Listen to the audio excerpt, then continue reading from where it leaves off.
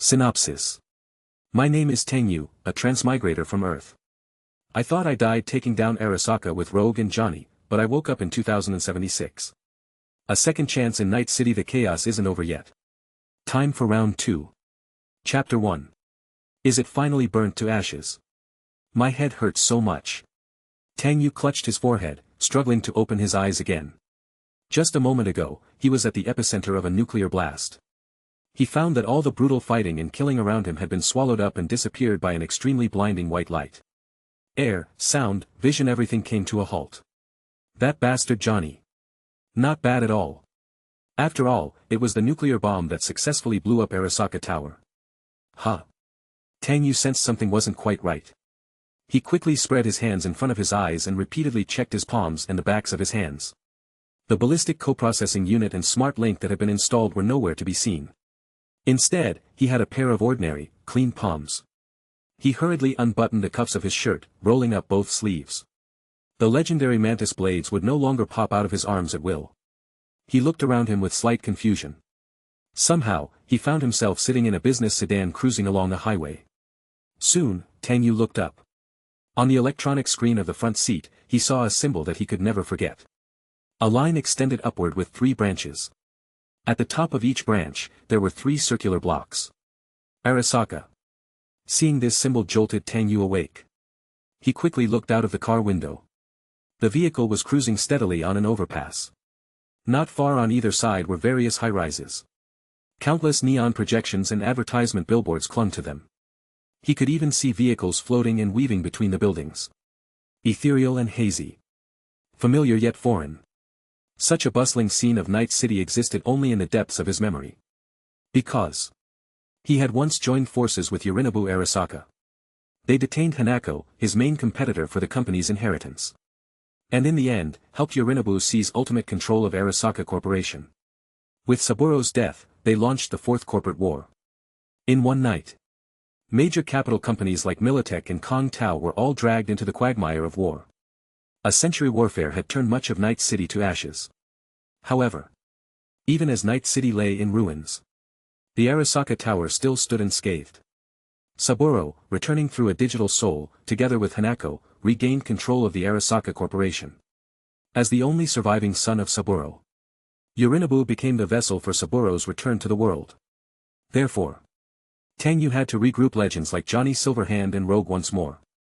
They fought their way back to Arasaka Tower. With a nuclear bomb, they ended all legendary tales.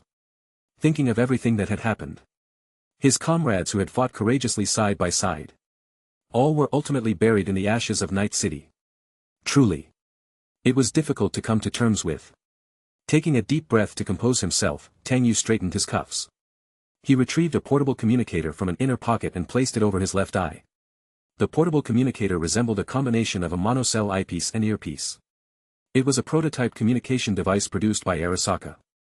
Designed specifically for company employees who had not yet undergone cyberware implantation. Leaning back in the leather seat, Tang Yu began to check the information. Tang Yu. Date time, 2,077,614-1142. Employee number, NC770-416. Employee level, M9. Department position, Deputy Head of Counterintelligence. Message alert, Arthur Jenkins is waiting for you in the office. Report to Arasaka Tower immediately after completing the task at the border. Tang Yu immediately realized. It seems I have been reborn back into the past. Now I am still a corporate dog working for Arasaka Corporation. I remember that I had just returned from a mission at the border, ready to undergo full-body cyberware implantation. I also met Jackie Wells, who was a mercenary at the border. This guy saved my life. But I couldn't. Tang Yu's brow furrowed. The lines on his face creased deeply, his fists clenched tight. The scene at his good friend Jackie's funeral still vivid in his mind. Though he was reborn now, the vortex of Night City still swept everyone into its midst. The outlook was anything but optimistic. Because by next year, Tang Yu's boss, Arasaka's Counterintelligence Division Chief, Arthur Jenkins, would be taken out by Arasaka Special Operations Director Susan Abernathy. And Tang Yu himself would be fired from Arasaka Corporation. Jobless and with nowhere to go, Tang Yu, along with Jackie, turned to cyberpunk life. He made his way into Arasaka Tower and stole the relic chip that released Johnny Silverhand. He also met a street-hustling woman called V. straightened out the curved path of duty, and embarked on a life-and-death chase with the nomad Pan Am across the wasteland. This legendary Night City career ultimately came to an abrupt end with the outbreak of the Fifth Corporate War. Saburo Arasaka's digital spirit returned to the world. Yorinobu Arasaka became the new vessel for Saburo Arasaka's digital spirit. Even in the final moments, Johnny set off a nuclear bomb that took out Arasaka Tower. But the many regrets and discontent in Tang Yu's heart were still choking him, unable to be resolved. Digital spirit? Engram? All of a sudden, Tang Yu wasn't entirely sure if he was truly reborn. If at some point, he had been subjected to Arasaka's soul-killer technology, his consciousness uploaded and digitized into an engram, then this so-called rebirth might very well be a trap set by Arasaka. The only reliable evidence to confirm his rebirth was one thing: the system attribute panel he carried with him when he first crossed over. Tang Yu was a traverser from Earth, and that was a secret he guarded closely, unknown to anyone but himself. It was also the secret to how Tang Yu managed to become a legend in Night City in just a few short years. Tang Yu tried to regain composure, not to let others see any strangeness. In his mind, he summoned the system attribute panel. Attribute panel. Name, Tang Yu. Level, 1. Body, 3. Reflex, 3. Intelligence, 3. Technical ability, 3. Cool, 3. Attribute points, 7. The system attribute panel still exists. Now I can be completely sure that it's a real rebirth. The distribution of attribute points is consistent with that at the beginning of my crossover. At this moment, Tang Yu noticed that the system attribute panel suddenly started to update on its own. Ding! Host rebirth detected. Ding! The host has not undergone cyberware implantation. Ding! System attribute panel is now updating automatically. Attribute panel. Name, Tang Yu. Life path, 0 details. Integration ability, none details. Tang Yu didn't expect the system to update. He remembered back when he first crossed over to Night City, the attribute panel he carried was that of the game Cyberpunk 2077. Leveled up to a cap of 50. Back then, he chose the safe path of a netrunner, because he knew better than anyone the chaos of Night City and the darkness of Arasaka. He hoped to become a top-tier netrunner who controlled everything from the shadows, disintegrating Arasaka's rival states in the net. However, things didn't go as planned. And Arasaka retaliated fiercely. For the last hope, Tang Yu had to join hands with Yorinobu Arasaka, to launch the Fifth Corporate War. Yet, Tang Yu still underestimated the dominion of corporations in this world. The Fifth Corporate War didn't bring down Arasaka completely, and the reconstructed Johnny opted to detonate a nuclear bomb on the Arasaka Tower again. In the end, he too perished amid the ashes of Night City. This ending is so very cyberpunk. Tang Yu's gaze couldn't help but fall outside the window. Steel forests stood layer upon layer, and neon lights extended to the sky. It was as if everywhere was telling him, "Welcome to Night City." Chapter 2. Night City. Arasaka Corp dog start. Irony, isn't it? Ha. Tang Yu took a deep breath. His already fatigued nerves finally relaxed a bit. Compared to the time when he first arrived in 2077. Less novelty, more world weariness. By now, he was 100% certain and convinced. He had indeed been reborn. Those events that seemed to have only happened in the blink of an eye were still vivid in his mind. He felt like a deep diver. Diving deep into the ocean of memories. Sinking into the dark abyss of Night City. Gradually succumbing. Standing at the crossroads of life once again, he pondered what choices he would make this time. Tang Yu couldn't come up with an answer in his heart. Perhaps. At least I should be able to change something. Tang Yu could feel many familiar things gradually coming back to life with his memories. Those cars raced in the streets and at nightclubs, the guns fired in the abandoned food factories and at the clouds, and the kidneys and lungs he gutted on the operating table. The feelings all came back. As if the memories in his mind and muscle memory were syncing up again. If there was a gun or a car placed in front of him now, he would definitely handle it with flying colors. Once his new body fully adapted to the overwhelming memories, he shifted his attention back to the updated system panel. Life points, 1 details. Fusion ability, none details. Tang Yu noticed that the life points had increased from 0 to 1. It must be the rebirth that changed my life. That's why an extra life point has been added. He proceeded to open the details to check the full explanation. It seems that the playstyle of the updated system panel is completely different from before. When I first arrived in Cyberpunk 2077's Night City, I was given the game's inherent attribute panel. By completing tasks and killing enemies, you could gain attribute points to strengthen yourself. I remember back then I went for the hacker build, and most of the attribute points went into intelligence, cool, and technical. Top hackers have high demands for cyberware implants, and I nearly implanted all the high-end cyberware possible.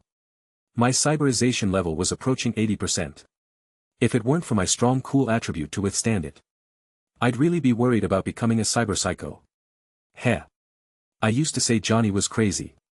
Now looking back, I probably seem like a complete nutcase in their eyes. Before long, Tang Yu figured out the function and usage of the system's attribute panel. The contents were not complex. In the end, it's about changing the lives of legendary characters to earn life points. And life points can be used to amplify the acquired fusion abilities. Fusion ability. Upon changing the life of a legendary character, you can simulate their original life script based on the actual event. After the simulation, you can choose to obtain one of their talents or abilities. Tang Yu basically understood the source of fusion abilities. Once he triggered a change in a legendary character's life, the system would simulate this character's life based on the event. Then, Tang Yu could obtain one of the talents or abilities that the legendary character currently possesses or is about to possess in the future. The system's explanation for fusion abilities was somewhat complicated. Tang Yu did recognize quite a few legendary characters, but for now, he had no opportunity to verify this. He surmised the criteria for being considered a legendary character must be determined by the system. As Tang Yu was pondering the system's implications, his left eye's communicator flickered with a signal, showing an incoming call request. It was from his old boss, Arthur Jenkins. He answered the call. Jenkins, with his usual neat brown hair slicked back and dressed in a high-class suit, had a serious expression. "Tang, where are you? Aren't you back at Arasaka Tower yet? I expected to see you half an hour ago." Tang Yu calmly replied. "I'm on my way back to the company. The mission at the border is almost complete. Why am I being recalled at this critical moment? Is there some emergency?" He had been previously assigned by the company to carry out a confidential special operation on the southern border, where he also met his good brother Jackie Wells. Surviving on the edge of danger and death, he struggled to wrap up the mission. But at the last moment, he received a notice to abandon the mission and return to Arasaka headquarters for debriefing. The results of his hard work were about to be snatched away by others. This once filled the always ambitious Tang Yu with indignation. However, with the rebirth, his mindset had become more stable. Moreover, he already knew who the puppeteer behind the scenes was. Susan Abernathy. Jenkins's face turned sour, and curses slipped directly from his lips. "Isn't it all because of that damn Susan Abernathy? It's her damn order that's pulling you from the front line back to headquarters. You know, she's been at odds with me since before she became the head of special operations a year ago. And now, she's climbed even higher. To snatch the merits from your hands, she sure went out of her way. A good reason. Take your biometric report and psychological assessment, and they might point fingers at the meeting because you still haven't undergone full cybernetic conversion. The higher-ups want no screw-ups on the border operation, so they agreed to switch me out on short notice. Arasaka Corporation Special Operations Director. A surefire corporate upper management. In theory, she has the authority over all Arasaka covert operations. But, the condition is finding a good reason to get the board to approve her suggestions. Main, the replacement operative must be from the Special Ops Department. Dorio, you got it right after all, she climbed up from Special Ops herself. It's good that you're back though, so she can't do anything from behind the scenes. Especially since the operation at the border is too chaotic, if something happened, one could die without ever knowing why. I've got a new assignment for you, we'll talk more at the company. Main, okay, I got it, see you back at the company. Communication ended. Main thought about more company issues. After being fired from Arasaka, my former boss Dorio was secretly killed. Susan Abernathy died in a supposed suicide because of internal factional fighting. Who would have thought that someone from the top echelons of Arasaka could be driven to this? But for now, Susan Abernathy remains the biggest threat. I was promoted by Dorio himself.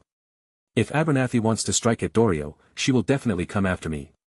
Pulling me from the border operation is a clear indication. One can't be sure Susan Abernathy won't strike to kill this time. Being reborn and causing a butterfly effect is highly possible.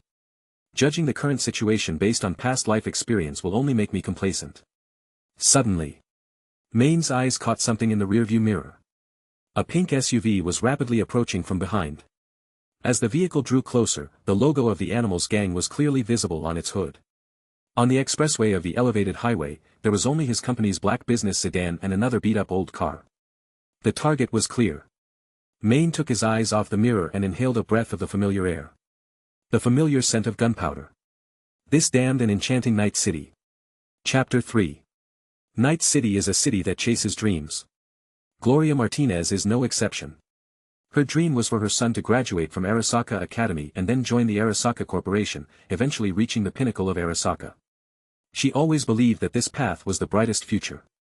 For this dream, she spared no effort, using her meager salaries and frugality to support her son, David, in his studies at Arasaka Academy. She also always believed that her child was the smartest and best and that her hard work would be rewarded. She was willing to use her own fire to light the pathway to David's dream of entering Arasaka. However, what happened today doused her dream's flame with cold water. She was diligently searching for a new part-time job in the Haywood district when she unexpectedly received a notification from Arasaka Academy. Her son was being ordered to leave school. She had to give up finding a new job and rush to the school to deal with this matter. Only then did she learn that her son had installed an unlicensed, black-market software upgrade for his Braindance headset, which ended up infecting the Academy's online educational network with viruses during a remote class session. The entire online education system crashed, and the Braindance headsets of other students were burned out and malfunctioned. Faced with the Arasaka Academy principal's argument for expelling her son, she could only humbly plead with them and promise to compensate in full. After getting the principal's agreement, Gloria took her son David from the Arasaka Tower and drove away. She drove steadily on the elevated road. Despite having told him repeatedly. She had instructed David to upgrade to licensed software, but problems still arose, and he nearly got expelled. She knew David was trying to save money, and crashing the school's online network wasn't intentional, but she couldn't help bringing it up. "I told you to get that Braindance headset upgraded." David couldn't face his mother, admitting his mistake in helpless acknowledgement. "It was my fault for going to the Ripperdoc." Gloria's tone became strict. "You acted on your own, and now we have to pay 10 times as much." Faced with his mother's pressing words, David could only look out the window, hiding his helplessness. "I'm sorry. If you wanted to apologize, you shouldn't have done this in the first place. When I first asked you, you said we didn't have the eddies, so. That was before payday, of course. We didn't have stacks of cash lying around at home." She felt that her intentions and efforts were completely unappreciated by her son. "And stop shaking your leg." Hearing his mother's scolding, David sighed helplessly. The disconnect with his classmates, the heavy burden of family poverty, and his mother's earnest expectations weighed on him like mountains. He wanted to break free from this quagmire, so he tried to express his truest thoughts, though not hopeful for success. "Actually, I've been thinking." "Thinking about what?" "I could take a break from school, try to find a job or something." "What are you even saying?" Gloria's emotions surged even more. "Mom, you know we really can't afford the system's repair costs." David still looked out of the car window with furrowed brows, his foot subconsciously shaking again, but he persisted with his words. "Besides, I never really fit in at the academy. Mom doesn't understand. As a poor person, no one will take me seriously. No matter how hard I study, I can't become like them. And I don't want to become like them." Silence. The car was filled with silence. Actually, Gloria's deepest hope was for her son, David. To graduate from Arasaka Academy and successfully join Arasaka Corporation. To ascend to the high ranks of Arasaka. Not having to work as hard as she did every day, struggling even for the most basic living. In Gloria's eyes, David deserved a brighter future, a better prospect. And this brightness and future meant joining the Arasaka Corporation. She didn't really blame David for installing pirated software. What she cared about was that David was being expelled from Arasaka Academy. Everything she did was for David to graduate from Arasaka Academy successfully. David was young and had not experienced the harshness of society, which is why he naively thought that any job was better than studying at Arasaka Academy. Big mistake. Gloria understood deeply that joining a big company in Night City was the best prospect, and attending Arasaka Academy was the shortcut to joining Arasaka Corporation. Arasaka Academy not only provided the highest quality education but was also attended by the children of many Arasaka executives, which could all be potential pathways to the Arasaka higher echelons. Entrance to the circle and connections. In fact, David understood his mother's painstaking efforts equally well. But studying at Arasaka Academy not only failed to integrate him into the circle of children from Arasaka's elite, but it also made him the subject of their bullying and ridicule. He couldn't see his future, friends, or friendship at Arasaka Academy. The ostracism from his classmates targeted him purely because of his background. After a while, Gloria choked up. The feeling of being wronged and uncomfortable swelled and clogged in her heart like cotton candy. What have I been working for all this time? I've been working myself to death just so that you.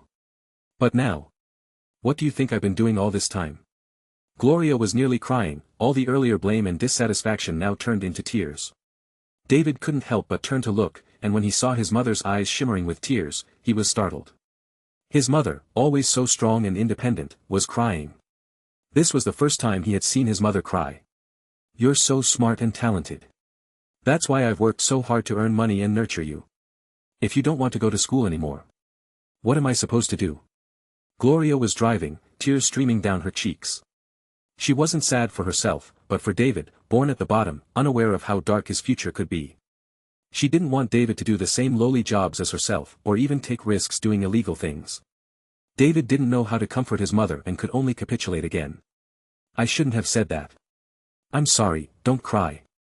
At that moment, a black business sedan and a pink SUV were closing in from behind them, on either side.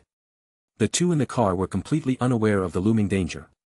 Gloria knew that David needed comfort more at that moment, and no matter how much she was hurt, she needed to cheer her son on. I know you don't fit in at school, I know how your classmates treat you because I've gone through the same. That's why we have to prove them wrong. She raised her hand and pointed upward. I hope you work hard to become elite, to climb to the top of the Arasaka Tower. Mentioning this dream reignited a fire of hope in her eyes, her pupils filled with anticipation for a bright future. Gloria turned her head to look towards David. I know you have the talent, you can definitely do it. David seemed accustomed to the dream his mother spoke of and just sighed lightly, leaning irritably in his seat. That's easy for you to say. David suddenly realized that at some point a heavy machine gun had appeared by the window, aimed right at his window. Mom! Before he could warn his mother. The heavy machine gun, through the window, began to crazily fire at the black business sedan on the other side, and terrifying firepower was unleashed in an instant. All David could do was watch helplessly as countless bullets whizzed past, shattering the car windows and doors. Damn gang's shooting it out. Chapter 4. The fierce gunfire interrupted Gloria's dreams for her son's future. To her right, a heavy machine gun with a golden casing emerged from the driver's seat of the pink SUV. Targeting the black corporate sedan to their left. The trigger was pulled, and bullets spewed out like tongues of flame, golden casings ejected from the chamber and fell to the ground. Rat-a-tat, rat-a-tat, rat-a-tat. The bullets shattered the windows and A-pillar of David's car before striking the door panel and windows of the black corporate sedan. Pocked with bullet holes and webbed with cracks, the right side of the sedan was instantly covered. Yet the powerful projectiles could not penetrate the corporate vehicle. In contrast, their old sedan could not withstand the heavy fire. The front of the car was blasted into a mess of gaping holes. Then, the black corporate sedan on the left surged forward in a sprint, with the animal gang's SUV flooring the gas pedal to follow. Atop the pink SUV, a muscle-bound brute holding a red RPG rocket launcher bellowed furiously. Don't let those corp dogs get away. Their corpse car is armored. Just you wait and see. Animal gang brethren. David saw the two vehicles charge ahead. The brute on the pink SUV shouldered the RPG, taking aim at the sedan, and fired. Yet, as the missile shot forth, destined to hit the corporate car, the vehicle performed an evasive maneuver, narrowly dodging the explosion. The blast erupted in the air, kicking up dust. The corporate sedan screeched to a halt, slamming into the SUV's front left wheel. Bang! The collision caused the higher chassis of the SUV to tip and roll over, hitting the ground in a violent explosion that shot flames into the sky. The now wrecked SUV fell towards Gloria, who was driving in its direction. Mom! Hit the brakes. Gloria slammed on the brakes with all her might, but the car, seemingly with a mind of its own, continued straight towards the remains of the SUV. David's eyes widened in horror as the wreckage came barreling towards them. Then came another loud bang. Bang! David felt the world spinning, his vision plunging into darkness. As he came to from the wreckage, struggling to open his eyes, he found himself trapped by the seatbelt. Hanging in the overturned car, his mother Gloria had been ejected and lay unconscious outside, surrounded by a sea of fire. The flames spread, inching towards his mother. With all his strength, David tried to free himself to save her. But he failed. The blazing flames also crept towards David himself, and with his serious injuries, he was helpless to save himself or his mother. He had never felt so powerless, only hoping for someone to come to their aid. Just as David's hope was at its most desperate, a hover car with a metallic shell landed swiftly before him. Two medics dressed in green uniforms stepped out briskly. Trauma team. We're saved. David breathed a sigh of relief, seeing a glimmer of hope. If they could get prompt treatment from trauma team, his mother's life would not be in danger. The trauma team medics, fully equipped, knelt beside David and scanned him. This one's not a client. This woman isn't either. Their cold words shattered David's hopes. He watched the trauma team medics turn and leave, with no intention to treat him or his mother. Wait. Trauma team, our primary mission is to ensure client safety, leave these people for the city corp's disposal. What the hell? You're just going to leave us here to die? Mom. Wake up. Bastards. Damn it, get up. Get up. Damn it. David strained with his last ounce of strength to break free from the seat, but his lower half was pinned by the wreckage, immovable. Mom. The fire drew closer to Gloria. David was consumed by despair, a flood of emotions pounding his mind, causing the already blood loss-induced dizziness to verge on blackout. Suddenly, he sensed footsteps drawing near, as if someone was approaching. Trying his best to open his weary eyes, he saw only a blurry figure but clung to his last hope. Pointing towards his mother in the inferno, he whispered. Please, save my mother. Immediately, David felt as if someone had flipped a switch, plunging him into a dark unconsciousness. The dimly lit medical clinic's second floor was quiet, and David sat on an old bench, staring at the sign above the mechanical door which read, Surgery in Progress. David, having received simple treatment for his wounds from a car accident, waited outside the operating room dressed in his tattered Arasaka Academy uniform. As the sign turned off, the lead surgeon emerged from behind the door. Only wearing an apron over his upper body and a green mask with a dust cover that obscured his face, he approached David. Still looking at the electronic tablet in his hand.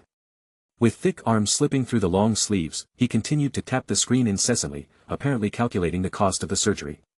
The surgery was very successful, but she's still unconscious and has not yet regained consciousness. We'll be keeping her for observation for a few days. Can I see her? No, the cheapest package does not include visitation rights. I see. Here's the bill, please sign for it, and I have also brought your mother's belongings. Make sure the payment is settled within 3 days. David looked bewildered as the doctor handed over his mother's package. He had no choice but to passively deal with everything that was happening and accept it. This is why everyone in Night City buys insurance, the doctor said, before walking back into the operating room. David sat holding his mother's package, staring blankly ahead for a long time. He sighed deeply, hugged the package tightly, and got up to leave. Looking back at the entrance of the worn-out clinic, the old red neon sign flickered, marking only the words, the clinic, with the prefix completely dark. Wandering through the neon-lit streets of Night City, the city's nightscape seemed even more surreal and blurry. Looking up towards the city center, the immense advertisements shot up into the sky, seemingly worlds apart from the dim blue-green streetscape beside him. He arrived at his usual habitation, the megabuilding H4 in Santo Domingo, and as he tried to unlock the electromagnetic gate, a floating laser projection appeared. Access denied, rent overdue. David kicked the iron gate in frustration and turned to climb back into his home through the ventilation ducts. He knew he couldn't give up now. His mother was depending on him to pay the medical fees. Back home, he tried everything he could think of to raise money, selling all his possessions, from basketball chips to games, only to realize they were barely worth anything. After calling everyone he could throughout the night, David still couldn't raise the necessary funds for his mother's medical treatment. Desperate, he consulted the Ripper Doc who had sold him the pirated upgrade software. He asked if selling one of his kidneys would fetch enough money on the black market. The Ripper Doc performed a complete checkup of David's cybernetic augmentations and was surprised to find that David's physical functions were exceptionally above average. The price he was offered for his kidney was just enough to cover his mother's medical bills. And David didn't hesitate to agree. However, the Ripper Doc told him that if he could wait a little longer, it was possible that a compatible recipient would appear, and the kidney could fetch a much higher price. But David couldn't wait too long. He decided to undergo the surgery the next day in order to save his mother. Despite the exhaustion from a busy night, David persisted. He changed back into his school uniform and went to Arasaka Academy for classes. He couldn't afford to skip class and risk expulsion again. His mother had already sacrificed too much for him. Chapter 5. A gloomy cloud cover obscured the sky, making the early morning overcast and slightly cool. David left for classes at Arasaka Academy when he paused at the corporate plaza of the municipal center, where 2 holographic koi fishes, one gold and one blue, still swam in the mid-air above him. David watched for a moment. His gaze inadvertently met someone else's on the second-tier plaza, who was dressed in the same Arasaka Academy uniform. It was his classmate at Arasaka Academy, Katsuo. Faced with Katsuo's unkind smile, David felt a toothache and wanted no entanglement with Katsuo today. Unfortunately, things did not go as he wished. In the dark passageway underneath the corporate plaza, Katsuo, along with two classmates, cornered David at the exit of the passage, a necessary route for David to get to Arasaka Tower. Light beamed from outside the exit, casting Katsuo's elongated shadow. David saw his face darkly covered with shadows.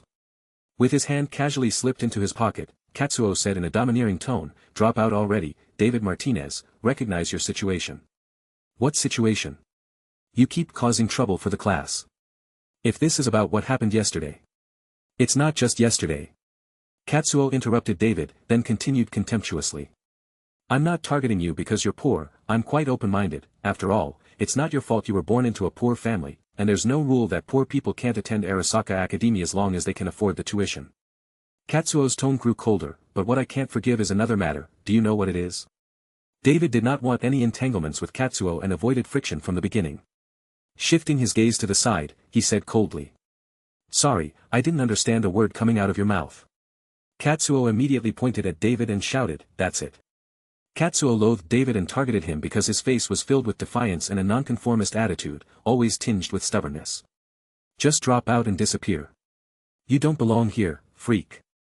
David reluctantly stared at Katsuo, not understanding why he was so persistent, but at this moment, he had no choice but to accept the situation. Katsuo, indifferent, went on, "Trash that can never fit in with the class, if ignored, will only dirty others. The best you can do is not to drag us down. You just said it, as long as I pay the tuition, it shouldn't be a problem." Katsuo mockingly cocked his head with a taunting expression. "I heard your mother came to the academy yesterday, begging the principal for forgiveness, weeping and pleading not to expel her precious son, right? How embarrassing. I've always wondered, what kind of money does your mother earn to pay for your tuition here? Care to share with everyone? David Martinez. What exactly does your mother do outside to afford your academy fees?" Insult after insult, provocation after provocation, all hitting David's most sensitive nerve. Regardless of how Katsuo bullied or insulted him, he could endure it or pretend not to see, but he would never allow anyone to sarcastically mock his mother. David's right foot started to shake uncontrollably, his whole body became restless, and for the first time, his eyes filled with a murderous look. Katsuo didn't let up and continued his assault. "I can think of a way to make quick money in Night City, and it's not exactly legal." David stopped his shaking foot and stared at the menacing Katsuo. "Enough." "Wait, who said enough?" "Get lost," David said, wanting to avoid this pointless quarrel and attempting to walk past Katsuo. But Katsuo deliberately blocked his path and shoved David back. Just like that you want to leave?" Katsuo raised his hands and bumped David 3 times, then nonchalantly activated his cyberware, sending David stumbling back several meters. "Oh. What now? Come on." David finally unleashed his inner rage, swinging a punch at Katsuo, but to his surprise, his fist was easily caught by Katsuo's hand. "What kind of cheap scrap is that? A free chip?" As soon as the words fell, Katsuo displayed a set of lightning-fast punches, striking David's face, chest, and abdomen, culminating with a kick that sent David flying. Behemoth 400 series, the essence of real kung fu chips. You're still using natural joints. If you want to seek revenge on me next time, better get some decent cyberware installed, or just drop out already. Katsuo dropped the words, adjusted his school uniform, and left. David sat on the ground, his face covered with blood, in so much pain he could hardly stand up. It took a while before he could ease the pain. Now his school uniform was torn again. It was impossible to attend classes at Arasaka Academy in his current state. His only option was to visit the Ripperdoc for a kidney transplant operation to get some money. Dragging his weary and injured body, David arrived at the Ripperdoc's clinic. Seeing him in such a state, the Ripperdoc couldn't help but laugh and asked, "Fighting with someone? With all this blood, you're not suitable for a kidney transplant. It will kill you. Cut the chatter." David pressed his belly enduring the pain, lying on the operating table and snarling. "If I die, it doesn't concern you. Just make sure the money gets to my mother's clinic." The Ripperdoc, wearing multispectral goggles and sitting in a wheelchair, glided over to David. He connected rubber tubes and data lines to various parts of David's body, codes and physiological data scrolling through the goggles. He couldn't help but marvel. "What a remarkable body you have, healing so quickly from such grievous wounds. Almost all your bodily functions are at peak levels. Your organs would sell for a lot. Look at your strong heart and the filtration rate of these kidneys. I must say, it's like your body was made for cyberware implants." David urged in a deep voice, "Enough talk, start the surgery." Soon after. Barely rested from the surgery and money in hand, David received a call from the Ripper doc who performed the operation. "Is this Mr. Martinez? The call is to inform you about Gloria Martinez's condition. Please come to the hospital right now." Weakened David speculated it was about medical fees, so he took a bundle of euro bills and returned to that grim Ripper doc's building where he was met once again by the same surgeon. Standing in front of the second-floor operating room, the surgeon in the same clothes and cold tone, hands still stained with fresh blood, seemed to have just completed a surgery.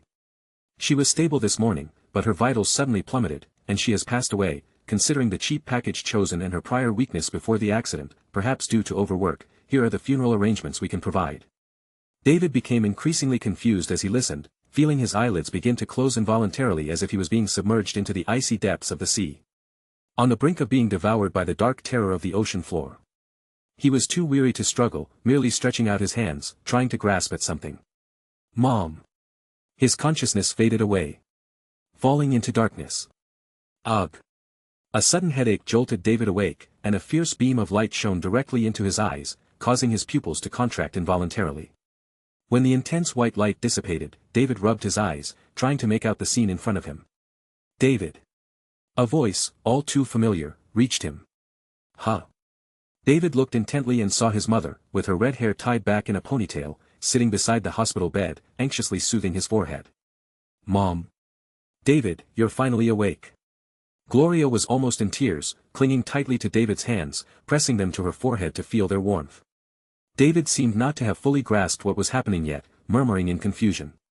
"Mom, what's going on?" Gloria wiped the tears from the corner of her eyes. "Mr. Tang saved us." Chapter 6. David felt like he was in a nightmare, only this one was too real, so real that he thought he actually experienced everything that had just happened. The back alley clinic, selling kidneys, bullying, and the death announcement of his mother, a series of bad news clutching at his heart like a voracious demon. However, when he opened his eyes again, everything had changed drastically.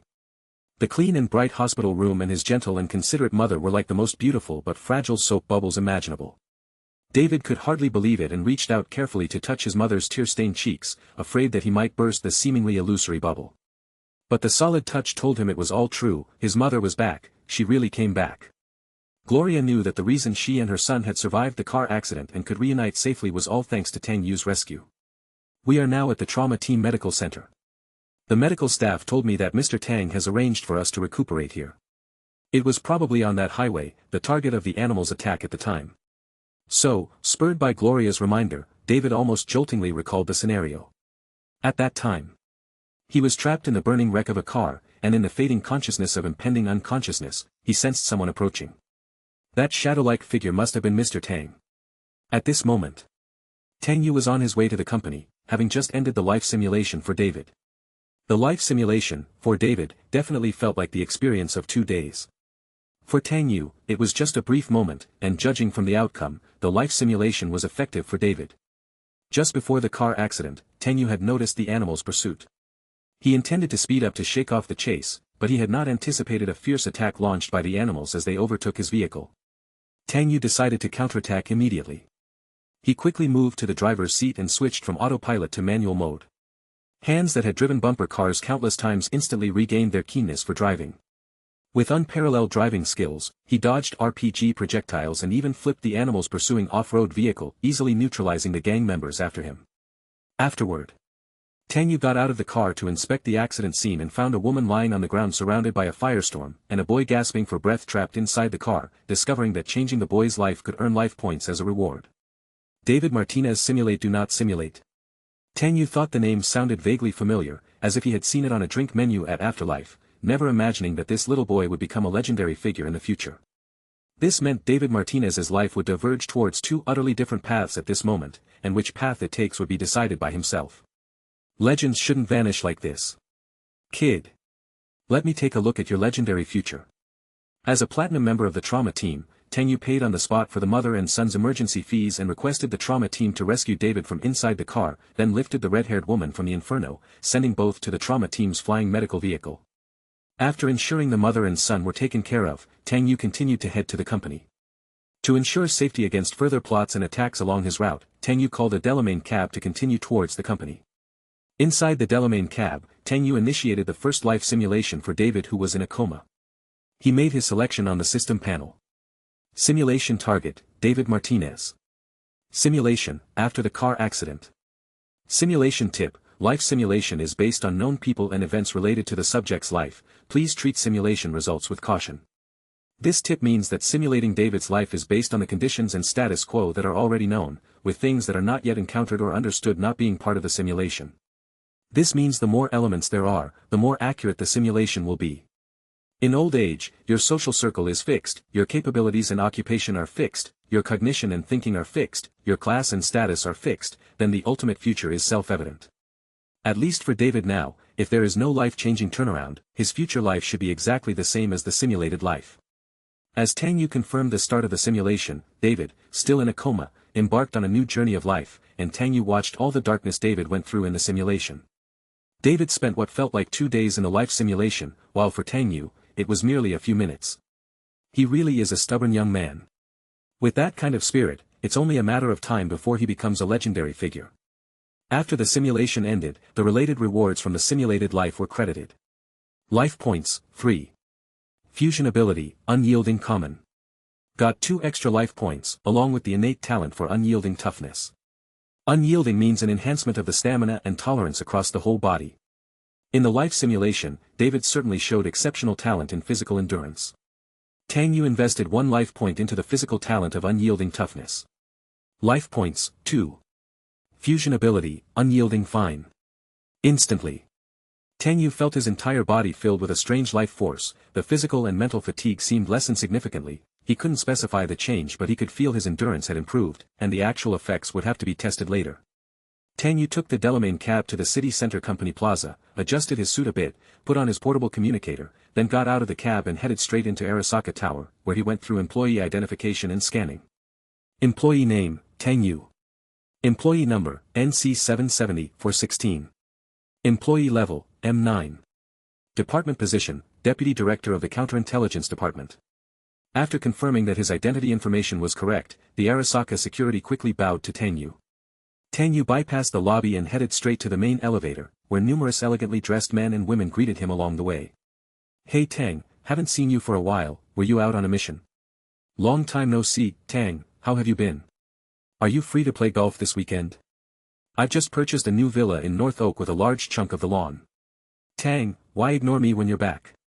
You weren't like this at the seaside manor last time, are you free tonight? Tang Yu was well aware that these people were all drawn to his position as Deputy Director of Counterintelligence, which is why his attitude at the company was to reveal nothing. His cold demeanor attracted a fair share of criticism, but Tang Yu didn't care in his past life, and he certainly didn't care in this one either. Right now, he was seething with anger.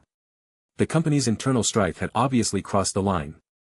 Susan Abernathy even dared to have gangsters ambush him, indicating that his opponents were eager to bring about his demise. At that moment, the elevator reached the ground floor. Tang Yu stepped in directly. 2 Arasaka employees who were also waiting for the elevator chose to wait for the next one instead. Tang Yu paid no mind to their thoughts or actions and directly pressed for the 33rd floor. Arasaka Counterintelligence Department. Chapter 7. Night City. Corporate Plaza at City Center. In the elevator hall of the Arasaka Tower, the electronic screen was playing a biography of Saburo Arasaka, the de facto ruler of the Arasaka Corporation, in a black and white footage that evoked the texture of last century's tape films. Lord Saburo Arasaka was born in 1919 in Tokyo, Japan. His father founded Arasaka. The Arasaka family's genealogy can even be traced back to the samurai era. Lord Saburo grew up in the Arasaka estate located on the outskirts of Tokyo. In his youth, he enlisted in the Old Navy's aviation squadron, becoming a pilot, and at the age of 23, he had already been awarded the rank of Navy captain. With 20 confirmed aerial victories, he is to be remembered by posterity as one of the most triumphant pilots. But in 1942, during a routine mission, his plane was severely damaged. However, despite his serious injuries and plane malfunction, Saburo still managed to overcome all odds and return to base successfully. After a short break, we will continue with our story. The electronic screen then switched to the closing page, displaying the Arasaka Corporation's logo. Arasaka. Tang Yu's gaze remained forward throughout, his ears practically calloused from listening to the great life story of Saburo Arasaka. No wonder everyone in the company respectfully refers to you as the god of Arasaka, behind closed doors. Living nearly 150 years and showing no signs of stepping down, still fancying the old trick of body snatching. Enough is enough. Poor Yorinobu Arasaka, still unaware that he is about to become the vessel for his father's return. Of course, these thoughts remained in Tang Yu's mind. Whether a time traveler or reborn, these identities would be the greatest secret of his life. Moreover, his rebirth was at a delicate time in the year 2076, 1 year earlier than his last transmigration. This meant that events occurring within this year could potentially alter the situation in 2077. Lost in thought. The elevator had ascended to the 33rd floor of the Arasaka Tower. The gates opened automatically, and a floor display indicated arrival at the Counterintelligence department. Tang Yu stepped out of the elevator briskly. The first thing he saw was the spacious lobby decorated in silver-gray tones, with the Arasaka logo emblazoned at the center of the wall. In the lobby, several Counterintelligence department employees sat on black leather sofas, in the middle of a discussion. A foreign Counterintelligence employee casually noticed Tang Yu's figure and immediately stood up from the sofa to greet him. "Tang, good afternoon." Seeing him, a few other foreign employees also turned to greet Tang Yu. Tang Yu nodded in acknowledgement and continued on his way without saying much, heading towards the left side of the lobby. As he passed by the department's reception desk, the receptionist stood up and addressed him. "Mr. Tang, Mr. Jenkins is looking for you, he's in his office." The receptionist pointed in the direction of the office of the head of the Counterintelligence department. Tang Yu's leather shoes made almost no sound as he stepped on the plush carpet. Soon after, Tang Yu arrived at Jenkins' office door, where an AI verified his identity and opened the glass door. He stepped through the glass door into a passageway aglitter with silver light. At the other end was a stainless steel gate. 2 electronic scanners on either side of the gate emitted blue light waves, scanning back and forth over Tang Yu's body. Scanning in progress. Visitor authentication complete and granted. The electronic gates automatically opened from the center to the sides. The full view of the Counterintelligence department head's office was now laid out before Tang Yu's eyes. Tang Yu stepped into the office, across the black carpet embossed with the Arasaka logo, leading straight to the desk. Sitting behind the desk was Jenkins, his eyes glowing red as he spoke on a call. Upon seeing Tang Yu enter, he gestured for him to sit down and wait. Tang Yu approached the desk and waited, while the communicator in his left eye began reading the basic information of the man in front of him. Arthur Jenkins, 42 years old, no children, dislikes sports, favorite drink, bourbon whiskey. New assignment for the Counterintelligence department. Tang Yu noticed, as Jenkins was on the phone, a video played on the giant floor-to-ceiling window display behind the desk. On the screen, a dozen NCPD officers converged in the company plaza, guns drawn, surrounding a blonde muscleman with sunglasses who was firing wildly. The scene was ablaze with gunfire and explosions. But the muscled blonde man showed no fear in the face of the hail of bullets, standing firm on the plaza, exuding an eerie calm and confidence. Cyberpsycho. Call in the Max TAC. The hail of bullets seemed to have no effect on the blonde muscleman, who had subdermal metal armor implanted, providing him with strong bulletproof capabilities. As the officers, using their cars as cover, launched a fierce attack on the Cyberpsycho, the Psycho started a terrifying counterattack. With guns in both hands, the Cyberpsycho targeted the heads of the officers and pulled the triggers. Bang! Bang! Bang! Bullets hit the officers' fragile skulls, instantly bursting open with blossoms of blood. After killing 4 officers in a row, the Cyberpsycho lifted his right arm, which had been augmented into a cannon, and bombarded the police cars with heavy gunfire. Officers and cars were overturned, casualties everywhere. The Cyberpsycho unleashed all his ammo and, during a momentary pause to reload, several officers rushed in to fire. The Cyberpsycho's right hand shot out a sharp mantis blade, finishing the officer nearest to him with one strike. Then, blade sprang from his knees, harvesting the lives of the charging officers. The Cyberpsycho showed no mercy, his eyes hidden behind sunglasses cold and calm. After dealing with the officers in front of him, the Cyberpsycho looked towards those still shooting from behind their cars. Suddenly, the Cyberpsycho's entire body jerked, and blue light shot from his spinal implants, his entire frame electrified as if activating neural muscles. Whoosh! In an instant, the Cyberpsycho's figure vanished from sight. Moving as fast as lightning, his form blurred, leaving multiple afterimages, the frame rate of the video unable to keep up with his speed. It was as if drops of rain in shell casings stood still. In a blink of an eye, 7 officers behind the cars fell, each with a large hole in the back of their heads. Bullet time. He must have installed Sandevistan, and not a low-end model either. Jenkins furrowed his brow, sensing that something was amiss. At that moment, Jenkins ended his phone call, the display shut off, and switched to window mode, offering a full view of Night City. Jenkins walked away from his desk and towards the bar, wanting a drink to ease the tension from work. Tang, you're finally back. I know you're reluctant, but this was decided by the board, and even I couldn't refuse. Jenkins poured himself a drink and settled comfortably on the sofa with a sigh of relief. Tang Yu got straight to the point, mentioning the attack by the animals gang, not intending to swallow his anger alone. On my way back to the company today, I was attacked by the animals gang. At this news, Jenkins' previously relaxed eyebrows knotted into a frown. Who do you think it was? Tang Yu knew Jenkins already had a suspect in mind. My travel route was absolutely confidential, there's no way the animals could have penetrated our counterintelligence to track me, after all, only a few within the company even knew of my return. Jenkins nodded, appearing contemplative. Besides me, the only person who knew of your return was that stinking sycophant Susan Abernathy, the special operations director who summoned you back to the company. This matter probably can't be separated from her, since everyone in the company knows you were promoted by me. She doesn't dare move against me directly just yet, but she's looking for weaknesses through you. We'll settle this score with her sooner or later. Chapter 8. Arasaka Tower. 33rd floor, Counterintelligence Department. The Director's Office. Jenkins was spewing vitriol about Susan Abernathy, filled with hatred even though she was effectively his senior. Humph, that bitch Abernathy wouldn't dare play her games with me in the open. A year ago, when she was still in special operations, she liked to play dirty with me. Before coming to Night City, when we were both in Osaka handling a job, that bitch dug me a hell of a hole. Now that she's been promoted to Director of Special Operations, she's constantly trying to stretch her tentacles into counterintelligence. The attack on you by the animals, I'll have someone take care of it, it won't end just like that. If she extends her claws, we will chop them off. Deep down, Tang Yu understood that even if solid evidence of the animals' attack was obtained, it wouldn't be enough to take down Abernathy. Whether it was the preemptive destruction of evidence or finding a scapegoat, these were typical high-level Arasaka tricks. Jenkins moved on to the primary subject.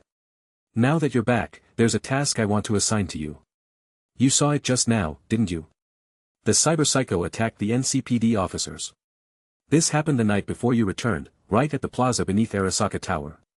From the video footage just reviewed, Tang Yu had already guessed the content of the new assignment. The Cyberpsycho incident has got everyone on edge. Jenkins tapped on the desktop, and a microchip popped out, which he then handed to Tang Yu. This Cyberpsycho's name is James Norris. He's someone that the RD department has been monitoring. Classified information. Tang Yu accepted the microchip from Jenkins, inserted it into his communicator, and read the contents. Name, James Norris. Occupation, mercenary. Background, formerly served in the New America Forces, ex-Navy SEAL lieutenant. Subject of study, military tech experimental cyberware implant observation subject.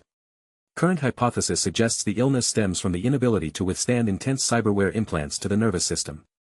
Data, military-grade Steinman cyberware. After reading the relevant data, Tang Yu quickly grasped the nuances. Even if we secretly wanted to obtain experimental military-grade Steinman, it shouldn't require the counterintelligence department to intervene. The upper echelons should be very clear that the main duty of counterintelligence is handling internal corporate intelligence leaks, as well as preventing and resolving intelligence infiltration by hostile corporations. This matter shouldn't fall within our department's scope of business. Jenkins sipped his drink and continued. You're right, if it were just about obtaining this Steinman, I wouldn't have you take care of this. There are many channels through which our company could obtain this Steinman: military, black market, or even internal sources from military tech. But the key issue here is that this request comes from Director Katsuo of RD. Tang Yu mused, so this also involves the RD department? Jenkins nodded, yes. Every year Arasaka and military tech pour massive funds and resources into cyberware implant experimentation. But you know, not all these experiments come out of the lab. James Norris is an excellent experimental observation subject. He has received experimental cyberware implants from the military tech, and RD has already been watching him. It was no secret to Tang Yu that Arasaka and military tech would let experimental cyberware flow into Night City, then observe its actual performance from the shadows. Many newly developed cyberwares, especially those developed for military use, needed complete human experimentation data reports. And these detailed and authentic data reports were mostly acquired through various dark methods. The data reports that the corporations sought weren't from the penniless drunks or addicts on the streets. They wanted legitimate data from healthy individuals with a military background, as only such reports could persuade the military to make large-scale purchases of equipment, and even influence the company's armed forces. Tang Yu asked, so what Director Tanaka and RD are interested in is the neurological data from the Steinman, not the experimental cyberware itself. Jenkins nodded in agreement, exactly, and according to reliable intelligence sources in our department, there might be some shoddiness between James and RD. Otherwise, how could a cyberpsycho like James suddenly appear at the base of Arasaka Tower? Since the nuclear blast 50 years ago, Arasaka Tower has been the most secure fortress of Arasaka. With this incident, RD is also worried about military tech finding a foothold. Understanding the task, Tang Yu stowed the microchip. If there's nothing else, I'll head to my office. Jenkins downed his whiskey in one gulp and stood up, adding, all right, but keep one thing in mind. Military tech currently has no intentions of reclaiming that Steinman. They seem to want to keep it circulating on the black market for further experiments. NCPD has confirmed that the cyberware has been stolen and is no longer in their possession. Once you get the Steinman chip, extract the operational data from it. As for the destination of the cyberware, well, whichever unlucky soul ends up with it can deal with it themselves. Tang Yu remained silent. Every time a new high-grade cyberware was developed, who knew how much innocent blood was spilled, and of the cyberpsychos killed by the MaxTac squad, how many had no connections to the corporations? Cyberware, experiments, cyberpsychos. Like a dark chain, it tightly strangled everyone's throat. Some people never even knew the manner in which they were being exploited to the last drop of their value. As Tang Yu was about to turn and leave, Jenkins called out to him again, your car is broken. The company has arranged for a replacement. Before getting a new car, you can use my Aerodyne. Tang Yu directly refused, no need, I'll just take the subway. After making his point, he left the minister's office. Tang Yu just wanted to wash his face at this moment, to wake up a bit more and to reconsider his ideas.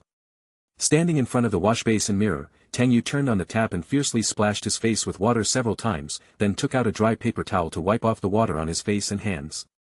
Too much has happened today. My head still feels really heavy. And I feel a bit nauseous. Health monitoring, your physical condition is not optimal. It is suggested to undergo a comprehensive examination at the Trauma Team Medical Center. You have reached the age for full cyberware compatibility. If you require hospital. Tang Yu raised his hand to turn off the communicator alert. Nothing but useless stuff. He gazed at his reflection, still youthful with sharp features, but with a hint of weariness in his eyes that couldn't obscure the depth of light within. Heh, Johnny, that rogue is still locked up in his little digital prison. Sure do miss those old friends. Tang Yu muttered helplessly. At this moment, the communicator suddenly displayed an incoming call. Jackie Wells is requesting a call. Chapter 9.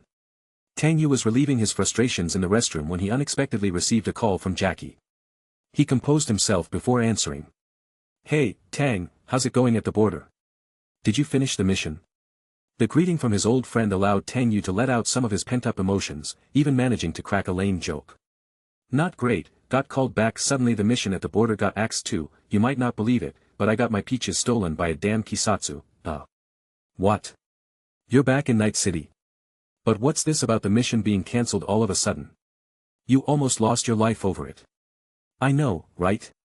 The company is just a freaking Kisatsu nest. Today they're haggling with you, tomorrow they'll sell you out to the scavengers. Wouldn't be surprised if they felt a touch of nostalgia while harvesting your kidneys.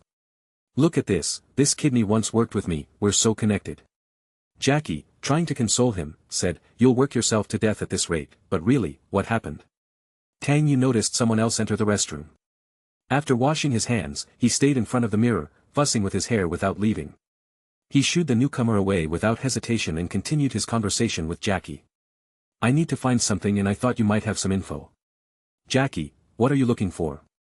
Tang Yu spoke gravely, you know about the cyberpsycho attack on the corporate plaza last night? Jackie, of course, it's all over the news in Night City. What you're looking for doesn't have something to do with the cyberpsycho, does it? Tang Yu, you guessed it, I need to find the cyberpsycho's implanted operating system, the Sandevistan. Jackie, that's a piece worth a small fortune. After the cyberpsycho was killed by the MaxTac, wasn't it NCPD's job to take care of the body? Tang Yu, indeed, it was their responsibility to transport the body, but now the Sandevistan is missing. Jackie, that's gonna be tough. Tang Yu, so I need you to ask your contacts at NCPD, who was in charge of cleaning up after the cyberpsycho. I suspect the body was tampered with before it even reached the NCPD headquarters. Contacts? I do end up in the precinct often, but the few I knew are already out. Not the contacts who got into jail, remember stints. Like you, another ex-military man from Haywood? In his past life, after dumping Arasaka's Yorinobu, Tang Yu had arranged to meet with Jackie at the Endless nightclub in Haywood Valley to steal a car, and deliberately ran into V, a street thug girl also there for car theft. Eventually, they were caught red-handed by the NCPD, and the owner, having a good day at the time, wanted to break their legs and feed them to sharks. However, they were let go by NCPD Warden Stintz. Stintz had connections with Mrs. Wells, and was well acquainted with Jackie, who frequented the precinct. More importantly, Stintz's jurisdiction included the corporate plaza and the valley area. After the Cyberpsycho attacked the corporate plaza last night, Stintz surely had the most detailed intelligence. After the reminder, Jackie quickly recalled who he was talking about. "So you meant him. I don't get along with him that well. Every time I ended up in the precinct, Stintz was tough on me, but since you mentioned it, bro, I'll go and ask. Worst case, I'll have to buy him a couple of drinks at the Afterlife bar." Tang Yu chuckled. "We'll still need his favor in the future, just give him a VIP card freebies every day and we're both winning." Jackie, "Ha, you're quite the joker. Alright, I'll let you know if I hear anything." The call ended. Tang Yu left the restroom and headed for his deputy division manager's office. After passing the identity verification, he came to his workstation through the electronic gate. He surveyed his office. There was a sofa for guests, a tea cabinet, a filing cabinet, and a desk with a main monitor and 2 auxiliary monitors. It was not a large office, but owning a private space in Arasaka Tower meant one was no longer a low-level corporate hound, but had risen to middle or upper management. Tang Yu took a careful look at the layout, checking items like magazines and laser pointers, ensuring everything was in its place, untouched. He then called his directly supervised subordinate, Carter. In no time, a middle-aged man with a simple and honest look, deferential and even timid, entered. Tang Yu's temperament in the Counterintelligence department was notorious, not just because he looked down on corporate dogs, but also because he knew this guy would be the snitch betraying him in the future. Tang Yu's left-eye communicator scanned and read Carter's basic info. Employee name, Carter Smith. Employee number, IW3918. Employee rank, G4. Position, Deputy Head of Counterintelligence Department. Personal background, unmarried, taking care of his mother Mary Smith alone. Tang Yu watched Carter silently, his index finger tapping slowly on the desktop, noting his increasingly strange and tense expression.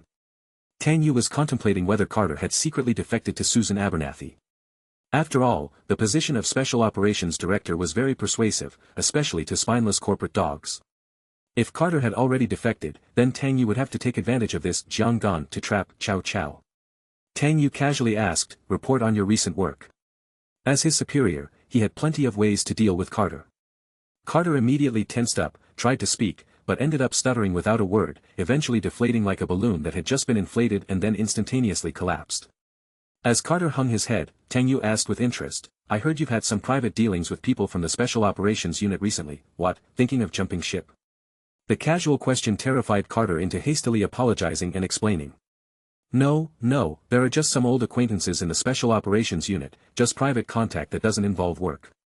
Tang Yu believed Carter's guilty expression solidified the signs of defection. Working in counterintelligence, everyone knew the terror of leaked information. Once the secret plans were revealed, utter disaster would follow. Tang Yu tossed him a chip, and gave a half-hearted reminder.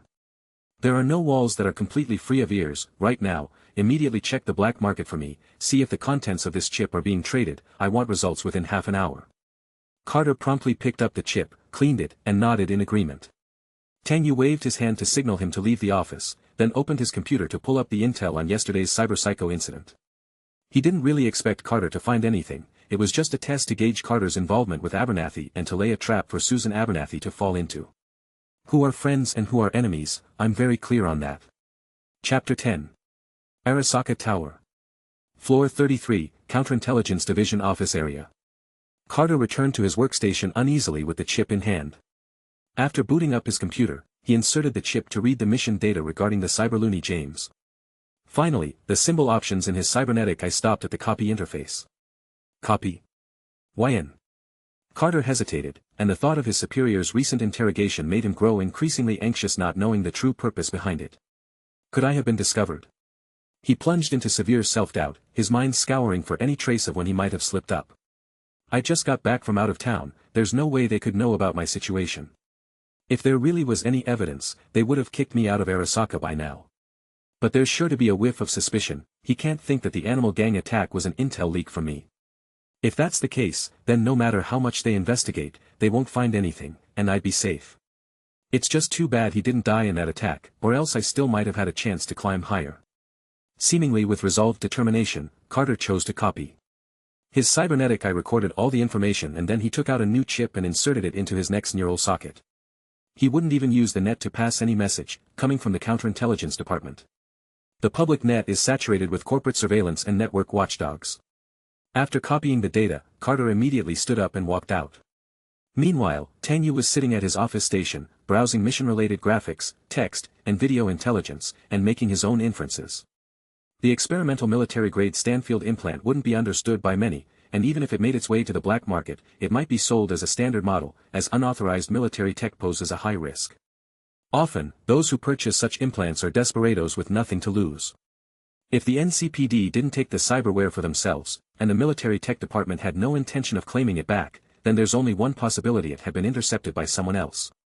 Perhaps out of greed, poverty, or some other motive, the thief did not realize the storm they had entered. Before long, Jackie called to inform him about the intelligence from Commissioner Stintz at NCPD. It was confirmed that NCPD did not recover the cyberware; it had vanished before the cyborg loony's body was brought to the NCPD center. Jackie also made it clear that he didn't want to get tangled with corporate affairs and asked Tang Yu not to reach out for information often. After hearing Jackie's message, Tang Yu couldn't help but mock himself. Haywood still despises the Corps as always. And here I am, a corporate shill with a true Haywood friend. Ha, that just means I'm a cyberpunk draped in a corporate's hide. Am I right, Jackie? Jackie replied, I think you should just get out of that snake pit, who knows when a venomous fawn will strike. Tang Yu didn't respond directly to Jackie's words, instead he agreed saying, snake pit, whorehouse, you always had a way with words. Alright, I'm busy now, once this is over, how about we hit Lizzie's for a drink? Jackie laughed, expressing his full agreement. It's gotta be Lizzie's, the brain dance there really is something else. Tang Yu thought to himself, no kidding, you've seen who the brain dance expert there is, the famous Judy Alvarez. After receiving the intel from Jackie, Carter also came to the office to report his findings. No trades related to the cyberware mentioned in the data were found on the black market. The Stanfields currently up for trade were all entry-level gang products. After gathering intelligence from various sources, Tang Yu turned his attention to the scene of the cyberloony's death. Pulling up surveillance footage around the corporate plaza while also accessing the Counterintelligence Division's internal database to obtain basic information about NCPD center duty and cleanup personnel, and began cross-referencing. He wanted to see who from the NCPD was on the scene and could have had the chance to steal the Stanfield cyberware. Images of personnel and various information codes scrolled across the screen, listing all the NCPD officers on site the day of the incident before further filtering for those who had contact with the cyberloony's body. The list of potential suspects grew shorter, until Tang Yu saw a familiar name. Name, Gloria Martinez. Position, Emergency Medical Technician, Night City Public Health Center. Is it a coincidence? Gloria was the one he had saved in the animals' attack, a mother and son now being treated at the trauma center. Tang Yu reviewed the scene videos and noticed Gloria transporting the trolley with the cyberloony's body to the ambulance, before leaving the scene. Upon a closer look at David Martinez's personal details, he learned the boy had recently wrecked the network education system of Arasaka Academy and owed a significant amount of compensation. Emergency medical technician, in urgent need of money, had the chance to steal the cyberware alone. Tang Yu had almost certainly secured the military-grade Sandevistan. It must be her. With Gloria in his hands, there's no way that Sandevistan could slip through his fingers. A simple phone call would get him the cyberware. But the cage he wanted to build for Susan had to be enticing enough to lure the rat into a trap, and the military-grade Sandevistan was the perfect bait. Given Abernathy's track record, she would never pass up an opportunity to clamp down on the Counterintelligence department. Tang Yu logged off from the desktop system, glanced at the time, and noticed it was getting late, so he got up from his desk to go downstairs. He walked through the office area, past the front desk to the elevator doors, and pressed the button to go down. As the elevator doors opened, Tang Yu stepped inside, where the electronic screen inside continued to prattle on about Saburo Arasaka's great life. Exiting the elevator, Tang Yu came out to the exterior of Arasaka Tower, and the first thing he saw were two floating giant koi moving in the plaza. At the same time, a crowd of people in business suits hustled back and forth on the plaza's roundabout, and there was no shortage of stylishly dressed men and women mingling among them, with various types of business and personal flying vehicles weaving through the buildings overhead. The rebuilt plaza was now one of the world's most famous landmarks, yet the true destroyers of the plaza, Arasaka Tower and the military tech building, sat facing each other like two black giants dominating the square. Tang Yu looked up at the two giants in silence, took a moment's pause, and then strode towards the transportation hub. Inside the suspensor track vehicle, Tang Yu took off the portable communicator worn on his left eye and loosened the black tie around his neck, having decided to rest and not wanting to be disturbed by other matters. On the first night of his rebirth, he only wanted to enjoy the rare and familiar night view of Night City. Standing inside the car, grasping a handrail, he looked out of the window. A steel forest adorned with layers of lights stood tall, with neon lights extending to the horizon from the city's rooftops, meandering rivers flowing from the estuary through steel bridges into underground channels, the night draped in rain, somewhat hazy. Listening to the music playing in the vehicle, Tang Yu gazed out the window and muttered to himself. I should have left a long time ago. But, to be fair, in this damned city, I have my life. Chapter 11. You have a new message. Tang Yu, groggy in the early morning, heard the smart housekeeper's voice prompt. Yawning and rubbing his eyes, he donned his portable communicator and then got out of bed to head into the bathroom. Trauma Team Medical Center, dear Platinum member. Standing in front of the smart screen mirror, Tang Yu brushed his teeth while checking the message. It was an electronic bill from the trauma team, detailing the treatment and hospitalization costs for Gloria and her son David. It seemed they had been discharged and the total expenses had reached €12,000, a substantial sum for them. Next, he saw a message left by Gloria through the Trauma Team Medical Center's relay. Medical facilities like this wouldn't disclose personal information of Platinum members without their consent, at least not officially. Gloria had passed out following her car accident. It was Tang Yu who had carried her onto the medevac vehicle, and he had not shown himself since, so Gloria did not know who exactly had saved her.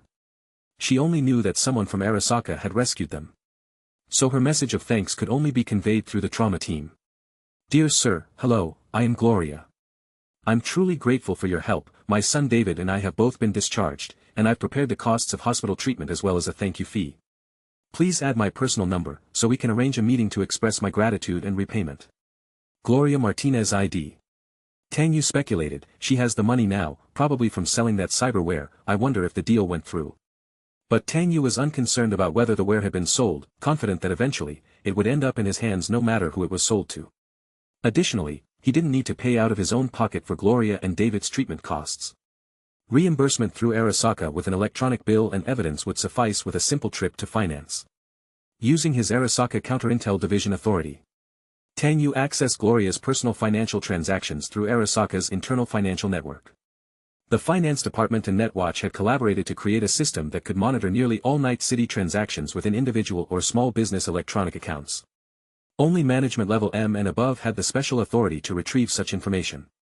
As for the company's overreaching privacy intrusions, the people of Night City had become accustomed to it. After all, even if they used just a cyberware finger, it was company-made. Escaping the company's surveillance was impossible, even in death. Gloria's account reflected that the money had been transferred the evening before, just 3 hours after the Cyberpsycho had been killed by the Max TAC team. It seems she got €30,000. She has to cover her own treatment costs and also compensate Arasaka Academy. There's a large deficit still. He confirmed the addition of Gloria, and the message was transmitted immediately. Santo Domingo Super Skyscraper Apartment H4. Gloria had just tied up her red ponytail, ready to clean up the remaining trash at home. David was still in a semi-comatose state, occasionally muttering dream talk, repeatedly murmuring, "Mom," in his sleep. This made Gloria abandon her plans to complete a delayed trade and search for a new job as she was tied up caring for David. The buyer of the cyberware had called several times during her post-accident coma with no response. Currently weak, and to avoid accruing further medical expenses, she reluctantly had to leave the hospital with David on her back and care for him at home. She felt utterly exhausted. Suddenly, Gloria received a new message alert. Tang Yu friend request. Quickly tidying the stray hairs by her ears, she swept her bangs behind her root, and then rubbed her somewhat pale cheeks. After confirmation, Tang Yu's contact information was added to her interface. Gloria knew Tang Yu was from Arasaka, and given his use of a company high-class vehicle and platinum member status with Trauma Team, she realized his identity must be significant. Unsure if it was gratitude for the favor received or admiration for the Arasaka employee status, Gloria, about to dial Tang Yu's number, felt an emotional turbulence and her cheeks flushed with color. If it weren't for Tang Yu, she and David might not be at home, but rather in a morgue. Having worked in a public medical center, she knew all too well what happened to ordinary people who died on the streets. After taking a few deep breaths, Gloria dialed Tang Yu's contact. "Hello, I am Tang Yu." Hearing his voice, Gloria was surprised by how unexpectedly young he sounded. Perhaps due to her preconceived image of Tang Yu being an Arasaka mid to senior level employee, someone in his 40s to 50s sitting in a business car. She had not expected this. The man with the bushy hairstyle, who appeared to be a mature male between 30 to 40 years of age, was caught off guard for a few seconds before quickly regaining his composure. Gloria hurriedly responded. "Hello Mr. Tang, I'm Gloria. It was you who saved us on the highway that day, I really can't thank you enough," she said. "I'll repay the medical expenses immediately, just let me know when it's convenient for you, and David and I will definitely visit to express our gratitude. How come you were discharged so soon? Has David woken up?" Gloria quickly explained, "David is still a bit weak and resting, according to the doctor's advice, he should recover by tomorrow." Tang Yu said, "I'll come to see you later." Upon hearing that Tang Yu intended to come directly to them, Gloria hastily replied, "There's really no need for that, Mr. Tang, just set a time, and I'll bring David to visit you." Tang Yu replied, "I need to talk to you alone about something, for now, just stay at home and take good care of David, and put everything else aside, understand?" Gloria felt bewildered. The man had something to discuss with her individually, but she had no prior dealings with him before the car accident. And it definitely didn't sound like it was about money. Almost instinctively, her hand moved toward the synthetic skin on the back of her jacket that he discovered that she had stolen a secret. Once again, her heart raced with the anxiety of a narrow escape. To avoid being tracked, she had submitted her resignation to the Night City Public Medical Center's emergency department, using the car accident as an excuse. Could it have been something from the news? Gloria suddenly remembered that David was excitedly pointing out on the morning news how she appeared on camera, in front of the trolley carrying the corpse of the Cyberpsycho. This was a potentially fatal oversight. Gloria became increasingly uneasy but dared not rashly inquire about Tang Yu's true intentions. Looking at David still weak in bed, she weighed her options. If the company was after her, where could she possibly run? And if Tang Yu really demanded the cyberware, and she was unable to deliver it after taking the buyer's money, she knew offending a gang of cyberpunks could have disastrous consequences. Perhaps sensing her prolonged silence, Tang Yu continued, "Don't be nervous, I know you have the item."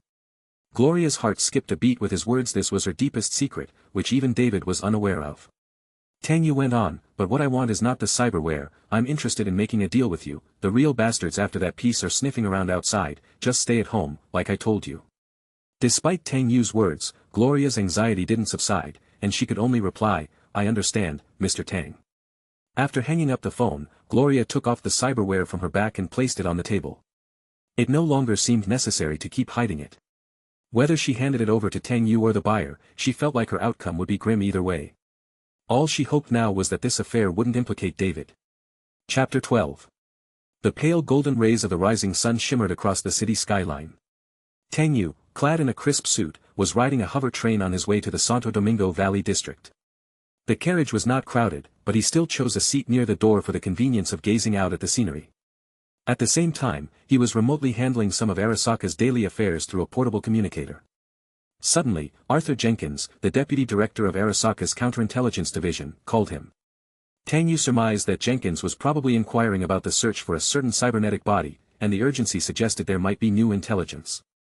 So, he answered the call. "Jenkins, Tang, have you found any leads on that military-grade Steiner-Bisley cybernetic body?"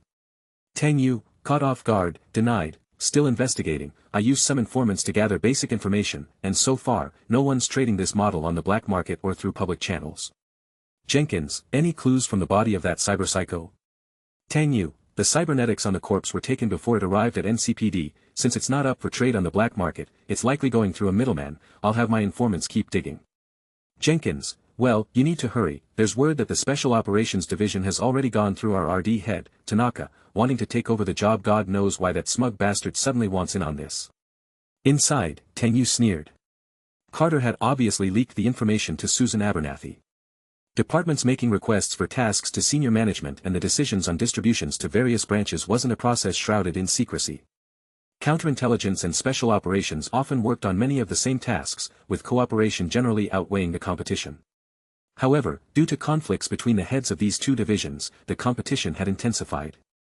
Abernathy's direct approach to RD Division's head Tanaka was clearly a move to undermine Jenkins and himself, not the entire Counterintelligence Division, similar to when she tried to claim credit for the border operation. Jenkins continued, "Tanaka is a direct report to Saburo Arasaka, and Abernathy is obviously trying to curry favor, asserting her position. With the current instability in the company due to Arasaka family disputes, everyone on the board is just watching and waiting, we need to keep our footing steady as well." Tang Yu was well aware of the internal strife within the Arasaka family. In his time, he had incited Arasaka Rei against his own father. From his perspective, Arasaka Rei was still no match for Saburo Arasaka. He replied to his boss Jenkins with composure, "Understood, I'll speed up the search." After hanging up, Tang Yu kept his knowledge about the cybernetic body to himself for safety reasons. Before the trap could spring on the rat, he would continue to mask his own presence and wait for an opportunity. Tang Yu pocketed his communicator and casually observed the scenery outside as usual, but his peripheral vision inadvertently caught onto a striking ice-blue figure in the carriage. He glanced over slightly. The owner of that gleaming figure was a silver-haired young girl, agile as a cat, with silver bob hair shimmering ice blue and pallid crimson in the sunlight. What really captivated Tang Yu wasn't her stature but her adept and superior chip-swapping skills.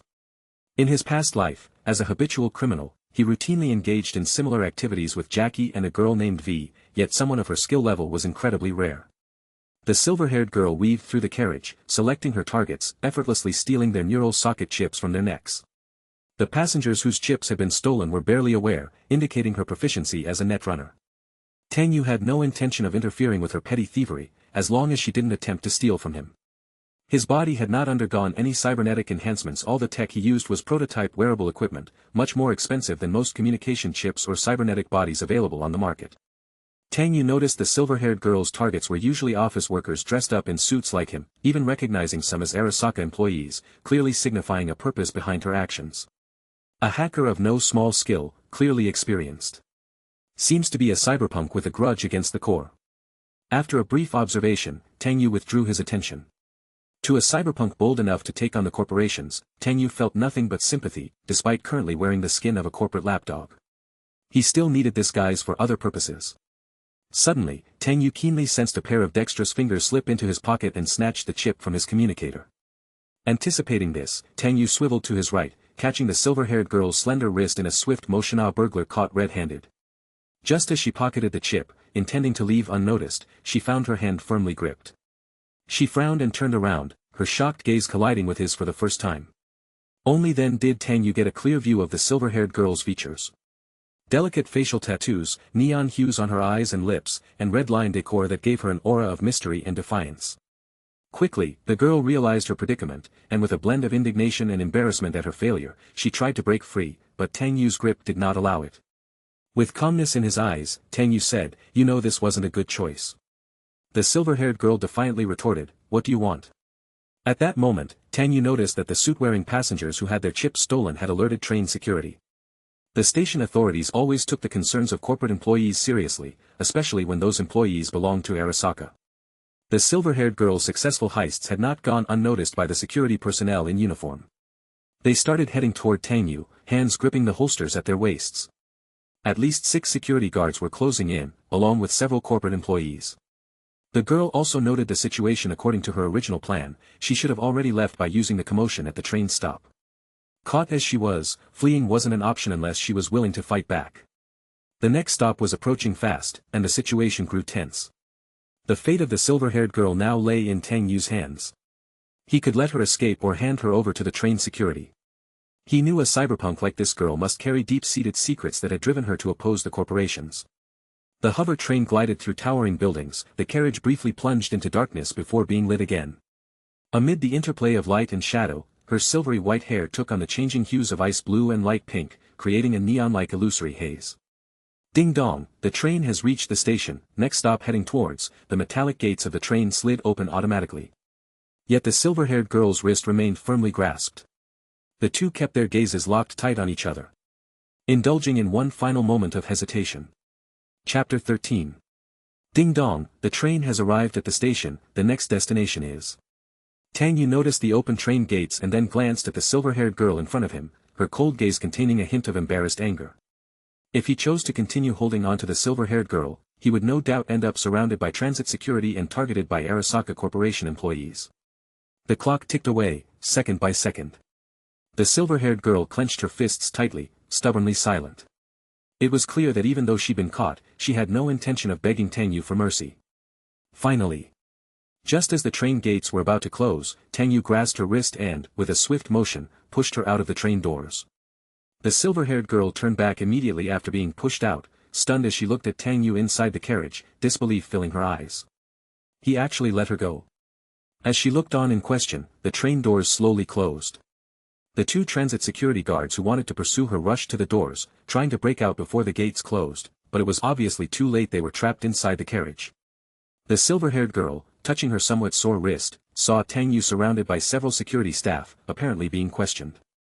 But before she could watch any more, the train had already started to accelerate away, heading to the next station.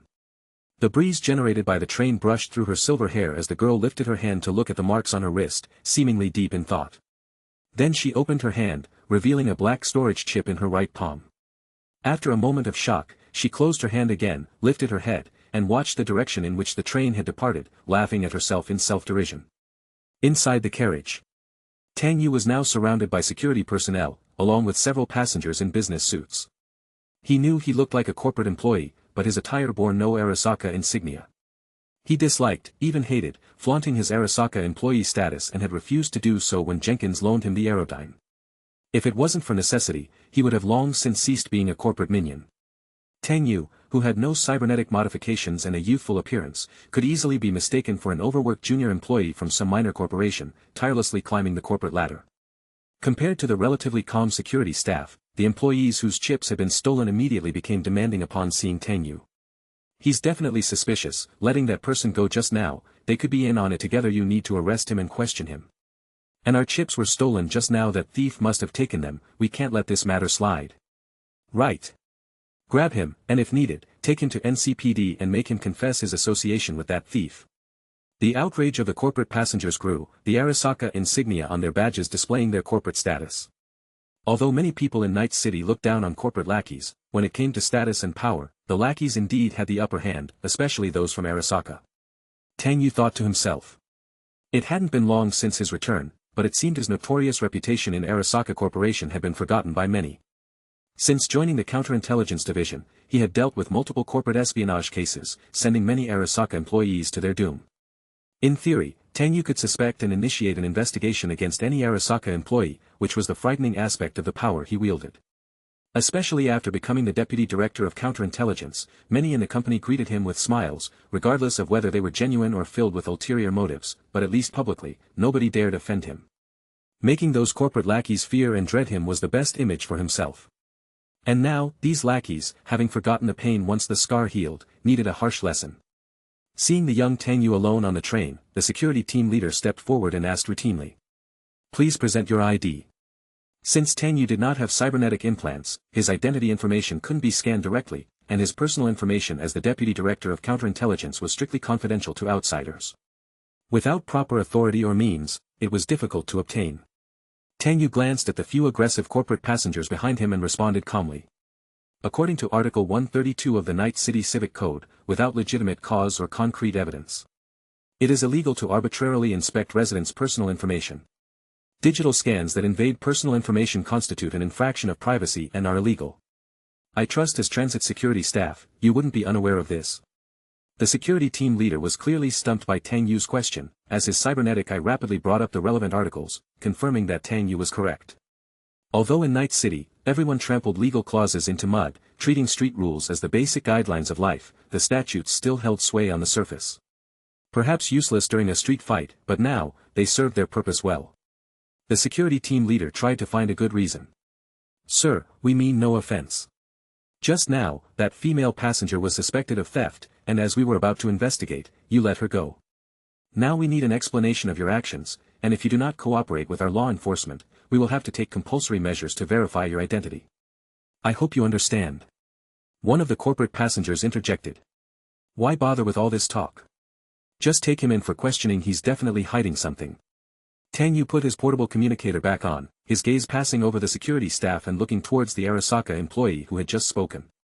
Dote, an Arasaka G2 level employee in the Special Operations Department, 3 months into employment and newly confirmed. He then turned to another corporate passenger.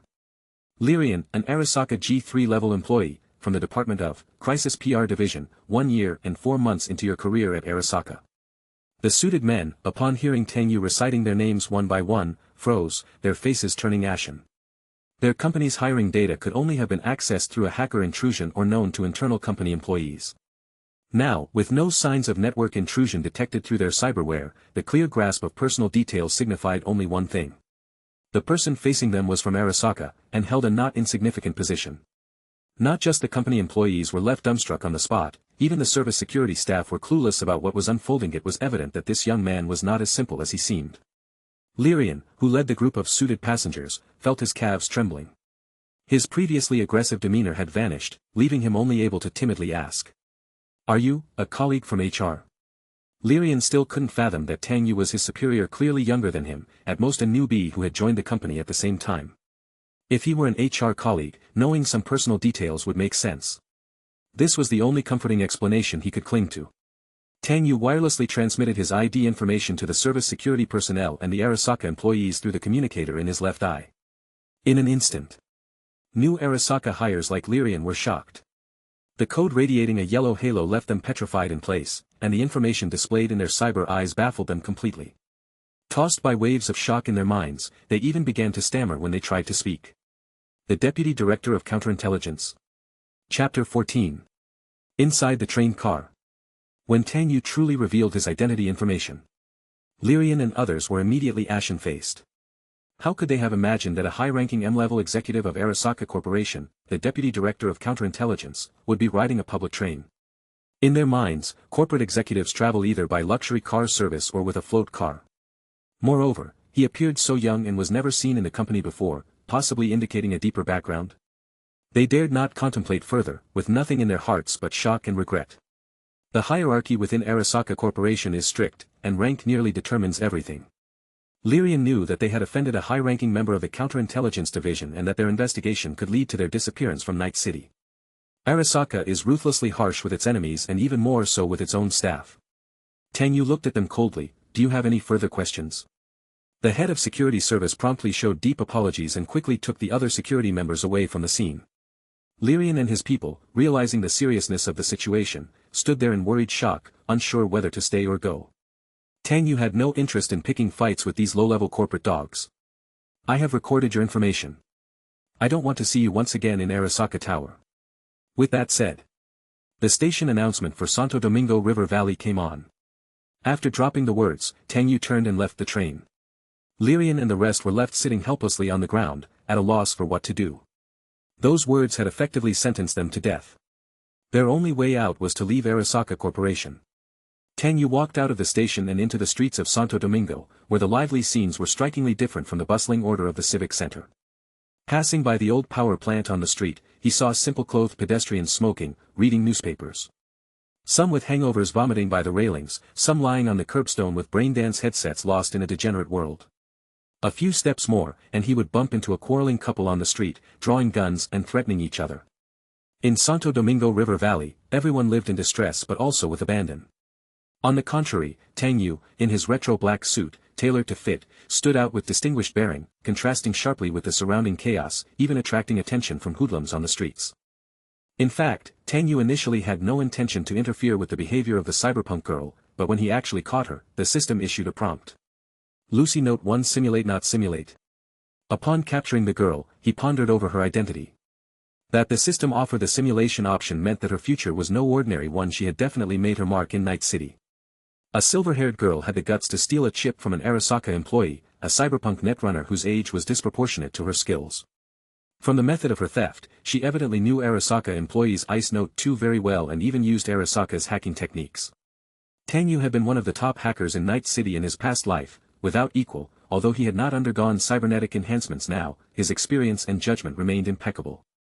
Tang Yu was initially ready to simulate the silver-haired girl's life but found the option grayed out and unavailable for immediate life simulation, so he let her go. His analysis suggested that she might not have reached the pivotal moment of a legendary life, and the timing for life simulation was not yet ripe. Night City, not too big, nor too small, where legends always clash and spark flames. Just like after his arrival in Night City, he met Jackie, Johnny, and Old Vic, and later befriended the legendary figures like V and Rogue. Regarding Lucy's life simulation, he wasn't in a rush. Tang Yu followed David's personal information to his home address, walking through corridors littered with black trash bags and dark compartments full of drunks and hobos to arrive at a yellow iron gate. Call Gloria Martinez. Soon. The door opened. Before Tang Yu stood a woman with modest makeup, her face somewhat heroic, her signature red hair tied in a ponytail, and she wore a yellow cyber-style jacket. Despite looking slightly weary, there was no mistaking it was Gloria Martinez. In Gloria's eyes, she saw a young man in a crisp suit, sharp and pretty, not resembling a typical company employee but more like a young master from a noble family. Gloria didn't share the common disdain for corporate employees, or perhaps it was just Arasaka staff she didn't dislike. As her dream was for David to get a job at Arasaka Corporation. Seeing how young Tang Yu was and yet a high-ranking official at Arasaka, she felt even more confident about David's future. "Mr. Tang, I didn't expect you to be so young, and I appreciate you making the trip. Please, come in," Gloria said as she stepped aside to welcome Tang Yu into her home, her tone submissive and respectful. Not just because he was an executive at Arasaka Corporation, but also because he had once saved her and her son's lives. Perhaps she was also harboring a bit of shame as she had stolen a cybernetic body part. Even though theft was common in Night City. Yet faced with her savior, it was difficult to speak about such things, all the more so as she didn't want David to learn of it. Actually, Tang Yu had a good impression of the woman before him, knowing from David's data that Gloria was a mother with immense hope for her son's future and willing to sacrifice everything for him. In Night City, relationships between people were no longer pure, even maternal bonds were rare as Gloria's selfless and visionary dedication. In fact, Tang Yu believed Gloria's approach was the most practical to rise from the lower-class society to high society in Night City. Corporations were always the best channels for advancement, and not every company had an academy like Arasaka's, where you could attend as long as you could afford the tuition. Based on what Tang Yu knew, David was the only truly ordinary student at the Arasaka Academy, making him stand out among his classmates. It could be said that, for David to attend the Arasaka Academy, Gloria had almost extracted all her future, like mixing cement with her body and time to pave a faster, better, and more convenient road for him out of the mire. Gloria took out drinks and unopened whiskey from the fridge, asking Tang Yu which he preferred. Tang Yu went over to take the unopened whiskey, an aged Scottish whiskey selected with care, a choice of luxury beverage, but from the apartment's overall style, one could tell Gloria was not someone who could often afford such fine drinks. He seldom drank alcohol, and when he did, it was just with Jackie, Old Vic, and others at Lizzie's or the Afterlife. Normally, he abstained from drinking. But today he felt somewhat inclined, since he had received a new message. "Lucy, Maine is on his way to Gloria Martinez's. If you want to get what you're after, you won't have a chance if you're too slow. Waiting always requires fine wine to pass the time." Chapter 15. Evening. The patchy twilight bathed Santo Domingo in its afterglow. Inside an apartment in the H4 super skyscraper, the living room ceiling's neon lights cast a blue spectral glow. Tang Yu sat comfortably on the main sofa, his suit jacket casually draped over his shoulders, a half-empty glass of Auburn whiskey on the glass coffee table before him. Gloria's tied-up red ponytail seemed deeper in the blue light, and even after a few sips of liquor, she looked tense, in stark contrast to Tang Yu's ease, as if she were the visitor. Her home's layout had neither style nor taste and was even somewhat messy. If she could have, she would have much preferred to invite Tang Yu to a fancy restaurant, even at a significant expense, rather than letting anyone see her home's shabbiness. She had done plenty of dirty, tiring work outside, but never felt out of place among those toiling crowds. But hosting someone at home felt like being under a spotlight, unable to relax. Gloria, unable to contain her nerves any longer and seeing that Tang Yu was neither bringing up matters of cybernetics nor asking for medical fees or compensation, having only made simple small talk about David's condition, forced a smile and said awkwardly, "Mr. Tang, I'm sorry, the apartment is indeed a bit modest. Are you waiting for someone?" Tang Yu didn't answer directly but instead spoke about his past. "I too have lived in apartments like this. Back then, I had nothing, but luckily, I met a good buddy, a true friend. Later on, my friend got into some trouble, and we were separated for a very long time, so long that I had almost forgotten what he looked like. Fortunately, he came back. Sometimes I want to change things, but this city often dictates your actions. Now you also have a chance to change something." Listening to Tang Yu's reflections, Gloria assumed it was about a long-lost friend's return, which stirred some emotions in her. She didn't fully understand what opportunity there was to change what sort of things, so she said, "You've saved me and David, that in itself has changed a lot, and now whatever you ask, I really have no room to refuse." Gloria's expression revealed her helplessness. Poverty left no room for even a single misstep in her life, just one could destroy her already fragile family. Taking initiative, she went to the table in the room, took the military-grade Stanwick cyberware stolen, and presented it to Tang Yu. "Honestly, aside from this, there's nothing of value left in this place." After speaking, Gloria also took out a stack of Eurodollars from her person and placed it on the bag containing the cyberware. Tang Yu estimated the size of the stack. It was roughly 20,000 Eurodollars. He didn't reach out to take it but said solemnly, "Put the money away, I didn't come here to collect treatment fees. After all, your accident with David is directly related to me." At that moment, noise came from the bedroom. Weakened, David leaned on the door frame, staring at his mother and the stranger in the living room. Seeing David awake, Gloria quickly hid the cyberware behind her back and said with a hint of panic, "David, you're awake, are you feeling better?" David nodded but kept his eye on Tang Yu, puzzled and wary. Gloria saw her son's confusion and quickly explained, "This is Mr. Tang, he's the one who arranged our admission to the trauma care center." David's expression eased a little. The figure of Tang Yu began to overlap with the memory of the man from the car accident that he had seen just before losing consciousness that day. The man on the sofa was Tang Yu. In a soft voice, David said to Tang Yu, "Thank you." As if that wasn't enough, he added, "I will repay you in the future." Used to hardships, David wasn't accustomed to accepting favors, especially from someone associated with Arasaka. To him, all those Arasaka folks were haughty and looked down on others. This debt of life-saving gratitude he and his mother must repay. But now, so poor they couldn't even afford to run their washing machine, they were unable to repay this enormous debt. Moreover, he didn't know why, but he felt a severe pain on the left side of his waist, akin to the pain of a kidney being removed in his dreams. If he hadn't woken up to find no surgical wounds, he might have suspected that he had actually undergone a kidney removal operation. Awakening from dreams to feel such pain and heartache felt as heavy as true experience, impossible to brush off. Seeing David's less-than-correct attitude, Gloria knew his inherent aversion and stubborn resistance to Arasaka was still strong. She wanted him to apologize properly, but seeing her son's frail state, her heart dropped the matter. Gloria had no choice but to look to Tang Yu and sincerely spoke for David, "I'm sorry, please forgive us, David has just come out of a coma, and we are truly grateful for your life-saving grace." As Gloria was apologizing, suddenly, the apartment door was violently kicked open. All three looked toward the entrance. The leader who burst in was a burly black man with a blonde crew cut and mirrored sunglasses, looking unfriendly. Following him was a woman in a lacy jacket befitting a gang enforcer, and trailing her, a skinny man with a big beard, also in shades. Finally, in strode a tall woman enveloped in a dark red leather coat and mask. Gloria gasped, "Maine." The burly leader, upon seeing the cyberware bag and the bundle resembling currency that Gloria seemed about to hand to the man beside her, asked with a thick voice and unfriendly tone. "You've been dodging calls and gone missing, you planning to give the cyberware you sold to me to him? Don't you know the consequences of breaking trust in this business?" At his side, the tall woman in red leather, covering her temple with one hand, stared at Tang Yu and calmly said, "He hasn't installed the cyberware, no data could be retrieved." Maine remained silent, still looking coldly at Gloria and her company. Today, if they didn't hand over the Stanwyck, a confrontation was unavoidable. "It's not what you think. Mr. Tang has nothing to do with this. I didn't deliver because David and I had a car accident yesterday. So you're awake, why didn't you answer the phone or come looking for me? I already paid you in advance."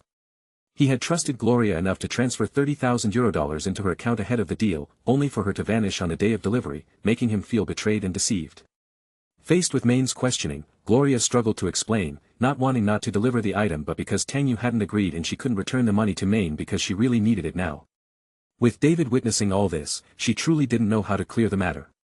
If David found out she had stolen the cyberware, it would make him lose face in front of his peers even more. "It's all my fault." Just as Gloria was hoping that things wouldn't escalate and was preparing to take all the blame herself, she heard a voice from behind. "Gloria, it's not your fault. Maine, I wanted to discuss a deal with you." Chapter 16. Gloria faced Maine and the others anxiously. Despite her desire to keep the dealings with Maine a secret, David, who stood by her side, could sense that something was off. When David saw a group of strangers suddenly barge through the door into their home, his tone was unpleasant as if dealing with debt collectors, and from the muscular black man's questions, it was clear that this had to do with a cyberware deal. Could it be that Mom scammed the other party but didn't deliver the merchandise? And how did she acquire that cyberware in the first place? How did she get involved with the higher-ups of the Arasaka company? There were too many questions in his heart, and he wanted to understand what was really going on, but the tense atmosphere didn't give him a chance to speak up. Gloria noticed David's hesitation and felt extreme anxiety. If she discussed this matter in front of David, all her secrets would be revealed. "No, I absolutely can't let David find out." She was well aware of the stubbornness that David hid deep within his heart. If he found out she had stolen something, he'd probably refuse to attend Arasaka Academy even if it killed him. At that moment, Tang Yu said something that almost pulled her back from the brink of helplessness. "This matter has nothing to do with Gloria. Maine, I want to discuss a business deal with you." How about we step outside to a more suitable location to talk? Gloria turned her head to look at Tang Yu, her eyes filled with gratitude. She hadn't expected him to step forward at this moment, take over the conversation, and cover up the truth that was about to be exposed, helping her out of the most difficult situation. Maine didn't immediately refuse but retorted instead. Who are you? What's your relation to this matter? Why should I negotiate a deal with you? Maine might look like a muscular, tough-as-nails cyberpunk who's always on the front lines and has survived countless shootouts, but he wasn't reckless in his dealings with people. So, when faced with Tang Yu's proposition, he didn't immediately reject it. He just wanted to get the cyberware and leave without getting involved in any other disputes. Maine. I didn't mean to delay the transaction or keep your money. That day I intended to complete the deal but got into a serious car accident on the highway. Mr. Tang saved us, both David and I just got out of the hospital and couldn't find the time to explain this to you. As for Mr. Tang's identity, it doesn't matter if you don't know him, he is my benefactor. If it comes down to it, I'll refund you the money for the transaction. I won't sell the merchandise anymore. Gloria was worried that Maine, a cyberpunk, would be very sensitive about Tang Yu's senior position at the Arasaka company. If a conflict broke out, it could endanger Tang Yu's life. Waiting here for Maine and the others was part of Tang Yu's plan. After receiving a tip from Susan Abernathy, he knew that Gloria had sold the Sandivistan cyberware to a cyberpunk named Maine. Since they had now come looking for it, there was no need to continue protecting Gloria. Her sincere demeanor had already revealed her intent and choices. Tang Yu got up from the couch and stepped in front of Gloria, facing Maine squarely. This deal is not up to you to decline. I can give you this cyberware. But that would only leave you with one outcome. And that is death. These words came out lightheartedly from Tang Yu's mouth but made Maine's heart tighten up a bit. He wasn't absolutely sure at this point whether the threat was part bluff, part serious, or just an empty statement, but the tone was clearly more combative. Don't try to play any tricks, I think there's no need for us to continue this conversation. Maine ignored Gloria's desperate explanations and just looked at Tang Yu, continuing to surmise, you're a corporate guy. Clearly, Maine had guessed Tang Yu's true identity based on his attire and Gloria's nervous behavior. He just wasn't sure of Tang Yu's exact status at the company. Even if Tang Yu was a corporate lapdog, there were ranks even among them. If he was just a low-level corporate employee, Maine wouldn't have much to worry about. When Maine asked this question, as they spoke, the other companions around also furrowed their brows, looking curiously at Tang Yu, equally intrigued about his true origins. Everyone was waiting for Tang Yu to reveal his identity when a calm voice came from outside the door, answering their questions. Arasaka Corporation. Deputy Director of Counterintelligence. As soon as the words fell, Lucy, with a cigarette between her fingers, quietly walked into the apartment. Her response immediately captured the attention of everyone in the room, none of them had expected such an identity. Maine turned back and looked towards the composed Lucy, pressing her for answers. How do you know his identity? Faced with Maine's interrogation, Lucy simply lowered her gaze, exhaling a ring of smoke as if the matter at hand had nothing to do with her, and then she continued. He's not wrong, if you install this cyberware, the corporation will indeed watch you like a predator until the cyberware plays you to death, then they'll come to collect your corpse.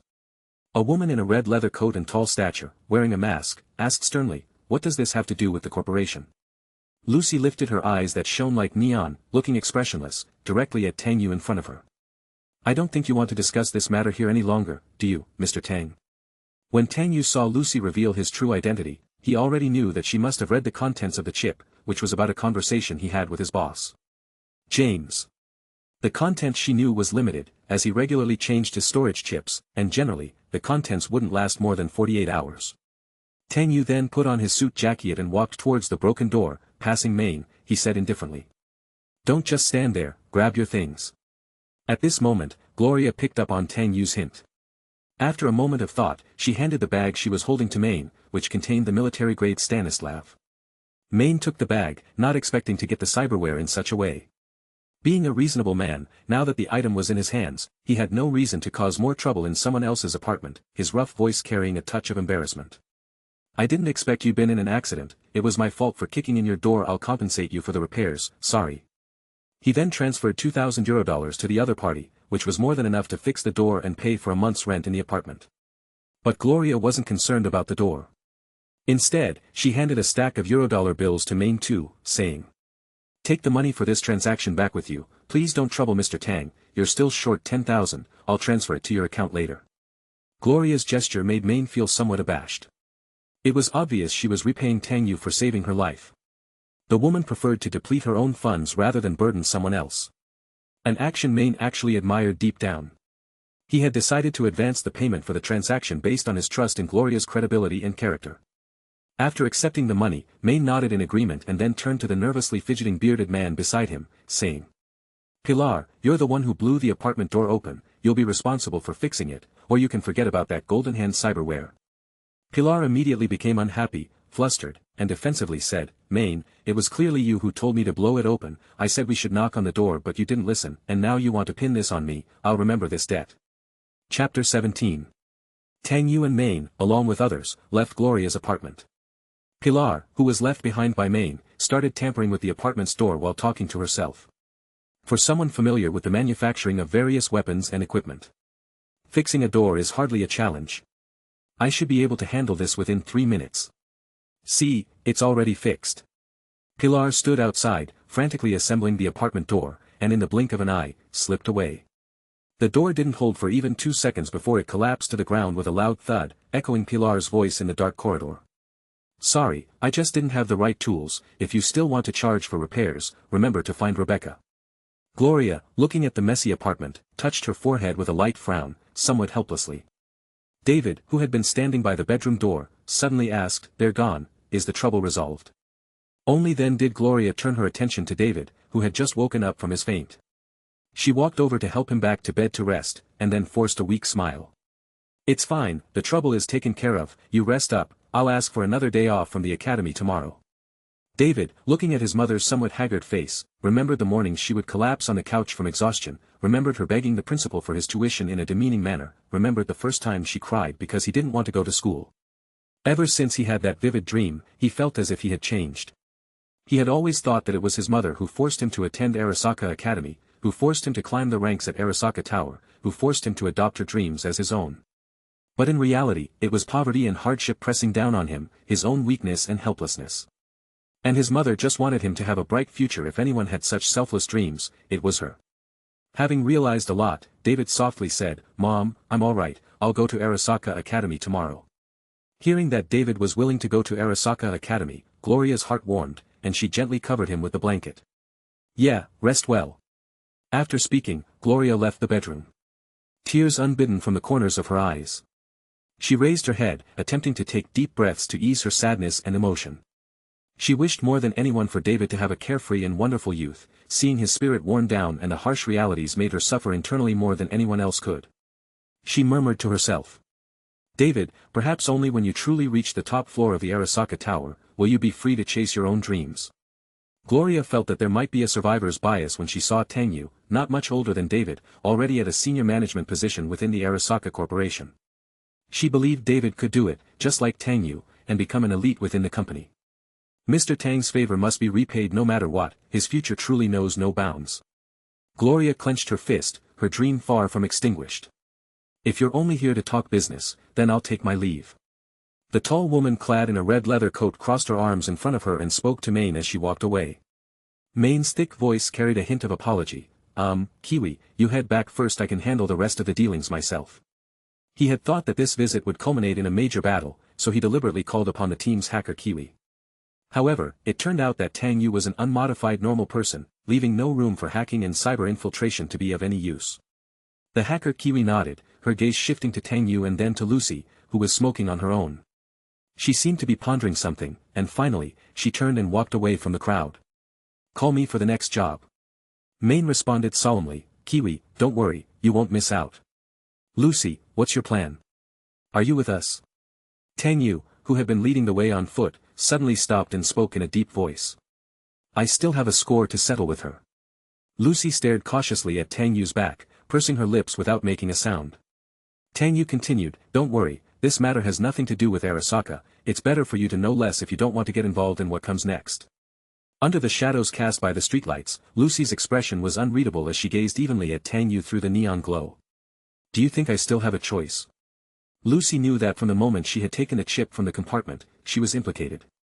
Moreover, the contents of the chip involved top-secret information about Arasaka. If the military-grade cyberware wasn't handled properly, it wouldn't just be Maine who'd have trouble hiding further.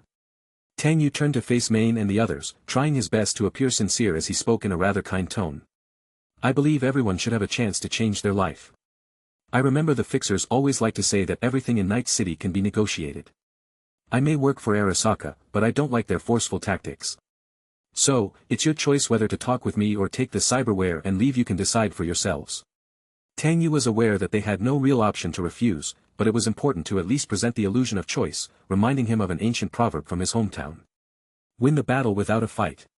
Maine was also uncertain. He knew well that one of the rules of survival in cyberpunk was not to cooperate with the corporations that devoured everything in their path, at least not without a middleman to mediate.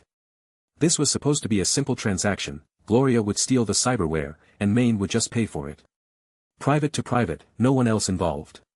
Now with someone from Arasaka sticking their nose in, it implied deeper turmoil. In the past, he might have abandoned the cyberware, but now he was desperate to become stronger. He had to install this military-grade cyberware. Maine's partner, Dorio, advised, Maine, let it go, just pretend we never saw this cyberware, we'll find another chance to buy some. Maine gripped the package containing the cyberware tightly, his unwillingness evident. He didn't want to give up. Dorio understood that Maine, who appeared easygoing, was actually quite stubborn. He'd never give up on what he believed in, no matter who advised him. But it was precisely during these heated moments that someone needed to remind him. But an ever-silent Maine cut off Dorio's advice with a serious statement, I agree to the collaboration, but just this once. It seemed Maine had made a significant decision. Working with the corporation meant abandoning his usual survival principles, always ready for the possibility of being devoured. Maine. You'll kill us all doing this. Even Lucy, who had kept a calm demeanor, furrowed her brows. Cooperating with a corporation often led straight to hell. Chapter 18. Also, if you are interested in One Piece fanfiction, check out my Flevin's translation. I finally decided to continue it. Nightfall. The neon night gradually envelopes the entire city. The buildings and skyscrapers all light up with mottled night lights. And Westbrook's Cherry Blossom Street is bustling with people coming and going, while neon signs and holographic projections from the shops flicker along the street. This charming street by the inner city bay is flushed with the pink of Japanese cherry blossoms. A long modified off-roader and a Delamain taxi parked one after the other in front of an apartment building. Maine and others alighted from the off-roader, and from the Delamain taxi emerged Tang Yu. Tang Yu looked up at the waterfront bay apartment, only 7 or 8 stories high, then turned to Lucy and asked, "This is where you live?" Lucy, walking in front without looking back, replied directly, "Naturally, it's nothing compared to the villas where high-level employees from your company live. But if you need confidentiality, isolation from electronic surveillance, no disturbances from others, and a place that's off the radar of corporations or gangs, this is the only choice. If you think there's a better place, it's not too late to change our mind now."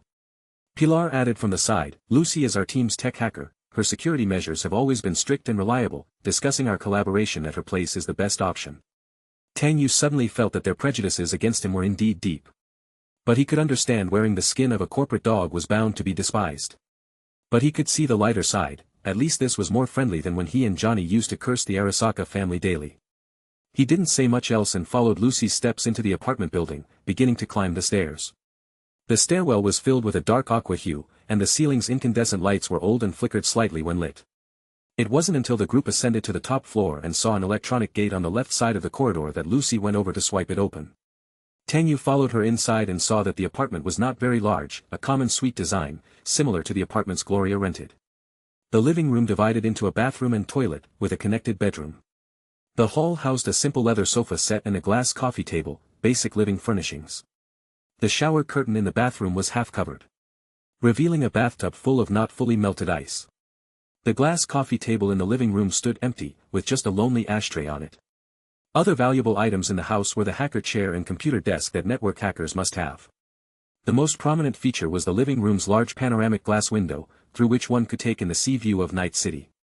Lucy, with her left hand lightly pressed against her temple and yellow circles flickering in her pupils, spoke after a few seconds. "All right, I've disabled all electronic probes and recording devices, the entire apartment is now isolated from the network and physically soundproofed, you can start your negotiation now." After speaking, she walked over to the only large floor-to-ceiling window in the room, leaned against it, lit a cigarette and took puffs in silence. She seemed to be admiring the steel bridge spanning across the bay in the center of the city, with a rocket launch site further out at sea. Maine, not wanting to beat around the bush with Tang Yu, sat down and got straight to the point. "What exactly do you want to collaborate with us on?" Tang Yu took a seat on the other side of the sofa by the window, facing Main and the others over the coffee table, and calmly began, "I want to work with you to take someone down at Arasaka, or more precisely, my sworn enemy at Arasaka." Hearing Tang Yu's words, everyone was clearly taken aback, even Lucy's cigarette paused mid-air. Quietly self-igniting. Main could not have imagined that collaborating with someone from Arasaka meant targeting someone within Arasaka, and if Tang Yu of his standing needed to act, the target surely wouldn't be an easy one. Main spoke with a hint of sarcasm. "Looks like there's a real fondness for dog-eat-dog inside the company." Tang Yu replied quite frankly, "If anything dares to bite me, even if it's a dog, I'll bite back, right? I had just gotten back and was set up by people inside the company, and Gloria's car accident can't be separated from them. Now things have come to this point, it's either I stamp them out in the company, or they stamp me out." Lucy, sitting by the bay window, couldn't help but glance at Tang Yu on the couch with her peripheral vision. His young and fair appearance showed no signs of the wear and tear from the brutal corporate world. Yet his words always conveyed a strange sentiment. Sometimes he seemed like a lone wolf, sometimes like a lamb, hard to definitively pin down. Pilar looked deeper than Main, adding a question. "If getting involved in the internal strife of Arasaka encompasses secrets of Arasaka's upper echelons, aren't you afraid that we'll sell off that info after we get hold of it? You should know that many are eyeing Arasaka's every move." Tang Yu responded with a nonchalant face, "It appears that you still don't quite understand the function of the Counterintelligence division. If any information related to this matter leaks, anyone who knows anything will be labeled an enemy for stealing company intel by Arasaka. And I am here on behalf of the Counterintelligence Department, tasked only with taking care of enemies." Upon hearing this, Main lost his temper, stood up, and challenged Tang Yu angrily, "So what you're saying is, if there's any problem, you'll pin all the responsibility on us?" Tang Yu replied decisively and clearly, "Do you expect the company's people to protect you as a holy mother would, taking on all the blame for you? So you can feel lucky during cooperation? In working with the company, it's not only sincerity that's being scrutinized." After these harsh words, Pilar quickly held back and about to explode Main and addressed Tang Yu directly, "I think what you're saying is the truth, at least better than those middlemen full of lies." Tang Yu couldn't help but smile, complimenting Pilar, "Perhaps you are more suited to lead this team than Main, and since we've reached a preliminary consensus, let's talk about the specifics of cooperation." Main, under Pilar's pressure, reluctantly sat back down to listen to Tang Yu's proposals and arrangements. Tang Yu turned to Lucy, "You can share the contents of the chip with them now, since we're cooperating, they should know some real information." Lucy resisted being commanded by an outsider and a company employee, but after hesitating for a moment, she still took out the chip and threw it to Main. Once Main and the others slotted the chip into their neural sockets and read the part of the conversation between Tang Yu and Jenkins, as well as the origin of the Militech-grade Stanwises, they immediately understood why Tang Yu said installing the Stanwises would guarantee death. The powerful Militech-grade cyberlimbs were experimental military tech products, specifically provided to cyberpunks with military-grade physical training, then used to observe how they functioned, generating specific human trials data. Even though Main had long known that the cyberlimbs he bought were from the body of a cyberpsycho, he hadn't thought it through to this extent.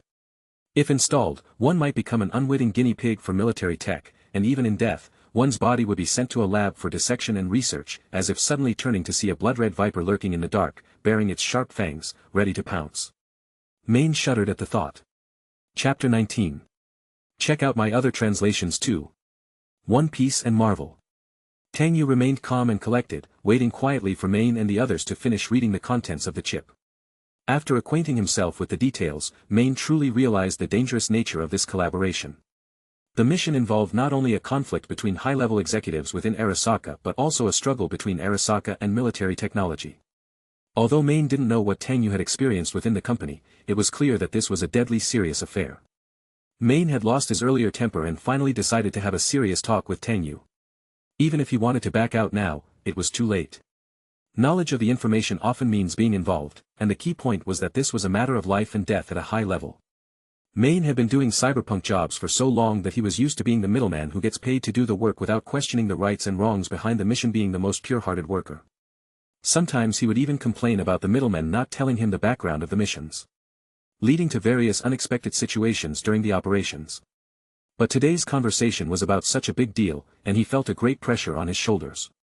One false move and he'd be ganged up on by Night City's two biggest companies. Tang Yu noticed the psychological pressure beginning to build in Main. After all, the team couldn't possibly just have him charging into battle without regard for the lives of the other members. Once the mission was accepted, their fates were tied together. Any decision by the core of the team would affect the entire team's survival. Main asked in a deep voice, "We've got the details clearly, what do you suggest we do? Tang Yu also became more focused, his expression growing serious. He had always looked down on corporate dogs, but that didn't mean he underestimated the damage these dogs could do when they went mad. Our primary goal in this collaboration is to achieve a win-win situation, he began. I'll help you whitewash the Militech Stanislaus military-grade cyberware right under Arasaka and Militech's noses. In their records, this cyberware will be marked as destroyed, and once you've installed it, you won't have to worry about being targeted as a corporate guinea pig. Secondly, you'll use this cyberware to lure out Arasaka's and Militech as targets. Whether you plan to sell to the voodoo boys or the cleaners, as long as you make some noise publicly.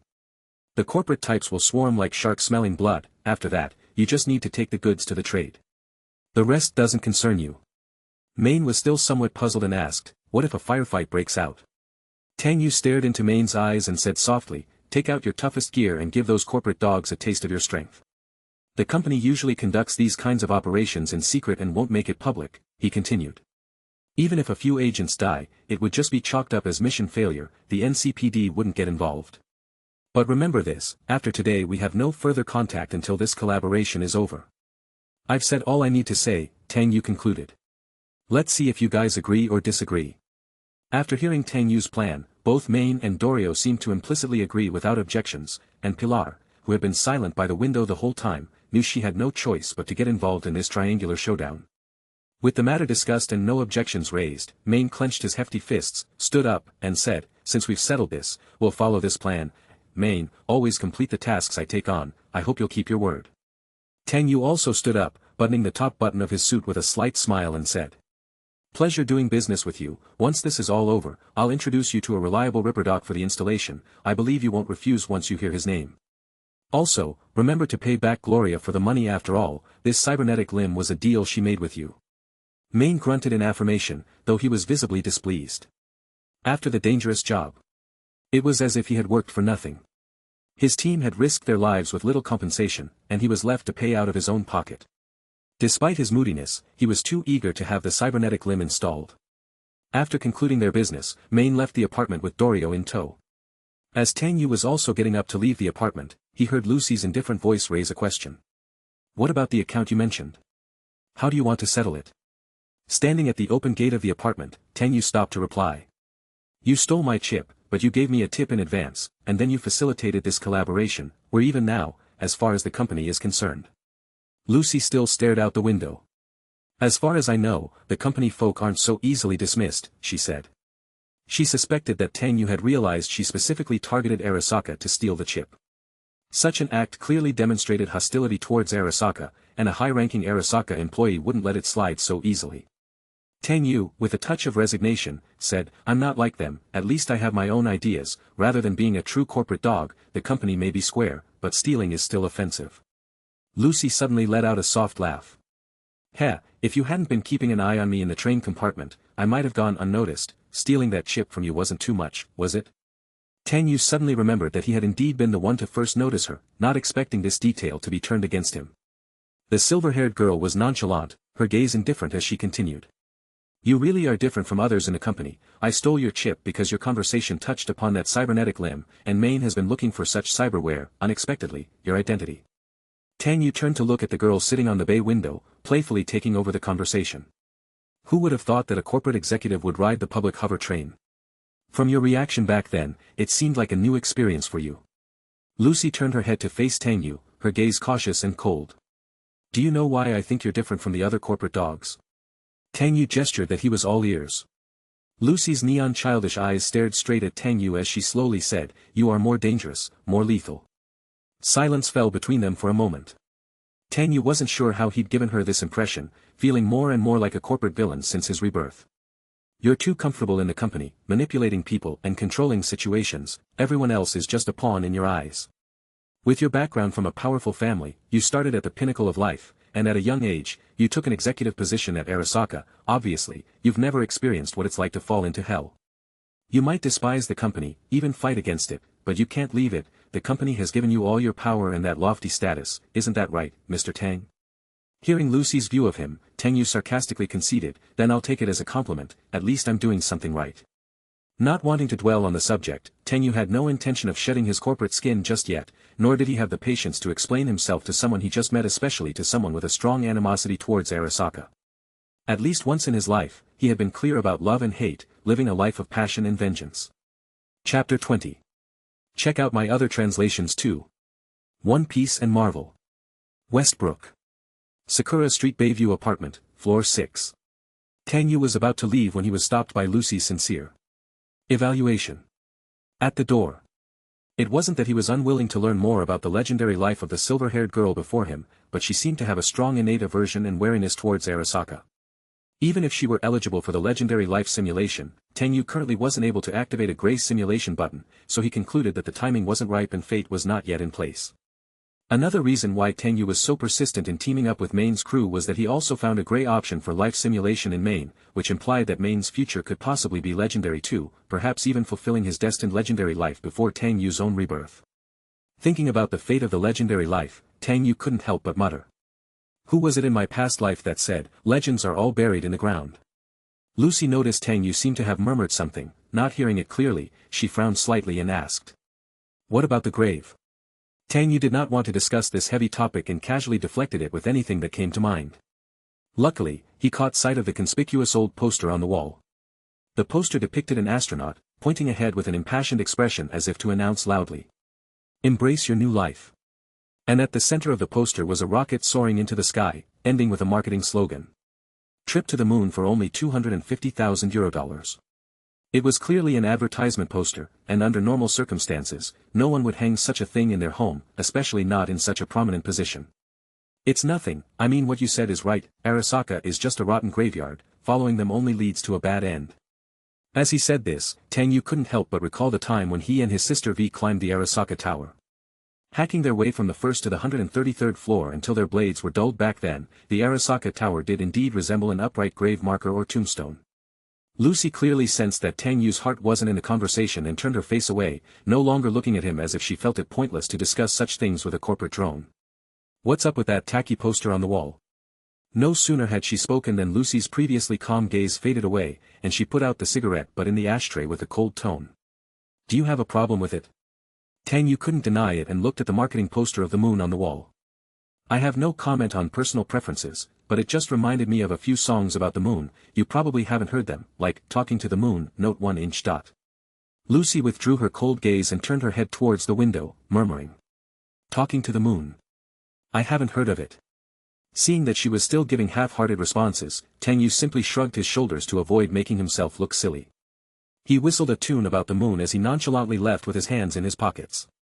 The silver-haired girl changed her posture and continued to lazily lounge on the bay window, the fleeting melody drifting to her ears from the stairwell. A moment later. She chuckled softly to herself. The next day. Master, good morning, it is now 7 o'clock, a new day has begun. Under the control of the smart home assistant, the curtains of the entire apartment slowly opened, and the morning sunlight filtered through the mist, rousing the sleeping Tang Yu. Boil water, open windows for ventilation, broadcast weather and traffic information, and tune in to television programs. These tasks were all completed by the smart home assistant. Although Tang Yu didn't live in the high-end North Oak area of Westbrook like some of his colleagues, he still maintained a certain standard of living quality. The upscale apartment he now lived in was located in Watson District's Little China. While Little China could not be considered as an affluent area, it was close to his workplace at the corporate plaza in the city center, and the rent was more affordable as compared to living right in the downtown area. Most importantly, the traditions of Little China were inherited from the old country. Yearly festivals retained the practices from back home, giving him a deeper sense of belonging. Just like always, Tang Yu got up from his bed in his apartment, stretched lazily, put on his portable communicator over his left eye, checking messages of the day as he went to freshen up in the washroom. You have 6 unresolved work emails. A new issue of Night City Perspective, to which you are subscribed, has been released, featuring results of the Medium Education Institution evaluation in Night City. You have 1 new message from Gloria Martinez. Tang Yu automatically skipped the other content and directly checked the message from Gloria, which was an invitation to meet for dinner. After freshening up, he walked into the open-plan kitchen to make a simple breakfast, frying 2 eggs and some beef slices. Because of a past outbreak of a large-scale poultry disease, Night City had banned live poultry slaughter and breeding 5 years ago, so most of the meat was vacuum-packed and transported from outside the city, often at a steep price. The TV was showing the news program hosted by the well-known Night City presenter Stan. Good morning, Night City. The host Stan, dressed in a glittering gold suit, stood in a studio with pink interior decor, and began his news broadcast. The dead man's lotto has been drawn again. The results are unexpected, a complete 50. Thanks to the unending gang shootouts, the strong men of the Animals gang put on a Fast Furious show on the highway. The screen was showing footage of Tang Yu's recent car chase with the members of the Animals gang on the overpass. But even in Corporate Plaza, known for its safety, more than 20 NCPD officers bit the dust. Looks like you're all going to owe money. After all, the one behind this is a Cyberpsycho. Since when do psychos pay for damages? The screen then switched to the Corporate Plaza, showing NCPD officers fighting with the Cyberpsycho and then the cleanup of the scene after the Psycho was taken down. The Civic Center, as the safest area according to NCPD evaluations, had always been heavily patrolled, and such violent attacks were rare. Especially since the headquarters of many major companies were based in Corporate Plaza, the Cyberpsycho attack had put significant PR pressure on the NCPD. Tang Yu did not pay much attention to the details for these out-of-date news items. Most people were more interested in the spectacle itself. That was life in Night City. Lose your life, and you become just another piece of gossip to entertain the audience. Meanwhile, the trauma team in Westbrook is still picking up bodies off the sidewalks, victims of cyberpsychosis. And in Pacifica. Well, Pacifica is still the same old Pacifica. I'm your bro Stan. Join me. And let's start a new day chasing dreams in Night City. Tang Yu put on a well-fitting shirt, deliberately adding a black trench coat over his suit to not look as drab as the day before, at least giving him a breath of life, less of a corporate drone. All set, Tang Yu put on his shoes, fastened his over-ear headphones, turned on some music, and left the house. He still took the public aero train, standing before the transparent glass gates and watching the city's skyline at dawn. Listening to music through headphones, Tang Yu's gaze drifted subconsciously left and right in the carriage, noting that the passengers kept to themselves in silent unspoken agreement. And the vibrant, ice-blue silvery figure from yesterday had just seemed to swim by silently and disappear without a trace. The train arrived at the station, and Tang Yu disembarked and headed towards the towering desolation of Arasaka Tower, starting another day as a corporate dog. Chapter 21. Early morning. Gloria was bustling about the house in an apron, still clad in her durable, abrasion-resistant yellow cyber jacket, her signature red ponytail coiled behind her head. Only her faint smile suggested she was in a fair mood. She had woken up early today to make David a hot breakfast. Normally, because of her multiple jobs, she had no time to prepare breakfast for David. And he would usually just grab an energy bar or drink some functional beverage to get by. In fact, this was the lifestyle of many residents of Night City, who relied on biotech companies to supply their nutritional needs. Gloria's breakfast was simple, company-produced food slightly heated and processed with a sprinkle of synthetic seasoning, resulting in a few appealing meals ready to be served. Rubbing his sleepy eyes, David came out of the bedroom, already dressed in the Arasaka Academy uniform. He found Gloria preparing food on the induction cooker. Although it was the usual fare, once heated, it still emitted a meaty aroma. David, who had been faint with hunger for nearly 2 days, felt his appetite instantly stoked. He promptly sat down at the table and began to wolf down his food, asking, "Mom, why did you make breakfast today?" Seeing David lively and with good appetite brightened Gloria's mood even further. She had felt for too long that her days were dreadful, and it had been a very long while since she had spent a morning like this with David. She reached out to touch his head without saying a word. David thought his mother seemed strange today, not just because she had made breakfast, but also because she didn't seem as impatient with him as before, and her lips were constantly curled in a faint smile. He distinctly recalled being scolded one morning when he pointed at the TV news and asked his mother about it. To him, appearing on television seemed like a novel and exciting event, but his mother did not share his view and even found him meddlesome. However, David finished his breakfast quickly and immediately stood up to leave for Arasaka Academy. "Mom, I'm heading off now, but..." He hesitated, unsure if the matter of the Academy's compensation had been resolved. Gloria stopped David and said, "I've already called in sick for you today, don't go to the Academy, I'll take you downtown to buy a couple of outfits." "What?" Hearing Gloria mention going downtown to buy clothes, David turned to look at her with his mouth agape in disbelief. In his memory, his mother had never really bought any clothes. She was always seen in that yellow cyber jacket, much less talked about going downtown for shopping. Could it be that he had heard wrong? David stared blankly at his mother, trying to confirm if he had misheard, only to see her looking back at him with a puzzled expression. He was somewhat bewildered by the current situation. "Don't we still owe rent for our place?" With an expression that suggested buying new clothes was the most natural thing in the world, Gloria looked at David and said. A friend who visited yesterday paid a month's rent. After all, it was he who damaged our apartment's door. It's only right that he compensates us a little more. David was even more incredulous, referring to those who barged into their home like bandits as friends. He expressed in disbelief that he could not understand. Friends? Gloria still looked at David calmly and continued.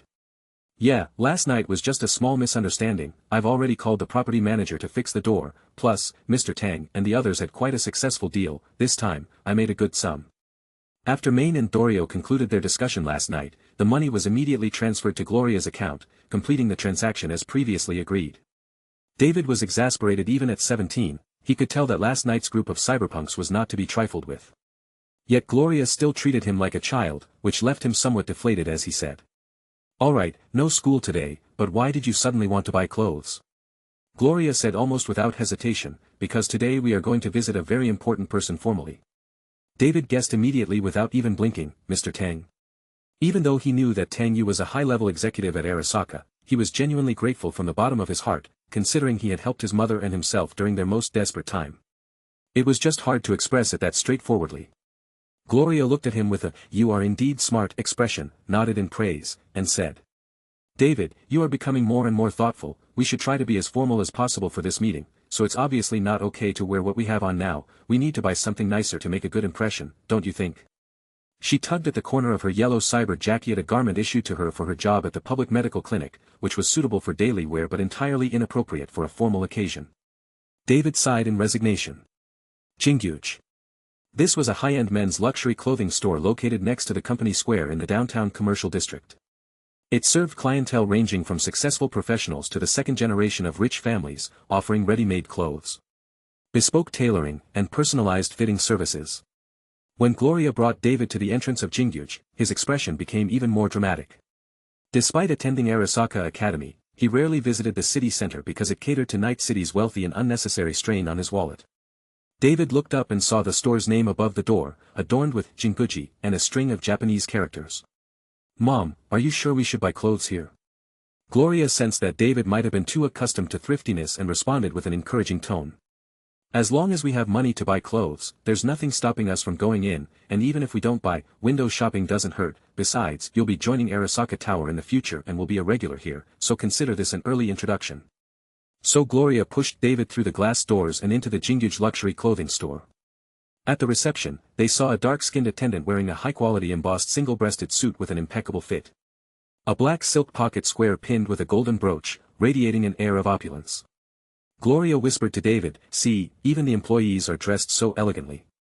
David felt somewhat embarrassed, his casual jacket clearly didn't fit in with the surrounding splendor.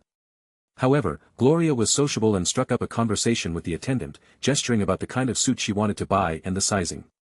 The attendant, perhaps due to professional dedication and training, provided thorough introductions to the clothes, maintaining a polite smile the whole time and showing neither impatience nor disdain. The communication went smoothly, even with bursts of laughter. As the attendant guided them around, David, who was half-hearted about shopping, noticed that none of the clothes had price tags.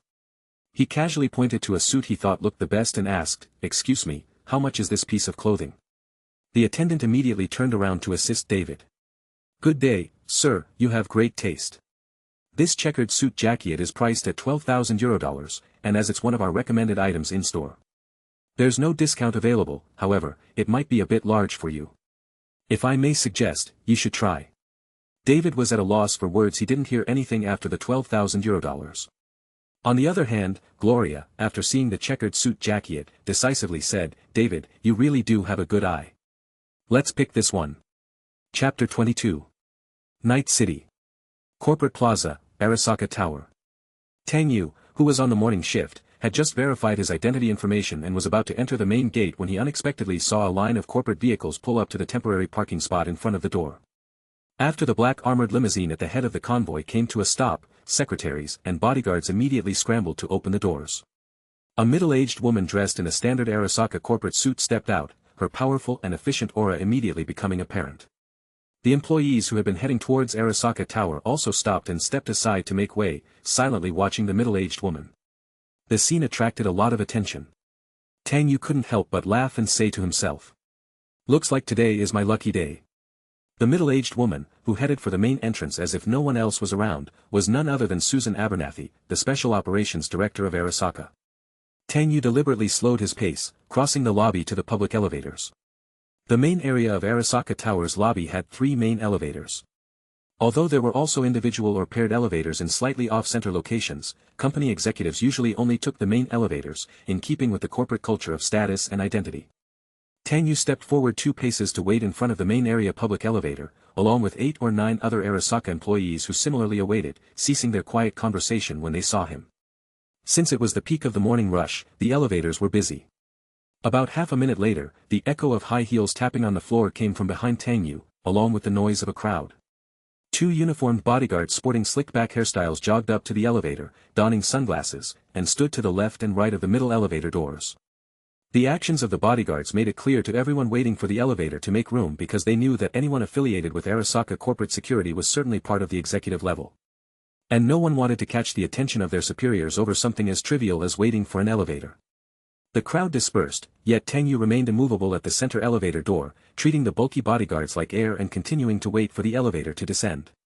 Abernathy, in a rush and simultaneously arranging work with her subordinates, wasn't paying attention to the path ahead and almost bumped into the person standing in front of the elevator. Her forehead, otherwise well maintained, involuntarily creased with several noticeable lines. "The gentleman in front, could you please make way? Our director is in a hurry for a meeting." One of the male bodyguards immediately understood his superior's frowning expression, thinking how unobservant someone must be to block the elevator when they knew the company executive director was there and did not make room.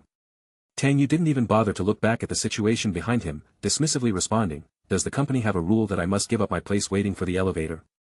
The bodyguard came closer, speaking sternly, "This lady is the Special Operations Director, Ms. Susan Abernathy, she needs to get to the board meeting right away, immediately." Slap. Before he could finish, Tang Yu landed a heavy slap on the security officer's face, knocking him to the ground. The entire lobby was silenced by the sound of the slap, eyes glued to the dramatic scene unfolding before them. The other 3 bodyguards immediately went on alert, ready to move in to restrain Tang Yu, but stopped in their tracks after hearing his words. Lewis, an H-grade employee of Arasaka, personal bodyguard to the Special Operations Director, is suspected of installing dangerous, unauthorized cyberware modifications that pose a serious security threat to the office environment here at Arasaka Tower. I'd like to ask Director Susan Abernathy what should be done with someone who violates company regulations. Tang Yu turned around with a smile to face the middle-aged woman behind him, waiting for her response. He noticed that she was scanning his identity information with her cyber eye. Susan Abernathy quickly recognized who the young man was and said coolly, "It's you." Tang Yu replied politely, "I didn't expect Director Abernathy to remember me, what a coincidence to meet you here at the company, if you're really in a hurry, I see that the elevator has already arrived in the lobby." With that, Tang Yu pointed towards a side door elevator not far away, which had already descended to the lobby with its doors wide open. The few Arasaka employees who had just entered, realizing something was amiss, immediately jogged out of the elevator with their drinks, leaving it empty. Susan Abernathy clearly perceived the challenging tone in his voice. Even though she was inside the Arasaka Tower and constrained by its rules, she couldn't take action against him just yet. Not having anything incriminating on Tang Yu at the moment. But to her, with her status, it wasn't worth stooping to the level of an employee like Tang Yu. In her eyes, Tang Yu was just a loyal hound under Jenkins. Within Arasaka, Tang Yu barely had any factions of his own, entirely brought up by Jenkins. If Jenkins falls, so do Tang Yu's good days. Susan Abernathy stopped her bodyguards who looked ready to make a move. Her forehead relaxed, and with an air of arrogance, she said, "No problem, since you got to this elevator first, I'll wait for the next one." Tang Yu didn't expect this strong-willed director could actually swallow her pride. Based on her reaction, he deduced she must feel confident about having him backed into a corner. Something unusual was definitely afoot, but for now, it was time to provoke the powerful woman and annoy her a bit. As the elevator reached the lobby, the gray-silver doors slowly opened. Tang Yu walked into the elevator, then turned to Susan Abernathy and suggested with a friendly tone. "Director Abernathy, please be careful with your bodyguards installing cyberware from unofficial sources. If a virus turns them into cyberpsychos, it's fine if you're the only one injured, but don't implicate your colleagues." Susan Abernathy's previously smooth forehead showed veins bulging, and she glanced coldly at the bodyguard on the ground, covering her left temple with one hand as her cyber eye's red light spun. The bodyguard lying on the floor then stiffened like a machine powering down, blue sparks erupting from the back of his head. She stared coldly at Tang Yu in the elevator and said, "Thanks for the warning, but you might want to watch yourself, considering you don't even have any basic cyberware implants. Just then, the elevator doors closed, cutting off the rest of her words. Tang Yu dusted his sleeve and had no interest in hearing Susan Abernathy's nonsense. He figured he had sufficiently angered her for now, but he couldn't be distracted by these minor episodes. He needed to check on Maine and the others' progress. In front of the elevator in the lobby, Susan Abernathy's halted words hung in the air as Tang Yu had already taken the elevator up. She crossed her arms in front of her, clenched her fists tightly, grinding her teeth, standing motionless until the next elevator arrived, yet she did not enter. The bodyguard who had suddenly collapsed was quickly dragged away and dealt with discreetly, while the onlooking employees deliberately avoided the area, opting to take other elevators by unspoken agreement. Sometime later, Susan Abernathy released her hands and entered the elevator expressionlessly. Inside the elevator, she gave instructions to her secretary. Tell that waste of space Carter to get something useful immediately. What's the point of keeping him around if he's no better than a useless person? Also, tell Caitlin to expedite the investigation on that cyberware. I want a progress report today. I don't want to see him in the company a second time. Do you understand? Chapter 23. Arasaka Tower. Tang Yu took the elevator to the 33rd floor, headed for the Counterintelligence department. He looked at the back of his slightly reddened hand, recalling how he had just put an old woman in her place. Susan Abernathy, your counterintelligence homework is still lacking, Tang Yu thought. The reason why Tang Yu could openly trample over her dignity was because he had more intelligence on her than she could imagine, and she likely had no clue about his trump cards yet. But I should also schedule some time to work on my combat skills. In the past, about wouldn't leave my hand looking like this. While he was in the elevator, as usual, the digital screen looped footage of the great life story of the patriarch of Arasaka. Despite seeing these old, dated black and white photos countless times, Tang Yu's feeling of disgust only grew. Every time, it reminded him of that degenerate, Johnny. A ghost, an electronic specter truly wandering above the heads of the Arasaka family, a genuine warrior against empires, tyranny, and capitalism. He's got spunk, just lacks a bit in strength, was Tang Yu's consistent assessment of Johnny. With this thought in mind, Tang Yu put his earphones back on, playing music, and humming softly. The announcement on the screen droned on. Arasaka Sasai suffered a severe injury in 1942 which sadly prevented him from continuing his combat flight missions for his country. He could only watch helplessly as the empire that he had defended began to suffer defeat after defeat, culminating in an unconditional surrender in 1945. According to family members of Arasaka Sasai, he felt such despair and shame that he decided to commit seppuku to apologize to his country, but at the last moment, he changed his mind. The reason remains unknown. Ding tang. The elevator doors slid open automatically, landing smoothly on the 33rd floor where the Counterintelligence Department's office area was located. Following the usual path, Tang Yu walked through the department's main hall, passed by the reception and the public office area to the left. Then entered the corridor flanked by the red-lit data processing centers of the Intelligence Department. Staff members busied themselves within. Finally, he reached his office, verifying his identity to enter. He immediately used the office communication system to summon Carter to report for work, then hung his black overcoat on the silver steel coat hook on the wall, boiled some hot water for drinking, undid his suit buttons, and sat at his desk with a cup of hot water in hand. Phew, phew. Tang Yu gently blew away the steam rising from his cup, then took a sip of the hot water, which was a bit scalding but felt good. He figured he was probably the only one in the entire Arasaka Tower who drank hot water, a personal habit he had retained amongst his few. He didn't quite trust Night City's water supply, so boiled water always felt cleaner and more comforting. Soon after, Carter arrived in the office, the picture of feeble obedience, and stood across Tang Yu's desk with his back hunched and eyes cast downward. To Tang Yu, people like this were more disgusting than Abernathy, playing one game to your face and another behind your back, the quintessential sycophant. If he got the upper hand, one could be dead without even knowing how they'd offended him. Report on the last assignment you were monitoring. What's the latest development? Carter, as always, stuttered through his update, rambling on until he finally managed to make things clear. Early this morning, I monitored a transaction on the Night Citythe underground black market, offering an unknown standard model of a Sandivistan cyberware for sale at a high price, but the offer was pulled shortly after. I traced the IP associated with the transaction and found that there was a private chat with a liaison from the Maelstrom gang. Unfortunately, the specifics have been destroyed and I couldn't find out more details. Tang Yu didn't nod, convinced in his mind that Maine must have already started to make his move, signaling both to himself and Arasaka's people that it was time to fan the flames and give support. Do you have the brains of a pig? Is this how you work? Even when you see clues you don't know to follow up. If this transaction is completed under the table, are you going to Watson's factory to fight the cyber crazies of the Maelstrom gang for cyberware? Get lost, lost, lost. Carter was scolded by Tang Yu and kept nodding and bowing, with a forehead so sweaty that when he heard the word lost, he instantly turned and exited the door, only to be called back. If Mr. Jenkins asks about this, you play dumb with such useless clues, in future reports you must show results. Understand what results mean. Carter quickly nodded at the doorway, and as he was about to close the electronic gate of the office, it detected someone and stopped halfway. Carter, who had just turned to leave, suddenly slowed down and stood by the wall, quietly eavesdropping on the noise from the office, as it seemed Tang Yu was reporting the cyberware search to Jenkins. Tang Yu, the transaction trail has been found. It seems to have been bought by someone from the Maelstrom gang, just need to follow this lead, and getting the data won't be a problem. Jenkins, Tang Yu, okay, I'll definitely complete the mission. Carter heard Tang Yu presenting his work as if it was his own to Director Jenkins, and his originally honest expression gradually darkened. Waiting until the office gate closed automatically, Carter stared straight ahead with a cold gaze, twisted his neck, and walked back to his own workstation. Carter Smith, back at his workstation, booted up his office computer and resumed decryption work. As his fingers worked in tandem with his brain, lines of code flowed, windows of information popped up, and the screen finally froze on a chat box. Carter's eyes gleamed as he read the encrypted IP's chat log, detailing the negotiation between the cyberware smugglers and the Maelstrom gang's contact, agreeing to meet at 9 p.m. the next night at the abandoned steel factory in the old Watson industrial area for the trade. Carter, with a sneer watching the screen, dealing with those cyber-crazed loons of the Maelstrom gang, these cyberware smugglers don't know the meaning of death.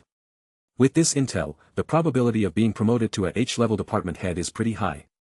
Tang Yu, oh Tang Yu, so young yet only know how to bully others by pulling rank. Pity, even with a promotion, I'll never surpass you, but your good days are coming to an end. After this, just wait for death. He downloaded the decrypted data to a disposable secure chip as he was preparing to continue. His mother, Mary, suddenly sent him a message. How was work today? Tomorrow is your birthday, can you make time to come back? With the message from his mother, Carter's dark expression softened a lot. Arasaka's work is relentless, requiring 24-hour availability. He had more than one deputy director's assignments on his hands, and had to push and be responsible for a multitude of projects within the group. He was extremely envious of those at the M-level managing layer who had full freedom over their work hours, unlike him who had to pick a day even for a short visit to see his mother. But if all goes well tomorrow evening, he'd be able to celebrate his birthday with his mother. So he replied, I'll try my best if things go smoothly, I aim to finish work by 8 p.m., and should be able to get back by midnight. Mary, all right, but don't worry if you can't make it, work is the most important, after all. Seeing his mother's understanding, Carter didn't add more. He inserted the secure chip into the neural slot at the back of his head and got up to deal with a business that could potentially change his fate. Chapter 24. Arasaka Tower. 33rd floor, Counterintelligence Department. Tang Yu leaned back in his office chair, sipping tea while perusing the information he hadn't finished reading this morning. According to the annual report provided by Night City Perspectives, Arasaka Academy has ranked first among educational institutions in Night City for the fourth consecutive year. Although the magazine's advertising revenue mainly comes from the Academy's namesake company, the editorial department insists that their economic partnership does not influence the rankings in any way. Furthermore, the persistent high dropout rate remains one of Arasaka Academy's prominent features, putting immense pressure on the children, inevitably leading to anxiety and depression, and in some cases, even suicide. This phenomenon is particularly apparent among students who are not the offspring of company executives. Tang Yu noted that Arasaka Academy maintained a superior attitude, treating the students unequally within the academy. Children of Arasaka executives belonged to the first tier, other corporate executives' children to the second tier, and all other students were lumped into the third tier. Third-tier students had to pay huge tuition fees and also make donations to the academy's board to even be considered for admission. Tang Yu suddenly thought of David Martinez, who was still attending Arasaka Academy. That brat is probably in a league of his own, a true ninth tier. He knew that attending Arasaka Academy depended not just on personal ability but more importantly, on family background. 17-year-old David was about to graduate without any remarkable skills, his mother toiled at the bottom of Night City for a meager income, and his stubborn and proud nature wouldn't let him butter up those executives' children. Naturally, they looked down on him. If David had been submissive and sought their favor, he wouldn't have been targeted this way, but then he would have lost the most valuable thing in life, his youthful spirit. Even if such a person lived a life full of bullying and setbacks, at least they had once fought against their destiny and lived a life of defiance.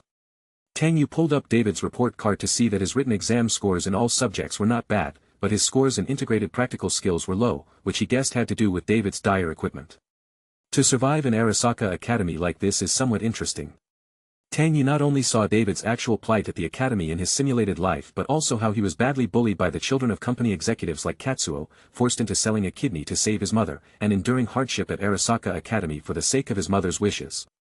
All in all, it was apparent that David was the kind of person who considered others, but fate often likes to mock the poor. People with this kind of spirit become legends or madmen if they don't succeed. Tang Yu made his final assessment. Suddenly, he seemed to think of something and started searching again through the company internet, his gaze landing on entries related to Arasaka's pre-graduation social practice. Tang Yu casually clicked through a few entries and discovered that David would soon need to complete a 3-month social practice before graduation. It looks like the kid is in trouble again. As he browsed through various scattered entries, he received a message from Gloria, an invitation to dinner at the Eugene nightclub in the valley area adjacent to the city center. Eugene was also a place Tang Yu often checked in at in the past, as familiar to him as his own home. Eugene, as a famous high-end leisure and entertainment venue in Night City, includes dining, nightclubs, bars, hotels, and leisure centers among its operations. The problem was that the price level at Eugene was quite high. For Gloria to invite him to such an expensive restaurant for dinner was indeed a very sincere gesture. Additionally, Tang Yu noticed that attached below the invitation was a photo. He clicked to view it. In the photo were Gloria and David, together at the Eugene dining bar. But to Tang Yu's surprise, the usually simple and efficient Gloria was not wearing her bright yellow cyber jacket uniform. Instead, she was dressed in a red trailing silk gown, with the deep red hem fading to dark black. Her slightly curled red hair naturally hung down. Tucked behind her ear, her delicate cheeks lightly made up, smiling gently at the camera. Her elegant posture and mature demeanor made her appear like a noble lady of high society, impeccably poised and dignified. Standing next to Gloria was David, dressed in a full black suit, his face a picture of resignation. Tang Yu had thought it was just going to be a casual meal, but he hadn't expected Gloria to prepare such a grand reception, which made him feel a bit out of his element. He closed the documents on his computer screen, deleted all browsing history, and after shutting down, he quickly grabbed his overcoat and hurried out of the office. As he passed by the office area, he saw Carter on the phone, unable to suppress a smile. His face immediately turned stern and he barked. "Mr. Carter Smith." The sound startled Carter, causing him to jerk upright and hang up the phone hurriedly, his smile switching to an awkward grin. "Keep it professional during work hours. By midnight tonight, I want to see your investigative report sitting unscathed in my inbox." Carter quickly nodded in a bowing manner, understood. After giving his instructions, Tang Yu strode off towards the elevator. Moments later, he arrived at the grand lobby on the first floor of Arasaka Tower. Even at dinner time, the Arasaka Tower was still teeming with activity, with employees clad in Arasaka uniforms bustling about making phone calls, delivering reports, checking documents, and some networking in small clusters, whispering amongst themselves. Tang Yu stepped out of Arasaka Tower onto the plaza and looked at the time. There was plenty to spare, and since the club wasn't far, he decided to walk to the Afterlife Club.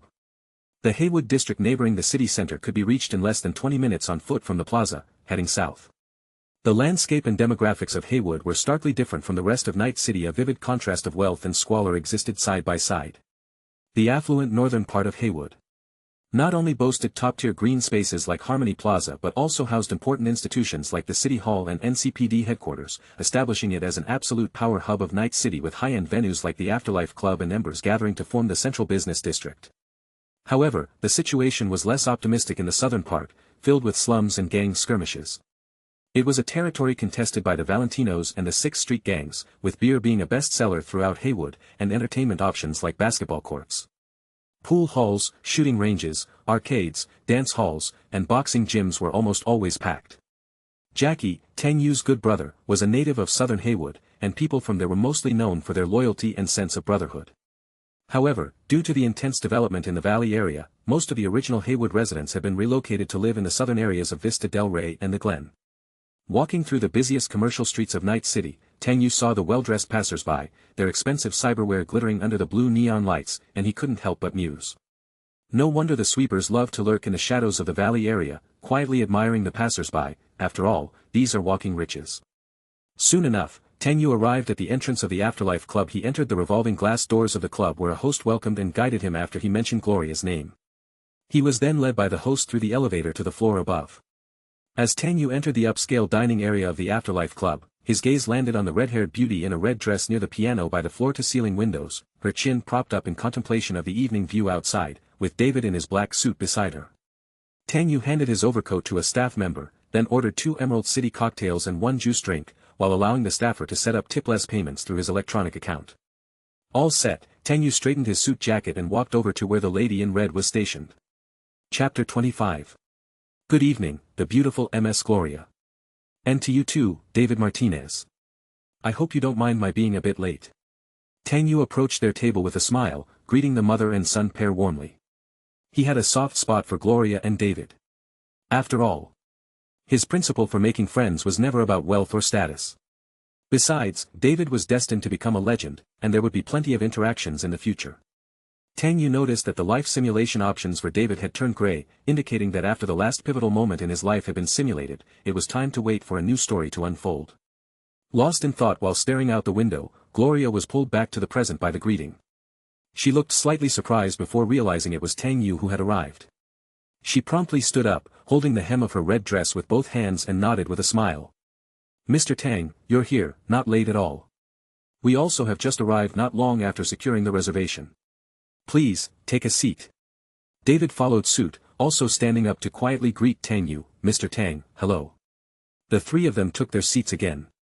Observing Gloria's red-toned allure, Tang Yu had to admit she was indeed the center of attention in the Yu's restaurant just from the greeting to when they sat down. He noticed 4 gentlemen casting glances her way. Gloria appeared much more composed and at ease than during their last encounter at the apartment, possibly because her worries had been relieved or because she trusted Tang Yu to keep her secret. Her demeanor and conversation were imbued with a light smile. Mr. Tang, what should we order? To tell you the truth, David and I are both here for the first time, so we're not familiar with the menu here. While saying so, Gloria passed over a brown leather-bound menu with a gentle hand. Tang Yu was a regular here and skimmed through the menu. Some items weren't quite to his taste, but mentioning such things would be impolite as a guest, so he simply responded. I've been here a few times, and the food is quite good. Gloria then suggested, if you could recommend some of the specialty dishes here, that would be wonderful. Tang Yu's restaurants serve primarily Western cuisine with some Japanese dishes tailored for Arasaka employees. But no Chinese delicacies. If they had gone to Little China or prepared something themselves, it would have been tastier and more convenient. He signaled a waiter and ordered a few light dishes. Seaweed sushi rolls, French veal, salmon sashimi, and finally, cream tofu portions for 3, thank you. David glanced at the prices on the menu, feeling a chill run down his spine. Almost €200 for cream tofu. He nearly exclaimed out loud. How many game chips would he have to sell, how many super dreams would he have to peddle to earn that back? But seeing others around him eating and drinking with ease, he managed to hold back. Soon, 2 cocktails named Emerald Isles and a fruit juice arrived. The server smoothly handed the cocktails to Tang Yu and Gloria, placing the juice in front of David with a plastic straw sticking out. Enjoy your meal. After taking the order, the server departed. David looked at his fruit juice, then at the cocktails of Tang Yu and Gloria, and he let out a sigh, grumbling to himself. It seems I'm still seen as a child in their eyes. Resigned, he picked up the juice and started sipping through the straw. Seeing David's bored look, Tang Yu was reminded of his own experiences at adult gatherings in his younger years and, with a smile, lifted his glass in a toast. Let's toast to your smooth recovery and discharge from the hospital. Gloria lightly held up her glass, her eyes suddenly brimming with emotion as she said with an undertone of feeling, I really have to thank Mr. Tang for stepping in to help us, otherwise. Intending to show her warm and friendly side, Gloria dared not dwell on the car accident. Had Tang Yu not intervened, she couldn't bear to think what their current situation would be like. Watching his mother's voice catch slightly, David empathized deeply, especially after the surreal dream he had experienced. Gratitude toward Tang Yu ran deep within him. However, given Tang Yu's status, there was little he could do to help or repay him. Seeing Gloria slightly losing her composure, Tang Yu had no choice but to proactively clink glasses with her and her son, took a sip of his cocktail, and then changed the subject. Did David go to the academy today? Any thoughts on his pre-graduation social practice? David's emotions, which were just stirred, vanished instantly. He felt that Mr. Tang was intentionally bringing up the most awkward topic, but out of politeness, he replied with some resignation. I woke up feeling unwell today and took a leave of absence. As for social practice, I haven't really thought about it. I might try for an internship at Arasaka, if not, I'll look at other companies. David didn't mention the incident where he damaged the school's online education network, nor was he confident about getting an internship at Arasaka. He said so reluctantly because he didn't want to embarrass Gloria that evening. This left him speechless and he muttered to himself in annoyance. Why bring up this subject now? The change of topic was effective, and Gloria quickly regained her composure. She patted David on the shoulder and said, David is actually very smart, he's always done well in the academy, there's a pretty good chance he can get an internship at Arasaka. Tang Yu nodded without saying much more. He had merely asked to make small talk and fill the awkward silence, given that it wasn't appropriate to discuss certain matters in front of David. After expressing her thanks, Gloria summoned a waiter and had them bring over the gift she had prepared. Tang Yu saw the waiter holding a finely wrapped rectangular box with an exquisite logo from Shinganji printed on top, and guessed that the gift inside must be a suit jacket. As the waiter opened the gift box, indeed, it was a houndstooth blazer of a style and cut that were quite appealing. When David saw the jacket, he remembered that the trip to Shinganji with Gloria wasn't for him, it was to select a gift for Mr. Tang. The jacket was priced at €12,000 with no discount. Gloria stood up, took the gift box from the waiter, and leaning slightly forward, she asked Tang Yu, I'm not sure if you like it, Mr. Tang. Last time you refused our payment for your medical services, so David and I chose a suit jacket that would suit you. If you refuse this time, we'll have no choice but to hang it in our house, she added. Tang Yu could tell that the jacket was selected according to his measurements, and that the price was estimated at just over €10,000. Almost equal to what he had paid for the medical bill. It would be difficult to refuse the gift this time, so he stood up as well and took the gift box from Gloria. Thank you, it looks quite nice. Seeing Tang Yu finally accept the gift, Gloria breathed a sigh of relief. Although it couldn't equal the life-saving favor, at least she didn't let Tang Yu spend his money in vain, resolving a major concern in her heart. Before long, the dishes were served one after another at the table, and the three of them entered a pleasant dining time. The meal was at a Western restaurant. When you finish one dish, they take away the plate and bring the next course. David ate quickly. The dishes of the Western meal were plated large but with small portions, and before long, he had cleared them clean. When the waiter courteously informed them after serving the last dish. Ladies and gentlemen, that was the final course, if you'd like anything else, please feel free to order. David felt his stomach still empty and was increasingly finding the restaurant, Eugen, very unreasonable. Noticing David had not had his fill, Tang Yu reminded him, there's a buffet and pastries over there, you can go try those out, they're not bad. David looked puzzled and asked, is it expensive? Tang Yu chuckled and explained, it's complimentary.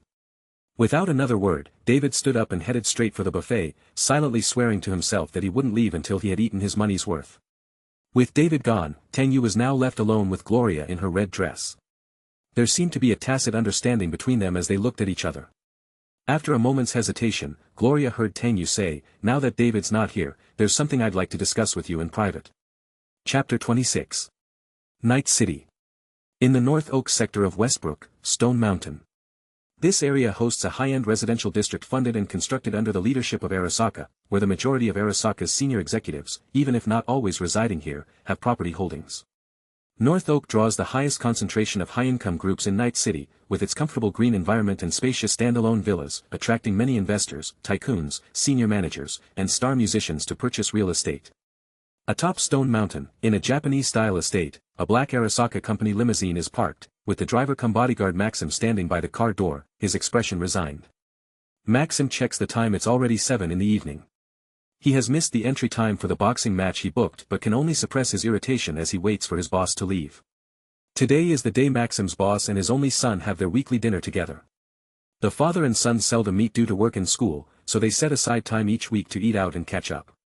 Finally, the wooden door of the Japanese estate is pulled open by a servant, and a father-son duo emerges. The older man, a burly middle-aged figure wearing black sunglasses, is followed by his respectful son with shoulder-length hair. Mr. Tanaka, please get in the car. Maxim hurries to open the rear door of the car, ushering his boss and young master into the vehicle, then quickly jogs around to the driver's seat, closes the door, and prepares to depart. Mr. Tanaka, which restaurant shall we be dining at tonight? Ijin. At the Ijin restaurant. After expressing that he needs to talk alone, Tang Yu takes a seat. Gloria looks up slightly confused, wondering what they could possibly need to discuss alone other than the theft of the cyberware. She takes a piece of sushi and puts it in her mouth, trying to conceal the nervousness in her voice. What is there to talk about? Tang Yu wipes his hands with a wet wipe, speaking calmly. About your future. Gloria's eyes widen in shock, and she stops chewing the sushi in her mouth, not expecting that Tang Yu would want to discuss her future. Her eyes quickly regain their calmness, even a hint of dejection as she forces a smile. Mr. Tang, you overestimate me, what future do I have? I'm content as long as I can work more to ensure David graduates from Arasaka Academy. Gloria feels that unless a miracle happens, there isn't much hope for her future. But even if such an opportunity arose, she would rather it go to David. Tang Yu sees that she has abandoned any illusions about her future. The daily grind and setbacks have stripped this woman of the belief in what might be possible, and all she hopes for now is to give her son the dream career she once coveted. But the more downcast a person becomes, Tang Yu believes, the more they lose clarity in thinking about themselves. In his eyes, Gloria's capabilities and character certainly deserve more. Her single-handed negotiations with the headmaster of Arasaka Academy, the desperate attempts to acquire the Sandivistan in cyberware, and dealing with cyberpunks show an independent and responsible nature. Even while handling many complex forces alone and managing to earn money, she's single-handedly providing for David's education at Arasaka Academy. Were it not for the car accident, her dealings would surely have succeeded. Thus, Gloria has gained Tang Yu's attention, and compared to her, David is still just a kid who hasn't yet grown into a legend. So, Tang Yu decides to offer Gloria an opportunity that could change both her and David's lives. Interested in being a middleman? Tang Yu cut straight to the point, extending his olive branch. If Gloria shows even a hint of hesitation, the offer will be retracted. To him, life is a grand adventure, and opportunities are fleeting. No one waits forever, and that applies to Gloria as well. Gloria was shocked when she heard about the middleman invitation and instinctively covered her mouth to prevent an exclamation of surprise. She never anticipated that Tang Yu wanted to talk to her one-on-one to discuss a middleman collaboration. Gloria was well aware of the significance of being a fixer in Night City. They thrive on intelligence, live by connections, and stand by their reputation, navigating seamlessly between the lawful and the lawless. If done well, one could become a legendary figure like Roga Mendiers, the queen of the afterlife, wielding real power from the heights of Night City. Moreover, the invitation came from Tang Yu, the deputy head of Arasaka Counterintelligence, which meant backing from the most powerful Arasaka corporation in Night City, ensuring top-tier information, compensation, and resources. However, Gloria was well aware of the risks involved. Accepting the invitation would bind her, with no power or influence of her own, as a vassal to the other party. Shared glory and shared ruin, she might even become a disposable pawn at any moment. It was all a matter of whether she would end up in heaven or hell, depending upon their whim. Yet when Gloria looked at Tang Yu, she didn't hesitate for a moment and agreed decisively. Okay, I agree. Tang Yu seemed somewhat surprised. He had expected the usually cautious Gloria to need some time to consider, but her reply was firm and straightforward, not at all the behavior of a gambler. You can think about it for a while, he said. Gloria firmly declined the offer to consider longer, instead looking earnestly and resolutely as she spoke. I trust you, she said. If that day really comes, she continued. I trust you will spare David. Tang Yu couldn't help but smile wryly. It seemed that ultimately, this woman was afraid of him. And he understood, no corporate lapdog gives away meat without expecting something in return. If they do give it away, there were sure to be hooks hidden within. But this suited his intentions perfectly. A middleman's cooperation should not be mixed with extra emotions. Trust is based on the assignment. A good fixer is one who can resolve the issue. Seeing Gloria's stance, Tang Yu stopped probing and raised a cocktail from the table in invitation, which Gloria mirrored with her own glass. The glasses clinked together. Ding! A pleasure to work with you. To a fruitful collaboration. They both drank, emptying their glasses and formalizing their partnership. Meanwhile, David in the buffet area glanced at them, noticing they seemed to be getting along okay. His mother hadn't begged Mr. Tang for his sake, which comforted him some way. He didn't want to owe a new debt after just clearing Onino way. Could he hold his head high in front of Mr. Tang if that happened? Well, at least I accepted the gift box, he thought.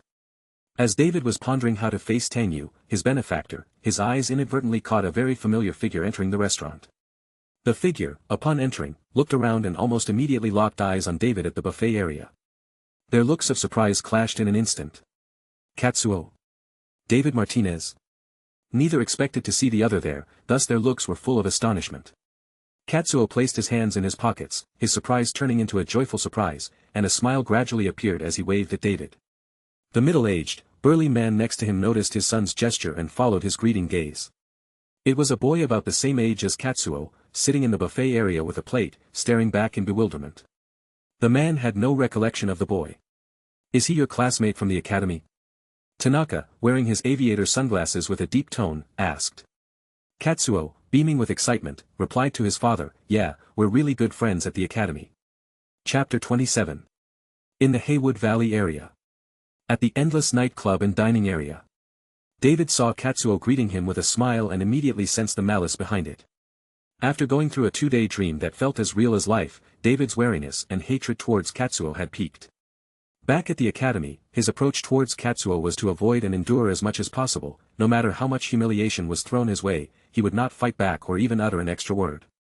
But in the dream, his tolerance only led to more intense bullying from Katsuo, who even insulted his mother Gloria.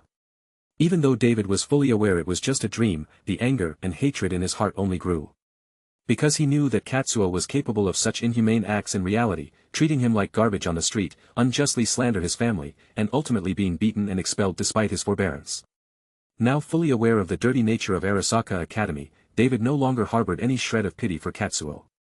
However, his mother Gloria was currently talking business with Mr. Tang, and if Katsuo came looking for trouble, it would only put her in an awkward situation. Moreover, the middle-aged man suspected to be Katsuo's father could surely turn the situation uglier, and it would be David and his mother who would be kicked out, ruining the meeting for which his mother had spent a considerable sum and prepared diligently. Worse still, it could even cause trouble for Mr. Tang, given that Katsuo's father was a high-ranking official in the Arasaka Corporation and a member of the Academy's Board of Governors. At this moment, David thought about a lot of things. He swiftly averted his gaze to avoid eye contact with Katsuo, and after setting down his dinner plate, he headed straight for the restroom.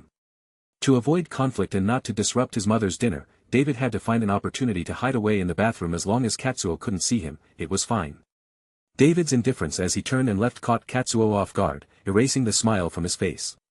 He originally just wanted to play around with David, but upon seeing David's extremely haughty expression and the defiant look in his eyes, the malice and irritation in Katsuo's heart flared instantly. Not even giving me a proper look, huh? It seems you haven't realized the gravity of the situation. Katsuo thought to himself, ready to move towards the dining area, when he noticed his son still staring at the back of the boy who had just left, muttering something under his breath with a displeased frown. Today was the rare weekly meal time for the Tanaka father and son. Mr. Tanaka always prioritized Arasaka's affairs, and his busy work schedule left little time to communicate with his son. Seeing his son still fixated on a classmate, he reminded him with some annoyance. Katsuo. At this, Katsuo came back to his senses and quickly caught up with his father's pace, though his glance still flickered towards the restroom. The father and son were ushered to the most secluded dining table in the restaurant by a waiter. Mr. Tanaka sat up straight in front of the table, prompting his son to order some food, while he continued to handle business over the phone. Katsuo held no novelty for the food at the endless restaurant, having probably eaten each dish hundreds of times, so after casually flipping through the electronic menu, he handed it back to the waiter and ordered a few traditional Japanese dishes that his father typically enjoyed. After placing the order, Katsuo became restless again, his mind still on David hiding in the restroom. He cautiously looked at his father who was still on the phone, then stood up and bowed slightly to him, pretending nothing was wrong. "Father, I'm going to the restroom," Katsuo said, but Tanaka did not respond, tacitly granting permission as he continued to work. Katsuo turned respectfully, smiling faintly as he made his way to the restroom, his hands slowly sliding into his pockets and his previously bowed head lifting slightly. Reaching the restroom, he headed toward the door marked with the pipe symbol. Inside, he found spotless silver-gray marble sinks with 2 patrons already washing their hands. He approached another sink, caught some water, and lightly adjusted his straight-across bangs in the mirror. The reflection of his handsome face brought a smile to his lips. After the other 2 had finished and left, Katsuo shifted his attention to the stalls, where closed silver-gray doors bathed in green lights indicated they were unoccupied, except for the farthest stall, which showed red. Suspecting it was David hiding inside, Katsuo checked that no one else was around and then stepped towards the last stall. With a hushed and sneering voice, he pretended to wonder aloud. "David, was that you just now? How come you didn't say hi when you saw me? Aren't we classmates?" "Oh, right, I suddenly remember you didn't come to class today. Were you expelled by the academy?" "Ah yes, a piece of trash that can't even pay for the damage done to the academy, suddenly dining at a high-end restaurant like Gyra's. Did you sneak in here? Then I'll have to call security to drag you out. But how could such an upscale place let a pauper like you slink in?" Bang! Katsuo neared the door of the innermost stall and fiercely slapped the door, causing a loud noise. Inside the stall, David was sitting on the toilet, clutching his head, trying his best not to make any noise, yet unable to stop his right leg from shaking nervously on tiptoes. He was extremely irritated and helpless, even feeling a dangerous impulse rising within him. Why does this have to happen now? Why does he always linger around, bothering me? The images from his dreams kept replaying in his mind: Katsuo's arrogant face, his poisonous words, the merciless mockery that almost made David explode. But David stayed silent, which only convinced Katsuo more that it was indeed him hiding there, and his tone became even more reckless and loud. Do you plan to hide in here like a maggot for your whole life? I imagine what could give birth to maggots. Slap. A loud slap echoed through the restroom. Katsuo was stunned. Utterly stunned. He was inexplicably slapped hard in the face, knocked into the wall, and collapsed onto the floor. With a shocked gaze, he looked up at the other person, his eyes wide with disbelief, unable to comprehend or accept that someone dare hit him here. What infuriated him even more was that the person had the nerve to say airily in his face. What's this about maggots? You've totally ruined my appetite. Tang Yu did not bother with Katsuo, who was slumped on the floor, but instead carefully inspected his hand, which had turned slightly red, seemingly from striking too hard. Meanwhile, Katsuo clutched his nearly deformed face, his expression becoming increasingly vicious, and his eyes started to rotate with yellow halos. He sought help from his father. Chapter 28. The Eugene Restaurant. 5 minutes earlier. Tang Yu was negotiating a business deal with Gloria, seated at a table across from her. Their communication and cooperation were progressing smoothly. The meal was nearing its end, and out of the corner of his eye, Tang Yu casually noticed two individuals entering the restaurant through the main elevator doors. Both had an unmistakable Arasaka style, favoring dark reds and deep blacks. After working in Counterintelligence, Tang Yu had become incredibly adept at recognizing faces. He immediately identified the bulky middle-aged man as Tanaka, a high-ranking pure-blooded Japanese executive from Arasaka's RD department who held a lot of secret information on weapons, equipment, and, most importantly, human biological research.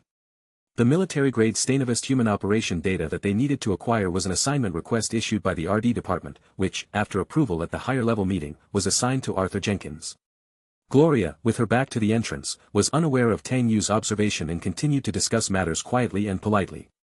While it was common to encounter Arasaka counterparts at Eugene, what drew Tang Yu's attention was the boy following Katsuo. Tang Yu remembered Katsuo's face from David's life simulation and was well aware of the extremely bad blood between him and David.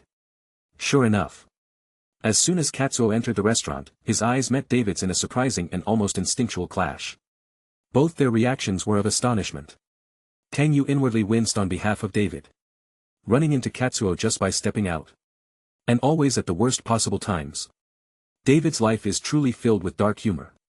Tang Yu then saw David duck into the restroom, and not long after, Katsuo took the chance to follow suit. Tang Yu guessed the latter was going in to cause trouble for David. However, Tang Yu believed it wasn't the right time for them to create a scene. Dragging Gloria and David into Arasaka high-level executive's view would jeopardize her role as an intermediary. Moreover, Tanaka from RD was sitting there, a member of the Arasaka Academy Council. If he was dead set on expelling David, it would almost certainly seal his fate. So, Tang Yu excused himself, telling Gloria he needed to use the restroom. Gloria briefly stood to watch Tang Yu leave the table, then glanced around, searching for David, only to realize he was nowhere to be seen in the hall. Where did David go? She wondered. Despite looking around again, she couldn't spot where David had gone. At that moment, a gentleman from the bar approached Gloria, offering to assist her. Gloria outright rejected him with a displeased expression, showing a strong aversion to the approach and flirtation from a stranger. All she wanted was to find out where David had gone. She called over a waiter to inquire about the whereabouts of the tall boy who had just been sitting at her table. The attentive waiter informed her that David had entered the restroom and should still be inside. Gloria was relieved but thought it odd that he had not come out for so long, suspecting he might have overeaten and upset his stomach, so she casually asked the waiter another question. Is the food in the self-service area free? The waiter politely explained, Ma'am, our Eugene restaurant does not offer a complimentary buffet, all dishes are priced according to the menu. Gloria was puzzled. She remembered Tang Yu clearly saying that the buffet was free. Since it was her first time eating at Eugene restaurant, she wasn't too familiar with its policies. And how are the charges for your buffet going to be calculated? She asked. The waiter confirmed, Ma'am, we charge the original menu prices, the dishes in the self-service area are delicately prepared cold foods from our kitchen. Gloria felt something might be wrong. If David had eaten too much, it could potentially go over the budget, maybe even way over. She quickly followed up. How much did the tall boy spend just now? I would like to see the bill. All dishes in the self-service area were automatically charged to the table as soon as the food was taken from the station. Please wait a moment, the server's cybernetic eye glinted as it calculated the amount due. Your total is €5,020. Gloria's suspicions were confirmed by the amount, and she sighed in resignation, covering her forehead with her hand. Sigh, I knew this place wasn't quite right for me. She was about to pay for her bill from the buffet area when the server politely declined. Madam, it's like this, all expenses have been charged to our exclusive members' electronic account. Unfortunately, it is not possible to make a second payment or transfer the charges. Gloria hadn't expected Tang Yu to have picked up the check in advance. It was no wonder he mentioned the buffet area was free. With everything charged to him, it was free for David. Is this the power of a high-level Arasaka executive? Such frightening financial might. She mumbled to herself. I owe him a big favor again, but is this really okay? She resettled into her seat, a whirlwind of emotions in her mind. Lost in thought as she gazed out at the city's nightscape. The most luxurious and bustling district of Night City was right beneath her feet. Hyundai's glided through the air at the same altitude as Hera, a sight too surreal to be part of her life. Were it not to repay a favor, she never would have splurged in a place like this. The experiences of the past few days had been bizarre enough. Working in a public medical center, she knew all too well that car accidents in Night City were common, but encountering a good Samaritan, especially one from the Corps, was truly rare. This is even more absurd than meeting God himself. She pondered. A middleman, maybe he wants to benefit from me. But I have little left to lose, and David's future, bright as it may be, probably won't outweigh his destiny. Lost in her thoughts, Gloria felt dazed. Agreeing to the middleman was already an accident. She had dealt with some cyberpunks but never got involved in anything too dangerous. His intentions are truly inscrutable. Suddenly, she noticed a burly middle-aged man in a suit pass by. A serious expression on his face as he made his way toward the restroom. The emblem of Arasaka was printed on the cufflink of his sleeve. Tanaka, after receiving a distress call from his son, felt a twinge of irritation. He hadn't expected his own son to run into trouble just going to the restroom. He walked slowly to the bathroom and soon found his son, Katsuo, collapsed on the floor, clutching his face in pain. Seeing his father, he crawled over with difficulty, pointing at Tang Yu and cried out. Father, it was him. He's the one who beat me up. Wincing in pain, he implored. Father, you mustn't let this man get away. Tanaka looked toward Tang Yu, his face expressionless. Activating his cybernetic eye to confirm the identity of the man his son accused. Meanwhile, Katsuo kept crying and complaining but was bluntly interrupted by his father, who disapproved of his son's behavior. Seeking help instead of defending himself was not in line with his own tough nature and style. Get out. Tanaka ordered. Katsuo's pleading expression froze, but he did not dare to disobey his father. After a moment of hesitation, he swallowed his pride and respectfully left the restroom, glowering back at Tang Yu with resentment and fury until he was out of sight. Once he ordered his son to leave, Tanaka continued, the incident between you and Abernathy in the elevator this morning has already spread throughout the company. Why did you have a conflict with her? Tang Yu, moving from the cubicle to the wash basin, glanced at Tanaka's reflection in the electronic mirror and replied. Abernathy and I have never gotten along. I've heard that many in the company have privately nicknamed me Mad Dog. Sometimes I quite like the nickname, but right now, I think Director Abernathy might be more suited to the title of Mad Dog than me. Chapter 29. At Eugene Restaurant. Two high-ranking executives from Arasaka Corporation were meeting in the restroom.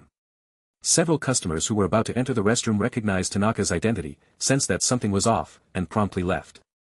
In Night City, everyone knows that you don't mess with the core, especially Arasaka. Unintentionally learning the secrets of Arasaka's upper echelons could bring about trouble you can't shake off. Tanaka didn't plan to mention what happened to his son in the restroom, as he had already noticed Katsuo got slapped by Tang Yu, but it wasn't a serious injury.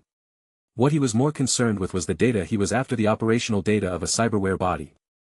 This matter involved an extremely important prototype device experiment and was currently at a confidential research stage, so he continued to inquire. Aren't you afraid that Susan Abernathy will target you, undermining your actions in secret? As far as I know, Arthur Jenkins has already assigned you the task of finding military-grade cyberware operational data. And I don't want to see the mission involving cyberware be affected by the rivalry between your two departments. Tang Yu had not dealt with Tanaka often in the past, but he knew that Tanaka was no easy mark. The RD department was a core division of Arasaka, one that Saburo Arasaka wouldn't allow to be overseen by an outsider. Shaking off the water on his hands, and drying them with a paper towel, he replied. I think you should be saying this to that smug Abernathy. I'm just a deputy head of Counterintelligence, not powerful enough to stir big waves in Night City. Working hard for the Corp, only to be targeted by the head of special operations herself, and even assassination attempts. No wonder everyone outside says Arasaka's nest is rife with vipers. Having said that, he tossed the paper towel into the concealed wall-mounted trash bin and walked out of the restroom with composure. Tang Yu had no need to bother with Tanaka. He was already in the crosshairs of a special operations head, so one more adversary from RD didn't matter much. Besides, it was Jenkins who had promoted him. So he owed nothing to people like Tanaka. In Arasaka, the most important thing was to get things done. The more submissive you are, the more likely you'll be crushed underfoot and ground into the dirt. Tanaka's brows furrowed with displeasure. Always proud of his scheming mind, he felt an inexplicable and intense irritation toward this younger man, his hand clenched tightly in his pocket.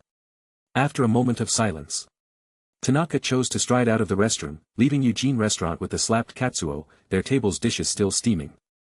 Katsuo, with his right hand covering his face, followed his father feeling aggrieved, into the elevator downstairs. Seeing his father's stern and displeased face, he didn't want to say much more. But, unable to bear the grudge inside, he cautiously asked. "Father, are we just going to let this go?" Tanaka replied sternly, "Shut up." He knew that now was not the time to clash with Tang Yu. Most of the RD department's business and operations were confidential, and they still needed to rely on counterintelligence for fieldwork. Particularly regarding human trial data. If that leaked and was seized or exposed by rival corporations, it could lead to an impression of incompetence at the board level. Especially with cyberware, if the Militech got wind of Arasaka's intentions to recover it, with leads from that Cyberpsycho Jenkins to follow, things would become even more difficult. The driver, Maxim, was waiting downstairs, his first cigarette not even finished when he received the order to leave, parking the car early at the entrance to Eugene nightclub. Once Tanaka and his son were back inside their luxury sedan, Tanaka offered some explanation.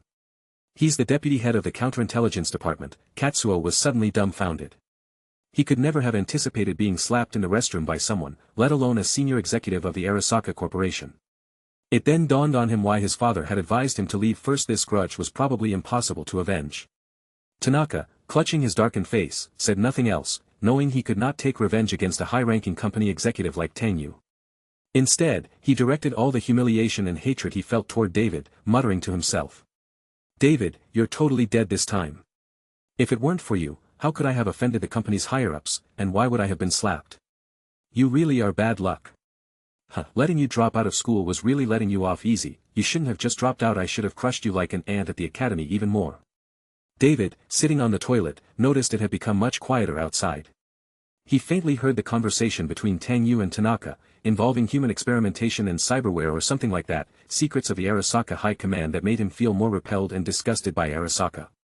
What shocked him the most was that, apparently, Tang Yu had offended an even higher-level executive at the company and had even been subject to attacks and assassination by his colleagues. Yet Tang Yu always seemed to have the demeanor of someone in control, never showing any sign of worry or concern about having offended the company's higher-ups, even speaking lightly of the assassination attempt. This realization had a profound impact on David's perception of Tang Yu. Could it be that the true culprit behind that car accident was someone from Arasaka? It must have been a targeted assassination attempt by the high ranks of Arasaka against him. But Mr. Tang, even though he was targeted by the company, still chose to come and save us. And he just gave Katsuo a lesson. Was that for me? What kind of person is he really? David couldn't figure it out and felt the name Arasaka becoming increasingly dark, like a black hole swallowing and pulling everything around it, his right leg shaking even more. After the restroom was completely silent, David walked out of the stall feeling dejected and returned to the main dining area of the restaurant. He stood in a corner and surveyed the surroundings, ensuring Tanaka and his father were not present before slowly heading to his table. Before reaching the table, David saw Tang Yu conversing happily and leisurely with his mother in a red dress, seemingly unconcerned about what had just happened in the restroom. David felt increasingly that Tang Yu was unpredictable and inscrutable, sure in his heart that Tang Yu knew about Katsuo cornering him in the restroom. From Gloria's demeanor, it seemed she was unaware that Tang Yu had just confronted the Tanakas for David's sake.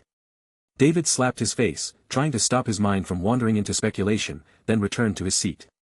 Gloria, seeing David finally coming back from the restroom, felt a bit displeased. She thought David had spent so much time eating expensive dishes in the dining area, then hiding in the restroom doing who knows what, making Tang Yu wait, and felt that David was indeed impolite today. Just as she was about to lecture him on the principles of proper conduct, she was interrupted. Tang Yu took initiative, standing up with a gift box in hand, and said, "The dishes today weren't exceptional. After eating, I feel they were a bit off, but next time, I'll invite you to our house as guests, which is much cleaner and more sanitary." Gloria felt somewhat apologetic, forgetting to scold David, and stood up hastily, saying with embarrassment, "Today has been quite costly for Mr. Tang again. Next time I..." She was about to say they would visit his home next time, but thinking of their shabby house and poor cooking skills, she held back, changing her words. Mr. Tang, next time I insist on treating you. Chapter 30. Westbrook, Cherry Blossom Street. In the small plaza in front of Turgo convenience store, a few modified Ford Mustang-style cars are parked around, blasting punk rock music incessantly. Cyberpunks equipped with various shiny metal prosthetics are gathered around 3 food stalls on the plaza, enjoying their beers and conversations. The skinny bearded Pilar, with his agile movements, is performing juggling tricks with plates of beer for his friends and customers. Dorio tosses a few empty beer bottles towards Pilar, all of which are effortlessly caught by his slender cybernetic arms. Aren't my fingers amazing? Don't you think so? Dorio laughs helplessly and says, now everyone knows what you're doing with those fingers at night. After making a gesture in the air, everybody around bursts into laughter, implying mischief. Pilar seems even more pleased and proud, grabs a beer bottle, wipes it, and claims boldly, you got that right, I could do this all day. The crowd erupts in laughter and applause once more. The teen hacker, Kiwi, still clad in her red leather, tall and striking, sits at a table, smoking behind her visor, tapping away at her laptop. Maine, sitting on the hood of a car, looks a bit somber at everything unfolding before him. Tomorrow is the day for the deal with the Maelstrom gang, and he had Kiwi intentionally leak the deal information on the black market network. Kiwi has also successfully captured the hacking attempt records from Arasaka, confirming that someone from Arasaka is now aware of the deal. As for how Arasaka will act, that depends on the arrangements made by Tang Yu. However, Maine is currently waiting for someone special. Whether he can get the military-grade Sandevistan or not will depend on the involvement of Arasaka and the Militech companies. As Maine contemplates, his gaze is drawn to a burgundy luxury limousine slowly pulling up to the plaza. The car door opens. A white-haired man in a burgundy suit steps out with an air of arrogance. He has a special trioptic cyber eye on his right side, scanning all the people in the plaza before setting his sights on Maine. Maine looks up, and there he is, the man he has been waiting for, the middleman backed by Militech. Faraday. Even after many collaborations, Maine has little trust in Faraday. The only reason he works with him is the high pay. In Night City, finding a reliable and wealthy middleman is tough because the middlemen vary greatly in skills, reliability, and quality. Therefore, the main criterion for measuring a middleman is the payout. And Faraday is one of those powerfully backed middlemen with high payouts, never faltering in the face of competition from other middlemen. Maine hops down from the hood and walks over to Faraday. Since Maine had proactively set up this meeting, he starts the conversation, I have important intel that we need to discuss. Faraday, with one hand in his pocket, looks displeased. Normally in Night City, it's the middlemen who arrange jobs for cyberpunks, meaning they naturally hold an advantageous position over them. You better have important intel. Faraday says, fixing Maine with a haughty gaze. There's little respect for working cyberpunks, and if it weren't for Maine being a regular collaborator, Faraday wouldn't have bothered coming all this way. He's here solely because Maine had mentioned that the intel is closely related to Militech. Get in the car. Faraday and Maine get back into the car, intending to complete the intel exchange inside. Once both men are in, the limousine starts up. Doubt arises in Faraday's heart. He's had more than a few dealings with Militech companies, all of whom are incredibly arrogant, and a cyberpunk like Maine would have no chance of contacting them. The only possibility is that Maine has obtained the information through other channels. Faraday is the first to break the silence. Spill it, I want to hear how much your intel is really worth. Maine knew Faraday was cunning and ruthless but always reliable when it came to payment. So, he laid it out straight. I've got the military-grade Sandevistan from the Cyberpsycho James. Hearing this, Faraday, who had been expressionless, suddenly furrowed his brows. He was already aware that the cyberware had gone missing but had not expected it to end up with Maine. On reflection, he realized it wasn't so surprising the cyberpunks wanting to beef up would have stolen James's cyberware through underground channels, but the Militech side had no plans to recover it, so he had stopped paying attention. Faraday said, it looks like you haven't equipped it. If you're looking to sell this cyberware to Militech through me, I think you can skip it. Maine shook his head, I'm not planning to sell you the cyberware, but instead, I want to sell you information about a deal. Faraday was somewhat disdainful, since you haven't installed it, let me give you a piece of intel first. That cyberware is in human trial stages, and it's not exactly a good thing to have it equipped. Maine replied, it's precisely because the cyberware is in the experimental phase that Arasaka would want to get their hands on it or, to be precise, acquire the human trial data. Faraday almost immediately grasped the essence of this situation. The Militech might not be keen on retrieving the cyberware, but that didn't mean Arasaka wouldn't be. Sitting up straight, his right trio of cyber eyes fixated on Maine, he inquired, You mean Arasaka wants this cyberware? If that's the case, why not sell directly to them? A deal with Arasaka without a middleman? I'd like to live a few more years. You have a Militech background, you should understand the significance of this matter. Tomorrow night at 9, I will be in the old industrial zone of Watson, at the abandoned steel mill, trading with the Maelstrom gang. Arasaka operatives will definitely come to snatch the cyberware. And I hope you can persuade Militech to intervene. Faraday stared coldly at Maine, trying to discern the veracity of his words. After a moment of silence, he spoke. So, you intend to use this setup to launder the cyberware, to avoid ending up targeted by the company like James, eventually turning into a cyberpsycho? Maine, I know you certainly don't have the capability to set this up. It seems you found a new go-between, or you have some new backup. Maine looked at Faraday's confident demeanor, convinced Faraday would never guess that his collaborator was a high-ranking individual from Arasaka itself. To work with someone from Arasaka and set up a sting against Arasaka would indeed be an interesting play. Maine neither confirmed nor denied it, as his cooperation with Tang Yu was just a one-time thing and not a middleman or a new channel. This is the intel I offer, whether to set up Arasaka or have the cyberware taken by them in the end, it's all on you. I need this setup to launder the cyberware, and you need it to prove your worth to Militech. After pondering for a moment, Faraday thought the deal did indeed have some loopholes, but the risks were within manageable limits. Besides, as Maine had said, he needed to show his value to Militech by taking on Arasaka. Your intel is not bad, said Faraday, completing a transfer of €10,000 into Maine's digital account. This is a down payment. If the plan succeeds, I'll pay the rest later. Faraday resumed his pompous demeanor, parked his car back at the plaza, and let Maine get out. He picked up a bottle of red wine from the car's bar, swirling it before dialing a contact for Militech. Chapter 31. Watson, Little China. After finishing the meal with Gloria at the Eugen restaurant, Tang Yu returned directly to his upscale apartment. Even though Gloria had repeatedly asked him to visit her home, seeing that David was still depressed, Tang Yu directly refused. Although Gloria agreed to become his intermediary, she would need to go through the baptism of one more mission to officially announce her debut in Night City, and he was still considering this matter. In fact, Tang Yu thought about directly dealing with the problem David faced at the academy, but doing so would certainly attract the attention of certain people in Arasaka, which would only worsen David's situation at the academy. Tang Yu believed that even if Gloria was strapped for cash, she could choose to borrow money to compensate Arasaka Academy's expenses, thus preserving young David's sensitive pride. As for the issues between David and Katsuo, children's matters should be solved by the children themselves. Back at home, the smart housekeeper had already started working. He smoothed out the suit jacket Gloria gave him before putting it in the wardrobe, then grabbed his pajamas and went into the bathroom. Shoo! The shower rained down on him from head to foot, steaming hot. 5 minutes later, Tang Yu, feeling refreshed in his pajamas, went to the living room and heard the smart housekeeper announce there was a work message. He picked up the portable communicator from the table and put it on his left eye to check. It was from Carter Smith, about the results of the deciphered deal. The transaction location is set in the abandoned steel mill of Watson's old industrial area, at 9:30 tonight. Tang Yu didn't care whether the message from Carter was true or false. He simply replied. Tomorrow, I'll take you to report to Mr. Jenkins. This is your achievement and should be made known and acknowledged by the higher-ups. Carter, who was just about to finish work, felt immensely relieved upon receiving Tang Yu's message, thinking to himself that the so-called reporting to Jenkins was actually out of fear of being held responsible. If he reported the time too late and something went wrong, all the blame would fall on him. I knew you'd play this trick, claiming credit when things go well, but pushing the blame onto me when there's fear of responsibility, yet, this trap is dug specifically for you.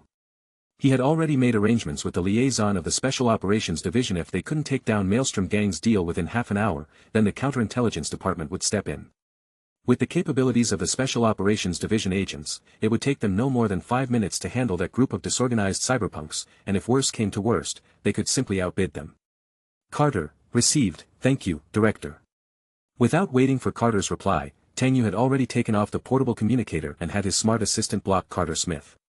Jumping into Abernathy's inferno twice, truly hard-headed. From the beginning, he didn't care about the information Carter deceived him with because the real protagonist of this setup wasn't him, it was Militech. What he had to do now was to extricate himself from this affair. As for whether he could get the cybernetic running data Tanaka wanted, he didn't care. Ultimately, he wouldn't be the one reprimanded at the upper-level meetings, and now he already had full assurance. Tang Yu watched the news on TV, thinking that although he wasn't the main character in this drama, as the main director, he should still watch the show unfold. It's time to call Jackie. And let's not forget the king of hell of Night City from years ago. V was the nickname Tang Yu gave to the girl V, though initially, she was a bit peeved about it. Nonetheless, V eventually resigned to it, allowing only him to use the nickname exclusively. However, as Tang Yu carefully reminisced about his interactions with V, he suddenly realized that at this point in time, V might not have returned to Night City yet. She indeed grew up in Haywood and was that kind of girl with a 100% street vibe, always liking to dress up oddly and exquisitely, exhibiting a sort of post-90s neo-smart cyberpunk combination style. Despite her already overwhelming beauty, she preferred to dress up like a living king of hella sight that even ghosts would worry about. Spouting authentic Haywood-style curses. V left Night City a year ago for the distant sprawls of Atlanta. No one knows what she was up to there, maybe looking for family, maybe settling debts. Tang Yu asked his smart home system to make a direct call to Jackie Wells. Soon enough, the call connected. Jackie's familiar broad-faced smile appeared on the holoprojector, prompting a sense of nostalgia in Maine at the sight of an old friend. Hey, Hermano, why the long silence? Finally decided to hit up Lizzie's. Tang Yu, it's been too long, the last time I tried to call, you didn't pick up, I left you quite a few messages. Jackie, oh, Hermano, I had no idea you were trying to reach me and I missed it, anyway, my bad, lo siento. Tang Yu, no need to apologize, ran into some trouble recently, let's get the gang back together and stick it to Arasaka's smug face. Which of your neurons finally fired to bring on this epiphany?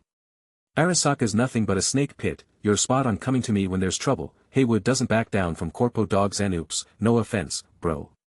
Tang Yu, I mentioned this before, someone inside Arasaka wants me dead, but not only am I going to live, I'm gonna hit back twice as hard.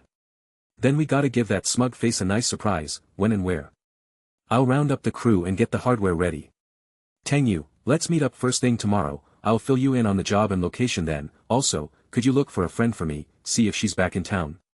Jackie, who? Tang Yu, her name's V, full-on street kid energy, you might not remember her, but she used to hang at your bar, the Afterlife, grabbing drinks and gigs. Jackie, the Afterlife has someone worth you asking about. Remember your bar-hopping days? Did you ever skip a day at the Afterlife? Give Mrs. Wells a visit sometime. Jackie, Hermano, people really do change, you get along with my mom now since you both enjoy lecturing me, alright, I'll find V for you, it's not that I want to hang up, but Misty's waiting to give me some spiritual revelation. Tang Yu replied, somewhat resigned, if V's not around, let's just meet up at Old Vic's tomorrow morning, I'll bring a case of beer to cheer him up. Jackie, no hey problema. They ended the call there. Seeing Jackie brought back a flood of memories for Tang Yu, thinking back to their time together in their past lives. At the Afterlife bar, they clinked glasses. To Night City. To the Afterlife. To Jackie Wells. To Tang Yu. Delamain took him by surprise. Goodbye, brother. Jackie's aspiration to be a legend of Night City ended right before Tang Yu's eyes, leaving an indelible mark on his memory. He felt as though he had been pushed through life by an invisible hand. Was it Saburo Arasaka's digital ghost? An AI deity lurking beyond the Blackwall? Blue-eyed invaders with schemes of conquest? Or was it just that damn fate? Once, Tang Yu thought that leaving the city might be the best choice. But he simply couldn't leave behind every friend, every encounter, every story within this city. Nor could he quell the unrest in his heart. Tang Yu took a deep breath, feeling the need to head out for a run to clear his mind. He changed into a fresh set of athletic wear, slipped on his running earphones, and opened the door to leave. Just as he stepped over the threshold, he felt he forgot something, so he went back inside to grab an item, then headed out again. He reassured himself feeling the gun in his hand before starting his journey. Chapter 32. Inside an upscale apartment elevator. Tang Yu pulled out the JKE X2 Kensei pistol from his pocket, which was the weapon he'd gone back to his room to retrieve. A technical handgun issued by Arasaka Corporation. It could be used as a submachine gun with rapid-fire capabilities and came equipped with one Wolfram steel electromagnetic bullet, claiming to harness the power of lightning. In Night City, walk down the street, and even dogs get shot at twice. Tang Yu held the pistol with one hand, checking the magazine and the chamber before twirling it in his hand and practicing a few swift, accurate aiming movements to get the feel of the old days. He gave the pistol a little flip, dissatisfaction in his voice. Apart from monitoring vital signs, it's not much different from junk, average rate of fire, lame power, small-time energy all over it talks about lightning power, but is that all? Although he didn't think much of the pistol, it was enough for self-defense during Tang Yu's nightly run. The elevator reached the ground floor. Tang Yu tucked the gun into the back of his waistband, turned on some music, and began running heedlessly along the streets. Night City's nights always glimmered under a surreal halo of blue, purple, and pink neon lights, like a radiant magical orb embedded in the west coast. What Tang Yu saw amidst this dazzle was a constant assault on your eyes, ears, and even nerves by the light and shadow bombs thrown by Capital. Whether it was the supersized floaters wandering above the city center, the neon light beams that reached into the sky, the massive holographic projections between skyscrapers, or the endless advertisements in every street, alley, elevator, and stall, it was all about marketing. Just as Tang Yu looked up, a huge electronic billboard on a skyscraper nearby was endorsing a food commercial. The bizarre part was that the spokesperson's head was a chunk of chicken meat. With 2 sunny-side-up eggs for eyes and a mouth made from 2 sausages, with lettuce piled on top and a necklace of sausages around the neck, holding a product resembling a sausage to pitch to the viewers. Please try our newest delicacy. The tail end of the ad showed that the product was from the Whole Food Company, a Night City-based food production enterprise. To avoid harassment from the ads, Tang Yu had to look down and concentrate on the path ahead. Passing by an adult store, the promotional shadows cast on the ground were of seductively curving silhouettes twisting in a 24-hour loop. Newly upgraded behavioral chips, take your partner to a world you've never experienced before, what are you hesitating for? Despite Tang Yu's efforts to shield his gaze, he couldn't avoid the onslaught of advertisements. It made him feel irritably restless after mere steps. He stopped and sighed helplessly. All I want is peace and quiet, a simple run to relax. Why is it so hard? If it comes to it, I might have to buy a treadmill for home. Still, Tang Yu didn't like the feeling of running on a treadmill. He enjoyed the cool breeze on his face and liked to see different scenes fly by, and he wanted to run free and unrestrained. After all, he chose to go for a night run not just to improve his physical condition, but more importantly, to relax his mind, not to end up more anxious and disturbed. If it comes to it, I'll just have to run near the distant seashore. It's quieter there, the sea is more tranquil than the land, even if it is a bit out of the way. With his mind made up, Tang Yu didn't linger on the bustling streets of Chinatown. He patted the pistol in his pocket and turned to sprint toward the sea embankment. An hour later. Breathing heavily, Tang Yu arrived at the southern embankment road. There were far fewer pedestrians here than in the street district. He could only see groups of street guys scattered about, smoking and chatting in private. Some cast unfriendly glances toward Tang Yu, but upon catching sight of the gun on his lower back, they seemed to reconsider and retracted their malice. Tang Yu did not wish to be disturbed by anyone at the moment, so he continued running until he came to a stop at a balustrade facing the vast black ocean.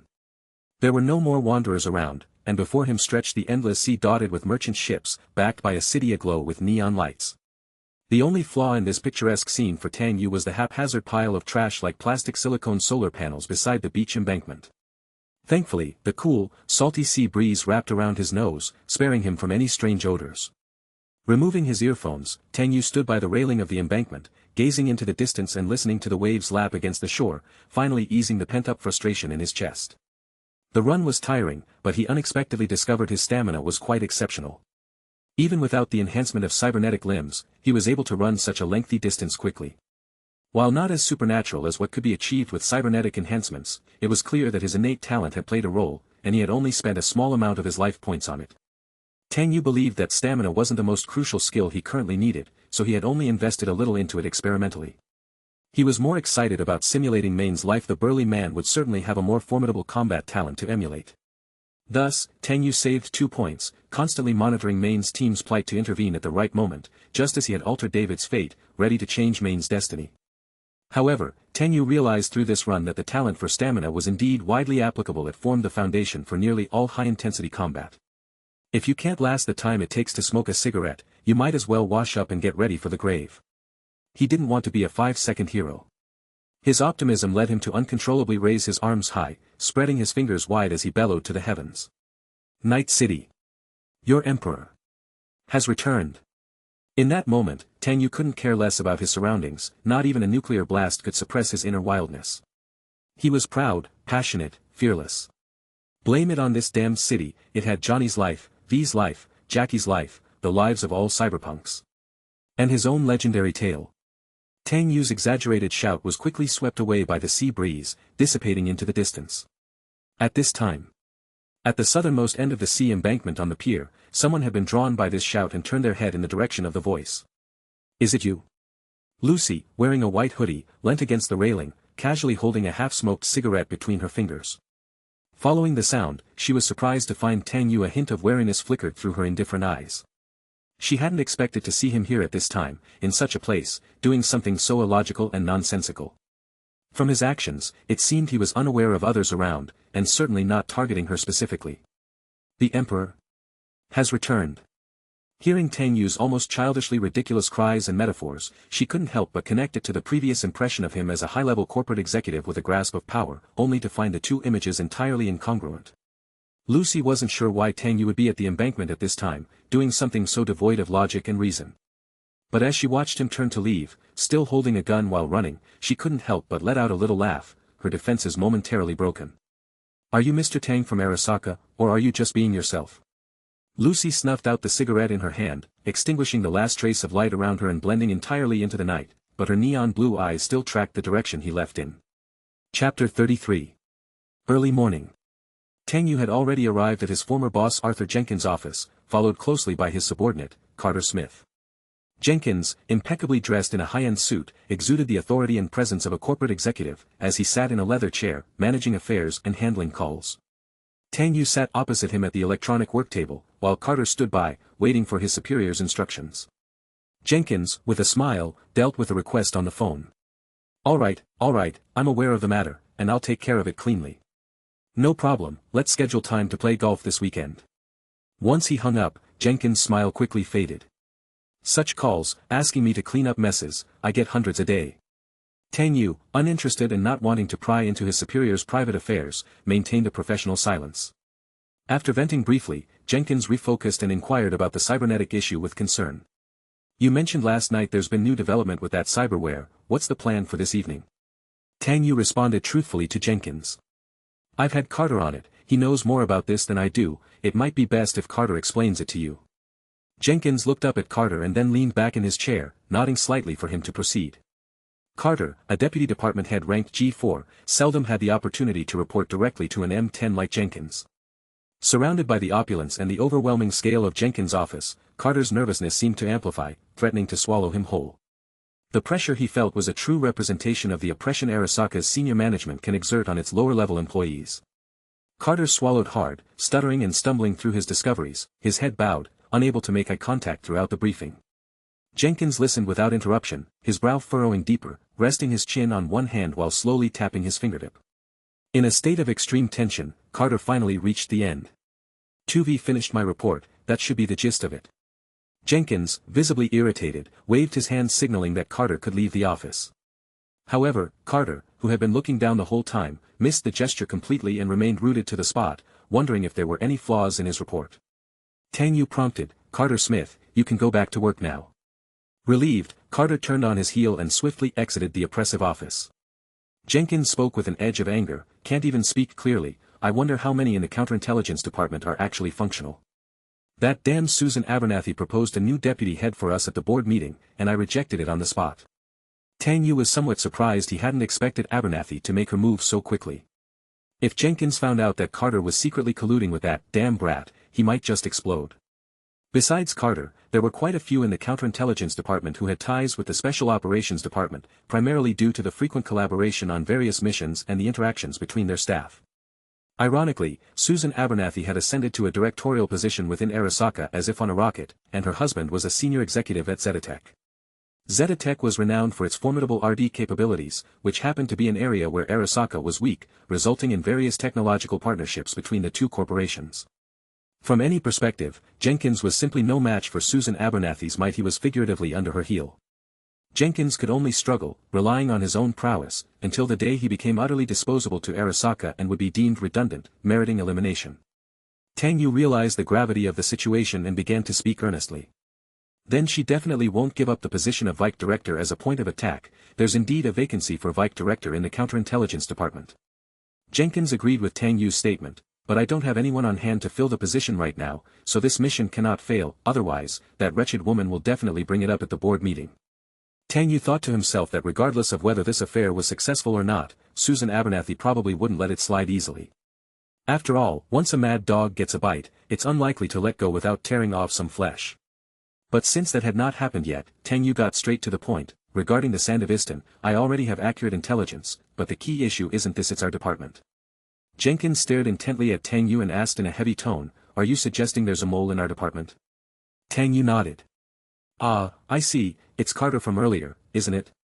You had him report to you just to put on a show for Abernathy. Tang Yu nodded again to affirm. Exactly, I have precise intelligence on the specifics of the trade. There's going to be a lot of noise tonight.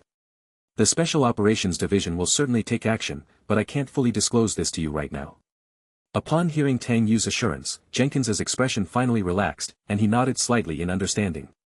He had known that the morning encounter in the elevator between Tang Yu and Susan Abernathy, where they had openly clashed, was now common knowledge throughout the Arasaka Tower. He understood that Tang Yu was his own protege, and Tang Yu's attitude represented his. Thus, the discord between the two departments was now openly acknowledged within the company. It was for this reason that the board had rejected Susan Abernathy's proposal. Considering the appointment of personnel from the Special Operations Division to the Counterintelligence Department, which could lead to internal conflict and be exploited by rival corporations, a significant security risk. Moreover, the board did not wish for the power struggle to tilt entirely in favor of Susan Abernathy. Balance was the preferred option. In a calmer tone, Jenkins said, "You humiliated Abernathy in the elevator. That wretched woman surely won't let it go. The current situation is still very dangerous. The possibility of being assassinated again is high. Tonight, use my private aerocar for your operation. I have never driven this aerocar to the company, so nobody will recognize it." Tang Yu also understood the risks involved in tonight's operation. Even if he believed everything was under control, having an extra aerocar would greatly enhance security and prevent himself and Jackie from being cornered. Tang Yu received the aerocar control chip from Jenkins. The vehicle had an intelligent driving system and could be summoned on the spot whenever needed. He continued to elaborate.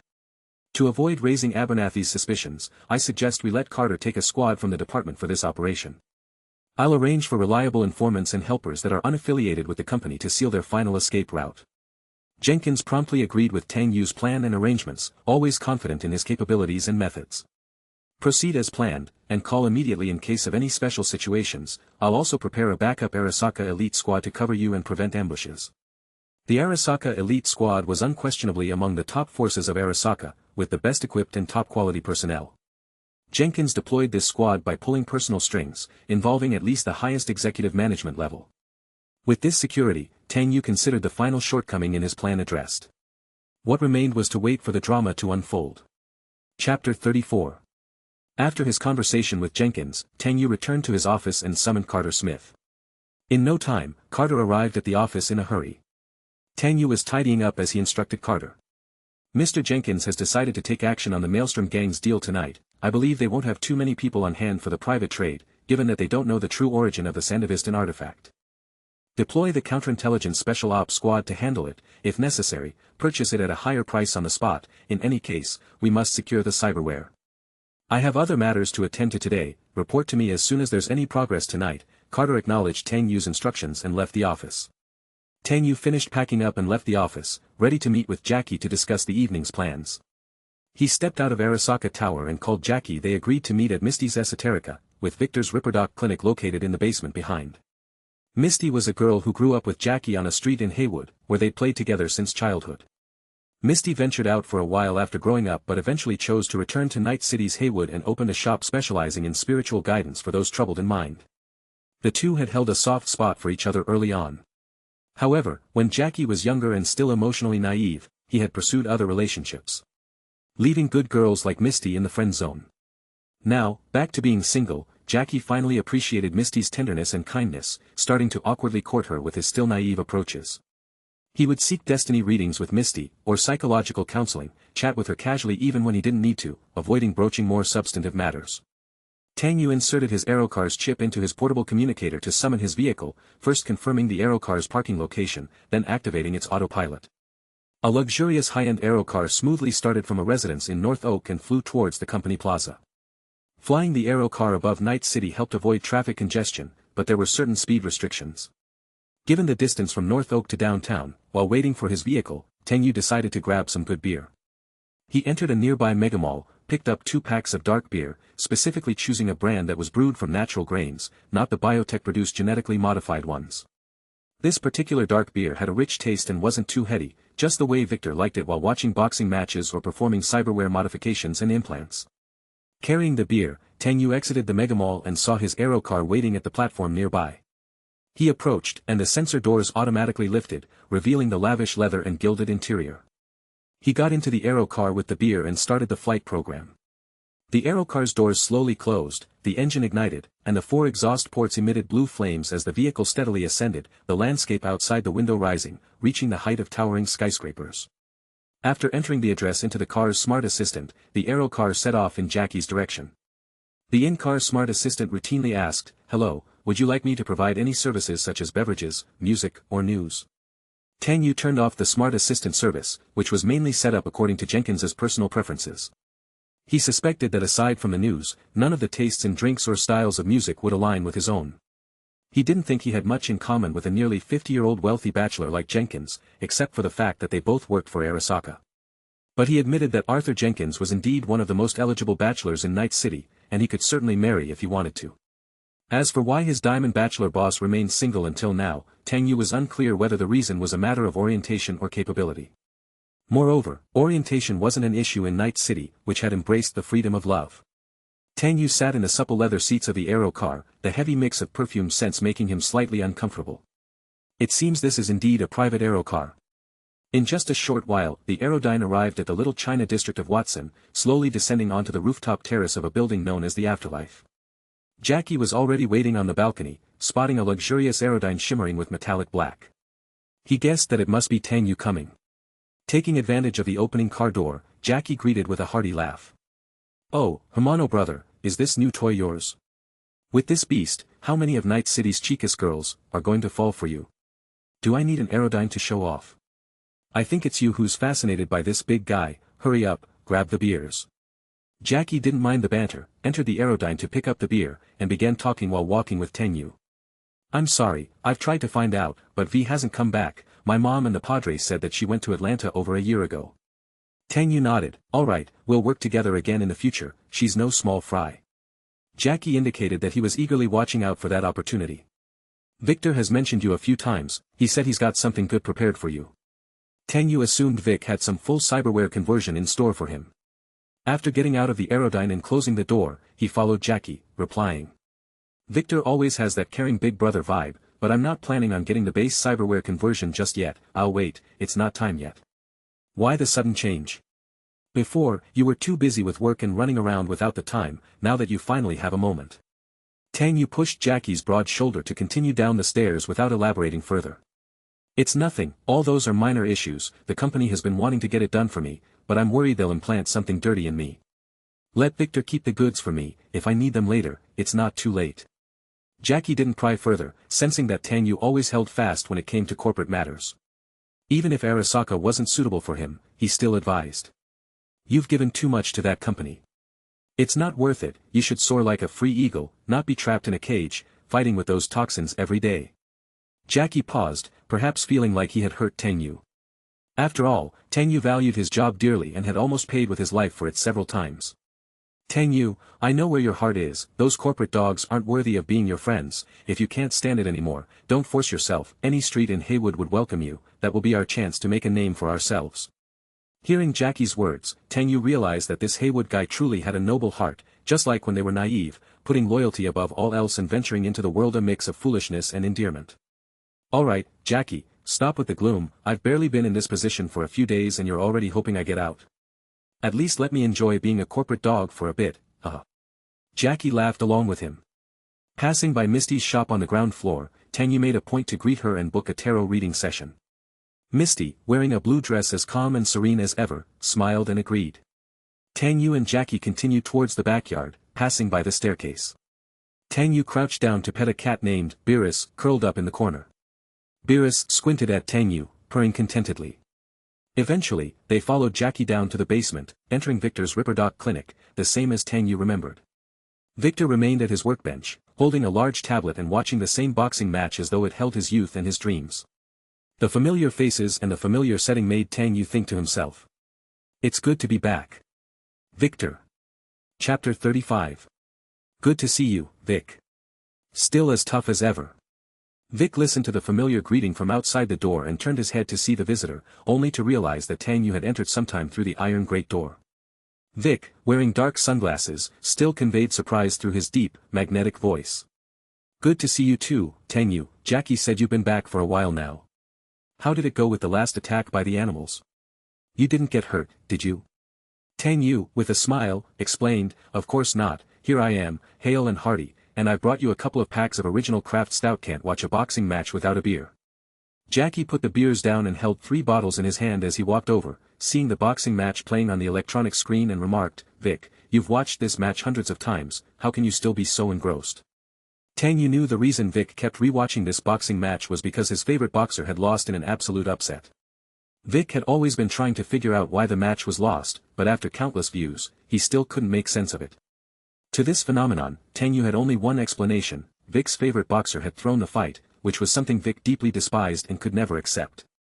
Tang Yu saw various boxing trophies and medals on the clinic's cabinet and surmised that Vic still couldn't let go of his younger years spent in the boxing ring.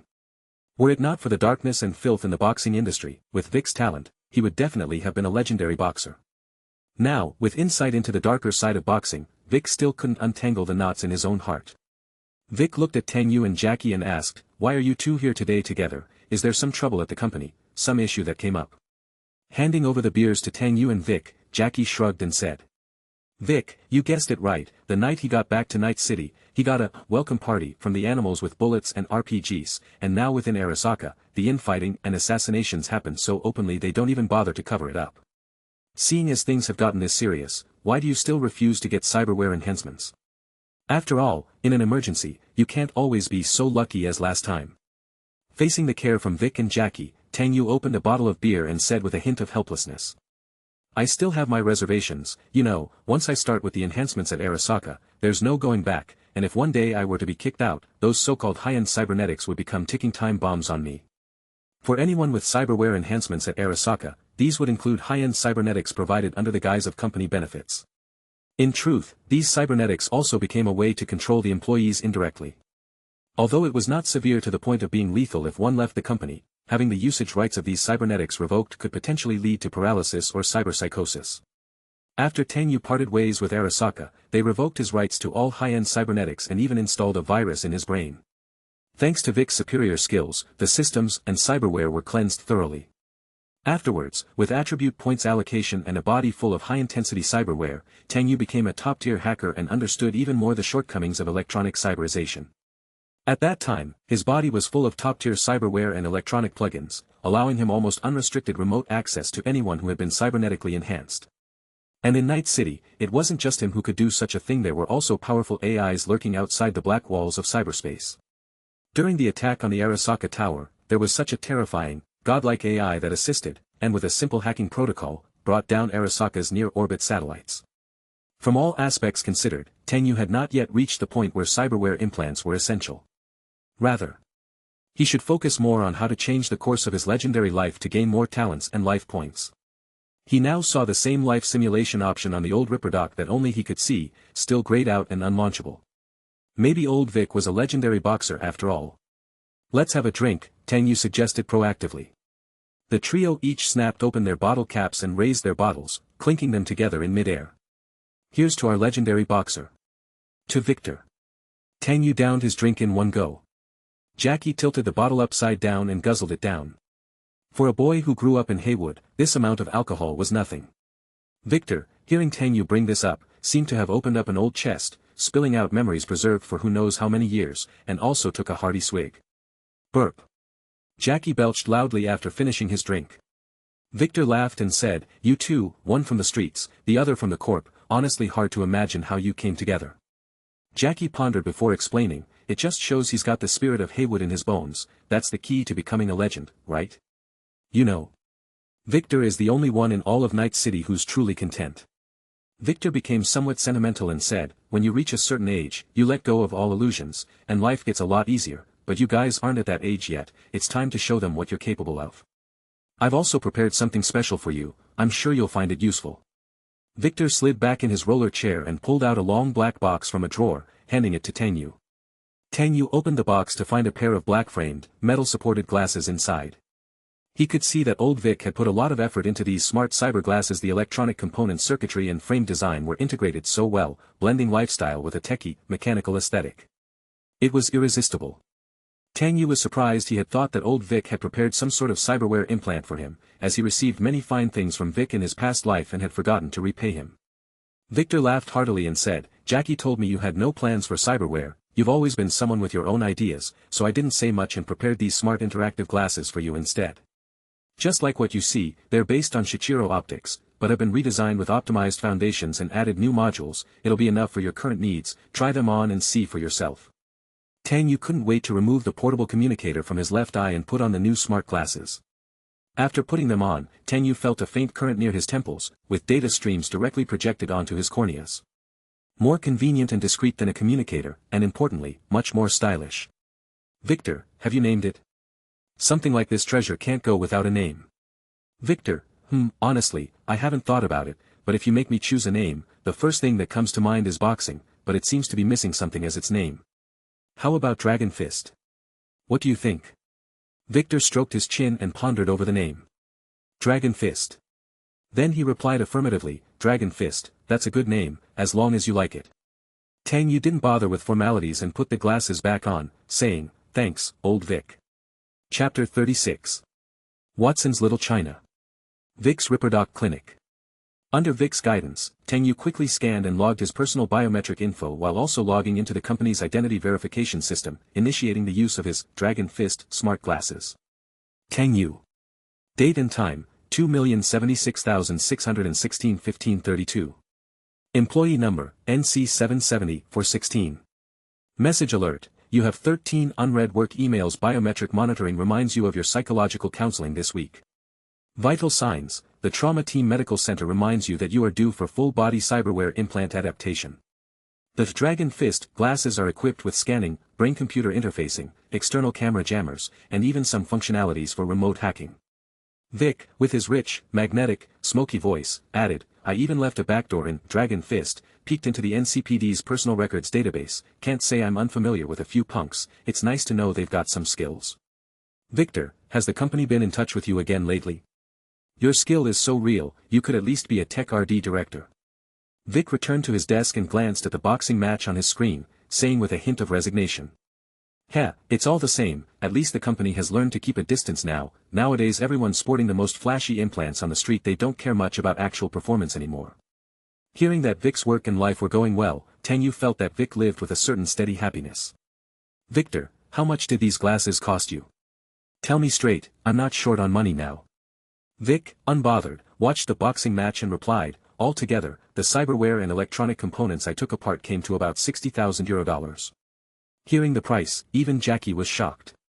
Just the assembly components were worth €60,000, not to mention Vic's labor and technological expertise. The glasses' price must have easily exceeded $100,000 by now. But these smart glasses weren't widely used. The vast majority of people would undergo cybernetic conversion once they reached the appropriate age. Jackie joked, Victor, your little gold mine is all from betting on boxing, right? Knowing the price, Tang Yu understood this was Vic's heartfelt goodwill. The smart glasses were custom-made for him by Vic, so from the start, he never thought about the cost, just about making the glasses as optimal, best, and most convenient as possible. Victor, this gift, I feel it can't be repaid with money. How about I take full care of you in your later years? I truly recognize you as a big brother. Tang Yu immediately started the electronic transfer through his Dragon Fist, preparing to send Vic €100,000. This money was what he had saved over the years working at the Arasaka, plus some earlier savings, but to take out €100,000 at once was quite a squeeze. Unexpectedly, Vic outright refused, instead comforting Tang Yu, don't rush to pay me back now, the money earned in the company is hard-earned, when you make it big, don't forget your old pal, no matter what, just make sure to come back alive. With that said, Tang Yu didn't insist on formalities with Vic anymore, deciding to finish his beer then set off with Jackie. The three clinked glasses one more time, then downed their drinks in one go. Tang Yu didn't want to distract Vic any further from his boxing world. Vic was a man not easily open to others, always seemed the same sitting at the table watching boxing. When Tang Yu first met him, Vic seemed reserved, but after spending time together, he appreciated Vic's good nature, like the dependable older brother, always waiting for him in a safe harbor, out of reach from the storm. Tang Yu stopped at the clinic's gate, turned, and said his farewell. Victor, it's great having you around. Vic kept his eyes on the screen, waved them off, indicating they should go without lingering. Jackie, eager to leave, said, don't worry Vic, I haven't had enough of betting on boxing with you, last time I lost, next time I'm gonna win it back. With that, they said goodbye to Vic, left the underground Ripperdoc clinic, and made their way back to Misty's esoteric shop on the first floor. Jackie wanted to say another goodbye to Misty. To avoid being a third wheel, Tang Yu decided to return to the rooftop balcony to access the hovership. Once again on the familiar balcony, Tang Yu seemed to see Johnny still sitting on the edge, nagging him about his last life choices. Tang Yu, while making his final decision, had called many familiar friends from this very balcony. Now, he was moved by the memories, and Tang Yu, who never smoked, couldn't help but mimic the gesture between his fingers. It seems what I really want to smoke is not a cigarette. After musing for a bit, Jackie returned to the balcony with great strides, excitedly saying, "Let's get ready to go, I believe we will surely get good results today. Just now, Misty gave me a tarot card of luck and hinted that my future would undergo unimaginable changes today. Of course, there'll be good changes." Tang Yu responded with a smile and a silent blessing in his heart. We all know Misty's fortune-telling is super accurate. So this time we're definitely winning the future. Jackie, let's roll. The hovership started up again and rose gently from the open-air balcony, flying towards the industrial district even further north of Watson. Tang Yu parked the hovership on an abandoned public space. From there, they would walk to the deserted steel factory in the old Watson industrial district, which would take about half an hour by foot while the hovership could make it in a mere 5 minutes. Since that meeting at Lucy's place with Maine and the others, Tang Yu had not been in touch. If it wasn't for the targeted probing of the company, it would have been difficult to uncover any connection between Tang Yu and Maine. Therefore, Tang Yu had taken out nearly every insurance policy for this op because no mission could ever guarantee a 100% success rate. The two of them got off the hovership and walked side by side towards their destination. Due to the pollution from the once heavy industrial production, buildings on both sides of the street were mostly grayed out. The walls of the abandoned factory were covered with cracks from the ravages of time, with colorful, bizarre graffiti filling every open space along the street. Among many street arts, one symbol appeared most frequently, a blood-red skull spider. The spider in the graffiti was white, with a skull featuring 5 empty eye sockets weeping blood, and 6 black, sharp, mechanical spider legs. Merely glancing at the blood-red skull spider, one felt it symbolized brutality, violence, and eeriness. And the gang known as the Maelstrom, symbolized by the blood-red skull spider, were exactly that kind of gang driven mad by their extreme cybernetic modifications and violence. Upon seeing these marks in the old Watson industrial district, it meant they were entering the territory of the Maelstrom. Upon spotting the graffiti of the blood-red skull spider everywhere, Jackie waved his hands and joked. The Maelstrom really don't use their brains, do they? Seriously, I admire their guts to dare to split their own skulls open and shove in a chunk of iron like that, phew. Aren't they afraid of their brains rusting? Tang Yu knew the Maelstrom all too well. Those guys had once brazenly attacked a Militech transport convoy, and managed to score some seriously good gear and equipment. Among them was a military-grade flathead robot, for which Tang Yu and V, along with Jackie, had bloodily raided the Maelstrom, seizing the flathead and incidentally pulling the Voodoo Boys' leader, Brick, out of a tight spot. There was also Dum Dum. He wasn't half bad. He provided Tang Yu with plenty of esket and first-rate stuff. Combined with the use of digital dreams, it truly made Tang Yu and V experience what was like a real paradise, nearly overdosing and meeting God in the process. Tang Yu thought back to when he first arrived in Night City, without the heavy burdens of enmity, in addition to dealing with Arasaka at an early stage, which often made his actions a bit reckless. But now, Tang Yu clearly felt something suppressing him, forcing him to design and think carefully. He was not someone who let emotions override reason, rather, it was because his nature flowed with genuine emotion. Yet, these past events were not something Tang Yu would mention to others, only occasionally savoring them in solitude. After all, there were more important things waiting for him. Chapter 37. Sorry. I've been a bit busy nowadays. Tang Yu and Jackie found the location for tonight's deal: an abandoned steel mill in the old industrial zone. The abandoned steel mill is located in the Northern Industrial District, abbreviated as NID. This area once had everything, but after the Unification War ended and Arasaka returned to Night City, they began a massacre in business, manufacturing, and finance in Watson to control Night City's prime maritime industrial park channels. Factory after factory closed, until Arasaka finally took over Watson's waterfront industrial park, officially naming it Arasaka Waterfront Park. Coupled with the damage from the old earthquakes and financial crisis, most factories could no longer operate and were abandoned. Nowadays, the NID has become synonymous with Night City's waste, disorder, and chaos. It's a living area for the factory's lowest-tier workers and a territory cloaked by the influence of the Maelstrom gang.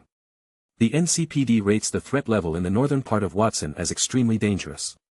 Dusk was setting in. Taking advantage of the remaining daylight, Tang Yu and Jackie used a prepared information map to confirm the general layout of the abandoned steel mill. After careful comparison, they confirmed that the most suitable place for the deal was the steel forging workshop. Rows of old workshops not only had spacious internal structures, but also various machinery workbenches and containers which served as obstacles and were convenient for concealment. Tang Yu and Jackie arrived at the west side of the abandoned steel mill, enclosed by a fence made of wire mesh. The west side used to be a flat area with cement steel plating. Untended for a long time, wild grass and green plants had overtaken the ground, growing knee-high in lush abundance. The wire mesh was rusted and in decay, and Jackie simply tore open a gap in it. "This place is spooky. If you told someone it was haunted, they'd believe it. I have no idea how the Maelstrom gang can even live here," Jackie grumbled as he clipped through the wire, allowing them both to get through smoothly. Tang Yu activated the Dragon Fist smart glasses from Victor to scan the surroundings and avoid being tracked by electronic devices. Apart from the overgrown grass, rusted broken lamp posts, and scattered containers, there were no active electronic devices detected in the entire outdoor area. Passing through the scattered containers on the wild grass, they reached a large warehouse, still without a sign of anyone. The two continued towards the core area of the factory. While using the Dragon Fist smart glasses to scan, Tang Yu explained the current situation to Jackie. "Tonight is a bit special. To prevent information leaks, I haven't filled you in on the details yet." Jackie waved off the concern with a relaxed reply, "Hermano, you know I trust you, just let me know what we're doing once it's time." Still, to make sure Jackie understood what they were up against, Tang Yu explained that Arasaka's special forces were coming to snatch a cybernetic body and that Militech may attempt a surprise attack. Jackie shook his head after hearing all this. "This is way too complicated. Honestly, if Militech backs out, that cyberware might just end up in the hands of those corporate dogs." Tang Yu was certain, Militech won't miss this opportunity because I know them well, or rather, I am very familiar with their operations manager, Anti-Stout. Jackie had never heard of this person, Anti-Stout. Coming from Haywood, he took a natural dislike to corporate staff and had almost zero contact with corporate higher-ups. "Is she some distant relative of yours?"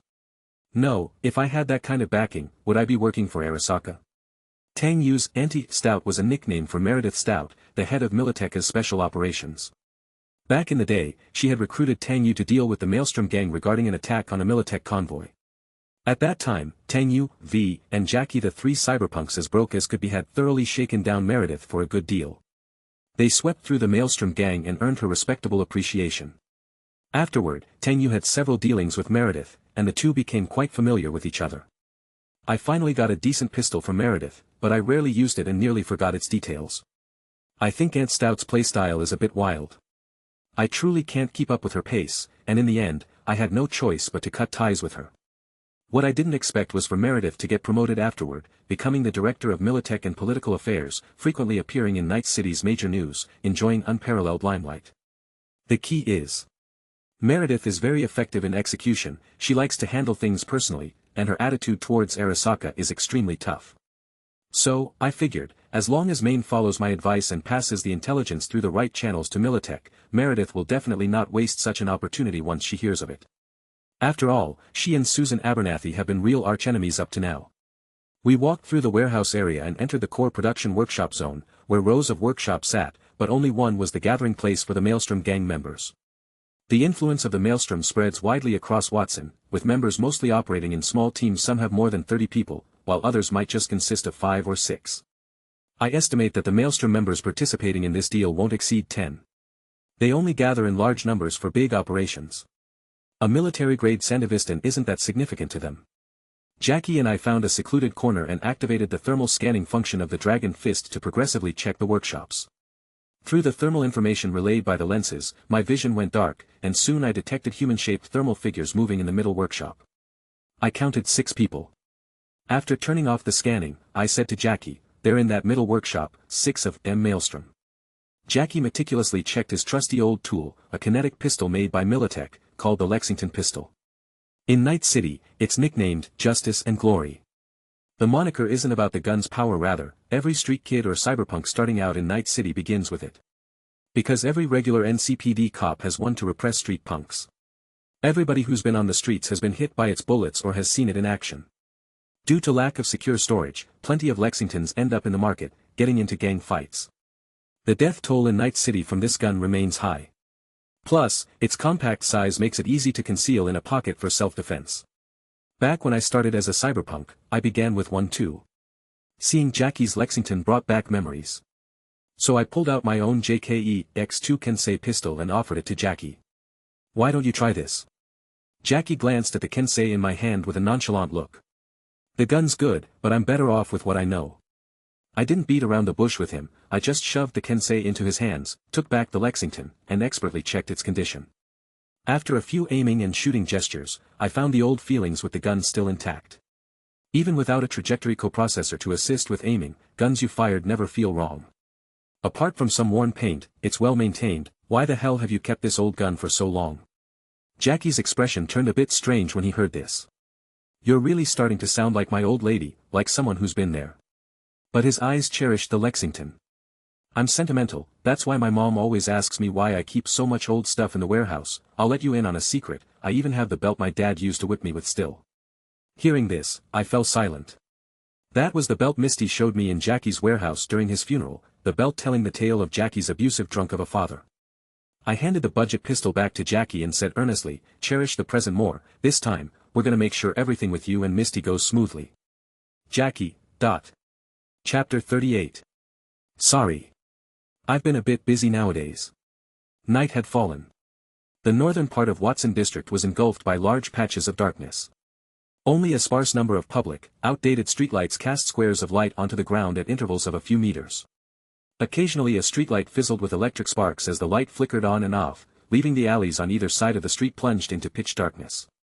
At this moment, Tang Yu and Jackie were lying low in the heart of the abandoned steel mill, finding a high ground made up of stacked containers at a distance from the workshop, silently observing the surroundings.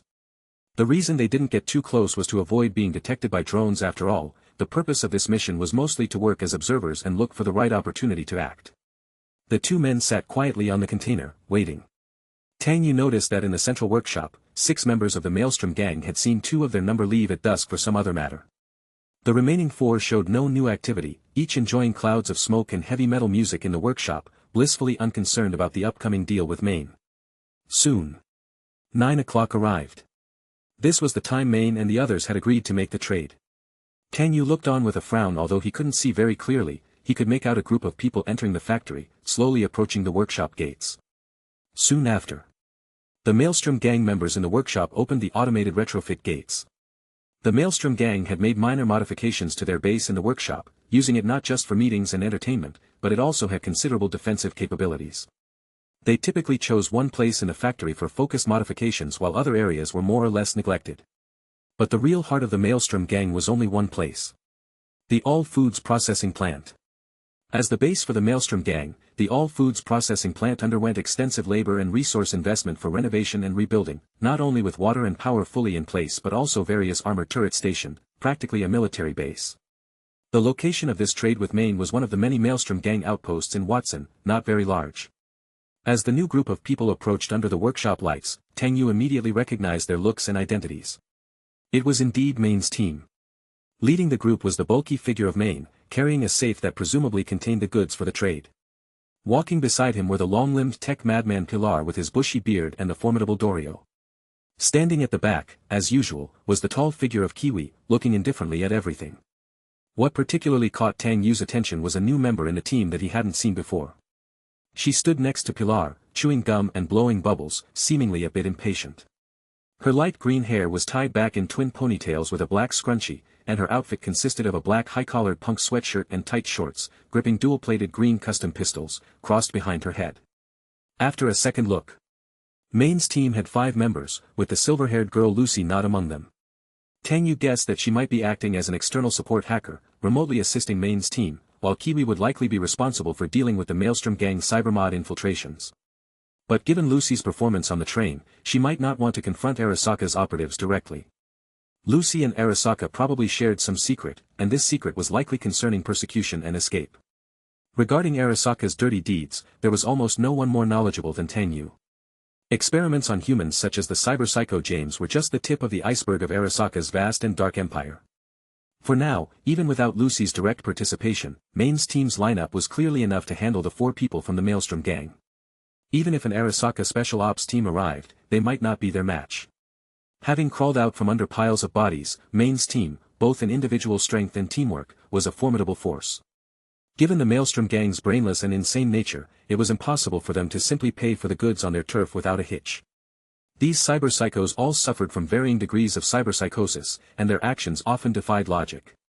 At this moment, after confirming the identities of Main and the others, the gates slowly lifted upward. 2 members from the Maelstrom gang stepped out from inside. Their skin was a dark purplish hue, indicating symptoms of heavy metal poisoning. The bones of their foreheads to their eye sockets had been removed and replaced with metal electronic facial panels, with 4 to 5 red cyber eyes of varying sizes installed on them. They were similar to their macabre spider tattoo purge marks, resembling cyber zombies, an amalgamation of death, metal, machinery, and human bodies, exuding a sinister madness everywhere. Main saw the glow of red cyber eyes on their faces, with vortex-shaped lenses enlarging and shrinking, seemed to be scanning precisely and adjusting their focus. The Maelstrom gang member leading out coughed a few times, with remnants of smoke powder spraying from his nostrils, like the lingering smell of burning plastic. "You've arrived pretty much on time, did you bring the goods?" Main lifted the safe in his hands, giving it a solid pat indicating the trade item was inside. The Maelstrom gang took another look up and down at the bulky figure of Main and warned viciously, "Once you're in, best all of you behave." Main grunted in response. The 5-person team followed the Maelstrom gang one after the other into the gates. The twin ponytailed girl, who was walking beside Pilar, spat the chewed-up red gum on the ground forcefully before following the group into the workshop with an indifferent glance at the Maelstrom members. Once Main and his companions entered the workshop, Tang Yu activated thermal imaging scan in his dragon fist glasses to continue monitoring the inside of the workshop. Despite not seeing specific details, he could roughly gauge the situation on-site by the different thermal signatures of each person. As Main and the others entered the workshop, they first observed the interior layout and situation. The entire workshop was filled with a dim red haze of fog lights, with aggressive heavy metal rock music bombarding the ears, immersing one in a red and black chaotic hell just like their red cyber eyes. The interior space wasn't large, comprising 2 floors, with rusty iron staircases on either side leading to the second floor, where 2 members of the Maelstrom gang stood looking down with an automated heavy machine gun set up in the middle. In the center of the hall, scattered around steel cutting tables were a few dilapidated couches, with an old 2-tube speaker system atop the tables emitting deafening music. On the workshop floor and tables were scattered remnants of drug vials and burnt silver foil used for smoking. Main was seated in the middle of the hall on a shabby couch, with Dorio on his right and Kiwi perched with long legs on his left, while the twin ponytailed girl took over a whole sofa for herself. Pilar, however, was immediately drawn to the trinkets on the cutting table and went to take a closer look. A Maelstrom gang member picked up the remaining burnt silver foil, knelt down at the table, and carefully swept the scattered yellow powder on the table onto the foil. Iron filings and dust were mixed in, rolling it into a ball-like shape. He sneered as he lit the foil ball, then stuffed it into a smoking jar. As the foil ball burned, the jar quickly filled with yellow-white smoke. He shoved the mouth of the jar hard against his nose and inhaled deeply, shaking his head and taking a heavy drag until his lungs strained with every breath, then loosened the jar and exhaled a long breath of white smoke. Comfortably, he uttered, "Oh." Then gave his body a great shiver before holding out the jar to Main, shaking it twice. "Have a couple of drags of this stuff, man, the flavor's out of this world." Main silently refrained from taking the jar, knowing all too well that it wasn't anything good. But the gang member kept the jar in his face, with an "if you don't smoke I won't talk business" kind of attitude. Dorio, sitting beside him, frowned and discouraged him, "We're here to do business, not inhale whatever the hell that is." The Maelstrom member just grinned and extended the jar to Dorio instead. "You try it." A murderously intent look flashed in the eyes of Main and his companions, with hands slowly moving toward the triggers of their weapons. The thugs of the Maelstrom gang also ceased their careless laughter, with the 2 upstairs openly aiming their guns at them. Without hesitation, Main was about to reach out his large hand to take the jar. But a long mechanical arm snatched it away, and Pilar, imitating the others, took a fierce drag from the jar. Smoke immediately turned his face tomato red as it seemed he was suppressing the strong tickle in his throat. Finally, like a rumbling buffalo snort, 2 plumes of smoke ejected from his nostrils. Phew. Pilar, both excited and thrilled, praised, "This stuff is really top-notch, I could suck this down all day." The Maelstrom members looked at Pilar, and despite initial surprise, seeing Pilar content, they drew back their smiles and said, "You're not bad, now we can really talk business, friend, you can call me Dum-Dum." Pilar took a drag of his cigarette, belched out smoke, and laughed. "You can call me Pilar. Dum-Dum and the others laughed heartily. The once tense atmosphere dissipated into relaxation thanks to Pilar's witty act. Main placed the safe on the table. "This is what we're dealing with today, military-grade Sandevistan, from the killed Cyberpsycho James, a flat rate of €50,000. What's the code? We need to inspect the merchandise first. Following Main's code, Dum Dum opened the safe to find a Sandevistan neural operating system kit, covered in bloodstains, lying intact inside. Dum Dum turned on his cyber-optic scan to check the details of the cyberware. After confirming everything was in order, he closed the safe again and looked at Main and his people. The stuff is genuine, no problem, but do you know who wants this body part? Main stared back at Dum Dum. That's your business, I just take the money and leave. As soon as he finished speaking, the workshop's shutter door was blasted open, and more than a dozen Maelstrom gang members stormed in, guns aimed at Main and his crew. Almost simultaneously, Main also raised his arm cannon and machine gun towards the intruders, while Dorio and others quickly readied their weapons against the Maelstrom crew members. The twin ponytailed girl, seething with rage, pointed guns directly at the heads of two Maelstrom members, whose combined brains wouldn't make a whole. Both sides were in a standoff. But the Maelstrom had the clear upper hand in numbers and position on the field. You doing business with me? Now I'll show you how to do business. Leave the stuff and get the hell out of here. Bastard. Who the hell are you? The other party, apparently irked by Main's question, spread his arms wide and laughed. Ha ha ha, you don't even know who I am and you dare to do business here. Today I'll tell you, I'm Royce, and I'm taking this cyberware. Royce again put the gun to Main's forehead. Do you want to die here, or do you want to leave before I change my mind? Main knew of Royce, the second in command of the Maelstrom gang, a typical cyberpsycho who acted without regard for consequences. Main guessed that Royce, seeing only 5 of them, wanted to swallow this deal whole. Kiwi, holding her temple with one hand, with a pink cyber-optic emitting a red light scan, targeted the 14 members of the Maelstrom in the facility. In just a few seconds, she could remotely infiltrate their cybernetics and burn out the electronic components, just waiting for Main's signal. But what Main was actually worried about was when the Arasaka agents would make their move. Dum Dum had already taken out the military-grade Sandevistan for inspection, and he believed the Arasaka agents should have noticed by now. Just a bit longer. Seeing that Main was still unreceptive, Royce's expression grew increasingly ferocious. Just as Royce was about to lose his patience and was about to blow the brains out of the black bruiser before him, the workshop's red lights suddenly went out, plunging the area into darkness. Emergency lights flickered on, indicating a safety exit that no longer existed. Simultaneously, the workshop's steel shutter door was blasted open by a huge force, flying towards the entrance and crushing 2 Maelstrom members underneath. Boom! The steel slab landed with a clang, crushing them completely, their brains splattering like watermelon hit by a truck, and their blood darkly smeared over the walls. Dozens of red laser points swept into the room wherever they landed, a storm of gunfire followed. The rat-tat-tat of bullets ended 4 Maelstrom members, their cyber-optics shattered into dark voids on their faces.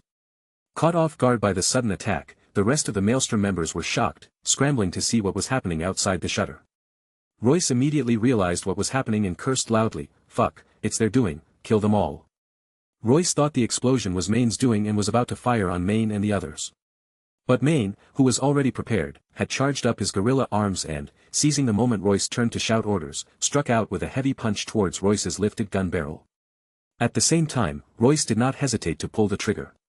The bullet flew, colliding directly with the incoming fist. The bullet merely left a dent in a huge fist, but the heavy punch smashed into Royce's face. Bang! Royce flew backward like a felled tree, his cybernetic face nearly caved in. Seeing Main make his move, the twin ponytailed girl unleashed her fury. She was already impatient with these cyberpsychos and, with a fierce laugh, began firing her guns wildly at the Maelstrom members.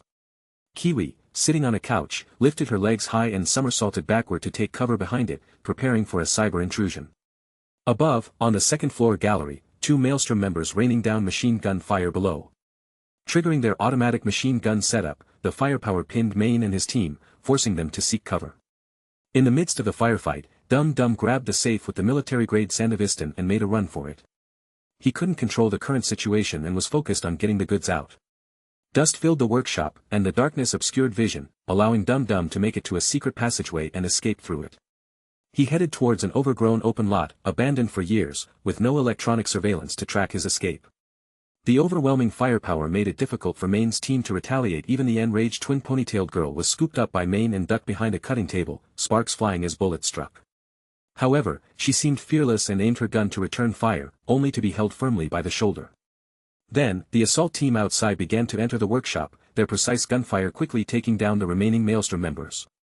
The two Maelstrom members on the second floor firing wildly at the assault team seemed unfazed by the bullets on their ballistic helmets and vests. Suddenly, another round of fire from the assault team left the last two Maelstrom members dead on the second floor, their bodies tumbling down. Main peeked around the cutting table corner and anxiously said, "It's the Arasaka squad." In just a few seconds, Kiwi quickly hacked into the automatic machine gun setup, aiming at the Arasaka squad that had entered the workshop and opened fire madly. The high-velocity armor-piercing round struck the Arasaka squad members, blowing their helmets and brains to pieces. Pilar took advantage of the chaos to throw a series of stun grenades towards the workshop entrance. Boom! Boom! Boom! Multiple explosions in the air, the shockwave carrying shrapnel, instantly minced several Arasaka squad members. The first wave of the Arasaka squad was forced to retreat, giving Main and his gang a moment's respite, allowing them to reposition and secure a defensive lineup. Meanwhile, the Arasaka squad launched another wave of attack, with high-explosive grenades relentlessly thrown into the workshop, and armor-piercing cannon fire demolishing the walls and destroying the second floor's automatic machine gun. The situation grew increasingly dire, and Kiwi quickly contacted Lucy, monitoring from outside. "Have the Militech people arrived?" Lucy, in the work van, frowned as she earnestly controlled drones to inspect the situation in the workshop. Her drone, circling outside the workshop, was shot down by an EMP blast after a short while, catching only a glimpse of Militech's airborne vehicle side. Lucy replied with gravity in her voice, "The Militech armed floaters have arrived. My drone was just taken down." Kiwi swiftly relayed the message to Main and the others. If they waited for Militech to stab Arasaka in the back, they could use the opportunity to escape. Realizing the safe was missing, Main scanned the area. "The cyberware is gone, it must have been taken by someone from Maelstrom. We can't disengage now. Have Lucy check out the west side of the factory, it's an overgrown no-man's land." Lucy, receiving the orders, quickly got out of her vehicle and dove into the alleys near the abandoned steel mill, racing towards the west side. On the Militech floater, Meredith Stout held an optical electrotelescope, looking down at the abandoned steel mill below. Confirming that the Arasaka squad was in a firefight with people inside the workshop, she said coldly, "Let's not rush. Let them fight it out a bit more. Then we'll go in and clean up." Chapter 39. The Night. Watson's Northern Industrial District. An intense gunfight erupted at the abandoned steel mill, a spark of light igniting in the vast darkness. The sound of guns could be heard echoing for miles, an occurrence not out of the ordinary for Night City's countless nights. Caitlin, the deputy head of the Arasaka Corporation Special Operations Division, was fervently organizing a new offensive against Main and his allies inside the workshop. Caitlin was a protégé of Susan Abernathy during her years as head of Special Operations, and tonight she received orders to seize military-grade Sandevistan cyberware. Initially believing it to be a simple pickings affair amidst chaos, Caitlin didn't expect that after the Maelstrom gang had been swept aside, those cyberpunks from Watson would still be stubbornly resisting inside. The first Special Operations squad to enter was decimated by an explosion and forced to retreat. Thus, she reluctantly ordered an indiscriminate barrage. Despite the intensive shelling, thermal imaging revealed that the 5 individuals were still unscathed, having taken cover in dead angles. Damn cyberpunks. Caitlin had requested 3 Arasaka Special Ops squads for this mission, a significant number. If there were substantial casualties, she'd likely face an investigation upon returning to the company. Moreover, time was of the essence. Director Abernathy had given a deadline of 10 minutes, meaning she had to report back by 9:10. She knew the intel on this deal was leaked by a mole within Counterintelligence, and they intended to act in half an hour. Although countermeasures had been assured by Director Abernathy, with only a single Special Ops squad sent by Counterintelligence. Headed by the implanted mole Carter Smith, failure to retrieve the target cyberware and subsequent investigation for the leak could lead to Carter's demise, and Caitlin herself couldn't escape implication, possibly becoming the scapegoat. With the first wave of assault failing to capture Main and the others, Caitlin ordered a cessation of the barrage. She called out to the workshop, "I know you're trading military-grade Sandevistan tech, we're willing to double Maelstrom's offer, we pay, you deliver, and then we all walk away, how about it?" After speaking, a member of the Arasaka squad tossed an electronic account chip into the workshop. The chip, flying into the workshop, landed awkwardly on the steaming brain matter of a Maelstrom member's blown open skull. "There's $100,000 inside, take it, and you can leave the cyberware and go." Hearing the ruckus outside, Main shouted back from his hiding spot, "The cyberware's already been taken by the Maelstrom gang, I've got nothing on me now. Still playing tough at death's door. Rush in and wipe them all out." Armed with Arasaka's state-of-the-art weapons, 2 Special Ops squads launched another assault on Main and his team. The firepower shook the workshop, dust and debris raining down as if an earthquake were erupting. Main inwardly cursed. Despite the theft of the cyberware by Maelstrom, the stubborn Arasaka wouldn't believe him. Kiwi, any news on Lucy? Kiwi replied quickly, no word yet, the Militech folks are here, but they're not moving in, wanting us to exhaust ourselves against Arasaka. Damn it. Main couldn't help but swear. The pigtailed girl seated with anger, staring down the approaching Arasaka squad shouting, Main, no more hesitation, just kill these scumbags, we'll break out ourselves. Main and his team no longer held back, launching a fierce counterattack on Arasaka. Machine guns, arm cannons, high-explosive grenades, all their firepower was directed at Arasaka's approaching forces. Even clad in full-body armor, Arasaka soldiers couldn't withstand the onslaught. Suddenly, a big fight erupted again. Arasaka squad suffered heavy casualties amidst the intense gunfire. Suddenly, Main's arm cannon jammed, leaving a gap in their heavy fire. Arasaka forces immediately targeted him, a barrage of bullets spraying from their guns, heading straight for Main. Dorio hastily threw herself at Main, knocking him down, but it was too late to evade completely. 3 bullets pierced her right shoulder and arm, narrowly missing her neck artery. The team was instantly down 2 firepower points, and Arasaka's squad started organizing a concerted counterattack. Pilar attempted to throw another high-explosive grenade. As he launched it, before retracting his hand, it was shot through by several bullets. Shit, my agile cybernetic hand, busted. How am I supposed to get a new one made in a day? The pigtailed girl grinned fiercely, leave them all to me, this is my idea of fun, ahaha. After emptying 2 pistol magazines, she discarded them and pulled out a green machine gun, letting loose on the approaching Arasaka squads. Rat-tat-tat. Bullets riddled their targets with a spray of blood and shrapnel, knocking them back. Kiwi, seizing any opportunity to break through Arasaka's IC, but their expertise in cybersecurity meant a fortified defense. In such a critical situation, a full intrusion was challenging. Kiwi changed tactics, remotely initiating a barrage that caused their cyberware to overheat, losing combat capability. The hacking success created target acquisition issues for several Arasaka men, making system-controlled movements impossible. The pigtailed girl took advantage to launch a counteroffensive, alone, machine gun blazing amid the storm of bullets. Main helped the injured Dorio lie down, grabbing the heavy machine gun without a moment's delay to ask after him, continuing the fight. At such a critical moment, everything had to wait until Arasaka's people were completely dealt with. But trained Arasaka squads quickly found cover and began providing fire support upon entering the workshop. The pigtailed girl's frantic assault drew Pilar out to risk his life, pulling her back, using himself as cover. He threw electromagnetic pulse grenades into the air to temporarily disable any electronic cyberware within range. Arasaka squads, deprived of cyberware assistance, saw their heavy firepower cease. Requesting drone support. Main and his team found themselves in a perilous situation as armed Arasaka drones flew in from outside, initiating a deadly charge from above. Main had to shift his focus to deal with the 4 drones overhead, but as soon as he took down one drone, the other 3 opened fire. The barrage forced the team to duck and weave throughout the workshop, a tough position to maintain. Desperate and out of options, Main knew they had to survive the Arasaka onslaught by calling that person. Just when things were dire, Arasaka's gunfire ceased abruptly. Soon after, more intense shelling and warnings blasted from outside the workshop. Militech is conducting a special operation, all irrelevant personnel evacuate immediately. Main cursed, damn, Militech is finally making their move. Meanwhile, Tang Yu and Jackie watched from afar as the main team dealt with the Maelstrom gang and Arasaka's special ops. Despite the distance, the ferocity of the battle was quite evident. Jackie commented in surprise, Tang Yu, your informants really have some skills. 5 of them almost wiped out 2 Arasaka squads, they're strong. Tang Yu nodded in agreement, having intended to assess Main's capabilities through this trade.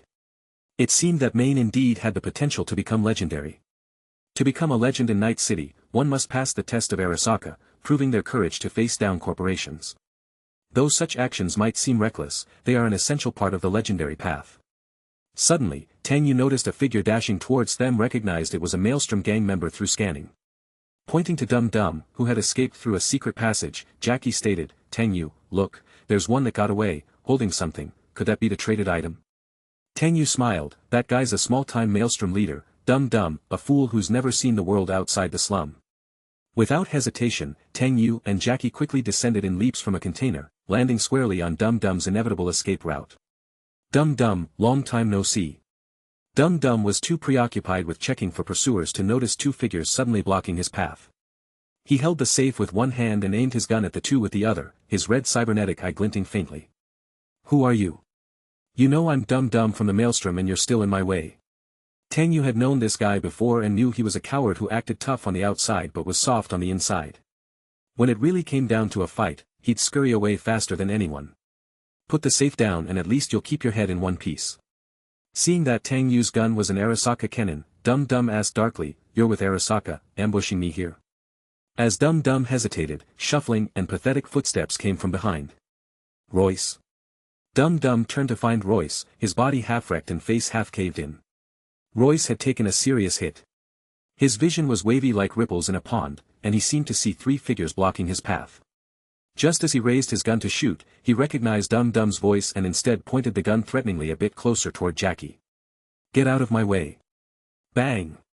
With a single-handed shot, Tang Yu blew Royce's head off, ending the vile life of the Maelstrom warlord. Tang Yu didn't remember much about him, other than that besides the half-cybernetic face, Royce was all defiance. He took advantage of the boss, Brick, being away on business, staged a coup, and even tried to starve Brick to death in a meatpacking plant. Such trash wasn't worth listening to. Dum was intimidated by Tang Yu's ruthless methods, glancing back and forth several times. He looked at Royce's headless corpse on the ground and then at Tang Yu, who had decisively pulled the trigger. "You do realize you've killed Royce from the Maelstrom, right? Brick will never let you off the hook." Dum tried to sound forceful, but his voice clearly lacked conviction. "Even if you're with Arasaka." Tang Yu didn't care much for Dum, the guy was more amusing to him than anything. He had gone through a few deals with him, so he spared a few extra words.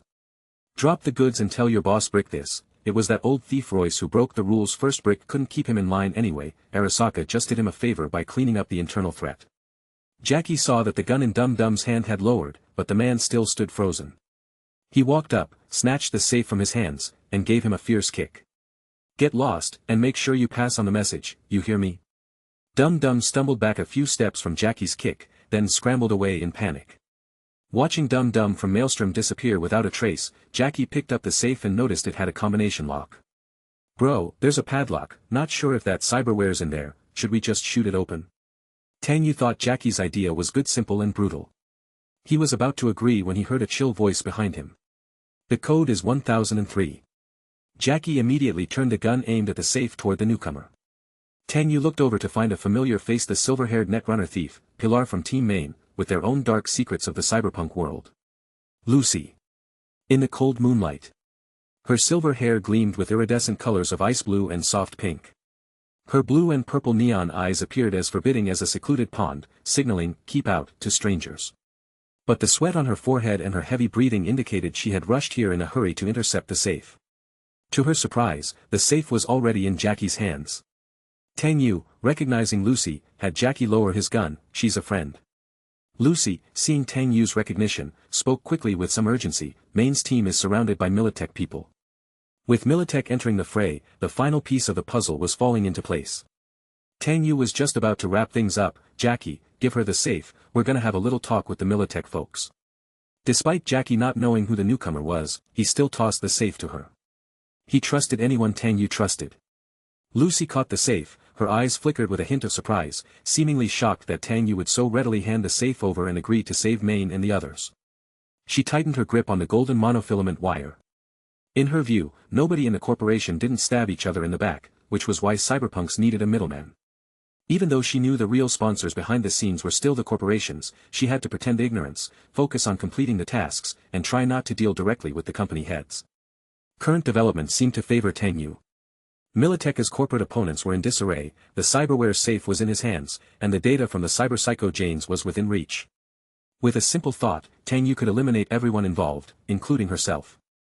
This would grant Tang Yu a perfect mission completion, allowing him to return and claim credit from the Arasaka company. For Tang Yu, this was close to a perfect endgame. Now. With the safe in hand, Lucy looked up to see a luxurious AV gradually landing. The door opened automatically, and Tang Yu stood up with Jackie, entering the interior of the AV. After getting inside and sitting down, Tang Yu looked around to find Lucy still standing there. Jackie asked, "Since she's one of us, should we invite her along?" Tang Yu knew Lucy didn't want to deal with the company people, so he hadn't called her into the AV. But Jackie's reminder made him realize that besides himself, it would be hard for anyone else to get the details on the scene. Militech had completely sealed off the area. Tang Yu beckoned to Lucy, who remained standing. if you want a view of Maine's situation, you better come with us. He expected her to agree, but Lucy just replied, I'll wait for your good news, and then turned and left, her white figure quickly disappearing into the darkness.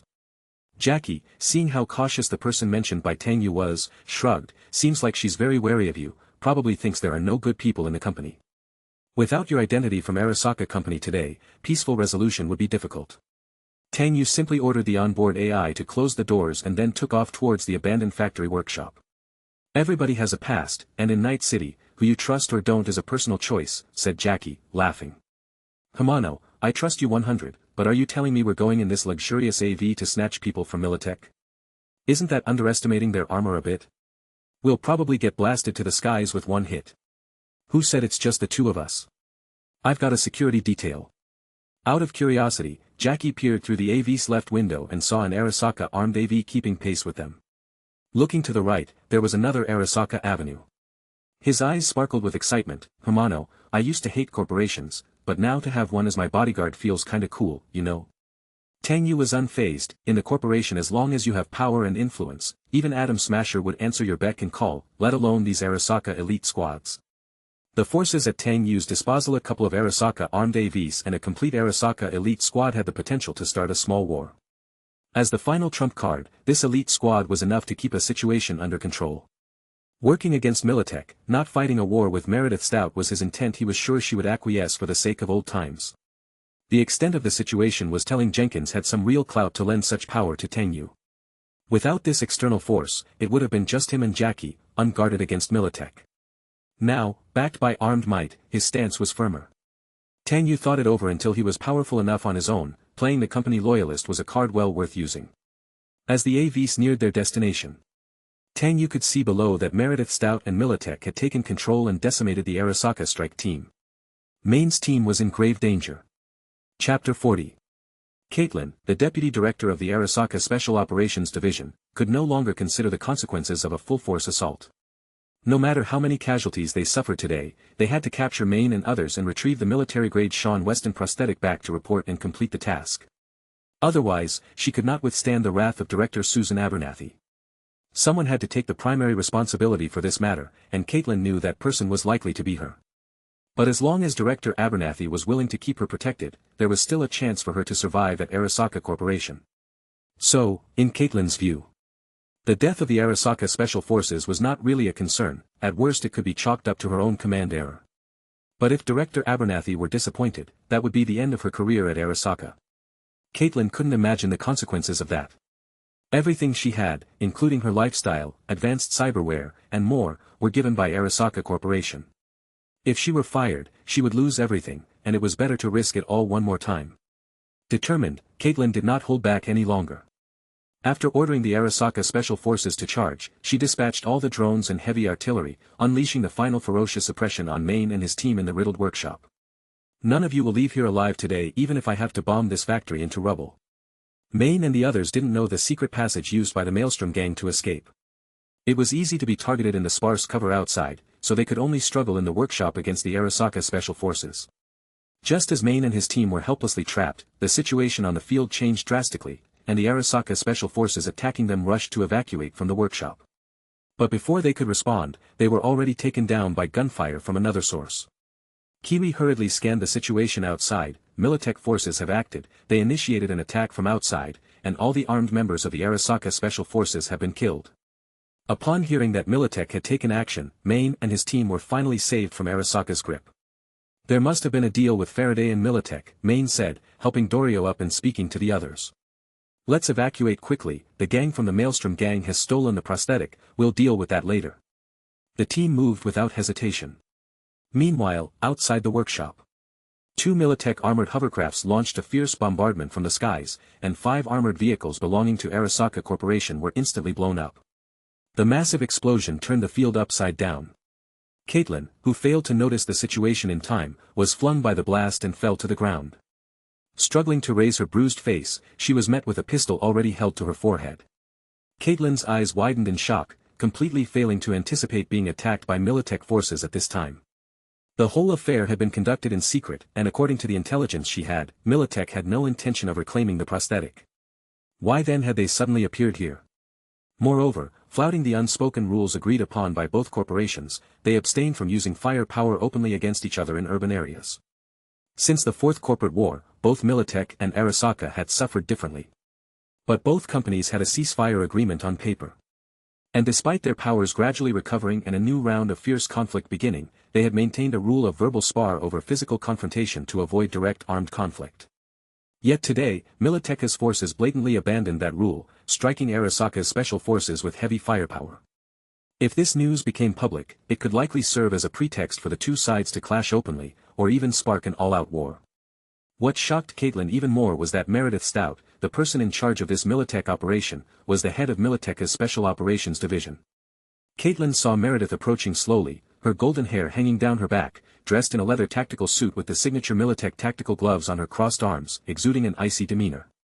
You dare to make an open attack on an Arasaka executive, this is an act of war. Caitlin spat blood as she roared in anger. Arasaka won't let you get away with this. Caitlin started to frantically call for backup, but the communications were completely jammed by Militech. Even as all Arasaka personnel had trauma team insurance and Caitlin was a platinum member without communication, there was no way to call for help.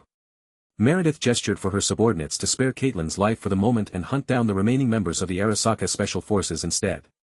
Militech's armed personnel took out their heavy machine guns and began to execute the Arasaka Special Forces. Caitlin watched as the Arasaka Special Forces she brought were blown to pieces and then had to watch as the ones on the ground were shot in the head point blank. All three Arasaka Special Operations units died on sight, none survived.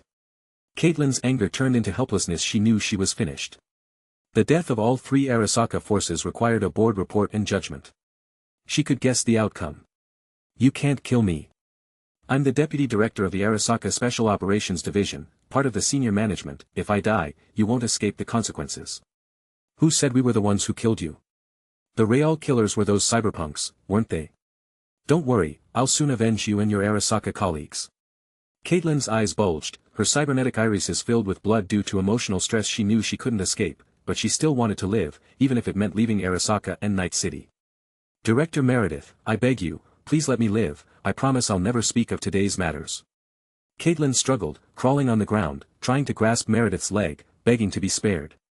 Meredith kicked Caitlin in the face, deforming her high-end cyberware, revealing intricate fibrous cyber teeth sparking uncontrollably with tiny electrical arcs.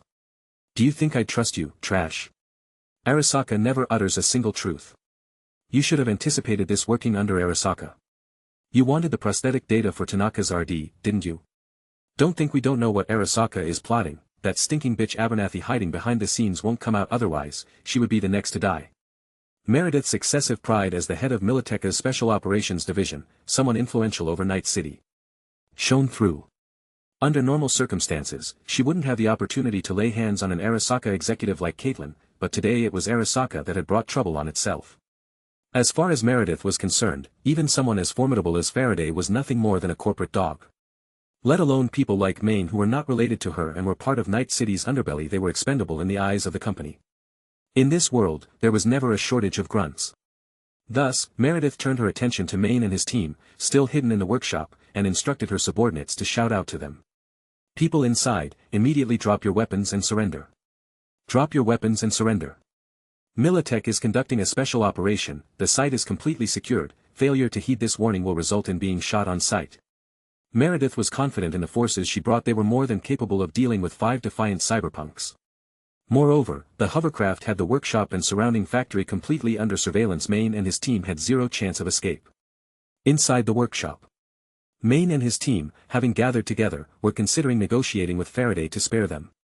But when they heard Militech demanding their surrender, they knew the situation was far from simple. Militech doesn't intend to spare us. We can't surrender.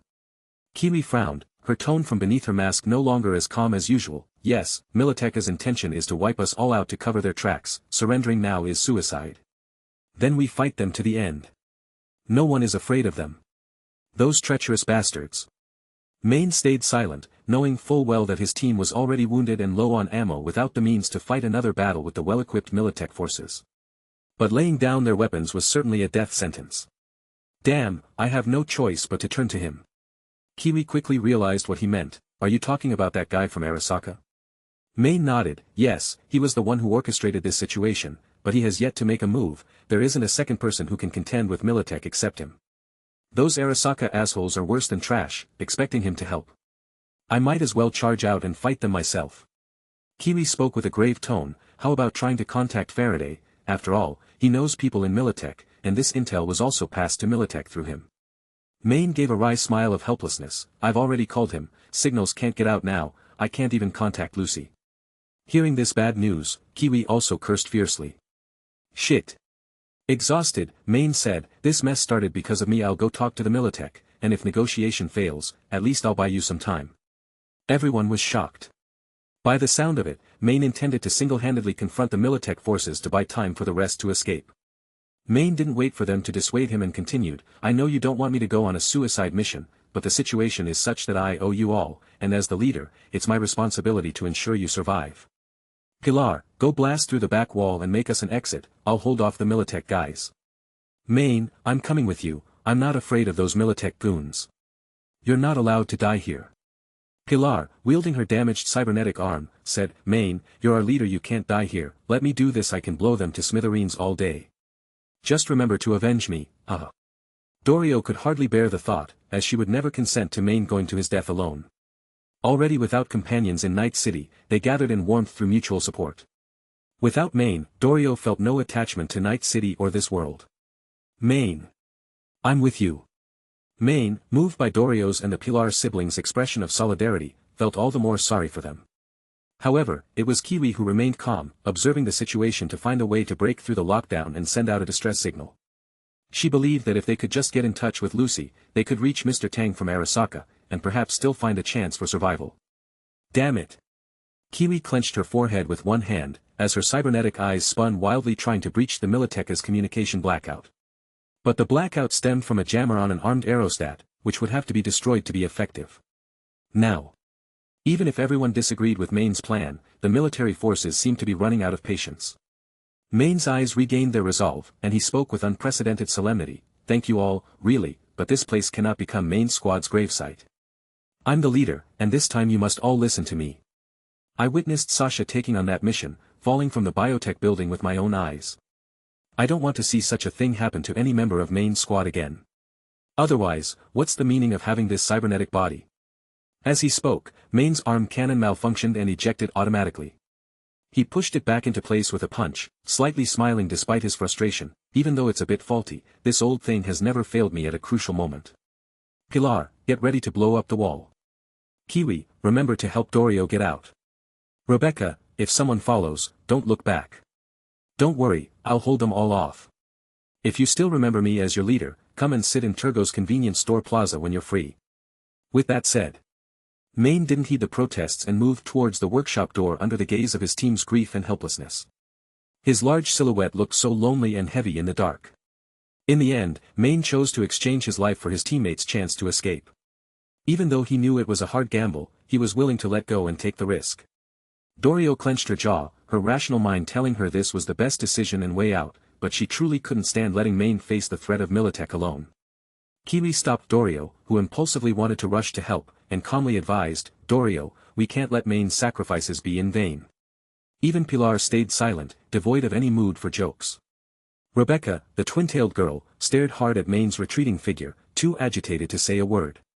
The night deepened. Meredith stood waiting outside the workshop after ineffective warnings, she signaled the armed forces to begin clearing the area. Suddenly, from the dark and dusty workshop, a figure slowly emerged. The Militech agents immediately aimed their guns. Meredith squinted, recognizing the large, black-skinned man with excessively modified cybernetics making him look bloated. From Faraday's intel, she recognized the figure as Maine, but saw no one else coming with him, her gaze turning icy cold. Unnoticed, under the cover of the night, Maine, who wore sunglasses, began showing strange symptoms. His cybernetic eyes were round, occasionally shuddering oddly, and his face rigid and silent as though oblivious and walking forward. Immediately, a Militech agent warned, stop moving immediately, put down your weapons and surrender on the ground. But Maine did not stop instead, he took step after step towards Meredith. Maine, where are the others? Why didn't they come out with you? Just follow orders and surrender, and you won't be killed. Hearing Meredith's question, Maine suddenly stopped and muttered to himself. It's so hot, so hot. He found himself inexplicably in a scorching desert, feet on a track leading towards an endless horizon. The blistering heat parched Main's mouth, but his only thought remained.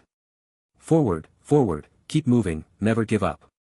Main stood on the desert track, stunned, no longer distinguishing between memory and reality. The others. Isn't it just me? Main looked around. The shimmering golden heat of the desert revealed no one else's presence but his own. So he had to keep walking. Meredith, seeing Main's bewildered state, completely ignoring his surroundings as if a robot was moving on instinct, sensed something peculiar. A cyberpsycho? Meredith hadn't confirmed it, but being faced with overpowering fear of death and extreme neural stress, it was highly likely to trigger latent cyberpsychosis. She had seen many cyberpunks like Main become cyberpsychos from excessive implant modifications. Meredith was ready to give the kill order. Main. Suddenly. Came a voice from behind Main. It was Dorio and Rebecca. Hearing this familiar call, Main stopped his stiff march and turned around as if awakening from a nightmare, only to see his teammates casually coming out of the workshop. Rebecca held a machine gun targeting the Militech, Pilar's hands and body wrapped in explosives, Kiwi supporting Dorio in front. Main, awakening from the nightmare, was surprised to see Rebecca and the others. Why did you come? Rebecca replied with a proud grin, we all agreed that the main team can't be without Main. Meredith was serious, it seems you haven't given up yet, you only have one choice, surrender your weapons. I can let you live, but you must hand over the cyberware. Main no longer suppressed his emotions and declared boldly, the cyberware has been taken by the Maelstrom gang. You didn't really think we would choose death over protecting that junk, did you?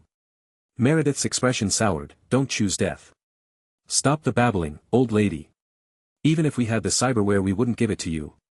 If you're so tough, bring it on. Too much talk.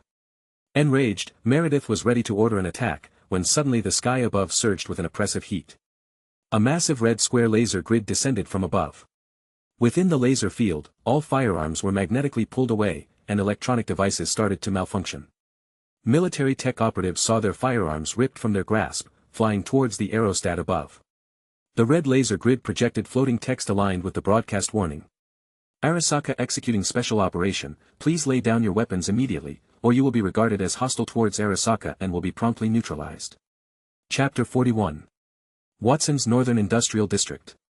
An abandoned steel manufacturing plant.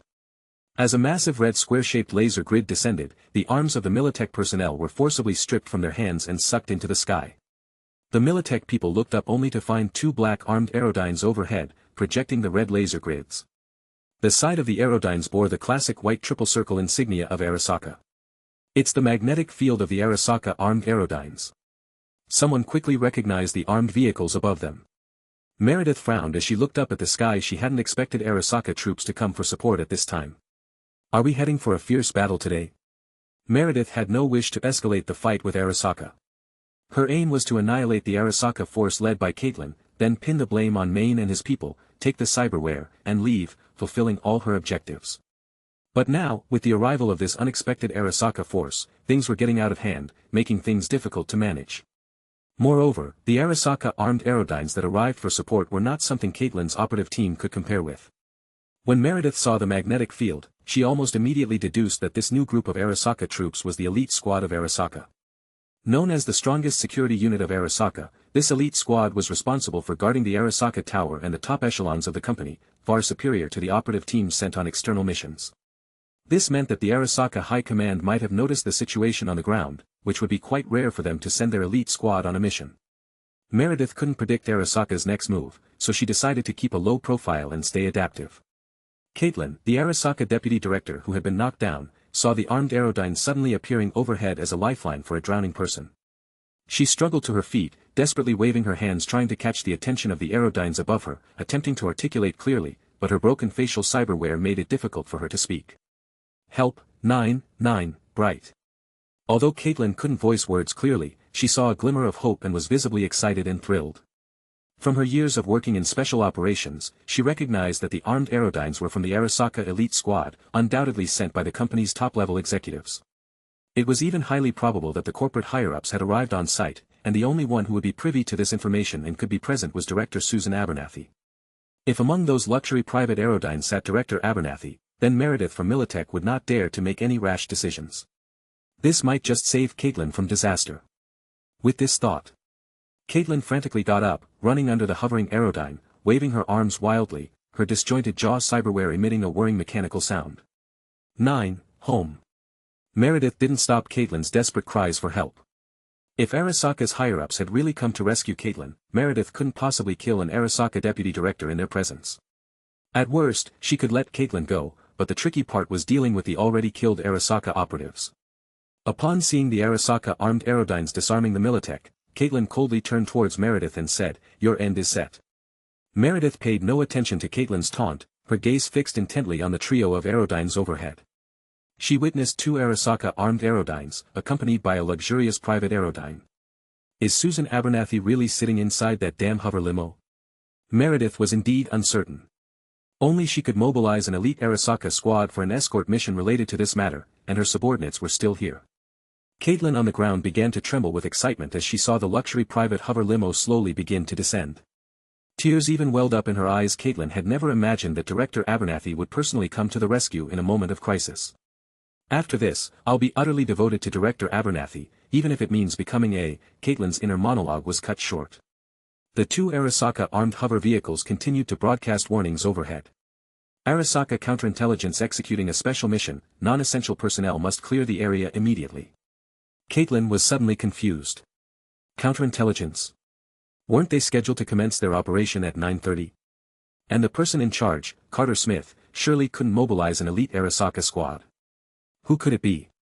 She watched incredulously as the luxury hover vehicle landed in front of her and the side door slowly opened. Caitlin's gaze was filled with anticipation and confusion as she stared at the vehicle door, until she could clearly see the figure sitting inside. Not only was Caitlin curious, but Maine and the rest also wanted to clear up who the newcomer was. Maine, Rebecca, and others, already surrounded by Militech, were prepared to fight with all their might, ready to take a few of them down even in death. But in the final moment, Arasaka reinforcements arrived, an impressive elite squad at that. Seeing Caitlin's excited demeanor, the person arriving was very likely her immediate superior. Whoever it was, at least the main conflict was no longer centered on Maine but had shifted between the Militech and Arasaka. But Kiwi felt things weren't so simple. The warning broadcast mentioned Arasaka Counterintelligence conducting a mission, which happened to match the department of the Arasaka high level they had agreed to cooperate with last time. It could very well be him. Mr. Tang.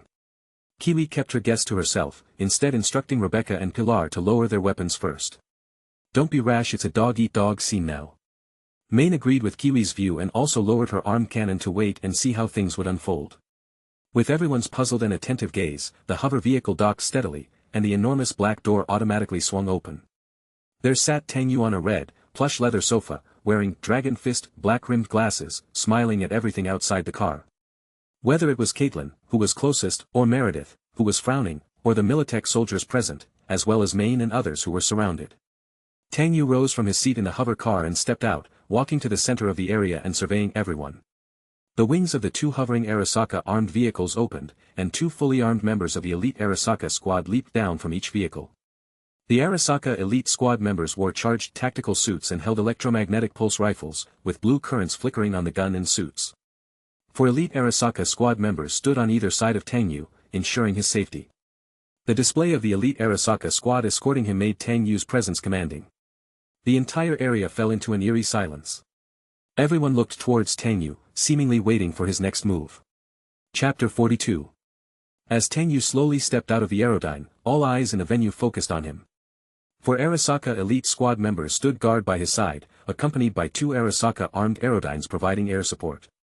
The scale of his departure could compete with that of an Arasaka director-level executive on a special mission. Everyone who saw the delicate-looking Tang Yu confidently standing in the middle of the area had their own reactions and thoughts. Caitlin, upon seeing that it was Tang Yu who had come to the rescue of the Arasaka commander, felt as though she had suddenly fallen into an ice cave. Her excitement from moments before, where she had been eagerly waving her hands, instantly left her feeble and nearly collapsed to the ground. The Counterintelligence Department was her sworn enemy. Moreover, the incident of commissioning the animals to attack Tang Yu had been personally arranged by her. Now here she was, leading a team to snatch the Counterintelligence Department's intelligence achievements. Old hatred and new grudges made it hard for her to believe that Tang Yu would let her off the hook. But with no way to retreat, Caitlin still hadn't given up the desire to survive. After all, her feud with the Counterintelligence Department was internal. Arasaka and Militech were the true archenemies. In such a situation, they should be united against the common enemy. Caitlin quickly found a logical entry point to ensure her survival and, like a mad dog, eagerly crawled towards Tang Yu. The stealthy hand that attacked the Arasaka agents. Tang Yu paid no mind to Caitlin's frantic actions. He had already given instructions to the Arasaka elite squad at his side that any threat to personal safety must be eliminated immediately. The Arasaka elite squad, upon seeing that Tang Yu had given no command to show mercy, interpreted his intent immediately and acted according to predefined instructions.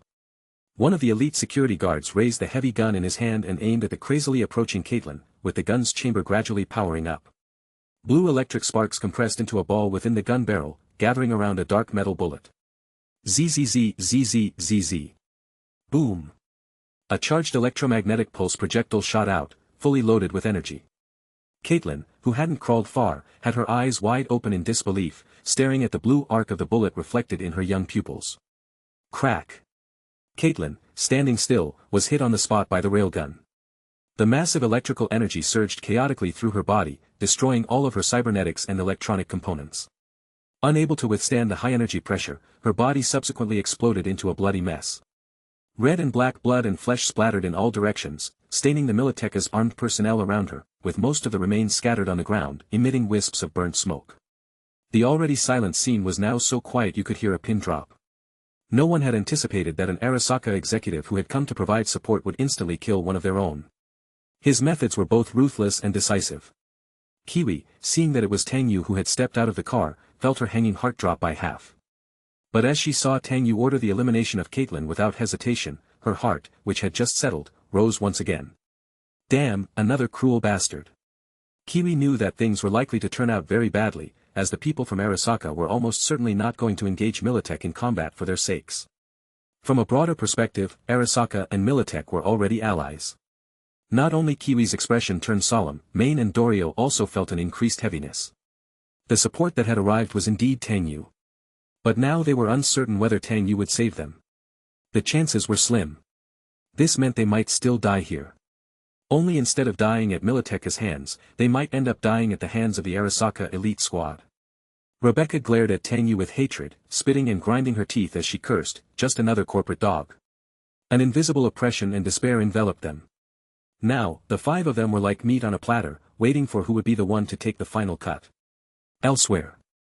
Militech's Meredith Stout wiped a speck of blood and flesh from her forehead with her leather glove. Furrowing her brow attentively as she examined Tang Yu. She equally didn't comprehend the intention behind Tang Yu's actions and frantically rummaged through her mind for any memory of this Arasaka higher-up. High-ranking, Counterintelligence Department, upright demeanor, attractive appearance, and not a single cyberware implant on his body. Could he be one of the young masters from the Arasaka board families? Meredith, who had no recollection of Tang Yu, immediately activated her cyber-optic scan to search for matches in the Militech intelligence database. Information about Arasaka's top personnel flitted across her vision. There were profiles for everyone from Susan Abernathy, an Arasaka director, to highly detailed files on the Arasaka family members. Soon enough, Meredith had a result. Tang Yu, Deputy Director of Counterintelligence, had been on a special mission at the border a few months ago and had only recently returned to Night City. He had been attacked by the Animals gang on the way back to the company and had a serious conflict with Susan Abernathy, Arasaka's Special Operations Director, in the lobby of Arasaka Tower just yesterday morning. The incident was already known throughout the various departments of the tower.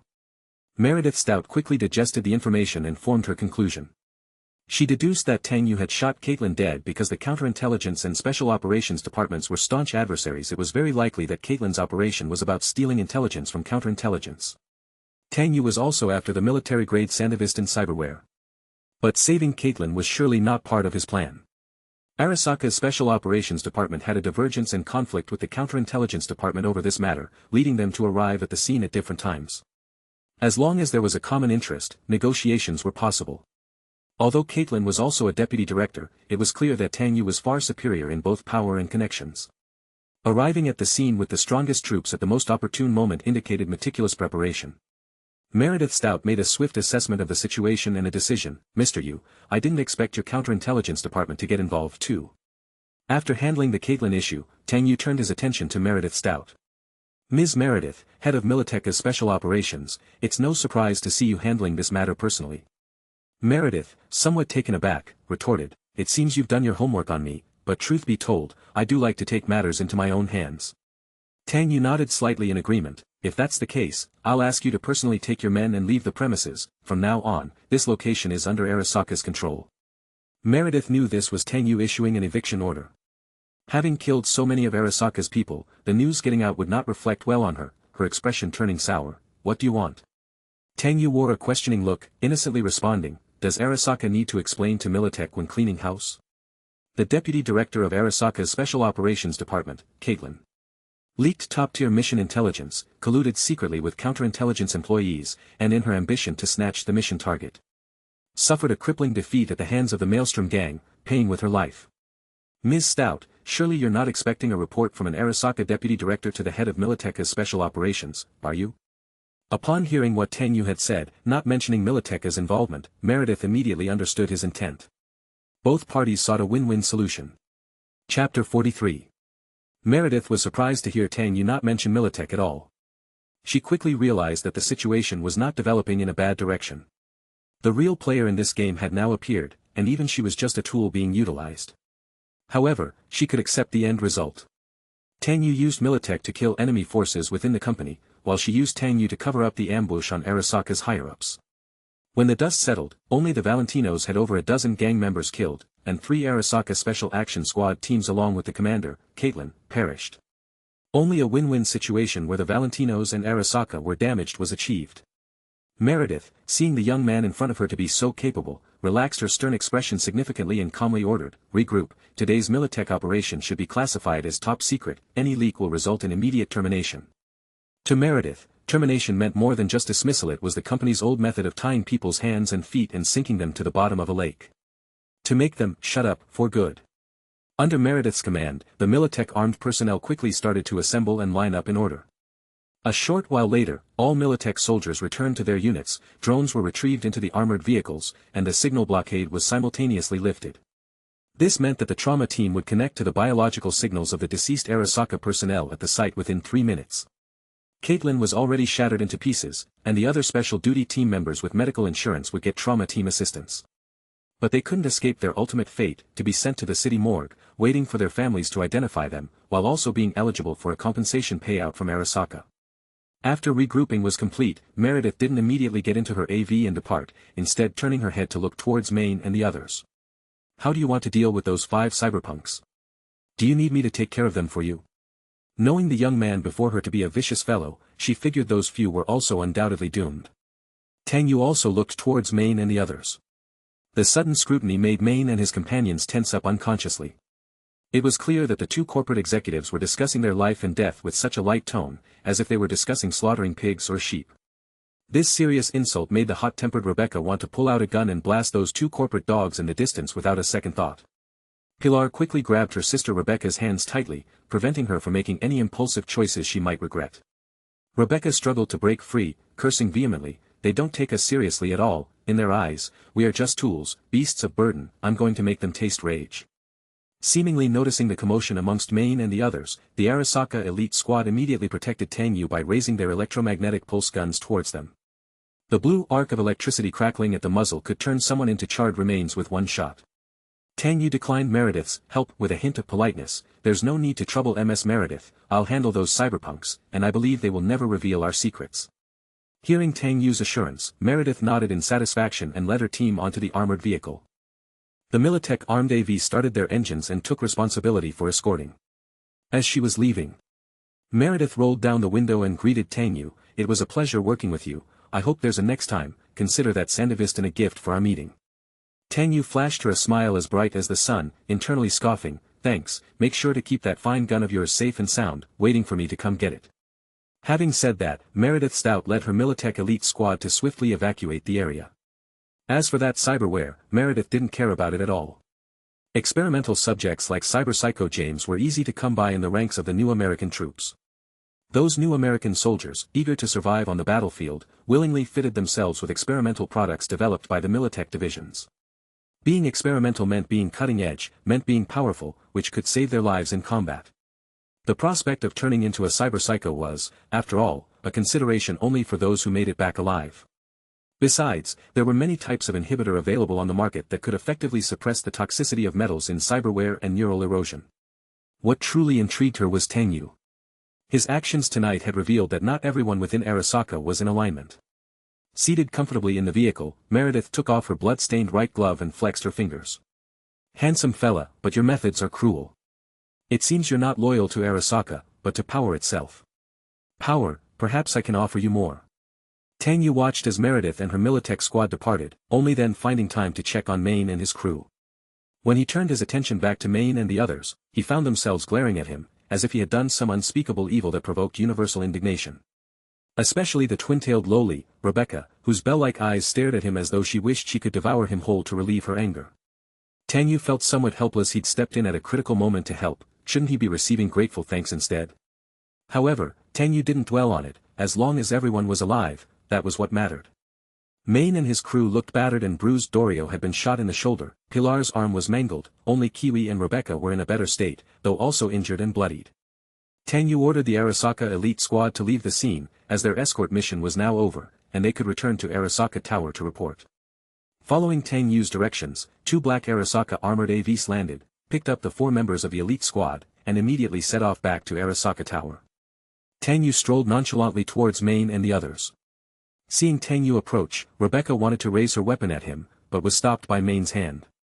"Rebecca, he's not the enemy, at least not for now," he said. Only then did Rebecca begrudgingly lower her weapon, watching Tang Yu with vigilance and irritation. Even though Tang Yu had just saved them, it was he who had orchestrated the entire situation, putting Main's team in grave danger. Main was much calmer, knowing that without Tang Yu's intervention, his team might have been wiped out there and then.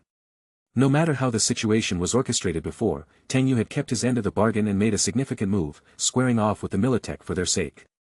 Main stepped forward and met Tang Yu's gaze, extending his large gorilla-like palm. "Thank you."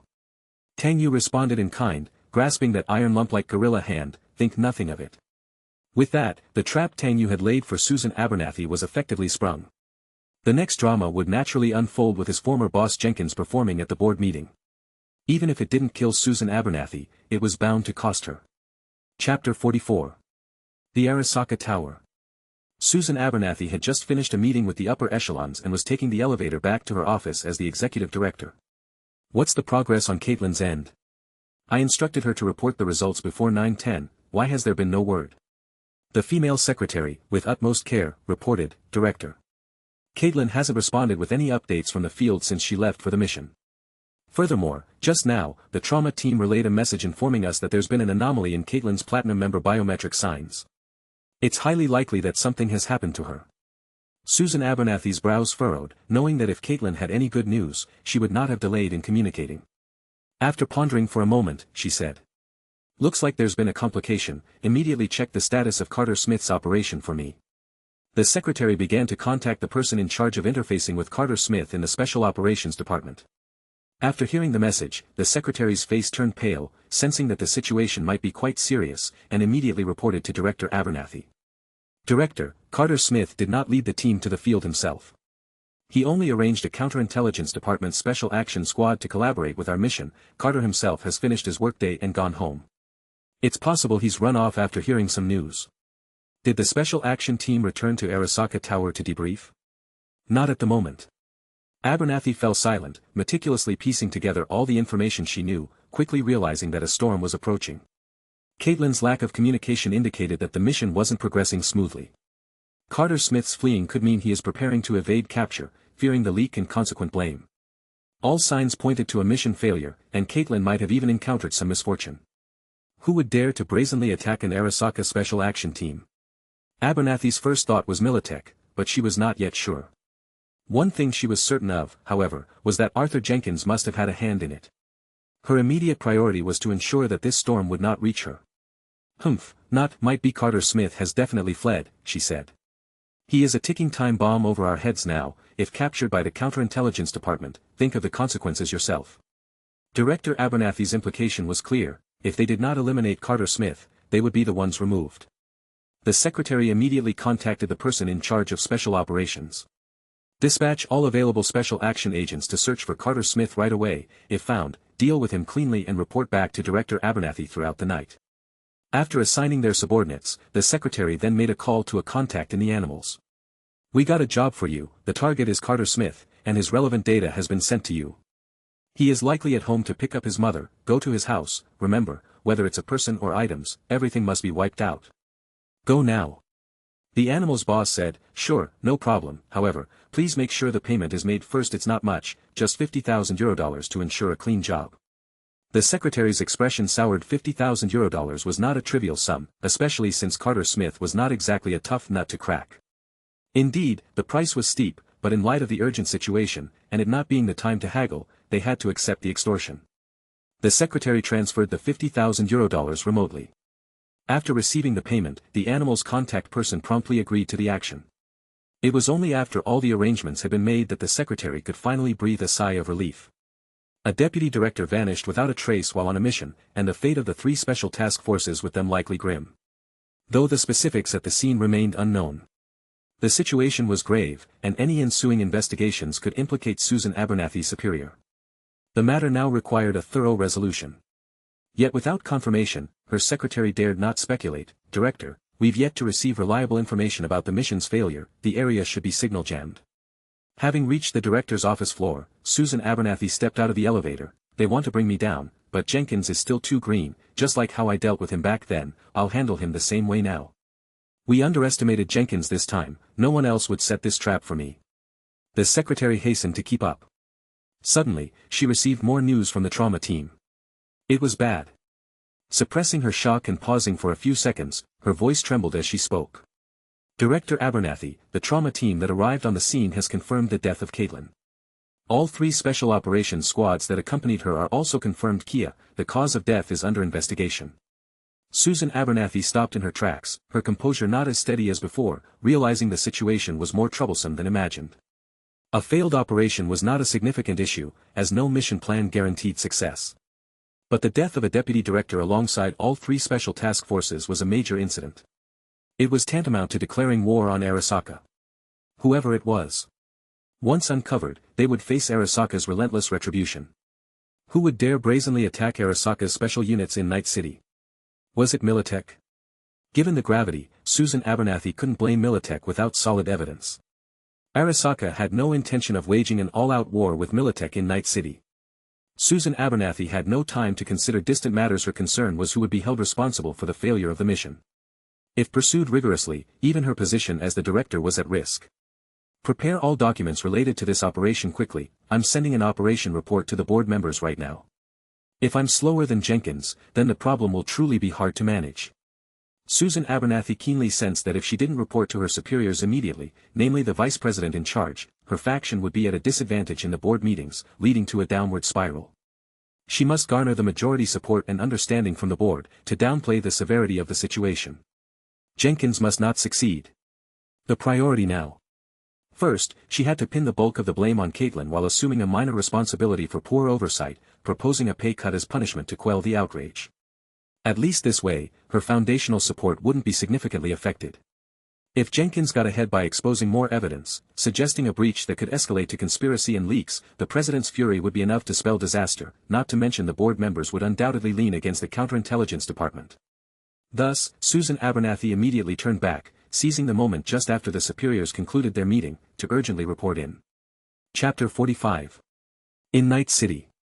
Even at 9 p.m., the city was still at the height of traffic congestion. Streams of cars crowded the main arteries leading to various districts from the corporate plaza, moving slowly in lines. Seen from above, it looked like a glowing serpent snaking through the city streets.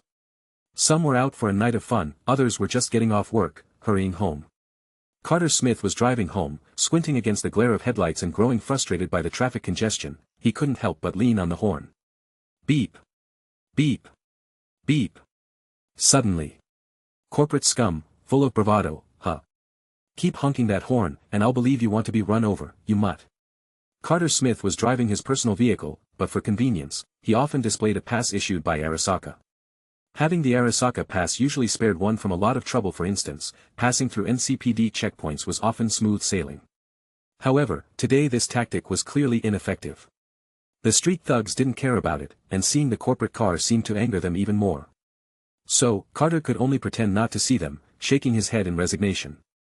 He didn't bother arguing with the lowlives and moved his hand away from the horn to push the accelerator, squeezing forward 2 car spaces. But Carter's tolerance did nothing to satisfy the thugs. Instead, they could see that Carter was just a corporate coward, and they couldn't let go of a corporate stooge when they found one. Thus, the thugs forced their way through 2 car spaces and pulled up alongside Carter again. "Cower like the corporate dog you are. Apologize on your knees, or I swear I'll finish you." Ha! Carter Smith frowned in annoyance, as he had no time to waste with these punks. He simply searched for gaps in the traffic flow and continued to avoid their harassment. It was nearly 9:30 p.m. This was the time he had informed Deputy Director Tang Yu about the mission. The actual intelligence was deciphered at 9 p.m. A half-hour delay was enough for the Special Operations Department to deal with the Maelstrom gang's trading issues. Carter Smith chose to delay the Counterintelligence Department's action by half an hour and no longer, mainly to leave a way out for himself. A time discrepancy in intelligence decryption was excusable, and with the cyberware operation data in hand, the higher-ups wouldn't delve too deep into the matter. Susan Abernathy had promised him a promotion to team leader upon success, along with a generous sum of money.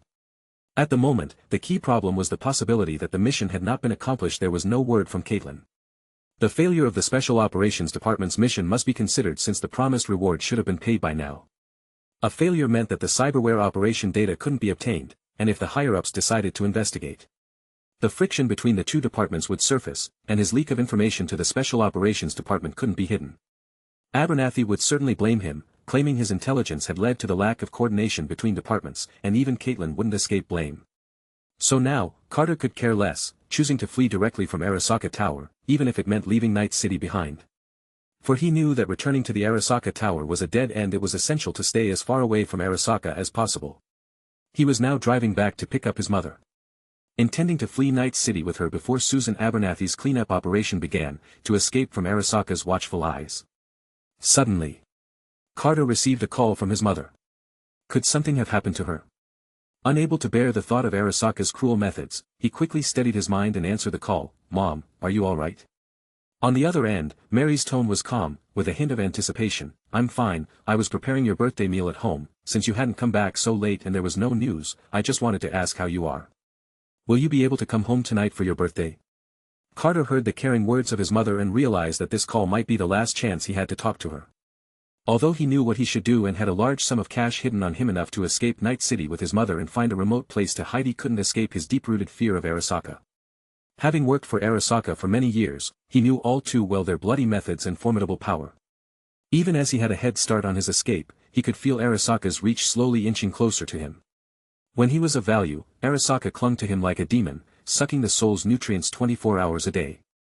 And once his usefulness was gone, the nourished demon would open its maw wide and consume him, bone and flesh, leaving no blood behind. At this moment, Carter's only feeling towards Arasaka was disgust and fear. In such a vast world, the only person who truly cared for him was his mother, Mary. He never felt any warmth at the company, only the biting and clawing amongst colleagues and superiors. He had thought that joining Arasaka was the highest honor of his life, but after years of servitude, it all ended in utter failure. Carter choked up, thinking of his mother waiting at home alone, and tears involuntarily filled his eyes. "Mom, I miss you. I'm sorry, I'm a failure.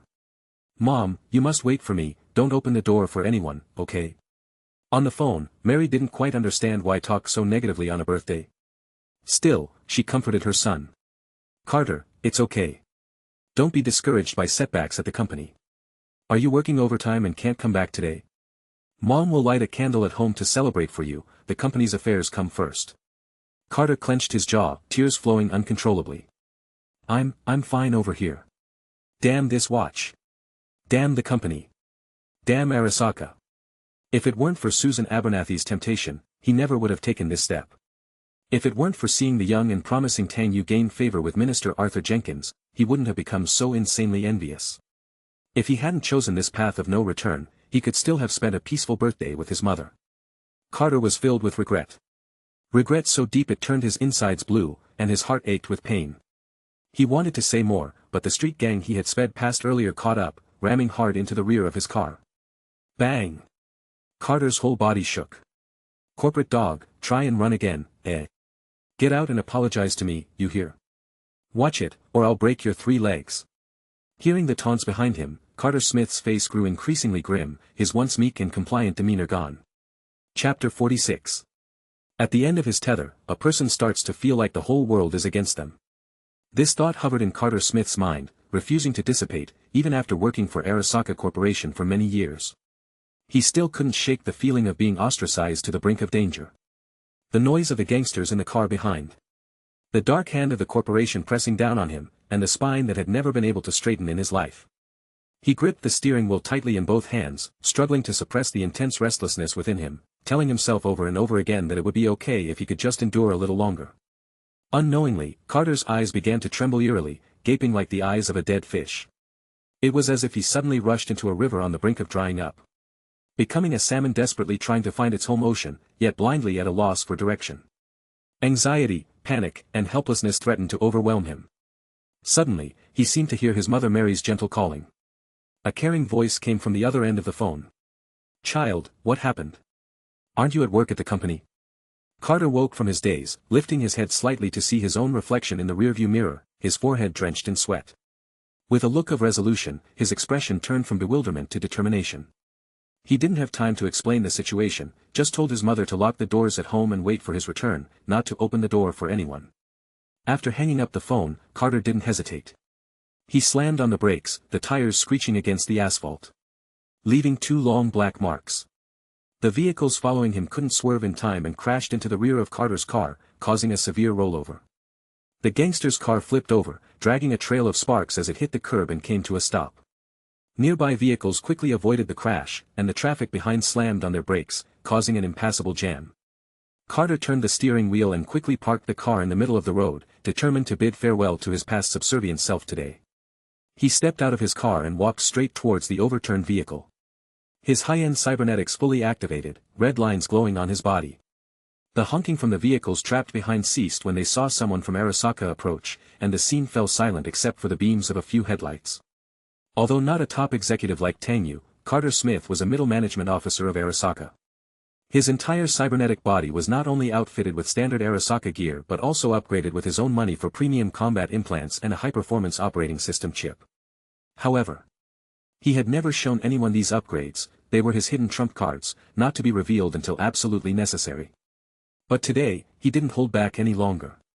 He couldn't tolerate it anymore. Faced with the gangsters provoking death, Carter decided to take them on directly. He slowly pulled out the thermal katana developed by Arasaka. Its nano-heat wire igniting with a hot crimson glow. Carter strode towards the overturned car. With one swing, the entire car door was sliced cleanly off, falling to the ground with a loud clang. The gangsters inside, seeing Carter approaching like a demon incarnate, pulled out their guns and shot at him in a frenzy. Bang! Bang! Bang! The bullets hit Carter's subdermal metal armor, causing sparks to fly without any harm.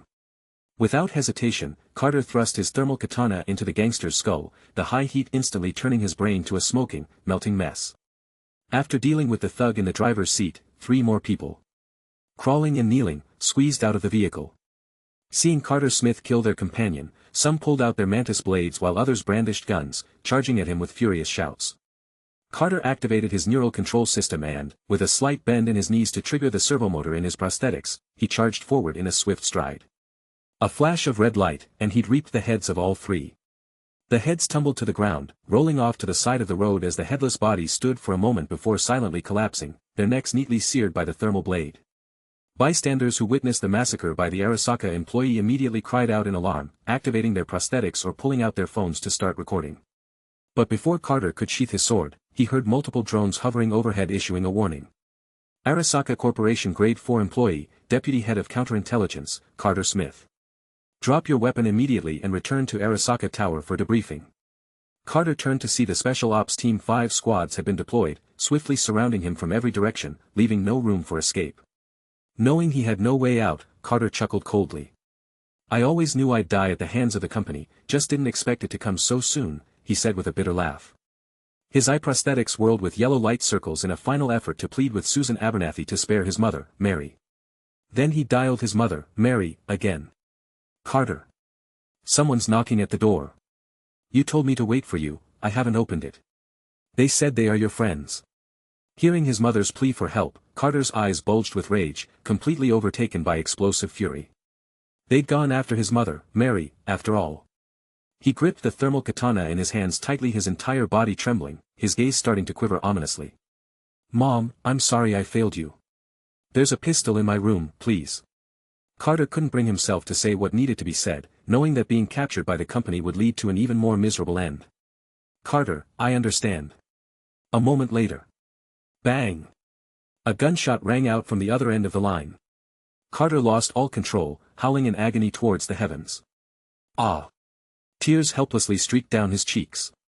With his last desperate cry, Carter aimlessly charged at the Special Ops team with his sword drawn. Carter Smith is attacking Arasaka Special Ops suspected onset of cyberpsychosis, eliminate immediately. Instantly. Carter felt his body stiffen, his prosthetics unresponsive, issuing warnings as the sword he swung failed to descend. Bang! Another gunshot. As Carter was paralyzed, a bloody hole appeared in his forehead, before he collapsed to the ground not to rise again, his eyes wide open in a mix of regret and defiance. The Arasaka Special Ops team quickly surrounded Carter Smith's body and reported back, report, Carter Smith violated company protocols, experienced cybernetic prosthetic malfunction, and has been dealt with. Soon after. All information about the employee Carter was locked, and related benefits ceased. Carter lay bleeding incessantly on the ground, with his biomonitoring signal from his neck automatically sending out an alert. Your trauma team insurance has been cancelled by your employer, Arasaka Corporation. If you require our assistance, please. Not long after. Plop. A splash erupted on the calm bay's surface. The body, wrapped up like a dumpling, was thrown into the depths of the sea, sinking out of sight. Chapter 47. It was 9:30 p.m. North Industrial District of Watson, an abandoned steel mill. As the Militech armed vehicle departed, the fierce firefight suddenly ceased, and the area fell quiet. Dead bodies and remnants, blood and gore smeared everywhere, spent cartridges, shrapnel fragments, and destroyed drones littered the floor, evidence of a recent battle. Tang Yu took brief notice of the shell casings from the squad that killed Arasaka's agents, which bore no Militech markings. The bullets were common types available on the market. This detail suggested that Meredith had been thoroughly prepared for this, just waiting for Arasaka's fat fish to take the bait. Without solid evidence, even if Arasaka wanted to trouble Militech, they'd have no grounds to do so. All electronic signals in the vicinity were jammed, and the storage chips in the brains of Arasaka's agents were destroyed. It has to be said, Meredith's methods were indeed meticulous. This also made things convenient for Tang Yu. He no longer needed to cover for Militech's tracks and could shift the blame to the Voodoo Boys gang in his mission report. After all, there were over a dozen Voodoo Boys' bodies on the ground, undeniable evidence of the intense battle that had occurred with Arasaka's agents. The only difficult point to explain was that the Voodoo Boys, numbering barely a dozen, could not possibly have taken down 3 squads of Arasaka's agents. Therefore, some embellishments were needed to pin the blame on Brick, the leader of the Voodoo Boys. The incident would be characterized as a premeditated, organized ambush by the Voodoo Boys targeting Arasaka, possibly backed and directed by Militech. If the Arasaka board of directors truly became irate, they could easily retaliate with a purge against the Voodoo Boys. However, those selfish corporate dogs wouldn't play the role of a moral police officer and close doors for the NCPD. Tang Yu and Main shook hands outside the workshop, signifying the success of their cooperation, with both parties achieving their initial objectives. At this moment, Main's concerns about Tang Yu had largely dissipated. Having stepped in to help at such a critical moment was proof enough of Tang Yu's sincerity in cooperation. Tang Yu had not, as Main and others had thought, betrayed them at a crucial time to seize the greatest benefit. Main's tone softened considerably. Thank you, if you hadn't arrived in time, we probably would have been slaughtered by those Militech bastards, those damned rascals. Tang Yu had anticipated the turn of events, but still recognized the effort and the losses Main's team had suffered in the process. He acknowledged their combat effectiveness. You showed impressive strength, justly deserving success in our collaboration. Holding out against Arasaka's special forces wasn't easy. What's the use of just fending off those Arasaka dogs? Militech is still waiting for us. They never intended to let us go from the start, Faraday, that bastard. Exactly, you corporate dogs are all the same, not a single good one among you. That old hag, I won't let her go. Rebecca, thinking of Meredith's disdainful gaze that treated them as if they were less than human, as if they were ants to be crushed at her whim, felt her temper flare. Seeing the twin-tailed girl with impressive shooting skills and courage, Tang Yu asked with a hint of amusement, isn't the one who just saved you also a corporate dog? Rebecca, not taking kindly to that remark, glared at Tang Yu angrily. Cut the crap. I'm not afraid of that old hag. If you hadn't talked her down, she wouldn't have made it out alive today. I will kill her. Main saw that Rebecca was still somewhat agitated and not too friendly towards Tang Yu, her tone slightly stern as she said. Rebecca, calm down, no matter what, it was Mr. Tang who helped us out of a tight spot just now, as for the Militech incident, that has nothing to do with him. Rebecca was very unconvinced, but she wasn't unreasonable. She recognized the truth in Main's words. Aside from Tang Yu's appearance at the end to talk to Meredith and letting the Militech people leave alive, it seemed there was no particular vendetta against them. However, Rebecca clearly did not believe Tang Yu was a good person, especially since he ordered his subordinates to kill Caitlin. In Rebecca's eyes, Tang Yu was with Arasaka, and so was Caitlin. Killing one's own people showed a sly and dishonorable way of doing things, which meant there was no guarantee he wouldn't turn the knife on them one day. Tang Yu, seeing the fiery little loli in front of him, knew he couldn't explain things clearly to her in a moment. After all, as long as Main and the others survived, it was a win-win outcome. Dorio, enduring her pain, thanked Tang Yu. Mr. Tang, thank you, you saved Main, and you saved all of us. Although it's a bit strange to say this, you indeed saved our lives. If you don't mind, I'll gift you a pair of cybernetic arms that will make you overjoyed when you return. Brother. Shut your mouth. Soon after, the trauma team arrived at the scene and hurried away after confirming that all Arasaka special operatives who had purchased medical insurance were dead. Rebecca, seeing the trauma team leaving without even caring about the bodies, felt her inner cosmos of anger almost ignite again. Tonight, her perception of the big corporations had completely shattered. Rebecca had always disliked the corporation's actions, and now her feelings had turned to deep loathing, which also reflected in her attitude towards Tang Yu. Despite everything, Tang Yu kept his promise to help rescue Main's team, so Rebecca bit back her anger and kept quiet. The Arasaka Counterintelligence Department Special Ops team was dispatched at 9:30 p.m. as instructed and arrived to find the site in disarray. Seeing the bodies of their Arasaka colleagues, they looked at each other, at a loss.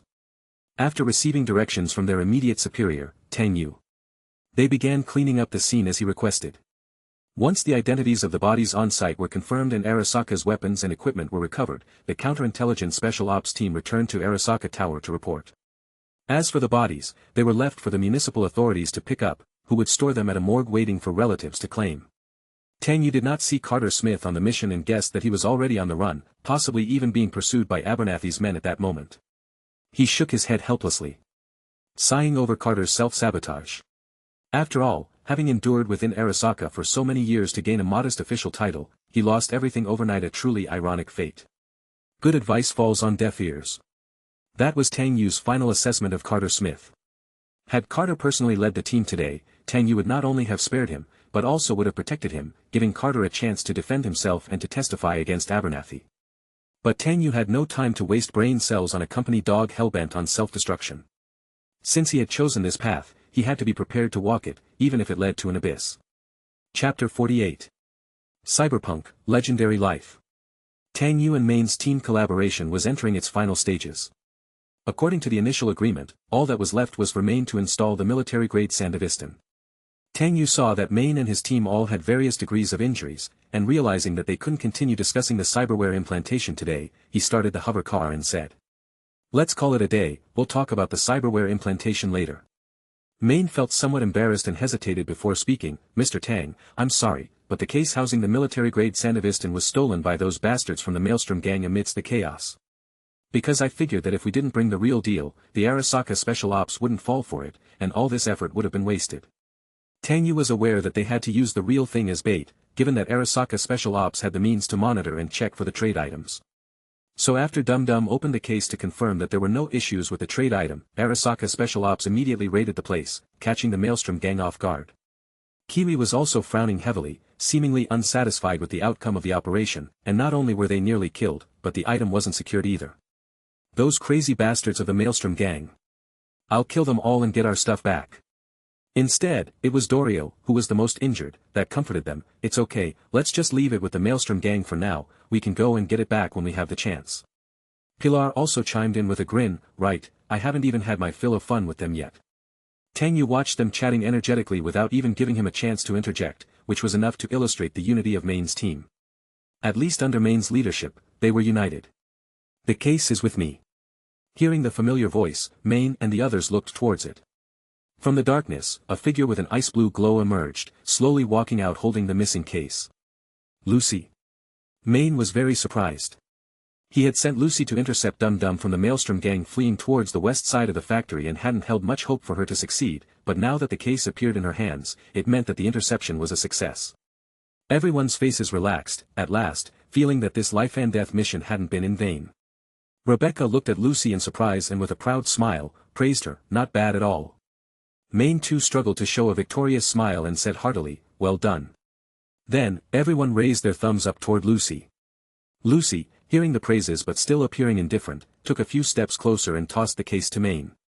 The case drew an arc through the air, and Maine caught it steadily.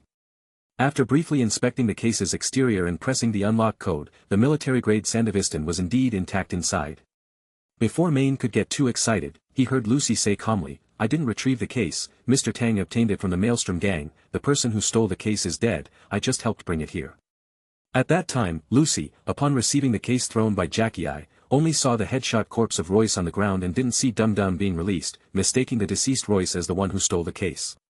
After explaining, Lucy walked to one side, leaned against the wall, lit up a cigarette, seemingly uninterested in Arasaka matters and not wanting any further involvement. Everyone was shocked upon hearing Lucy's explanation. "You? What the hell?" Maine was even more astonished, not expecting that Tang Yu would be the one to end up with the case. This meant he had anticipated and prepared for such an incident. "Indeed, you are meticulous." Maine elevated Tang Yu's rank in his mind yet another level, from an ordinary strength corporate drone to someone of ordinary strength, who keeps his word, has a sharp intellect, and still a high-ranking corporate drone. That's 2 extra labels. After all, Tang Yu was just an ordinary person who hadn't undergone cybernetic enhancements, and his personal combat capabilities were indeed lacking. After hearing the truth, Kiwi's eyes flickered with surprise. It was only her second time seeing Tang Yu, yet he had made a profoundly deep impression on her. The first time was in a Gloria's apartment, where Tang Yu held the demeanor of a high-ranking corporate executive, a spitting image of a wealthy scion.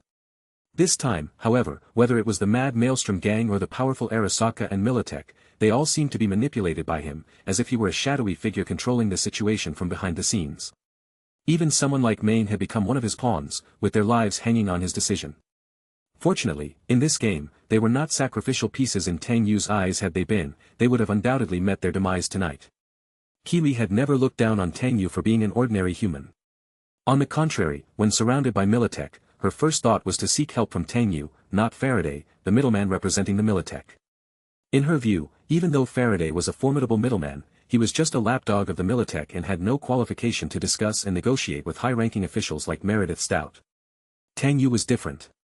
His status, power, and the company he represented were all sufficient to contest with someone like Stout. And indeed, her thoughts were proven right, albeit Tang Yu's arrival was far more unexpected in both manner and timing. Maine was uncertain whether to take the cybernetic body. If it weren't for Tang Yu's intervention, it definitely wouldn't be in his possession now.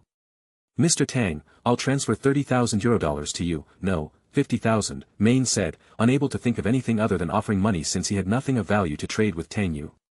Tang Yu did not accept Maine's offer but instead turned and walked toward the AV. "Come with me first, you can't implant this body now, there's some tail we need to get rid of first."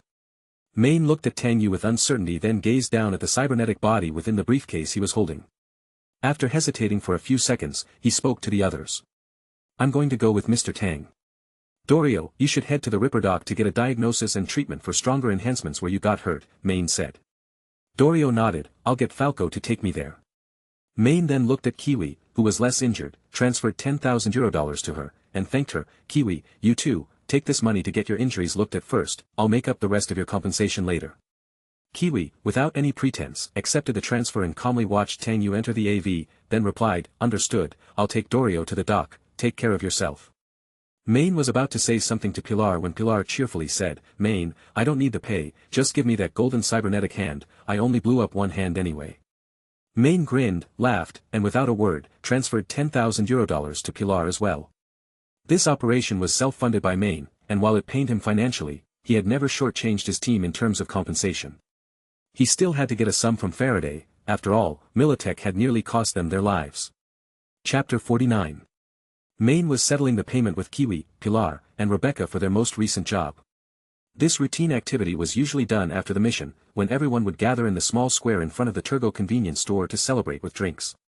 But today, Maine had cyberware implantation matters to deal with, and everyone had sustained injuries to varying degrees, so he decided to pay them their dues first so they could tend to their wounds.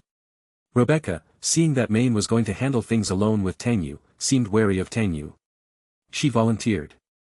Maine, that guy doesn't seem reliable at all, it's too dangerous for you to go alone, I'm not badly hurt, I'll go with you, just to keep an eye on him.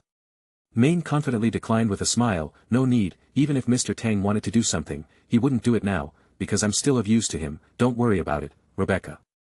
After saying this, he handed Rebecca €10,000, acknowledging her considerable efforts in the recent fight. Not until he had briefed everyone who gathered around him did Maine finally turn his attention to Lucy, who was smoking alone some distance away. Lucy. Lucy didn't look up when she heard Maine call. Instead, she got up and walked toward the exit of the factory, saying, I didn't help much this time, I'll pass on the payment. As she passed by the Arrow car, Lucy deliberately slowed her pace. Out of the corner of her eye, she saw Tang Yu sitting in the luxurious leather seats of the vehicle, looking comfortable as though he was on a call with his superiors. However, she didn't attempt to eavesdrop on the conversation this time. Their collaborative mission had ended, which meant that her dealings with Tang Yu were now fully settled. What took her by surprise was that during the moment Maine and the others were in grave danger, Tang Yu didn't choose to ignore their plight. Instead, he personally led the Arasaka elite squad to rescue them. In fact, she had been ready to fight. If Tang Yu had refused to rescue Maine and the others, she might have had to resolve it in her own way. Not just for the team, but for her own protection as well. Damage to one is a threat to all. If Maine and the rest had truly fallen at the hands of military-grade tech, she, as a direct participant in the operation, would likely have not escaped unscathed. While Tang Yu was a high-ranking official within the Arasaka Corporation, he was an unmodified human and negotiating with military-grade tech face-to-face was extremely risky. Militech might not listen to him, but he managed to succeed. Not only did he not fire a single shot, but he also managed to drive away the Militech and save Maine and the group. Lucy gave one last glance at Tang Yu in the car on the phone, withdrew her gaze, and continued walking out of the factory, exhaling a ring of smoke while muttering to herself. It's indeed good news.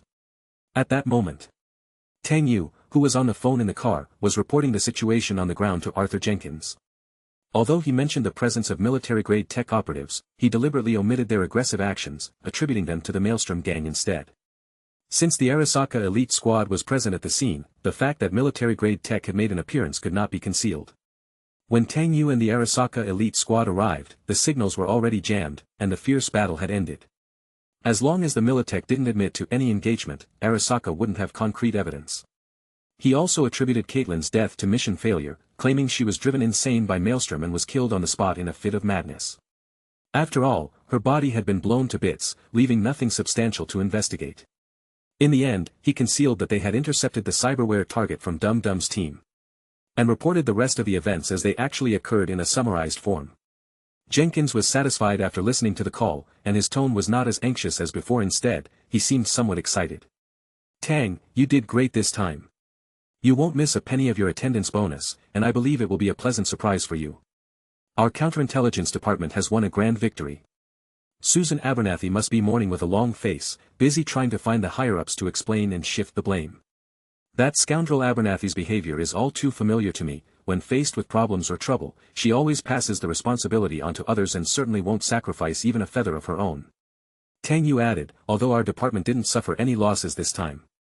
It did prove one thing. There indeed are people within our department colluding with Abernathy's side. Carter Smith must have been taken care of by the special agent she sent. Jenkins wholeheartedly agreed, you're absolutely right, Carter Smith's corporate account has already been cancelled, and Arasaka's special force has deemed him Cyberpsycho uncontrollable and eliminated him on the spot. If he were still alive, he might have the chance to point out the scoundrel's crimes. I must say, that scoundrel's methods are truly ruthless. Tang Yu, that's true, the Special Operations Department indeed made a big mistake, but without a key witness, it's hard to give Abernathy a death sentence. Jenkins sounded quite helpless, managing to make her back off and retract her claws is already good enough. Her supporter hasn't fallen from power yet. And you know, the Arasaka board takes a defensive stance on Militech in Night City. With the Militech involved, there's a good chance the board won't delve too deeply. Toppling her won't be easy, unless... Tang Yu knew what Jenkins was implying, but he didn't pick up the topic. He wasn't ready to risk his life by arranging someone to assassinate Susan Abernathy. Not to mention Abernathy's personal armed guards from Arasaka, just the myriad of life-saving measures would make it hard to find an opportunity to strike. Susan Abernathy indeed deserved to die, but now was not the time for Tang Yu to take action. Of course, if Jenkins found someone else to do the deed, he wouldn't stop them. If it were successful, Tang Yu would be happy to reap the rewards.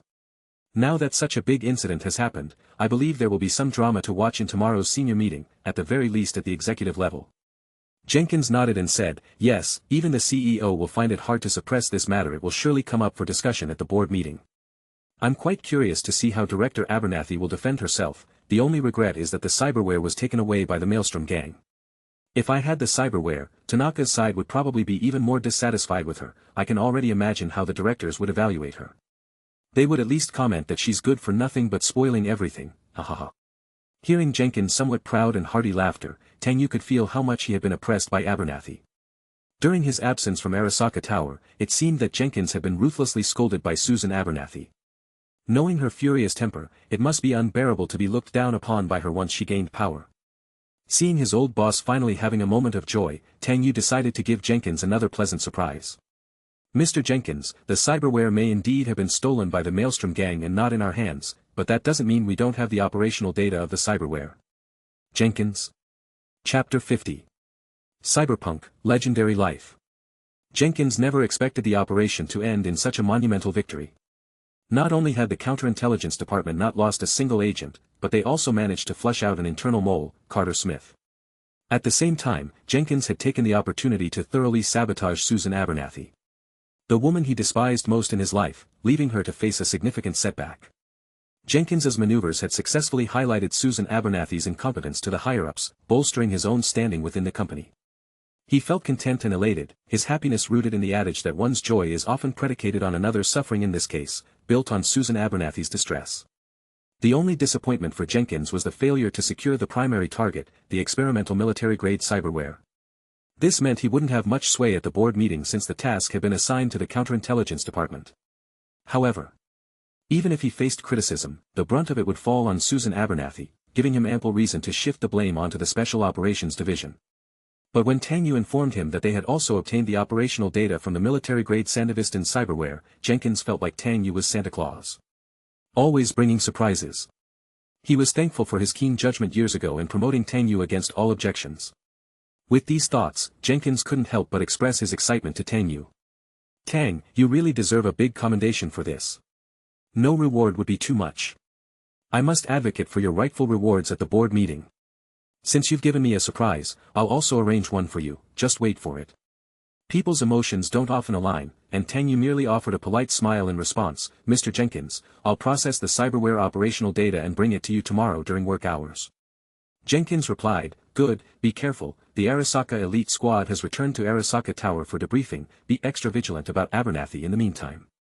With her temperament, she'll definitely have a new plan for you. Hearing Jenkins's concerned tone, Tang Yu was reminded of the corporate creed that to be valued, one must provide equivalent worth. If Caitlin from Special Operations had been successful today, she'd certainly have climbed the ranks in Abernathy's eyes. Unfortunately, the cutthroat nature of the Arasaka corporate world meant that not everyone was lucky enough to get a second chance. I understand. Although Tang Yu knew Abernathy would have a contingency plan, he was curious to see how she would attempt to justify herself the next day. After exchanging the necessary information with Jenkins, they ended the call. Jackie, who had been sitting silently in the car all this time, finally seized the opportunity to join in the excitement with a thumbs up to Tang Yu. Hamano brother, you really pulled off something amazing this time, you totally dominated those Militech geeks. You should have seen that woman leading them in her uniform. She looked even more upset than if she'd seen the King of Hell. At first, I thought we were actually going to go up against Militech, guns in hand, all awkward and sloppy. Damn. Almost scared myself into having a nervous breakdown.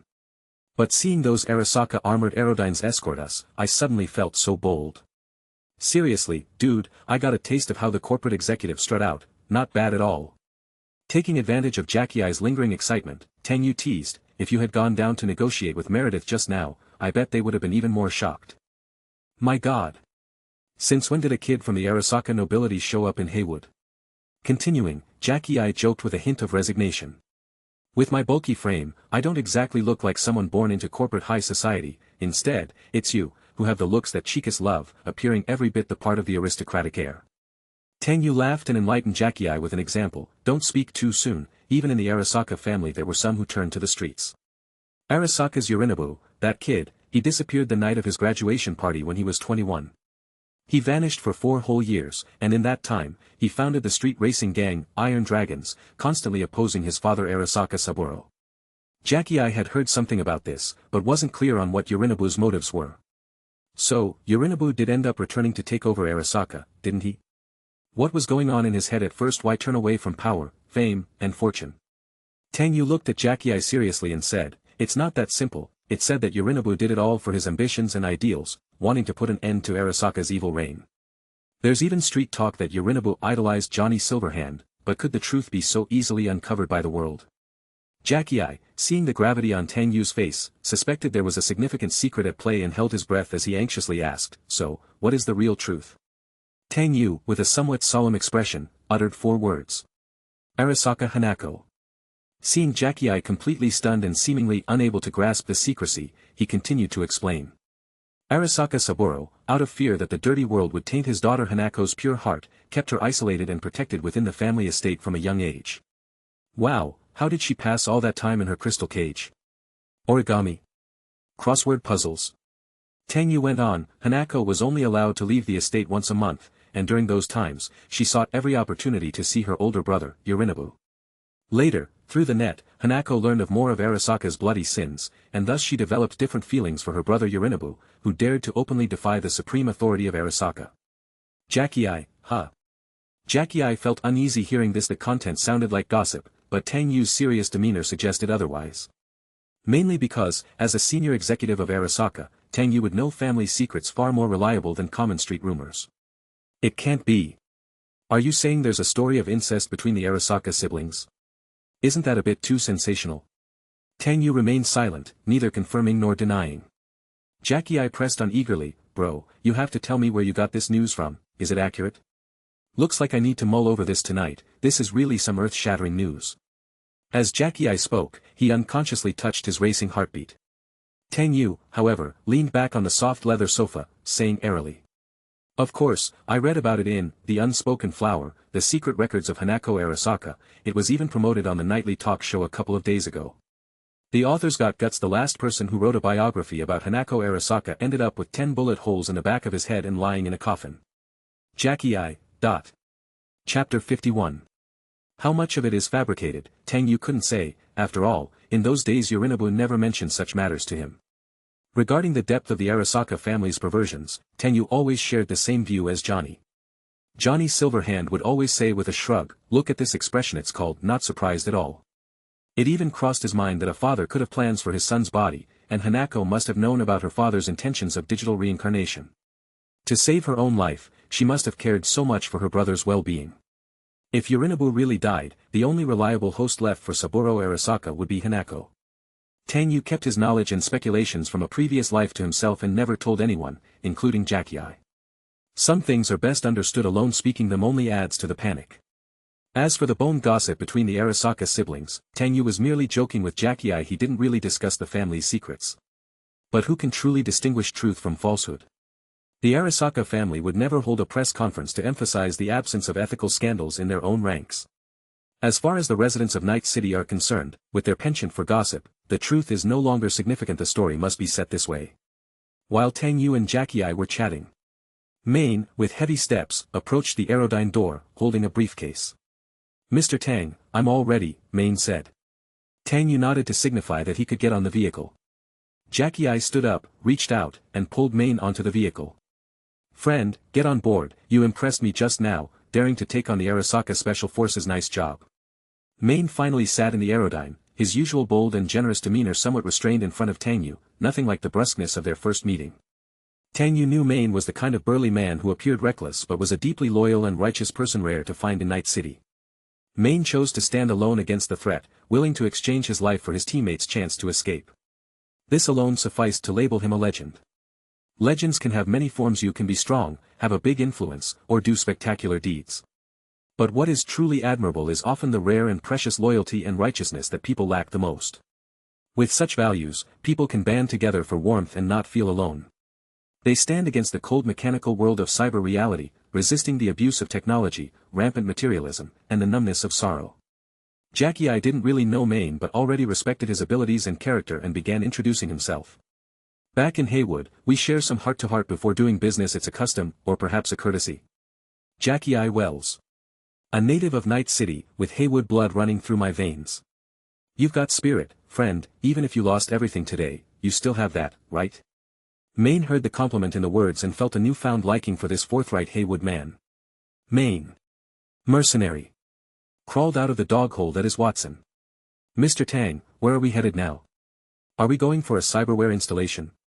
I can't wait. Tang Yu started the vehicle's engine and set the destination to the old Victor's clinic, then replied, we're going to Victor's clinic for cyberware, but there are some things to take care of before installation, Jackie I added. Victor's workmanship is the best in Night City, there's no problem getting cyber limbs from him. Seeing that Maine already had gorilla arms and an extra arm cannon, not to mention his entire body had been augmented down to bone, muscle, and skin, he advised with good intentions.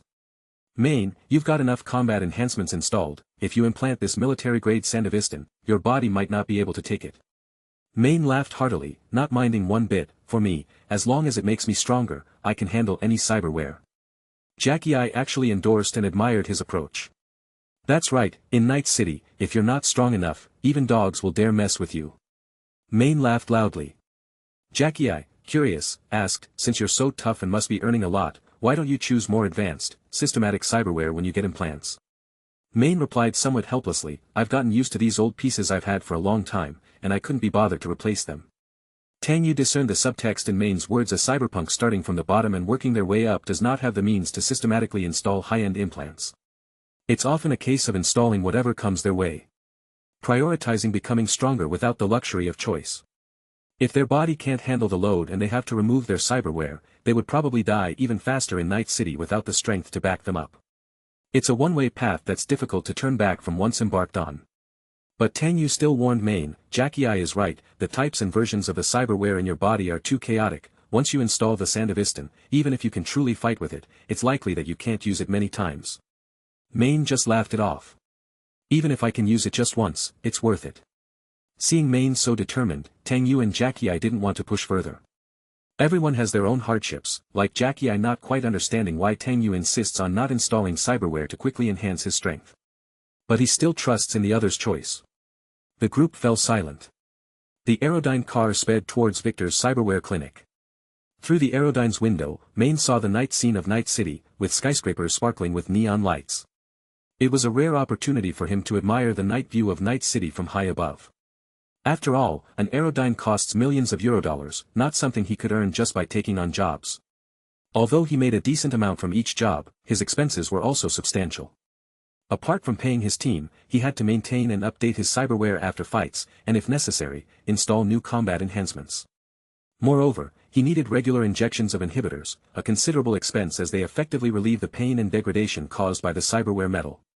He was well aware that higher-end cyberware would be better, especially the new powerful cyberware developed by corporations. They're sleek, closer to human appearance, and offer greater control and power. Maine could actually afford these new high-end models, but the upkeep was beyond his means, not only because of their high initial cost but also because of the expensive maintenance. Hence, he preferred scavenging for cost-effective combat implants in the black market, and the military-grade Sandevistan was indeed his target. He acquired it through Gloria, who had snatched it from the corpse of a cyberpsycho named James. Even though Maine knew this thing was ominous, he was swayed by James's combat prowess. After many life-and-death experiences, now that he finally had it in his possession, Maine gripped the safety box in his hand tightly. No matter what, he had to install this piece of cyberware. Chapter 52. In Watson District, Little China. On the third-floor balcony of Misty's Esoterica, a fortune-telling and seance shop. A black luxury hover car, with 4 blue flame jets spouting from the bottom, slowly descended and docked. The winged car doors gently lifted upward, reflecting the neon lights off their metallic shimmer. Jackie I was the first to jump out of the car, stretching his shoulders before turning back to call Maine from inside. Friend, we're here, come on down. Maine glanced at Tang Yu, who remained seated in the leather chair, making a gentlemanly inviting gesture. With a slight nod in response, Maine grabbed the safe and stepped out, joining Jackie I to wait for Tang Yu. The three had previously conversed in the car and became well acquainted, finding common ground in their appetites. One from Haywood, the other from Watson. Though from entirely different backgrounds, they both had carefree and unrestrained personalities and appreciated each other. After alighting from the car, they walked down together. Leading the way, Jackie I spoke as he descended the stairs, haven't even warmed up properly today, and our business is already settled. That proves the lucky card Misty gave me really does work. Upon reaching Misty's shop, Jackie briskly walked up to the counter. Misty stood there, intently manipulating her tarot cards, as if deeply focused on her study. Jackie, quite thrilled, approached and greeted her. Misty, as a professional fortune teller, you're truly amazing. I feel like your lucky card made a big difference today. It made resolving matters so effortless. Seeing Jackie return, then turning to see Tang Yu and a big, unfamiliar, and slightly injured man, Misty spoke in her usual gentle tone. It looks like you had a smooth run. Victor's downstairs, you're here to see him, right? Jackie quickly picked up on the cue. Yes, Tang and Main have business with old Vic. I don't need to see him, I'm mainly here to learn more about this lucky card. He then waved to Tang Yu, saying, Bro, I'm going to consult Misty about something, you guys go ahead and find Vic, alright? Understanding Jackie's real intentions, Tang Yu didn't say much, leading Main towards the backyard and downstairs to find Victor. That was Misty, Jackie's fiancée, they've known each other since childhood, Tang Yu explained. Main couldn't help but admire. I think Jackie and Misty are a perfect match. Are they engaged already? Tang Yu confidently replied, Not yet, but I've set a date for their wedding. Remember to come to the ceremony. Jackie really likes you.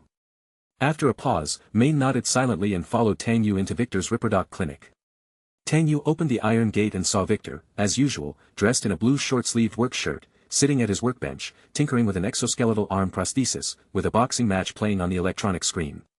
Vic, we're back. Victor glanced up, then focused back on his work, seeming to have anticipated their arrival. Looks like you had a successful day, and you've brought a friend.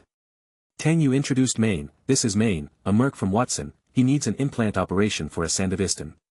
Main stepped forward, placed the safe on the workbench, entered the code, and opened it. Inside lay a military-grade Sandevistan, intact. Victor finished with the exoskeletal arm prosthesis and picked up the military-grade Sandevistan, scanning it for inspection. This item isn't seen on the market, must be an experimental piece from Militech. Did it run through any body performance data before? Before they could answer, Victor suddenly linked it to something. Is this cyberware from the Cyberpsycho who was killed a few days ago at the Corporation Plaza? The one from his body? Victor had been a cyberdoc for years and was very familiar with the cyberware available on the market. Therefore, he was well aware of the news surrounding Cyberpunk James. Suddenly, a piece of military-grade cyberware appeared out of nowhere, unknown origin, advanced model, and formidable power. Victor sharply realized that there was a problem here. Tang Yu didn't beat around the bush and got straight to the point. That's right, Victor, so there's another thing I need your help with. I need you to extract the operational data from this cyberware and bring it back to the company for reporting. Victor carefully examined the details of the military-grade cyberware.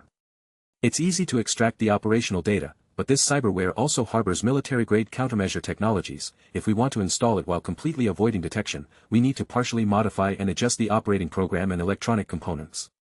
Hearing this, Main looked a bit concerned and hurriedly asked, How long will that take? Victor put down the military-grade cyberware and looked at the anxious Main. I can extract the data and you can take it now, but the implantation will have to wait a week. However, before that, it would be best to perform a full-body compatibility check on you. If your body can't withstand it, the installation surgery could be risky. Main was in a difficult position. He knew his physical condition better than anyone, and it was indeed a stretch to install this cyberware. But without a compatibility test, it would probably be difficult to convince Tang Yu and Victor to perform the implant surgery on him. Victor stood up from his stool and led Main to the operating chair. Sit in the chair first, don't be nervous, and connect the neural data cable. Main lay on the operating chair, took the data cable handed to him, and inserted it into his biological neural data port. Victor, with a stethoscope around his neck, began the examination from the control panel. As I scan, you can take a look at what's happening inside. Tang Yu stood by, watching the results of Main's examination. Shortly, the screen began scanning and reading Main's full biological and implant information. While checking, Victor asked with some solemnity, Do you often experience splitting headaches, thirst, nausea, and retching, and your hands tremble uncontrollably? Does the cyberware occasionally not respond, causing stiffness or inflexibility? Main responded gloomily, admitting to it. He knew Victor was spot on, and after hesitating, he added, I inject suppressants regularly, so these symptoms aren't severe and rarely occur. Tang Yu, having had many implants himself, could see from the screen that the reality was much more severe than what Main had described. Main's main problem was the excessive number of cyberwares in his body and their inconsistent models, old versions that were not unified. Even the running software he used was a cracked version. Full of vulnerabilities and with poor compatibility, nothing compared to Tang Yu's divine gear from back in the day. Put simply, even a mildly skilled hacker could fry Main's brain like scrambled eggs. Moreover, not replacing the cyberware for extended periods had led to severe bodily erosion from metallic impurities, which caused the symptoms Victor had mentioned. These symptoms were not lethal but were as torturous as a chronic disease, constantly subjecting him to pain as if countless fine needles were being thrust under his nails. In short, Main's body was always operating in overdrive and was thoroughly worn out from strain. However, Main never mentioned these issues to anyone and endured through astonishing willpower. Victor could tell that Main was a tough guy and that what had happened to his body was a reluctant and forced decision. So, while manipulating the screen, he said, "I'll upgrade your internal system first and apply patches to make the cyberware control smoother. At least, it should alleviate your chronic pain significantly." Chapter 53. Main underwent a full physical examination at the old Ripperdoc clinic, where he also took the opportunity to upgrade his internal systems for improved compatibility with different models of cyberware. After installing various patches and cleaning up the cluttered cache data produced by his entire cybernetic body, Main felt remarkably clearer in his vision. The checkup was complete. Main unplugged the neural data cables and twisted his thick neck, remarking, "My head doesn't feel as dizzy anymore." The Ripperdoc explained hoarsely, "That's because your operating system has been running at high capacity for a long time, which kept your brain in an overheated state, causing you to feel dizzy and nauseous. Now that we've optimized your internal systems, remember to use cold compresses at night to cool down. That will relieve a lot of your nausea, vomiting, and thirst symptoms after a full system scan and virus removal. Your body is now clean as a whistle." Main nodded earnestly, impressed by the Ripperdoc's skillful work in alleviating many of his symptoms without having to remove any cyberware. Although he could tolerate chronic pain, being disease-free felt undoubtedly better. Sincerely, he praised, "Dr. Victor, I've been to many clinics, and you are by far the best I've come across." Then he turned to Tang Yu and said, "Mr. Tang, thank you." Victor retrieved 2 inhalant canisters from a drawer and placed them on the operating chair's armrest. "Take these with you, use them twice daily as prescribed, and reduce the use of the high-strength suppressant you've been using." Main picked up the inhalant canisters and inquired, "What are these?" Victor explained, "They are flexible suppressants produced by more technology. They can strengthen your neural conduction and suppress the side effects of cybernetic implants. It has a similar effect to your current suppressants but is much gentler, making it suitable for long-term use." Main accepted the canisters gratefully and said, "Thanks again, Dr. Victor. I owe you and Mr. Tang a favor, but I still want to know, how did the compatibility test turn out?" Victor earnestly advised, "Your current physical condition is not very promising. If you install the military-grade Sandevistan, I'm afraid your body won't be able to take it. Even if you do manage to install it, you won't be able to use it multiple times a day, otherwise, the cyberware will fry your brain." "Does that mean I can still install it?" "Dr. Victor, cost is no issue, my body can take it." Seeing Main's determination, Victor said with a hint of reluctance, "You can install it, but you should prepare yourself mentally in advance."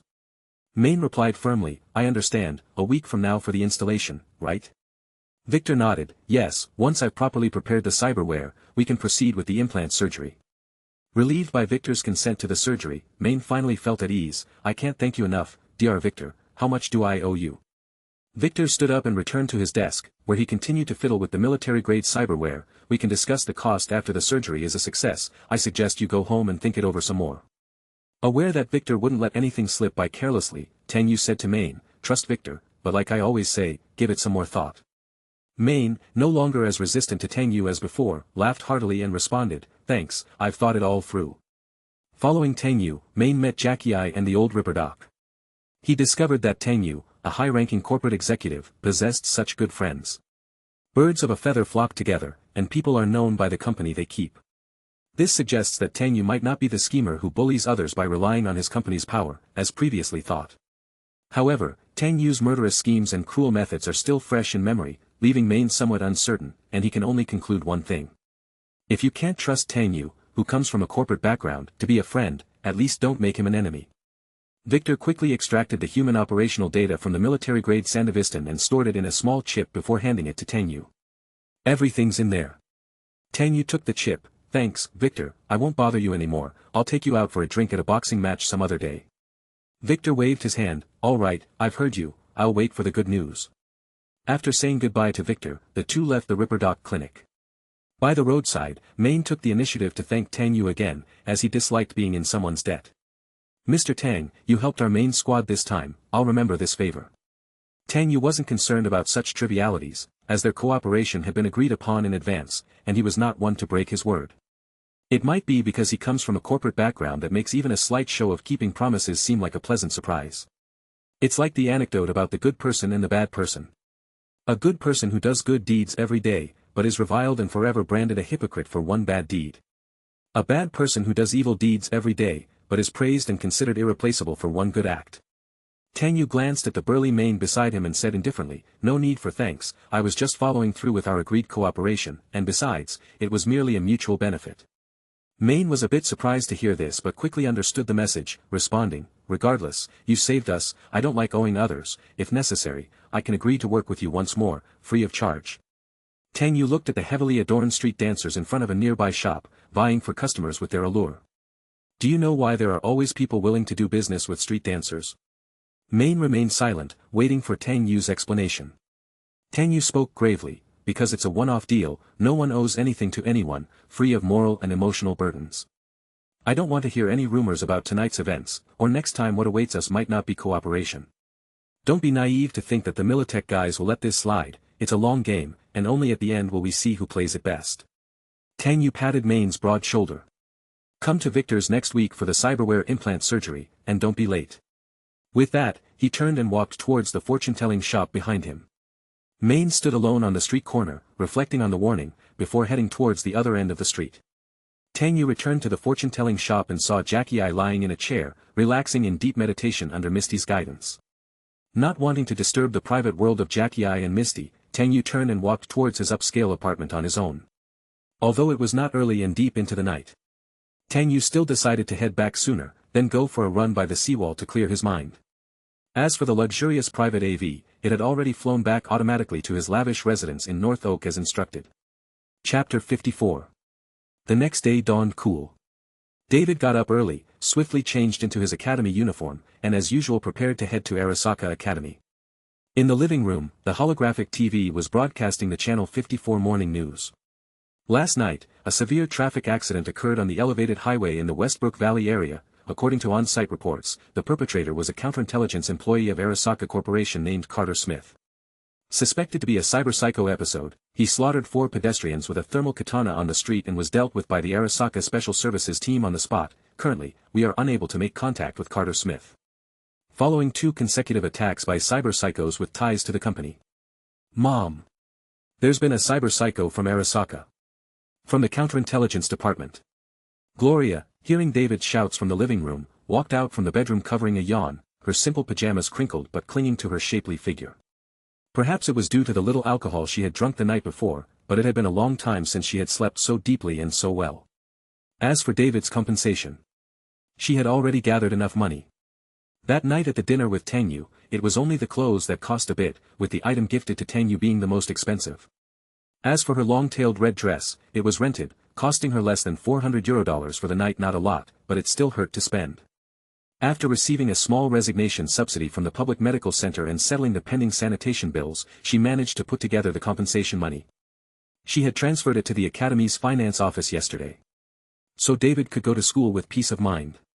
Hearing David's call, Gloria walked into the living room, rubbing her bleary eyes and watched Channel 54 News. Yesterday, a violent explosion occurred on the 23rd floor of a high-rise apartment in Westbrook, resulting in the death of a woman in her 60s who lived alone. The NCPD currently treats the explosion as an accidental event. David prompted her to watch the previous news story. Gloria gestured to rewind the projection TV, and learned about the Cyberpsycho attack on the elevated highway. With the main character in the news being Arasaka Corporation's employee Carter. She was somewhat shocked after understanding that an Arasaka counterintelligence employee had suddenly turned into a cyberpsycho, especially since there had been a cyberpsycho attack in the company's plaza not long ago. Gloria watched for a while, then frowned, turned off the TV with a backhand sweep, and urged David beside her. "Don't worry about these things, they have nothing to do with you, go to school now, you've already taken a day off, and it wouldn't be good to be late again." Reluctantly, David dressed quickly, grabbed his takeaway breakfast, and set off. After watching David leave, Gloria returned to the living room, turned the news back on, and watched it several times more before switching to the WNS news channel.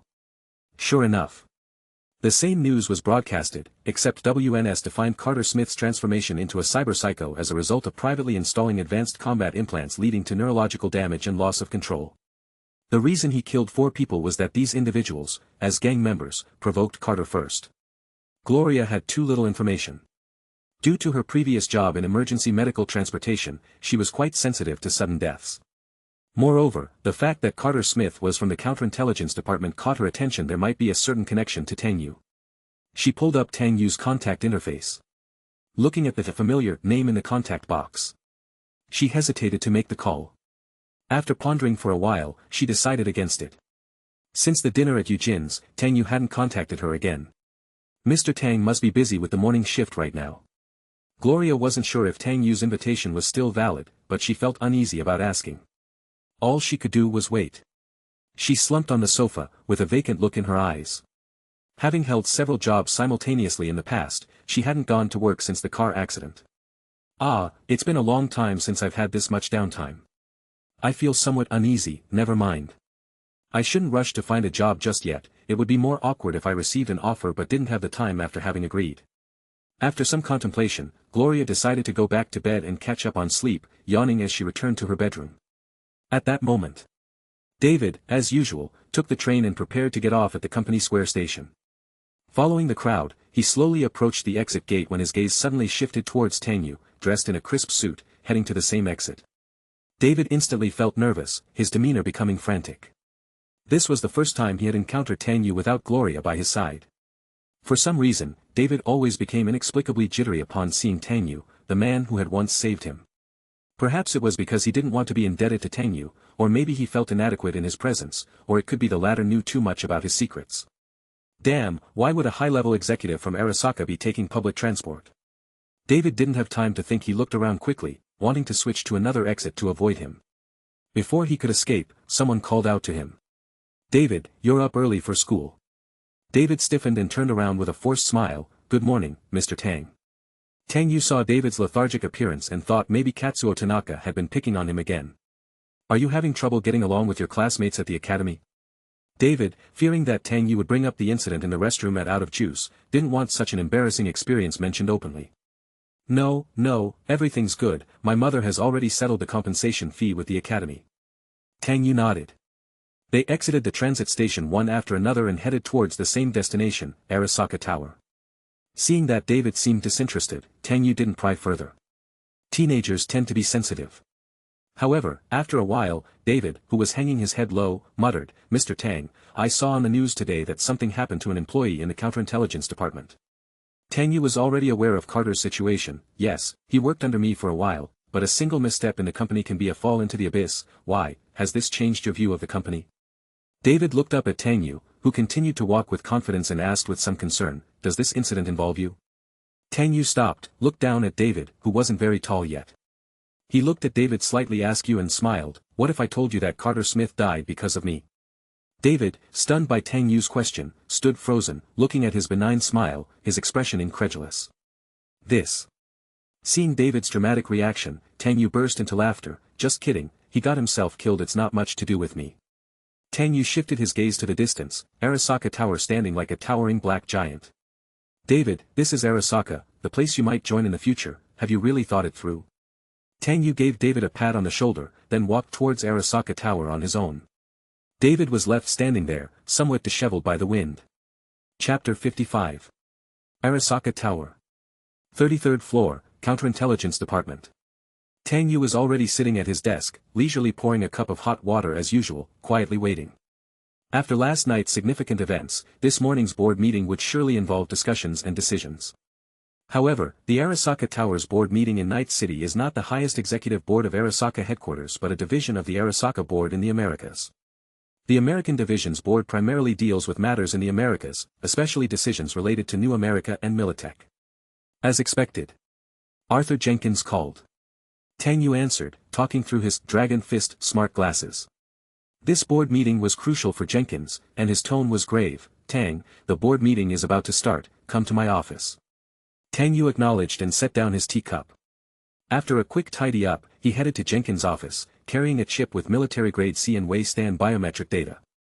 Walking through the office area, passing corridors and 2 corners, then going through a scan in the passage area, he finally entered the minister's office, as opulently dark and spacious as ever. Upon entering, he saw the giant floor-to-ceiling screen already switched to the live feed of the board meeting. Arasaka 78th floor, Jungle High-Level Meeting Center. The boardroom was simply designed, surrounded by lush greenery like bamboo and banana plants. On the silver meeting platform was a large marble table with a rock pattern, flanked by 5 silver chairs on each side. Jenkins, seeing Tang Yu enter, gestured for him to sit down. Tang Yu took a seat, focusing on the board meeting happening on the screen. Since this discussion involved the Counterintelligence department, Jenkins could only join remotely. Usually, Arasaka's president and senior M-level managers attend the meeting, but most often via remote connection. Soon, Arasaka bodyguards started to enter, taking up their positions for security. Then, the board members entered one by one, taking their designated seats. They were dressed in fine suits, their advanced cybernetic implants indistinguishable from those of ordinary people. After the 9 board members were seated, only the topmost seat on the right remained empty. This was reserved for the sole Arasaka family member on the board, Michiko Arasaka. Once all 9 were present, Michiko Arasaka, with her blue hair, gracefully entered from the back door. Michiko didn't take her seat but chose to stand at the head of the table, looking towards the board members. In Night City's Arasaka Tower, Michiko represented the Arasaka family in handling affairs. Although every decision at the board meetings had to be reported to Saburo Arasaka in Kyoto, she was still the manager of Night City's Arasaka Tower. Even though her uncle, Reizo Arasaka, was established as the heir to the Arasaka Empire, she only obeyed her grandfather, Saburo Arasaka, until he was succeeded. Tang Yu remembered Michiko Arasaka, who just entered. In Night City, the reason Arasaka always avoided Militech was closely tied to Michiko's management. Michiko was the daughter of Kei Arasaka, Saburo's eldest granddaughter. Her father Kei was the former CEO of Arasaka. Because Saburo greatly missed his wife Michiko, he named his granddaughter after her. Tang Yu, to distinguish them, still habitually called her Little Michiko Arasaka, even though she was no longer young.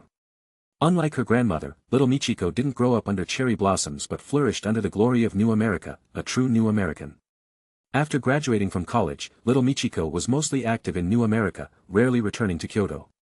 She became a mediator between Arasaka and Militech companies, advocating cooperation with New America, leading the Dove faction in Arasaka.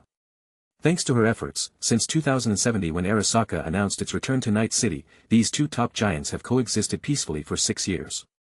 With these achievements, Michiko Arasaka joined the board and took full charge of American affairs. Why did such an egregious incident happen yesterday? A vice minister, a deputy group leader, 3 Arasaka Special Forces teams wiped out, we must deal with this severely today. Michiko was already aware of last night's situation and came to seek accountability. The board members remained silent, focused inward, as they were not in charge of specific departmental affairs. Soon, the board connected with Susan Abernathy, Special Operations Director. Her holographic image appeared on the marble table. Michiko looked coldly at the projection, demanding from Abernathy on the table, as the Director of Special Operations, explain yourself to the board. Abernathy, standing in her office, tried to calm her nerves. Despite being well prepared, her voice trembled slightly before the imposing board. She shifted the primary responsibility to Caitlin and Carter Smith, blaming their private collusion for the discrepancies in departmental actions, leading to this disaster. She admitted her oversight. However, Michiko's anger wasn't quelled by the explanation. She coldly retorted, "Are you just a useless figurehead, unaware of such a major issue in your department?" Abernathy, sweating profusely and looking extremely distressed, nodded apologetically, promising to improve departmental management. "Is the mission complete? Did you get the data the RD department wanted?" Abernathy, unable to face Michiko, whispered, "The target's cybernetic body was stolen by the Maelstrom gang." Michiko's expression turned even colder, no longer looking directly at Abernathy, and cut off the communication. "What about counterintelligence? Wasn't there a report?" Just as she finished speaking, Jenkins' holographic image was connected to the board, appearing on the table. "Director Michiko Arasaka, I'm Arthur Jenkins, head of counterintelligence. I have an important report. The RD data needed by the RD department has been obtained by Deputy Head Tang Yu." Hearing Jenkins' report, Michiko was surprised. She hadn't expected the counterintelligence department, even with an inside job colluding with special operations, to secure the target cybernetic data. Why did Jenkins specifically mention Tang Yu? Michiko patiently waited for the rest of the report. Chapter 56. At the board meeting, Arthur Jenkins surprised everyone. As he reported to the board, he mentioned that the necessary data for the RD department had been acquired by Tang Yu. Susan Abernathy. who was in her office, suddenly turned pale as she watched the proceedings online. She didn't expect Jenkins to have an ace up his sleeve, revealing it only at this moment to deliberately undermine her in front of the board. The slight smile on Jenkins's face during his report filled her with unprecedented humiliation and rage. If the data for the cyberware project had been lost, both departments would have been deemed to have failed. But Jenkins had managed to get the cyberware data without anyone's knowledge, and without any losses to his team. The clear display of ability was evident to the board. No matter how Susan Abernathy tried to deflect blame, her image of competence had been completely overshadowed by Jenkins. Yet there was nothing she could do but watch him steal the show at the board meeting. Wait, he said the data was obtained by Tang Yu. Susan Abernathy latched onto this critical point. At such an important meeting, Jenkins chose not to take credit for himself but instead attributed the success to his subordinate. She didn't buy the noble idea of a talented individual found by a discerning leader. One does not climb to a high position within the company without being shrewd. This was out of character for the selfish Jenkins, signaling just one thing to Abernathy: Tang Yu was vitally important to him. It seemed that Jenkins, having no one else to rely on, wanted to use Tang Yu as a ladder to climb higher. Jenkins blatantly used Tang Yu as a sharp knife to cut through his obstacles to promotion, knowing that once the path was clear, the knife would be dulled. Good play, Jenkins, I hadn't expected you to have such a strong hand, thought Susan Abernathy, folding her arms and stroking her chin with her cybernetically enhanced right hand. She had taken note of Tang Yu before. In just over a year, he had made significant achievements as Jenkins's capable right-hand man. When she had previously arranged for the Animals gang to assassinate him, she had only sent a single car, underestimating him as an unmodified loyal hound for Jenkins. That same underestimation led Tang Yu to provoke her in the elevator that day to secure Jenkins's trust and favor. To her surprise, Tang Yu had also been able to fish in troubled waters and obtain the cyberware data with such resourcefulness. Clearly, Jenkins was not orchestrating this situation. Instead, Tang Yu played a key role. After identifying the crux, Susan Abernathy contemplated how to deal with Tang Yu, recognizing that he had become a higher priority in her mind. She looked at the electronic display in front of her and pursed her lips. Coffee. Her secretary, standing quietly to the side, had heard Abernathy muttering to herself but didn't dare to respond. Knowing that her boss was irritable, she feared making a mistake that would trigger a tirade. When Abernathy asked for water, the secretary was startled and looked up to her superior for confirmation. Seeing no reaction from her secretary, Abernathy picked up an electronic tablet from the desk and threw it at her head. Are you deaf? The secretary, terrified, quickly ducked and picked up the shattered tablet from the floor. Without a moment's delay, she rushed to make Abernathy's coffee. Back at the board meeting, Michiko, after listening to Jenkins's entire report, didn't immediately end the call. With a notably calm tone, she asked, "The achievements you've just reported, were they all done by your deputy, Tang Yu?" Jenkins reaffirmed his confirmation. Michiko promptly ordered Jenkins to transmit the data to the head of RD, Tanaka, for confirmation. It wasn't long before Tanaka joined the board meeting live and, in front of all board members, confirmed that the human operation data came from the military-grade Sandevistan implant user, the Cyberpsycho James. Michiko then nodded with slight satisfaction. Good, Counterintelligence has managed to salvage the mission objective, and put a stop to the spillage. I remember Special Operations making a show of taking on the mission for a chance to shine, chest-thumping with guarantees. Truly biting off more than one can chew, and then having the audacity to steal intelligence from the department next door. Are you tired of a too comfortable and mundane life in Arasaka?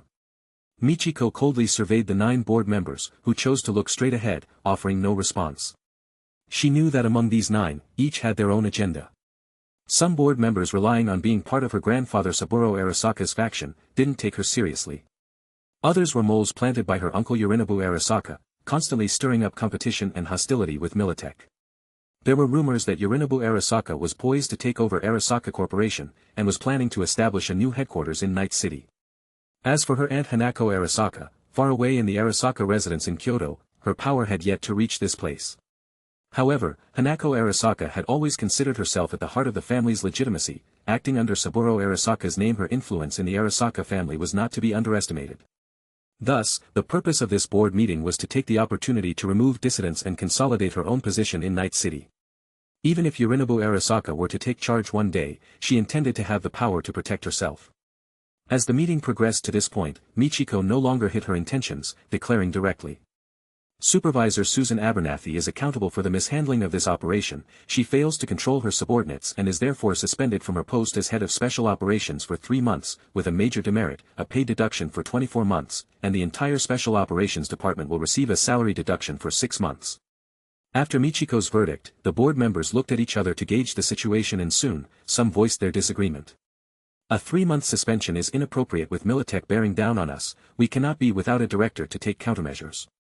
Another board member added, indeed, Abernathy is at fault for the mishandling, but the principal responsibility lies with Caitlin and Carter Smith, who colluded for personal glory and profit and are thus culpable beyond doubt.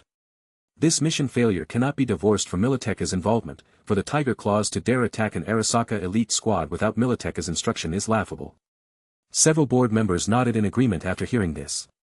As long as the conflict could be shifted onto Militech, even Saburo Arasaka himself would have to carefully consider how to handle the situation. Michiko did not expect that at this time, these short-sighted fools would still be dissenting, sparking a nameless anger in her. Thinking of Tang Yu, the mission's hero, Michiko had another idea. Since you're concerned about the absence of a head of special operations, I believe there's now a vacancy for a deputy head in that department.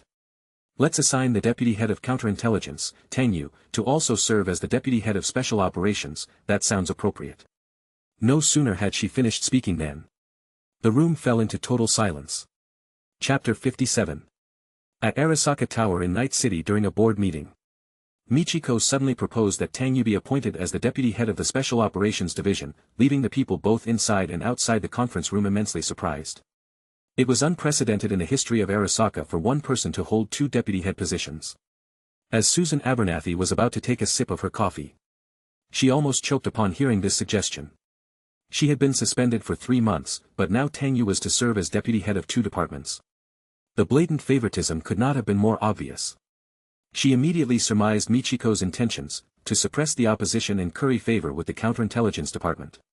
If Tang Yu were to succeed in securing the position of deputy head of special operations, he would undoubtedly be immensely grateful to Michiko. Tang Yu, having used Jenkins as a stepping stone, was reaching for the higher branches of the Arasaka family. With the experience from these 2 deputy positions, he had a high chance of being promoted to a director role. For some reason, Susan Abernathy was not at all concerned about the threat posed by Jenkins' promotion. Instead, she saw Tang Yu as the likely dark horse who could potentially even take over her director position. Although she had connections at the Arasaka headquarters, they would not be able to help her in an immediate crisis. As time went on, Michiko's influence in Night City would only grow. Tang Yu, the lone wolf within the Arasaka Corporation, was just the right person for Michiko to utilize. The board members could also sense the real intent behind Tang Yu's promotion. Those in Michiko's faction naturally supported the proposal, while the unaffected members were still observing the situation. However, a board member in charge of special operations, and a direct superior to Abernathy, spoke out against it. I don't think it's appropriate for one person to hold 2 department head positions, he stated. The work nature of both departments is completely different, and the workload is extensive. How could one person manage it all? I suggest we select someone from special operations who is experienced and capable for the promotion. Promote from special operations? Do you want to repeat the debacle we had today? From what I see, special operations has received significant funding these past years but has accomplished very little. Their focus seems to be on combating their colleagues. The department is now desperately trying to take over the functions of counterintelligence, aren't they? I still remember Tang Yu. He was on a mission at the border not long ago when Abernathy ordered him to be recalled. Perhaps we should revisit that incident. Clearly, the Michiko faction had done their homework on the matter of recalling Tang Yu to Arasaka Tower beforehand. Another board member chimed in. Having one person serve as the head of both departments can serve as a balancing and coordinating force, avoiding special operations from having too poor an image. Moreover, without Tang Yu's support, special operations would probably fail miserably this time. With those words, the other board members refrained from further argument. No matter the dispute, the fault lay with special operations. Even if the meeting records were sent to headquarters for Saburo Arasaka to review, the department would still face punishment. Internal manipulation that led to the deaths of several Arasaka security personnel was not something that could be easily dismissed with a few words. Michiko looked on coldly until the dissenting board member gradually lowered his head and stopped speaking. If you all disagree, I can connect with the Kyoto headquarters right now and ask Lord Saburo to decide on this matter, she threatened. However, things will not be as simple then, at the mention of Saburo Arasaka. The venue became utterly silent, with no one voicing opposition. It was a decisive strike. Upon seeing the board members tacitly approve the proposal, Michiko, representing the board, publicly announced the decision. Once it was confirmed there were no objections. Contented, Michiko immediately declared the meeting adjourned and was the first to leave her seat, with her bodyguards swiftly following. The board meeting officially ended that morning. Soon after, the board announced their decision regarding the significant losses from internal espionage. In the over 100 floors of Arasaka Tower, every department was broadcasting this announcement. Special Operations Director Susan Abernathy, suspended for 3 months, with a salary penalty for 24 months, was to review her responsibilities to the board and conduct an internal review within the Special Operations Department. The head of the department was held accountable for the same responsibilities and punishments, in addition to a collective salary penalty for the department for 6 months. Employees on all floors of Arasaka Tower were astonished upon hearing the news. The mighty Special Operations Department had received such severe penalties. At that moment, on the 33rd floor of Arasaka Tower, the Counterintelligence Department staff all paused their work to read the announcement.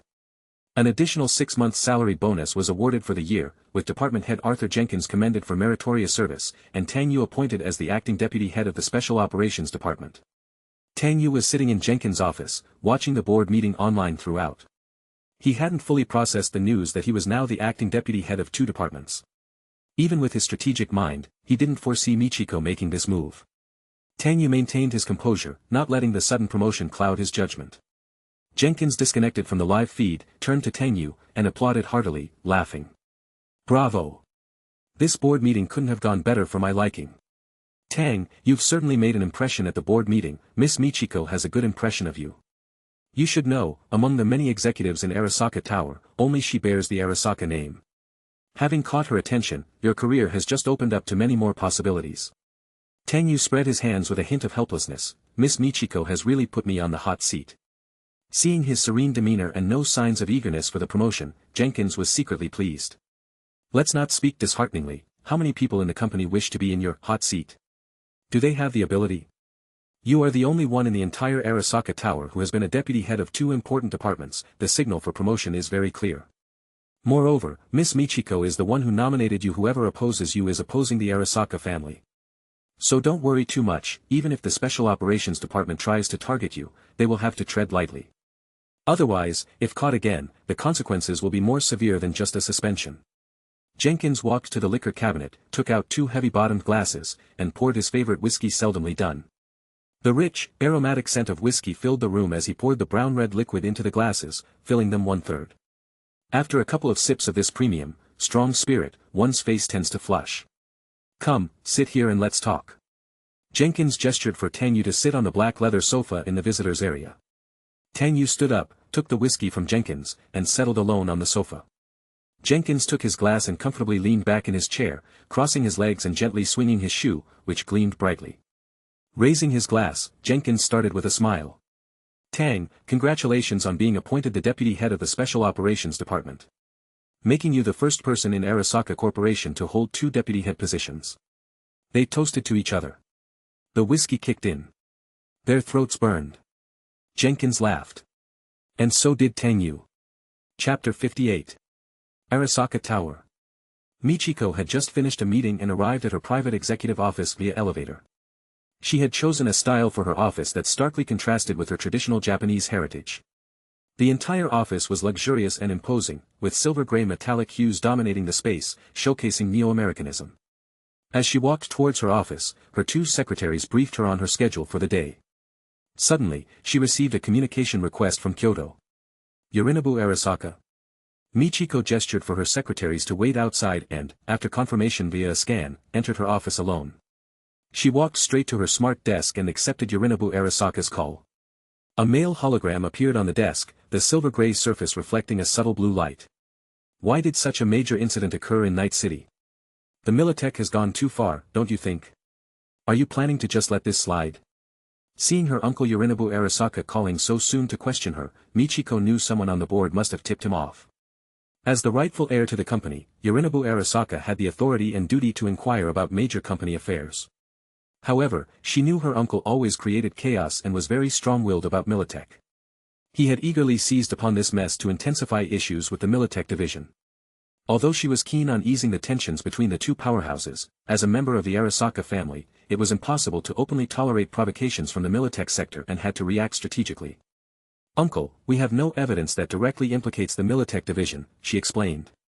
"Besides, the mission's target was an experimental product developed by Militech. Their retrieval of the cyberware is logical. Fortunately, our counterintelligence department has acquired the cyberware data. There was indeed a significant accident, but you could say the mission was borderline successful." Yorinobu Arasaka's expression remained stern, clearly not convinced by Michiko's explanation, and pressed further. "What do you mean, no direct evidence? Would the Maelstrom gang dare to fire without Militech support? 3 entire Special Forces teams dead. Such grave consequences cannot be overlooked by Arasaka. We must retaliate against the Militech." Michiko was somewhat speechless. She had thought that Yorinobu Arasaka's return to the company signaled he had finally come to his senses. But she was mistaken. Even though she entertained thoughts of mediating between the two factions for her benefit. In reality, from any perspective, Arasaka Corporation should not escalate the conflict or compete on a larger scale with Militech. Michiko knew she couldn't persuade Yorinobu Arasaka and could only stall. "I'll think about the countermeasures and give you a satisfactory response." Seeing her concession, Yorinobu Arasaka's tone softened slightly. "The Militech is growing too powerful, with no chance of reconciliation. I hope you realize the truth sooner rather than later." After Yorinobu Arasaka ended the communication, Michiko felt somewhat helpless and sighed. Suddenly, she thought of someone. Tang Yu stepped out of the director's office. He had just had a couple of sips of strong whiskey and felt slightly tipsy. As he walked, he subconsciously touched his forehead, feeling a bit feverish.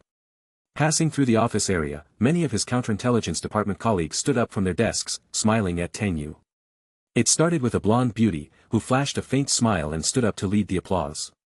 The applause started from a few places and spread to the entire office area. The counterintelligence department staff stood up and clapped spontaneously. Tang Yu stopped halfway to his destination when he was surrounded by a thunderous applause. Looking up, he saw department colleagues smiling at him, celebrating for him. Today, the board had made a decision. And Tang Yu was known for his temper in the department. He figured that the softened impression his colleagues had of him might be due to the mission he had recently undertaken at the border. In the past, not even a promotion or a department-wide bonus would have resulted in such applause. Subordinates happily clapping for a promoted superior was as likely as the sun rising from the west.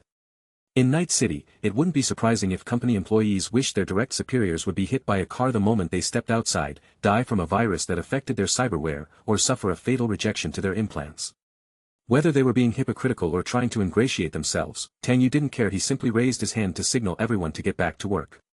Taking on a dual deputy director role and receiving an extra bonus, stepping on the neighboring department, this was nothing significant for Tang Yu. People returned to their seats and, once Tang Yu was back in his office, they immediately began to whisper and discuss among themselves. Deputy Director Tang really made a great contribution this time. As the deputy of 2 departments, Special Operations better not think of bossing us around anymore. Yeah, because of their power and high-ranking leadership positions, Special Operations thinks they can bully the Counterintelligence Department. How many shameful things they've done in secret, each one spot on upon investigation. Right, with the extra 6 bonuses we got this time, what do you plan to spend it on? I just saw a promotion for a new silicon breast implant on the Tubin show the other day, produced by More Technology. The dear departed insisted I get it, so I had no choice. Tang Yu returned to his office. He settled into his office chair and picked up the cup of cold boiled water from the table. It had cooled down enough to drink comfortably. Taking a sip of the water, moistening his throat. The order appointing him to his new position had not yet been generated. Once his position info was entered into the system, he would pay Special Operations a visit. Special Operations Department was going to prepare a deputy director's office specifically for him, but where he chose to work was his decision. During the board meeting, Michiko suddenly proposed to appoint him as the deputy director of both departments. Such generous trust was indeed unexpected. Tang Yu was suspicious of Michiko's intentions. Being a dual deputy director seemed like a trust position on the surface, but it was actually putting him on the hot seat. Special Operations had always had conflicts with counterintelligence, and the heads of the 2 departments were like fire and water. The official line was to have Tang Yu mediate and ease the tension between them, but the subtext was to have him clean up the 2 departments' messes. As for being valued by Michiko and having a bright future ahead with Arasaka, that was all just a figure of speech. He was just being used as a tool. Now, he was walking a tightrope between 2 critical departments, dancing delicately as if on eggshells. The audience below might applaud, but the clown on stage was merely putting on a show. If performed well, applause and cheers would follow. If botched, it would be bullets and grenades. I've never held deputy director roles in 2 departments in my previous life. This being my first time, I really lack experience. It seems the butterfly effect has already begun. Tang Yu felt a toothache coming on, uncertain where the next storm would hit. Fortunately, I still have some aces up my sleeve. Arasaka family members like Yorinobu, Hanako, even Saburo. And outside the Blackwell, Alt Cunningham coveting the orrery, and Mr. Blue Eyes watching the world of humanity.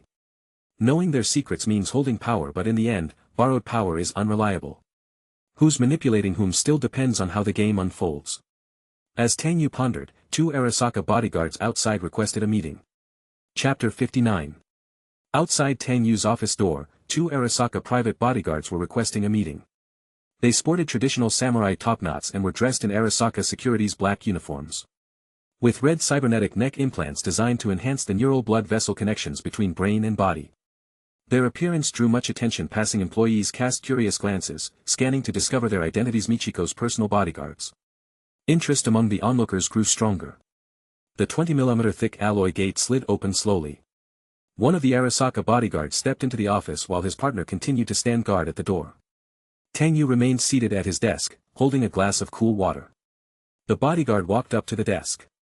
Bowed slightly, and got straight to the point. "Good day, Mr. Tang," the bodyguard said. "Miss Michiko requests your presence at the boardroom immediately, please come with us." As Michiko's personal bodyguard, his position was not insignificant.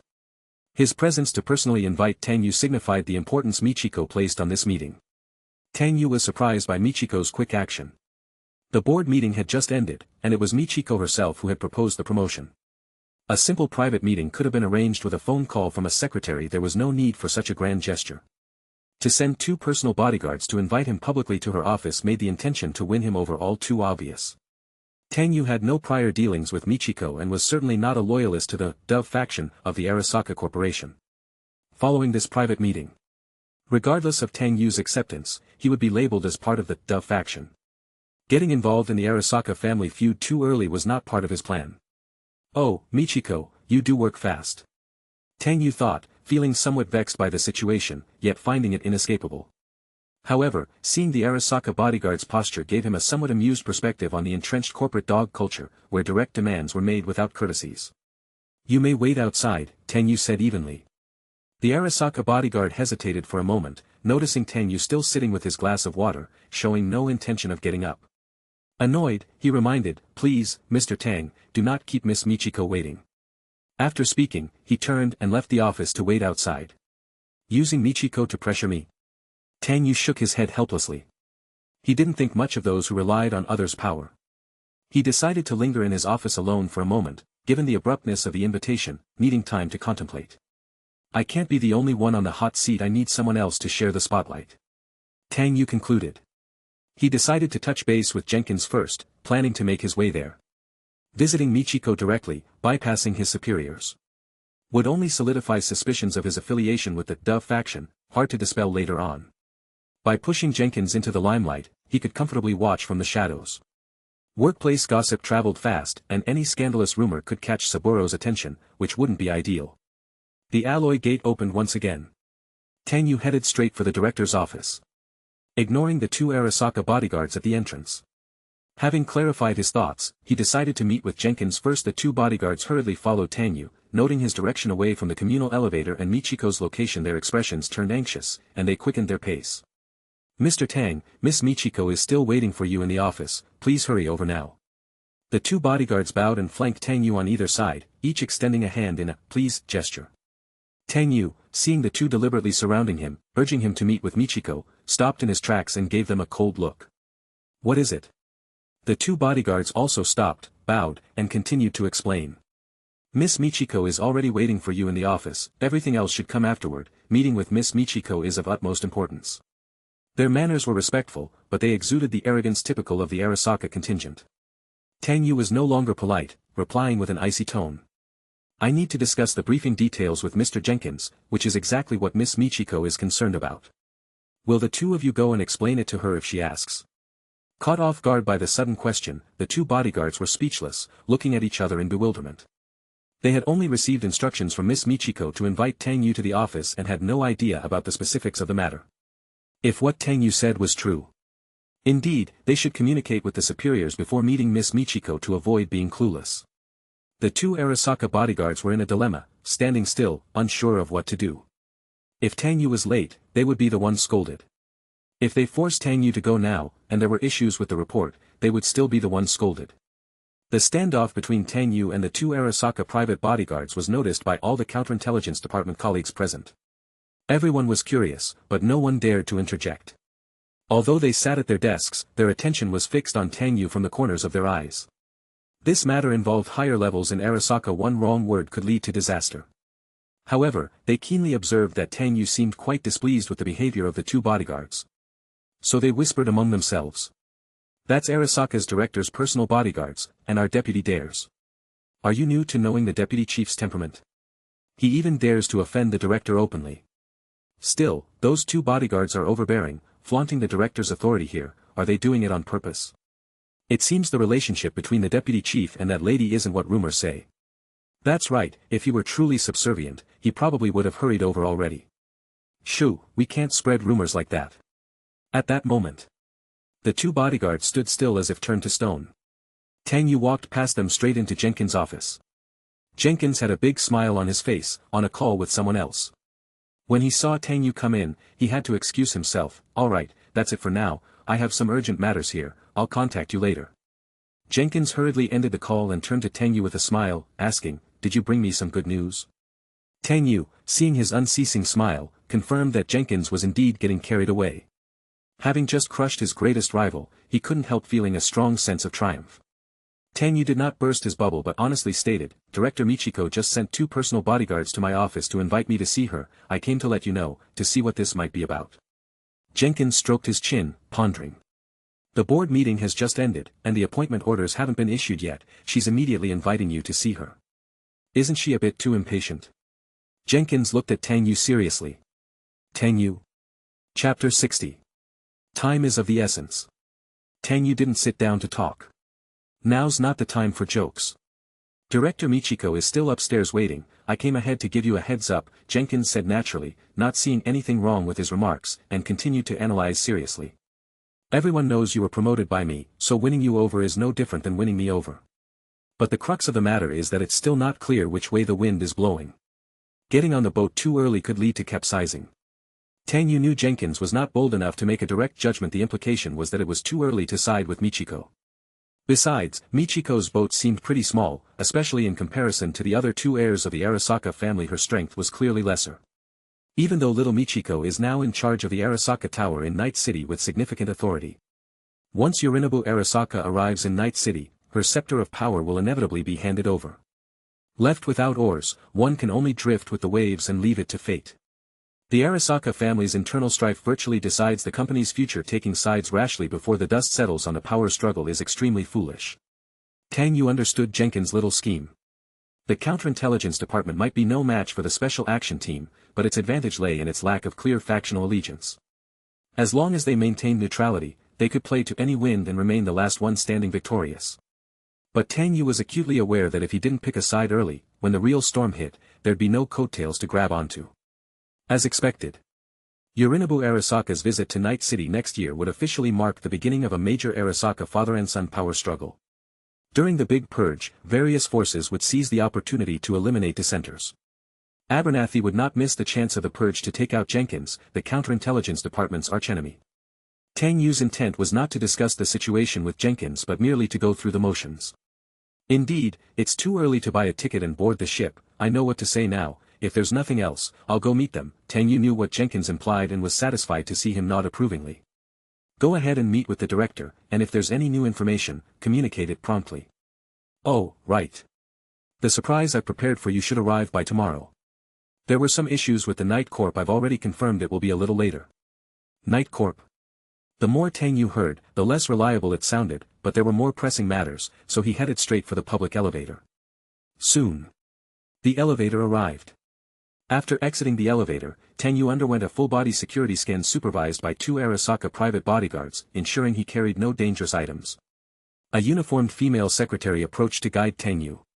Good day, Mr. Tang, this way, please. Tang Yu nodded slightly and continued forward, with the two private bodyguards following behind. The entire office floor was carpeted with silvery gray fine velvet, muffling any footsteps. The decor and layout contrasted with the austere black of Arasaka Tower, showing no sign of cherry blossom or Japanese style. Led by the uniformed female secretary, Tang Yu arrived at a huge mechanical gate. After another round of blue light scanning and identity verification, the mechanical gate slowly slid open.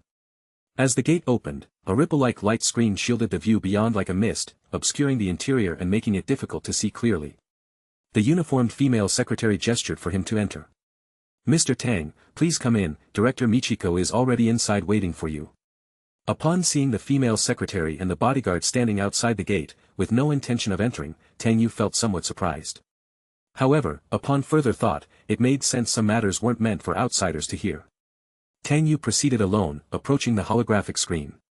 As he entered, the mechanical gate behind him automatically closed, and the holographic screen in front faded away. Only then could Tang Yu clearly see the interior of the office.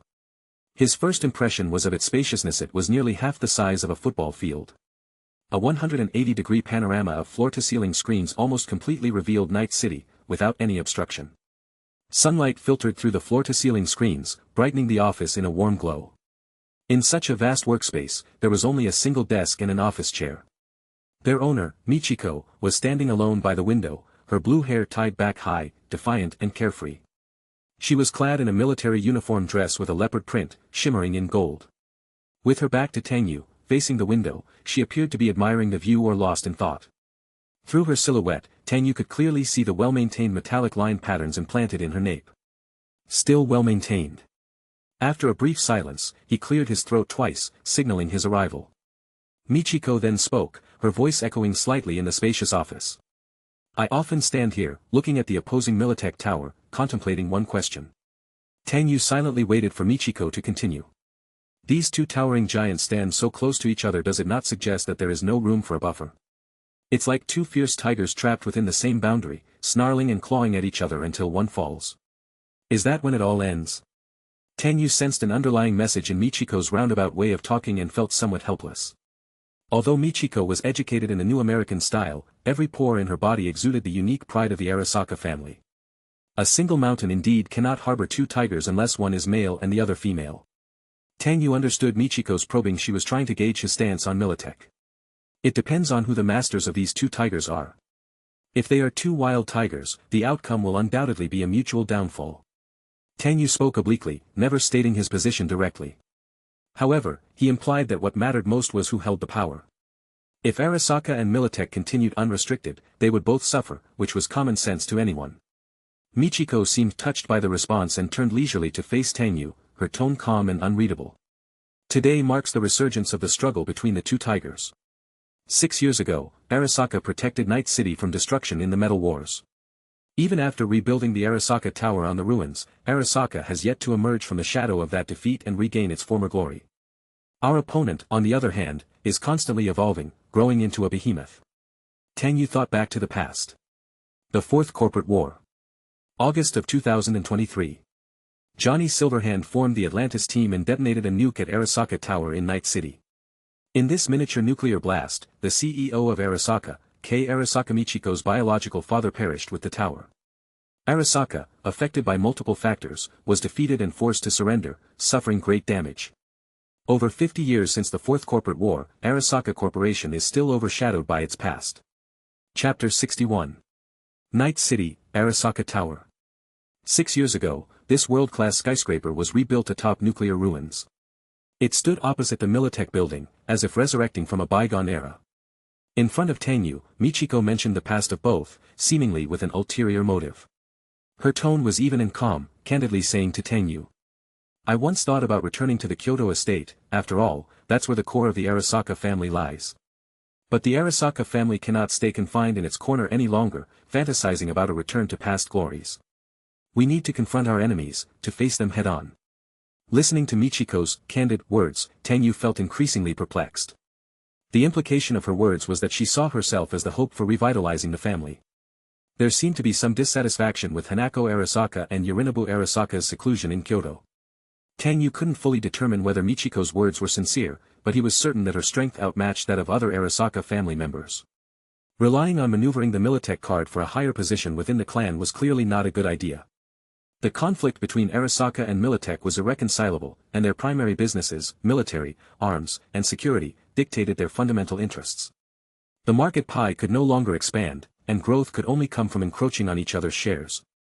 In today's fiercely competitive environment, whoever stands still will be trampled.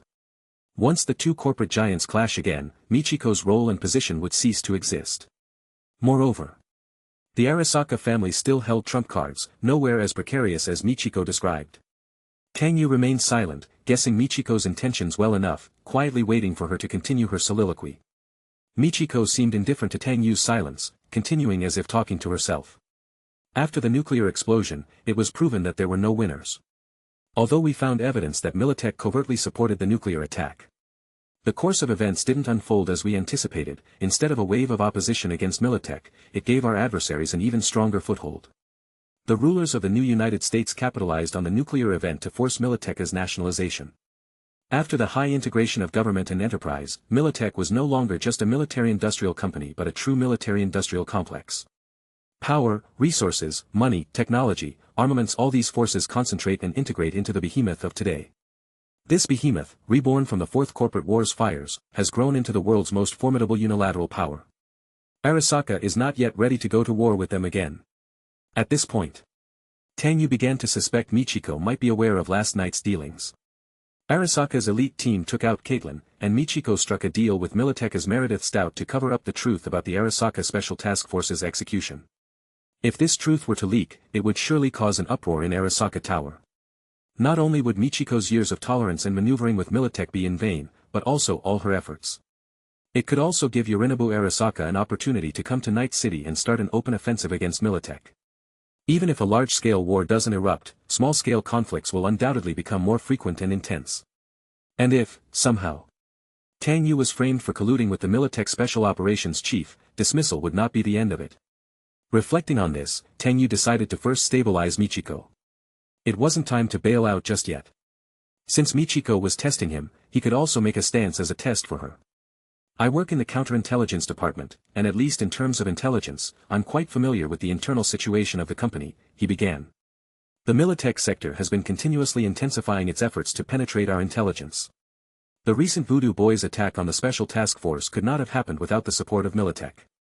This just goes to show that Militech has an edge over us in the intelligence channels, and it has even infiltrated into certain departments, which we must guard against. Michiko frowned slightly naturally. She was aware of all this since it had already been discussed by the board. Tang Yu didn't mind giving Susan Abernathy a forewarning, then he smoothly shifted the conversation. 6 years ago, to return to Night City, Arasaka waged a metal war against the Militech, even bringing an aircraft carrier to oversee the battle. This action earned Arasaka a chance to return to Night City, yet its current foothold is unstable. A direct confrontation with Militech would only put Arasaka at a disadvantage in its American ventures. I believe this is not what Arasaka wishes to see. Seeing no reaction from Michiko, Tang Yu knew she was waiting for a more substantial statement from him, not willing to take action until she saw results. He continued, to speak frankly, I've made a detailed inquiry into today's board meeting. Many directors are very displeased with the Militech, believing it's supporting the Voodoo Boys from behind, and are demanding countermeasures against Militech. The call to retaliate is too strong. Forcefully suppressing it will only make things more difficult. Therefore, we need to adopt certain measures that both achieve our goal of retaliation and avoid open conflict. Only this way can we satisfy both sides and attain the desired outcome. Tang Yu didn't explicitly say it, but the trickiest part of the whole affair was Michiko herself. Should our retaliation be misjudged and Militech provoked, they could turn to their backers, the elite politicians of New America who have a lot of influence against you. Michiko. What's more, many Militech executives serve in high ranks within New America. Should that happen, caught between both sides, Michiko would find herself in an extremely embarrassing position. Years ago, Michiko, in her efforts to retain her American citizenship, had to lobby countless politicians and executives. She had worked hard to achieve what she had today, and should she disappoint Saburo Arasaka back in Kyoto, she would lose everything. Finally, Michiko relented, seemingly satisfied with Tang Yu's response, and she operated her cybernetic eye to send a command. On the empty metallic floor, a tile collapsed and then rose again, bringing up a chair and placing it in front of the conference table. Please, have a seat, she said, and then went to sit at her own desk. Tang Yu, who had been standing for quite some time, approached and sat down in the chair across from Michiko. Michiko lightly tapped the surface of the conference table with her fingertips, and immediately various types of image data related to Militech, including the latest updates and some plans, floated up into the air. I will grant you access to this high-level Militech intelligence. After the official induction orders are generated today, you will need to find the right entry point as soon as possible, and deliver a satisfactory mission result. You will handle the specific details. This matter should be reported only to me, and after the mission is completed, it will be submitted for board review. Understand, Mr. Tang, the Deputy Director. Chapter 62. When all was revealed. The meeting had progressed to the point where Michiko finally laid her cards on the table. Her attempt to probe Tang Yu's intentions had succeeded. As long as Tang Yu wasn't a part of the Hawks who strongly supported waging war against Militech, things could proceed. Far away in Kyoto, Yorinobu Arasaka, across the ocean, emphasized through the advanced communication transmission of the family that they must counteract Militech. Michiko knew that something had to be done to show Saburo Arasaka, the lord stationed in Kyoto. Therefore, she urgently needed a pawn, someone capable and eager to preserve their life, to accomplish the task of counteracting Militech. Success would be rewarded, and failure would lead to disposal. After hearing this, Tang Yu couldn't help but grimace once again. What Michiko had assigned was not a mission, but a hot potato. Even though he knew what it meant to be at Michiko's beck and call, he had no room to refuse at the moment. In fact, counteracting Militech was not difficult. Planning heists, terrorist attacks, or cyber brain fryers were all part of Hosokawa's repertoire. But the key issue was the degree of counteraction. The counteraction had to impact Militech enough to shut up those board members. Yet it shouldn't offend Militech publicly, escalating the conflict between the two giants. If the action was too small, there would be no justifying it to the board. If too big, he would be delivered into the hands of Militech to be dealt with. Michiko, you've dug such a deep pit for me. Do you think I'm not roasted enough on the fire? Tang Yu could only complain inwardly but managed to keep his composure. As he pondered, his thoughts drifted away, recalling the day at Gloria's apartment, her face slightly tense and shy. And his own demeanor and tone when he threatened Maine and the others, much like Michiko's now. The wheel of fortune turns. He hadn't expected the retribution to fall on him so quickly. Tang Yu held back a bitter smile and responded to Michiko. Director Michiko. I understand your request. I'll handle this mission as discreetly as possible, but it may take some time. Michiko, without betraying any emotion, stood up to escort Tang Yu to the office door. We can extend the deadline by a few days, but make it quick. Your appointment order will be immediately generated and entered by Human Resources. I've granted you access to my office. For important matters, we'll meet in person. Tang Yu also stood up and followed Michiko to the mechanical gate. They arrived at the office door. Michiko stopped, turned to the side facing Tang Yu, smiled with the corners of her mouth and extended her hand in a handshake gesture. By the way, congratulations on your smooth transition to your dual ministerial role. Tang Yu shook Michiko's hand, his smile equally bright. Thank you, I too hope everything will go smoothly. As the mechanical gate slowly opened, Tang Yu released his light grip, turned, and walked outside. Michiko, with her hands folded in front of her, stood behind the mechanical gate, watching Tang Yu depart until he disappeared from view. Then she called her personal secretary and said calmly. Dispose of those two who failed to do their job properly. Afterwards, she turned and walked back into her office, and the mechanical gate closed behind her, perfectly sealed. Tang Yu had just stepped into the elevator when his dragon fist glasses displayed a new contact, Michiko. Meanwhile, his job information had been updated, showing directly. Tang Yu.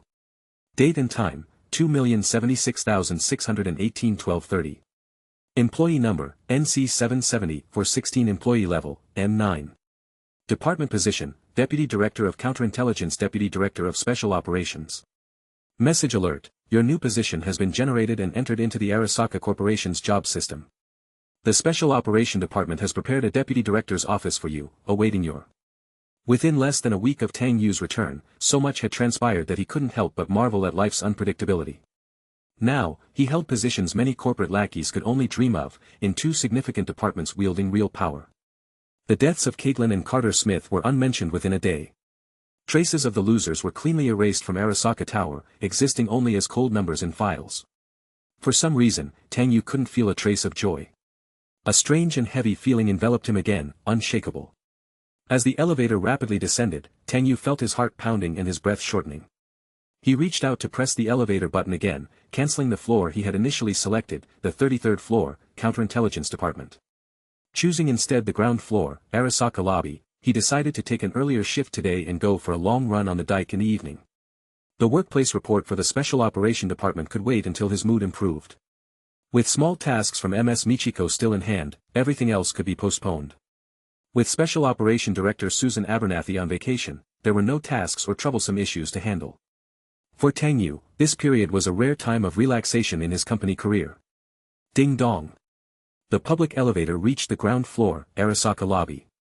This lobby, the only publicly accessible area of the entire Arasaka Tower, epitomized Arasaka's unique neo-militaristic style. A large combat mech in the center of the lobby remained on standby, though it had not been activated once in the 6 years since Arasaka's reconstruction. Tang Yu left Arasaka lobby as several employees from other departments greeted him. Today's board decision had made waves, and any Arasaka employee mildly interested in office politics would have caught wind of Tang Yu's appointments. Nonetheless, Tang Yu remained aloof as he walked out of Arasaka Tower toward the public transit station. Too many things happened this morning, he needed time to sort them out alone. He boarded the train. Standing by the train door as usual, Tang Yu gazed out the window, but his thoughts churned incessantly. Ms. Michiko Arasaka purely regarded him as a tool. Arthur Jenkins spent his days strategizing how to flatten Abernathy, hoping to climb higher. Abernathy, likely plotting curses and death for Jenkins and himself from home. Carter Smith, the once traitor, had met his demise. Deputy Director of Special Operations, Caitlin, was blasted to bits. Maine remained obsessed with the military-grade Sanwiston, unwilling to let go. Jackie and Old Vic seemed to return to the times when they first reunited. The silver-haired girl still strived to hide her secrets. Poor David, it was unknown if he got bullied by Tanaka Katsuo at school today. After the accident, Gloria's fate changed, albeit unclearly. In just a few days. So many people and events had turned upside down because of his presence. Too many concerns, it's all a bit numbing. At this moment, Tang Yu experienced the entanglement of an unsolvable mess. I envy Johnny's straightforwardness, he always has one thing to say, just do it, . The train reached the station. Tang Yu's thoughts were pulled back to reality. He stepped out of the station and walked toward his upscale apartment. Chapter 63. At the company plaza, the street crowd bustled, with people occasionally stopping in their tracks to look up and admire the two-century towers. Their expressions mixed with envy, longing, and disdain.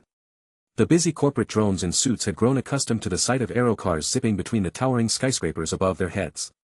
Some looked up at the unattainable pinnacle of power. Others, standing at that pinnacle, gazed down upon the crawling multitudes below. Meredith Stout was one such person, holding a key position in Militech. Her office on a high floor allowed her an eagle's eye view of Night City through the expansive windows. But today, Meredith's attention wasn't on the view below. Her gaze was fixed on the opposing Arasaka Tower, which stood black and solemn against the sky. She couldn't see inside the Arasaka Tower, but she knew that someone there, just like her, was likely observing the Militech building.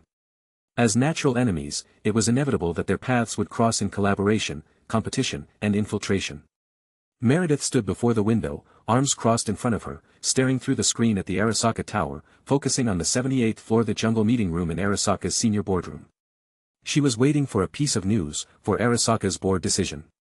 The night before, she had led a team to raid an abandoned steel factory in the Northern Industrial District, thwarting an Arasaka Special Operation Plan and annihilating 3 Arasaka Special Forces squads. This incident had been classified as top secret by Militech and was kept under absolute lockdown. The seriousness of the matter hinged on how the Arasaka board would handle the situation today. At the time, she and the deputy chief of Arasaka's Counterintelligence had reached a secret agreement to jointly conceal the true nature of the incident. If the other party reneged, reporting the matter to the upper echelons of Arasaka's board, Meredith would need to be ready for the fallout.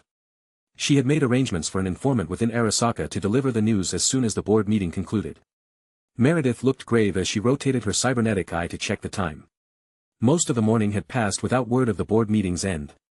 It seems the board meeting is quite heated. Are they assigning blame, or discussing how to counter Militech? Meredith pondered many possibilities. The only uncertainty was the young deputy chief at Arasaka. Ruthless in weeding out adversaries, yet with insignificant backing, he doesn't seem solely devoted to Arasaka's cause.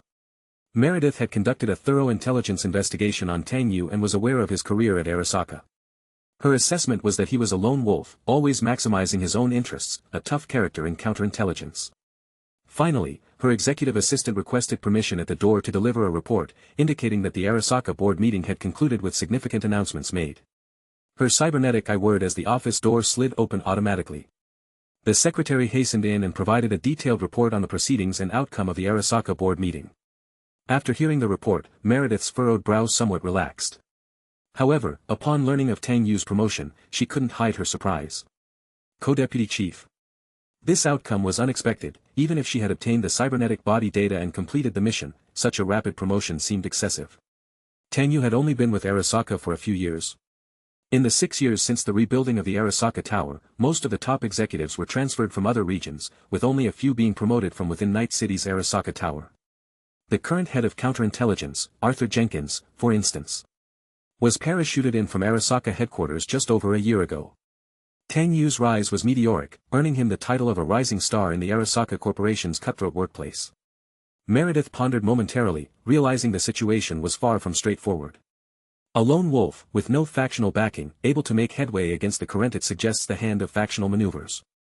Michiko is in power now. Could it be her doing? Meredith surmised that Tang Yu had become a pawn in Arasaka's internal power struggles. Promoted merely to be used as a tool by Michiko to counter the opposition. Tang Yu did not disclose the full truth behind the deal that night, which led the Arasaka board to believe that Militech was just covertly supporting the Tiger Claws.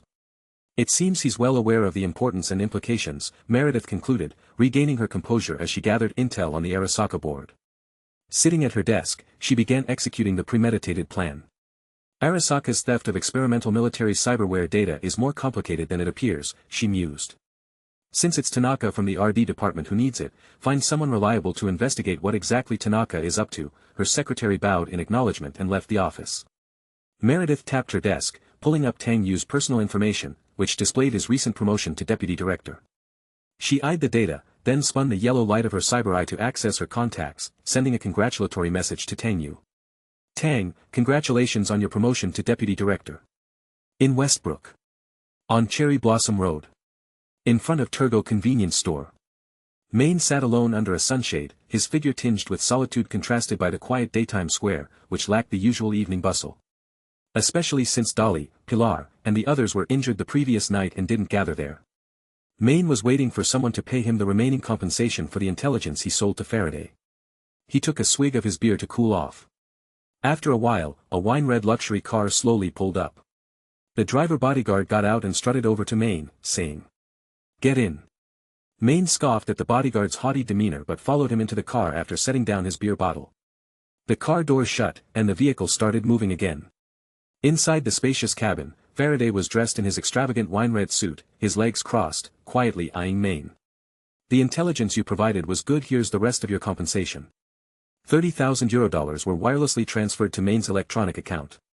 Maine, seeing the modest sum, realized Faraday must have siphoned off a substantial amount from the Militech deal. Bastard, Faraday was indifferent to Maine's anger, which was of no consequence to him, and he proceeded. "Considering the accuracy of this intelligence, I have a new job for you." He applied his fingers to the armrest to confirm his identity with his fingerprint, and a small chip popped up from Maine's side. Maine inserted the chip into his bioneural socket to download the mission. "What?" As the data transfer finished, Maine's face grew more serious. "Steal Arasaka's high-end vehicle navigation travel data?" Faraday asked indifferently. "Is there a problem?" Chapter 64. Late at night. Tang Yu was ready to go for a night run, having changed into his sportswear at home. He wore a pure black hoodie with black fleece stretch pants. It was comfortable and convenient for exercise. White fluorescent stripes were printed on the sleeves and pant legs to increase visibility at night and prevent accidental collisions with vehicles. He picked up his Kensei pistol, checked the full magazine, the chamber, and the firing pin safety, then tucked the gun into his waistband after confirming everything was in order. He wore Dragon Fist black-framed glasses, matched with in-ear Bluetooth earphones. After gulping down a glass of cool water in the kitchen, he set off for his run. Having gone on nightly runs for several days, Tang Yu's body had adjusted to the rhythm of running. When he ran to the seashore railing once more, he was no longer gasping for breath like before. Now, he was just breathing a bit heavily, with fine beads of sweat on his forehead. The night breeze from the sea was slightly cool, not as muggy as during the daytime, and with few people around, he could run as he pleased. Tang Yu leaned against the railing to catch his breath for a moment, feeling a little thirsty in his throat. He turned around to look for a nearby convenience store or vending machine, intending to buy a bottle of water to quench his thirst. Soon enough. He saw that not far ahead, there was a supermarket and a pharmacy still open for business, so he got up and walked towards them. As he approached the entrance, he noticed several vehicles parked in front of the supermarket and people sporadically pushing shopping carts toward them, transferring items into the trunks of their cars. Because the supermarket was situated on a downward slope, the carts would start to roll down the road on their own momentum once outside. Tang Yu noticed a middle-aged man with a limp using his body to prop up a large shopping cart full of items. The basket was crammed with bulky packages of paper towels, half-processed fast food, and more. The man was struggling to lift a case of beer into the trunk. His old left prosthetic arm, branded with Militech, seemed to lack sensitivity, making the process look strenuous. There was an elderly woman in the car's passenger seat, her hair streaked with gray. She leaned out to instruct the middle-aged man to be careful. Going shopping late at night, they were stocking up on basic household necessities, probably doing the grocery run after picking up medications. In the surrounding green belts, some street punks were squatting and smoking, watching the shopping crowd with ill intentions. Particularly vulnerable was the man with the limp, who seemed to have caught their attention. In the streets of Night City, people like this man with a limp were not uncommon. Many of them were war veterans with disabilities who found it difficult to find a livelihood after retiring, living a hard life at the bottom rung of society. Not everyone could be like Johnny with a talent for music, turning from a disabled veteran into a rock superstar. Tang Yu went forward to help the man support the large shopping cart, then used his foot to block the rear wheel to prevent it from sliding away. Then, freeing a hand, he began to neatly arrange the items from the basket into the trunk, one by one. It was done in a moment. The middle-aged man was slightly surprised by Tang Yu's assistance and, tearing open a new box, offered him a bottle of beer. "Thanks." Tang Yu finished arranging the items, closed the trunk, and accepted the beer. "Which war did you serve in?" 6 years ago, the corporate war, an Arasaka high-explosive incendiary took out my whole leg, roasted it. I regret not slicing off a piece to taste it back then." "Why didn't you get a prosthetic leg?" "Militech should provide that for free." The man with the limp gave a wry shrug as he leaned against the rear of the car. "I'm not ready to become a cyberpsycho just yet. After all, my old mother is still alive." After saying this, he turned his head to glance back. Tang Yu popped open the beer can, his peripheral vision scanning the surly street punks whose fierce gazes had fallen upon them. He wasn't concerned about such trifles and took a swig of the genetically brewed beer, which didn't taste very good. "Okay, better hurry back, take good care of your mother, I'll borrow the shopping cart for a bit." Tang Yu moved the cart to the side and watched as the middle-aged man hobbled back to the driver's seat. After the limping man got into the car, he stuck his beer out the window, laughing and cursing loudly. "Fuck the corporation." He floored the accelerator and sped away. Tang Yu couldn't help but shake his head, preparing to drag his shopping cart into the supermarket to buy some water. But before he could start, the shopping cart was kicked away by someone, somewhat unexpectedly. The jumbo cart slid a considerable distance up the slope before coming to a halt against the edge of the greenery. Tang Yu calmly glanced sideways at the aggressor. A kid with dirty dreadlocks stood shaking his body where he kicked the cart, pacing back and forth, looking very dissatisfied. "Heh, what's a nice guy like you doing in Night City?" Tang Yu wasn't sure whether the appearance of this street scum was coincidental or someone had arranged it. Activating the Dragon Fist, he scanned the area and information about the street punks popped up. Old Vic had previously installed a module in the smart glasses that allowed access to some NCPD personnel records through a backdoor. It included criminal records, and sure enough, these individuals were on file, all of them small-time thugs with a history of run-ins with the NCPD. One, in particular, was special, wearing a custom-made glowing mask which interfered with the scan signals, rendering his identity unreadable. Wandering around in the dead of night wearing a glowing mask, seeking targets, Tang Yu almost immediately thought of the scavengers. However, he didn't have fancy cyberware to draw the attention of the scavengers. Although dealing with organ theft was part of the scavengers' business, it was low-end work, mostly targeting the wealthy with high-end cyberware. Tang Yu's Nagamitsu pistol, intended for self-defense, had enough ammunition to take out a few of them. He could also call the Arasaka Special Operations Team, and if he delayed them a bit, these thugs would have no chance of survival in 5 minutes. Alternatively, he could opt to use the Dragon Fist hacking module, breach their cheap cybernetic nervous systems, and fry a few brains for amusement. But Tang Yu was out for a night run to relax and didn't fancy getting his hands dirty with some killing. The scavenger wearing the distinctive mask didn't seem inclined to let Tang Yu go, probably eyeing an easy target since Tang Yu wasn't cybernetically enhanced. At the signal from the scavenger, the 5 remaining street punks surrounded Tang Yu, blocking his way to the supermarket. The scavenger who had been crouched stood up, walked over from the greenery, and spoke through a voice changer. "Leave your gun, your glasses, and anything else of value, and I might consider letting you go."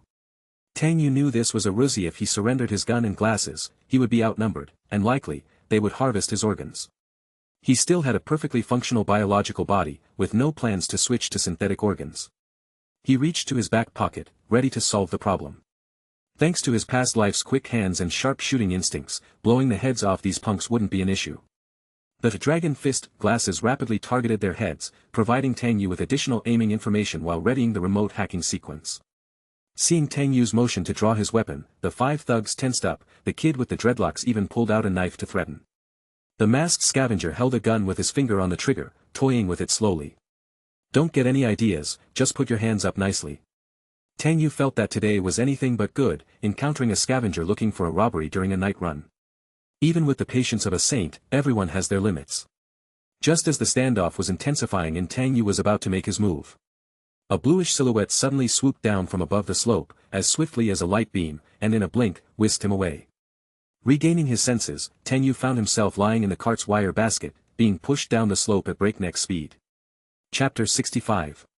Several street hooligans could never have imagined that so many unexpected events would occur during a simple robbery, all arriving so swiftly. Initially, they planned to rob a middle-aged cripple but were thwarted by a young man out for a nighttime run, who promptly sent them on their way. Annoyed, they quickly shifted their attention to the young man, intending to teach him a lesson for meddling. Just as they drew their weapons for a standoff, thinking the young man was outnumbered and about to be easily subdued, a streak of icy blue light, fast as a meteor, glided from above the slope, passing through. In the blink of an eye. Before their very eyes, their target was whisked away. The little black kid with dreadlocks, hand holding a knife, found his arm entwined by a silent golden monomolecular wire, which instantly sliced it into several pieces that scattered on the ground, not even having time to cry out in pain. They were stunned by the sudden arrival of a speeding vehicle, taking a moment to snap back to reality, befuddled for a few seconds before hastily looking down the slope. What they saw was a silver-haired girl in sports attire, with one hand on a shopping cart and feet on the skateboard, racing down the slope at high speed. And Tang Yu was loaded into the shopping cart, swept away by the momentum. The sweeper wearing a special mask took aim with his gun at the direction the silver-haired girl slid towards and fired several shots. Bang! Bang! Bang! But as the distance widened, the bullets seemed to have no effect. The silver-haired girl, pushing the shopping cart, almost vanished from sight. Motherfucker, to rob someone right in front of me?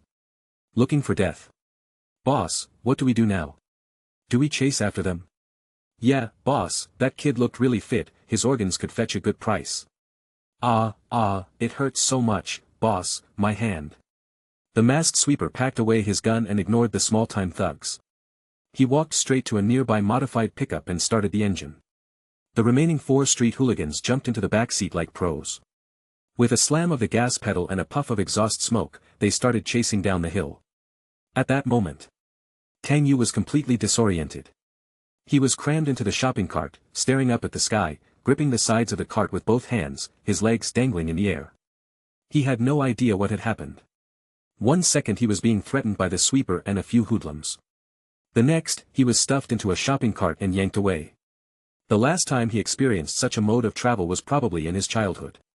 The thin wheels of the shopping cart rolled rapidly on the ground, vibrating so much that Tang Yu's scalp tingled. All he could hear was the rattling of the iron basket, seemingly on the verge of falling apart, followed by a few gunshots from behind. Vehicles buzzed past on the road, lifting gusts of wind, which caused the shopping cart to weave left and right to avoid them. Tang Yu felt as if he was lying on a roller coaster without any safety measures, plunging straight downward. It was thrilling. Exciting.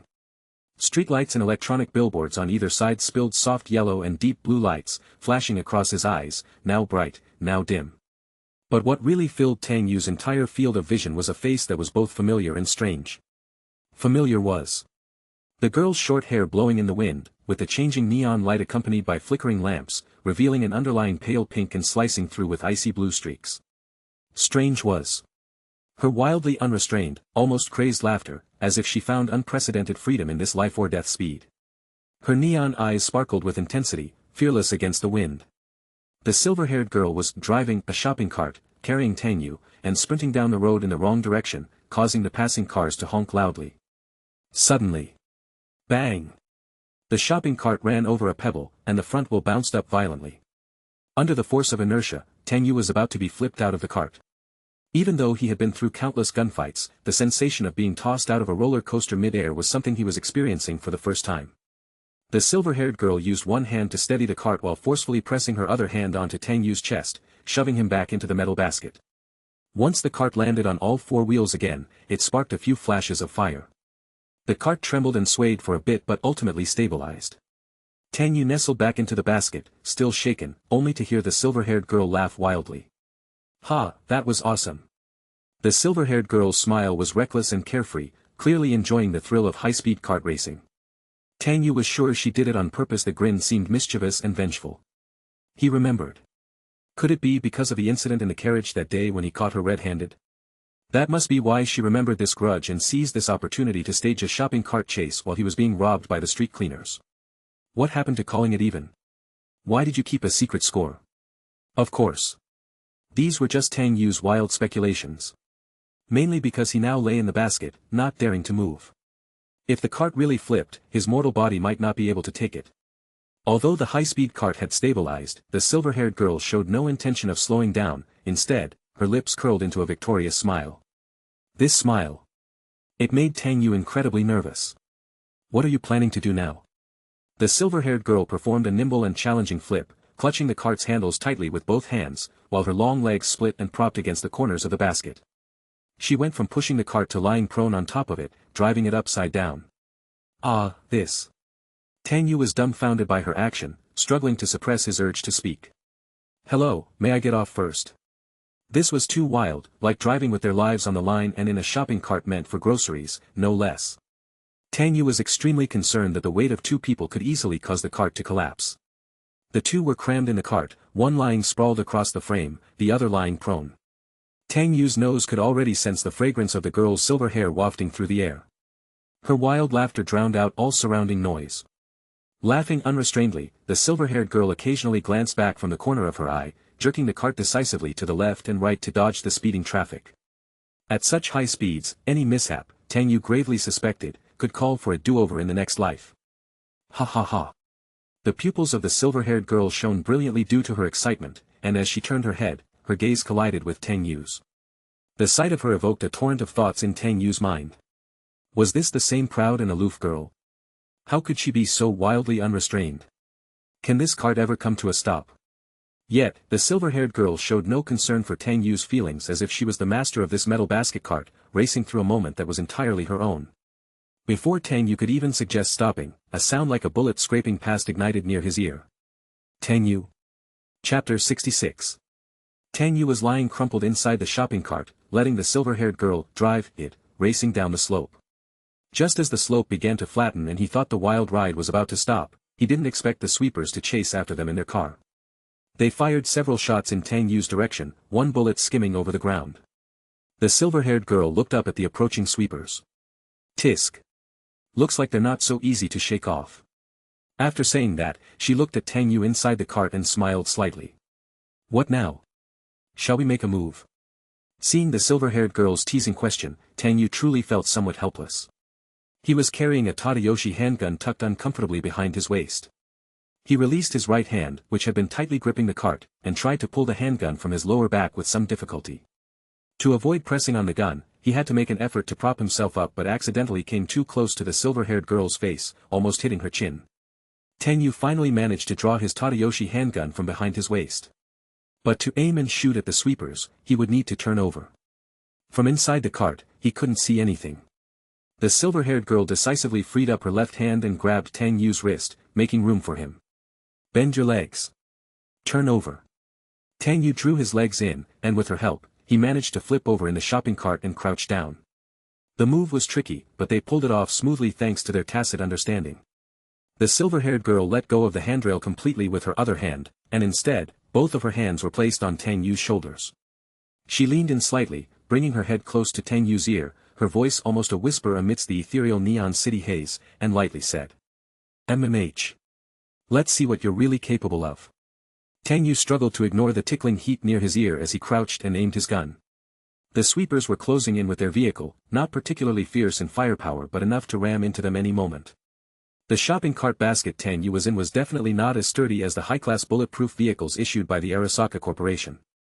In the back of the sweeper's modified pickup truck, several thugs brandished their knives, shouting incessantly. "Damn it, stop the car, or else." Before the thug could finish speaking, a bullet instantly exploded his tuft of hair, spraying his brains into a bloody pulp backward. His limp body tumbled off the back of the truck and fell to the ground, to be crushed flat by the tire of a passing big rig, leaving a long smear of blood and flesh. The remaining 3 thugs saw this and quickly crouched down, hiding behind the truck's cab. Shit, how is their aim so accurate? Meanwhile, the silver-haired girl burst out laughing as she saw Tang Yu take out an opponent with a single shot. Not bad at all. But we need to wrap this up fast. You don't want to end up soaked to the bone, do you? Reminded by the silver-haired girl, Tang Yu turned his head slightly, scanning the situation behind them with the corner of his eye. He noticed the downhill path led straight to the coast seawall. If the shopping cart kept gliding, it would crash into the seawall barrier and they would fly into the sea along with the cart. The end was rapidly approaching. Tang Yu quickly loaded tungsten bullets into his clip and aimed directly at the approaching pickup truck. He pulled the trigger. A surge of electromagnetic force gathered in the barrel, spinning and accelerating the tungsten bullet. Bang! The tungsten bullet, carrying tremendous force, slammed into the sweeper's pickup truck, piercing through the sturdy front armor and into the engine, causing a massive explosion. Boom! The entire pickup was engulfed in flames in an instant, and the vehicle flipped over from the bullet's impact, crashing on the roadside and bursting into fierce flames. The car was wrecked, and there were casualties. The silver-haired girl's pupils reflected the roaring flames. The trouble had been taken care of cleanly. She arched her back like a cat, retreating in a feline manner. She straightened her long left leg, stepping on the ground, while the other pushed against the shopping cart. Her hands steadying the metal basket firmly. After skidding to a halt, the cart stopped at the edge of the seawall, her heel just touching the fence post. Due to the sudden stop, Tang Yu crouched with his gun, almost flipping backward, but a hand firmly pushed his back, preventing the accident of man and cart separation. After steadying himself, Tang Yu immediately flipped out of the cart. Having just experienced a life-or-death speed chase, his heart was still pounding intensely. The silver-haired girl let go of the cart, retracting her long leg. Left hand on her hip, right hand lifting to tidy the messy, stray strands of hair from her forehead, tucking them behind her ear. "Ha, are you okay?" Her tone carried a hint of teasing. Tang Yu moved next to the seawall railing, taking several deep breaths of air, finally calming down after the high-speed ride. If driven well, it's called a car chase. If not, it's like drifting in a hearse. He turned to look at the silver-haired girl and noticed she wore a tracksuit, a purple hoodie with fluorescent yellow, the hem tight showing her slender waist. Tang Yu holstered his gun at the back of his waist and then said, "Your driving skills are indeed not bad, but don't do it again next time." Lucy curled her lips, smiling. "Why? Is that the attitude you show to your savior?" Tang Yu, considering they didn't crash and had a safe landing, chose not to argue with her about these things. "Thank you very much then." The silver-haired girl, picking up on his intent, clearly did not acknowledge any talk of saving her life and walked to the edge of the seawall, leaning against the rail with her elbows lightly resting on the crossbar. "I forgot. You don't really need saving. One call, and there would be a queue of people rushing to save you." "Is that so, Mr. Tang Yu?" Lucy's sudden change of attitude caught Tang Yu off guard, making him wonder if she might have a dual personality. The same girl who was so fiercely critical one moment took on an indifferent and prickly demeanor the next. Given this favor and the token of a simulated gray button, Tang Yu kept his temper in check and tried to communicate in a normal tone. "Let's drop it.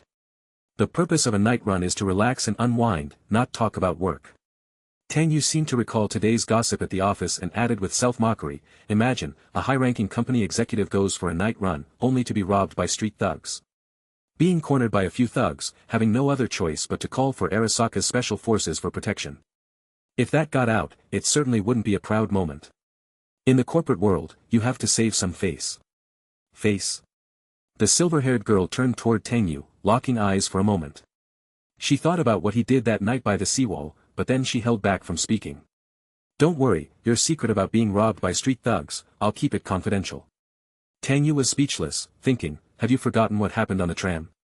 But the silver-haired girl didn't dwell on Tang Yu's thoughts and instead extended her left hand towards him for a handshake. "Let me reintroduce myself. My name's Lucy." Seeing her serious demeanor, no longer with the teasing undertone of before, Tang Yu welcomed this rare normal conversation. And so, he stretched out his hand. And grasped it. "Let me reintroduce myself.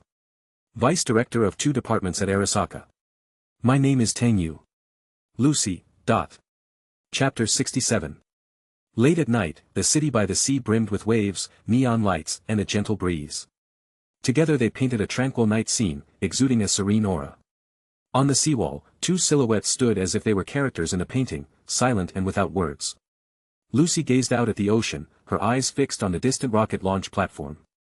After a moment, she reached into the pocket of her hoodie, pulled out a brown leather case, and, flipping it open, deftly plucked out a cigarette between two fingers.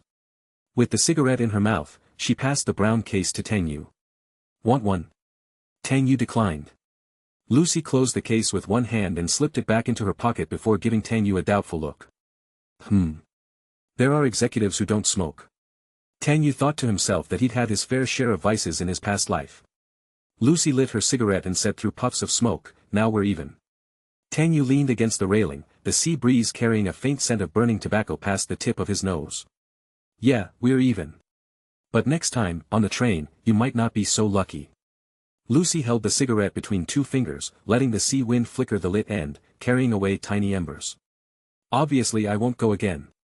I drew attention from security last time. Need to lay low for a while." Tang Yu turned his head to look at her, doubtful of her approach, which targeted only the chips of Arasaka employees. If it was just for money, there was no need to take such risks. She could have targeted employees from various corporations, none of them were up to any good after all. Clearly, there was a more profound purpose behind the silver-haired girl's theft of the chips. "Your approach is dangerous, it's not a wise choice, there are many ways to make money." Lucy turned to eye Tang Yu quietly, staring at him for a moment without a word. Tang Yu explained, "You should be aware of Arasaka's intelligence methods, although most of the people on the train are low-level employees, drawing attention could still get you marked." Lucy looked away, taking a drag on her cigarette before flicking off the ash. "Truly an executive accustomed to corporate work, you know so much." Tang Yu could sense the chill returning to her demeanor, her eyes filling with a familiar fierceness at the mention of Arasaka. "You're young, yet you haven't undergone cyberware enhancements. Being an executive of two departments speaks to your capability. Or perhaps it's just your luck." Tang Yu candidly admitted, "Maybe, as you say, I'm just luckier than others, in this damned city, if you're unlucky, you might not even live to see tomorrow's sun."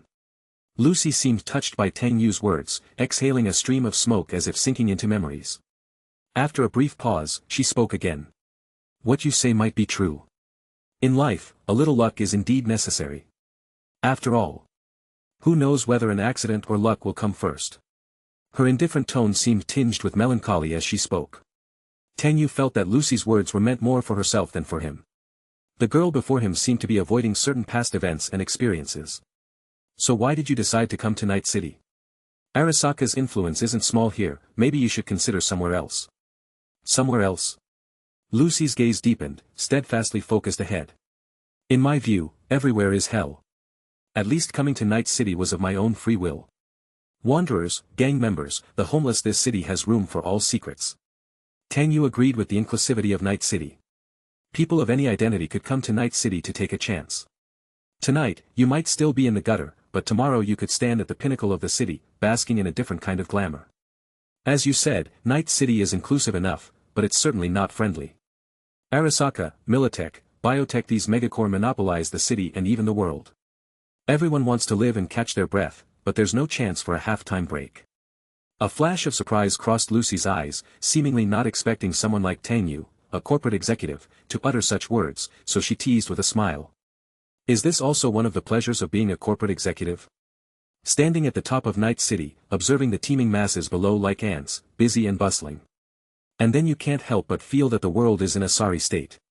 Tang Yu's expression turned somewhat resigned. He knew that the silver-haired girl before him had always been quite wary and distrustful of him. At least his identity as a high-level Arasaka executive had become an insurmountable chasm between Tang Yu and others. Tang Yu never blamed anyone, not even himself, despite detesting the role of a corporate puppet, only able to sigh silently within his heart. "Ah, I really didn't plan on being a corporate dog after my rebirth." Seeing that Tang Yu fell silent without responding, Lucy turned around, facing the city, her back to the sea. Neon signboards shot up into the sky above Night City. Looking at Night City from here, it's like a prison made of flashing lights. Following her lead, Tang Yu asked, "Is that why you chose to come here and run at night, to at least feel like you're escaping the cage?" Lucy calmly replied, "Yeah, I just want to fly high and far, to a place that's high and distant." As she spoke, her gaze slowly drifted upwards, toward the starry cosmos above. After a pause, the silver-haired girl brought her focus back and looked at Tang Yu teasingly. Night running is a nice choice. Sure, the thrill of a joyride isn't bad either. After all, danger always lags a step behind us. Doesn't it? Tang Yu was at a loss for words.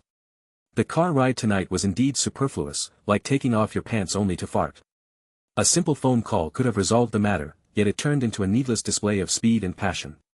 Tang Yu bore no ill will after all, it was an extremely fortuitous event. He appreciated Lucy's good intentions. She asked again. Running again tomorrow? Tang Yu affirmatively replied, of course, night running helps relieve stress. Lucy extinguished her cigarette butt and said to Tang Yu, the pressure of being a deputy head is indeed great. Running on the seawall is nice, but you haven't undergone cyberware enhancements yet, it's too secluded here and you might encounter dangers like you did today. I suggest you bring a couple of Arasaka personal bodyguards, at least the road sweepers wouldn't dare to mess with you. Night City's future king, the Arasaka corporate star on the news headlines wouldn't look good. Tang Yu looked amused, sensing an underlying message in Lucy's words, as if she was intentionally hiding something. What about you, do you run every night? Lucy pulled up the hood of her hoodie, turned around, and started walking away. She waved to Tang Yu behind her. If you run too slow, danger will catch up with you. I'm free tomorrow night. Let's meet here again. With that, she left only a silhouette for Tang Yu, gradually disappearing into the distance. Tang Yu straightened his sportswear and looked in the opposite direction. It's too far, I'll call a taxi back. Chapter 68. The next day, Tang Yu got up early as usual. The smart home system commenced its daily routine, curtains opened, hot water readied, and a voice broadcast began, initiating the automation process. Tang Yu then brushed his teeth and washed his face. After the smart home system finished updating him on the weather and traffic, it continued to report unread work messages.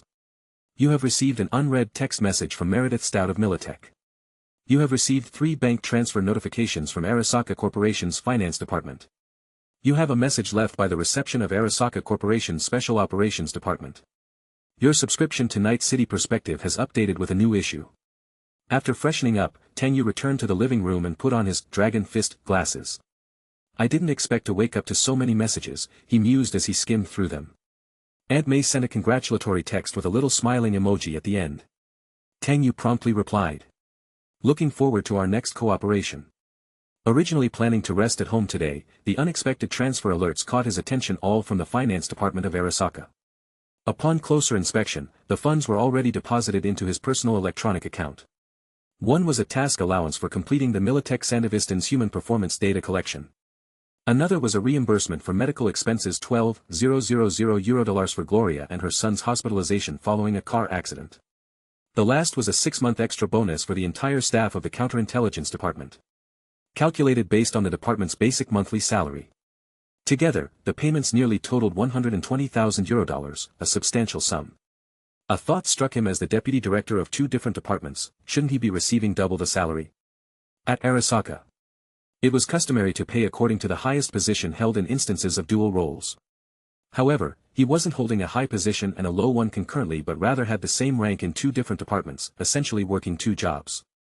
Receiving a single deputy director's salary didn't add up. He'd need to consult with HR and the finance department on this matter. As his thoughts on salary began to diverge, he suddenly remembered Jenkins mentioning a surprise planned for today. The message from the Special Operations Department's reception was informing him that his deputy director's office had been set up. I guess I have to show up for work today, no matter what, he decided.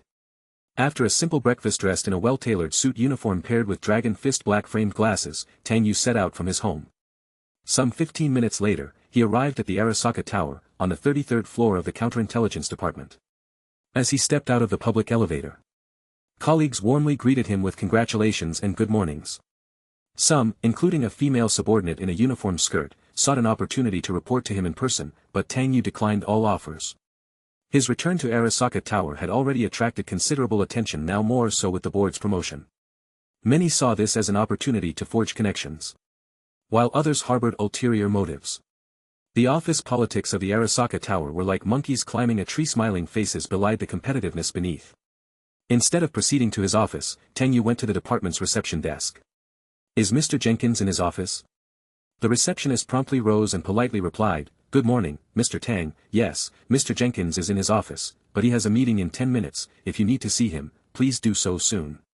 Tang Yu nodded in acknowledgement and headed straight for the office of Director Jenkins. He arrived at the office's glass door and entered the corridor, where two scanners emitted blue light waves to check his identity. After confirmation, the mechanical gates slid open from the middle to both sides. Arthur Jenkins was busy sorting out files in the office when he saw that it was Tang Yu who was visiting. After copying the meeting materials onto a chip, he stood up and said, "Tang, you've come at the perfect time, the surprise I prepared for you has already arrived." Tang Yu was also curious. What kind of surprise could a wealthy bachelor in his 40s have thought up for him? Jenkins picked up the data chip, then inserted it into the biometric data slot on his neck, and continued. "For your dual role as deputy head of 2 departments, I am truly happy for you. Your achievements under my watch are there for all to see. I've been wanting to give you a gift, but couldn't decide on what would be appropriate. You often take public transport to and from work, and you're single, so, take this." With that, Jenkins reached into his suit lining and pulled out a metallic chip card, roughly the size of an identity card and gleaming with a deep golden luster. Most conspicuous was a capital R in the middle of the card. Rayfield?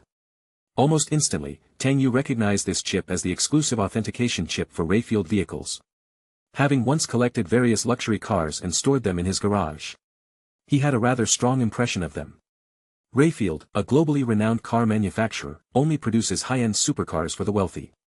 Seeing that Tang Yu was unimpressed, Jenkins laughed and explained his intentions. "With this blue beast, flirting with girls will be a lot easier. Luxury cars and beautiful women, that's what suits your current status. Don't be shy. If you really want to thank me, just keep bringing me such pleasant surprises." Tang Yu could see Jenkins was in high spirits, seemingly in a very good mood lately. It seemed that stomping down Abernathy had restored Jenkins' confidence, and his generosity had increased accordingly. Not wanting to snub his former boss, Tang Yu accepted the Rayfield vehicle authentication chip. As they walked to the office door, Jenkins shared the car's history. "The previous owner was the CEO of Yorinobu's company. He gave me a friendly price. Considering he owed me a favor, I'm in a hurry for a meeting now. The car is parked in the Arasaka's underground garage. You can go validate it and take the car whenever you're free." This was a surprise to Tang Yu, not expecting that Jenkins' surprise would be a luxury car. However, in his past life as a top hacker, making money was never a problem. He also had vehicles like the Rayfield Aegis among other luxury supercars. Having tired of them, he had chosen to commute by train, to experience life in Night City. Perhaps this was what they mean by simplicity is the ultimate sophistication. So, facing the luxury car Jenkins offered to win him over, Tang Yu could only consider it a surprise, but not particularly exciting. However, on his current dual director's salary, buying a Rayfield would still be difficult, beyond full purchase. The value of a dual director was never in the salary, it was the power held that was key. With a word of agreement from him, the line of people wanting to gift luxury cars and precious items would stretch from the Arasaka Tower lobby to the office at level 33. As a world-class leading corporation, Arasaka's business spans the globe with profits unimaginable. Holding power in Arasaka meant holding wealth and all resources at one's disposal. A Rayfield was merely a toy for someone in power. Chapter 69. Tang Yu returned to his office. Sitting in his office chair, he toyed with a chip in his left hand, turning it in circles. Not bad as far as demonstrations of goodwill go. A luxurious limited edition Rayfield sports car is not something that can be simply acquired with money, even a second-hand one. Jenkins must have gone through some trouble to obtain this car. For an Arasaka Intelligence Department director, this luxury vehicle was merely a relatively expensive toy. The sports car was not enough to interest him, nor to blindly assume that Arthur Jenkins valued his abilities. In the world of Arasaka, what did favors count for? Less than nothing. Today they might smile and congratulate you, but tomorrow they would stab you in the back. Such occurrences were all too common. Moreover, the gift of such an exorbitant present from Jenkins implied a double meaning. On the surface, it seemed like an act of goodwill, an attempt to curry favor, but on a deeper level, it indicated persisting doubts. Arthur Jenkins sensed that Tang Yu, whom he had promoted personally, was showing signs of slipping beyond his control. Fearing the subordinate might overshadow the master was an easily understandable concept for Tang Yu. However, since they were still in the same boat with intertwined interests, they might choose to turn a blind eye to any rifts between them for now. Tang Yu activated the Dragon Fist scanner to check and read the authentication information for the Rayfield vehicle. Rayfield Erendite S9, the Lady of the Lake's Sword. 8-liter W16 engine, 1000 horsepower, 0 to 100 km/h in just 2 seconds, with a top speed of 407 km/h. Both interior and exterior made using high-tech light materials such as aluminum, titanium, fiberglass, carbon fiber. From its appearance, the car featured a deep blue pearl base with blue flowing light and shadow on the front hood. After scanning and capturing the vehicle authentication chip, he could simply log in through smart glasses to authenticate and access the vehicle next time. Tang Yu opened the office drawer, tossed the authentication chip inside, and decided to leave fetching the car for when he had the time. He refocused, starting to prepare for the next steps in his work plan. Missions given by Michiko Arasaka required some early preparation. Possessing high-level board intelligence clearance naturally allowed for a deeper understanding of Militech. He turned on his office computer, logged into the Arasaka corporate intelligence system, and entered the high-level intelligence dossier center. He selected the board-level intelligence dossier. Clicked confirm. The system began verifying his identity. Login successful. It was Tang Yu's first time accessing the Arasaka board-level intelligence system, but he found his browsing was restricted to Militech. This restriction must have been set by Hanako Arasaka, strictly for work-related use. The confidential intelligence on Militech contained herein could have a vast impact if disclosed, possibly even provoking a new arms conflict between the corporations. Soul Killer. Tang Yu casually browsed and noticed information on Johnny's ex-girlfriend recorded in the files. He clicked to view. The genius hacker Alt Cunningham had developed a groundbreaking consciousness digitalization technology. This technology could digitize human consciousness and extract it from the shell to transfer into the network of cyberspace. It was originally intended to create a digital virtual identity for humans nearing death. However, it attracted the attention of major corporations such as Arasaka, Militech, and Night Corp. Arasaka recruited Alt Cunningham in a unique way and used it as a foundation to develop the Soul Killer program. Once activated, the Soul Killer would replicate and extract all information from the human brain, forming a cloned data consciousness known as an engram. Simultaneously, the program would upload the engram into the subnet or cyberspace, killing the original consciousness. During the Fourth Corporate War, Arasaka and Militech waged a prolonged netrunner cyber warfare. Arasaka finally ended this electronic war by employing the Soul Killer technique, incinerating thousands of Militech's netrunner mercenaries. Since then, Militech has been dedicated to stealing this technology, albeit with little success. Reports indicate that Militech once supported Johnny Silverhand's terrorist activities, aiming to completely destroy the foundation of this technology, the Arasaka subnet. After reviewing the information, Tang Yu found it largely consistent with what he knew, indicating high credibility. In August 2023, a nuclear blast almost burned down half of Night City. That tactical nuke was the one funded by Militech for Johnny. Even after so many years, Arasaka is still using the Soul Killer program, frying people's brains.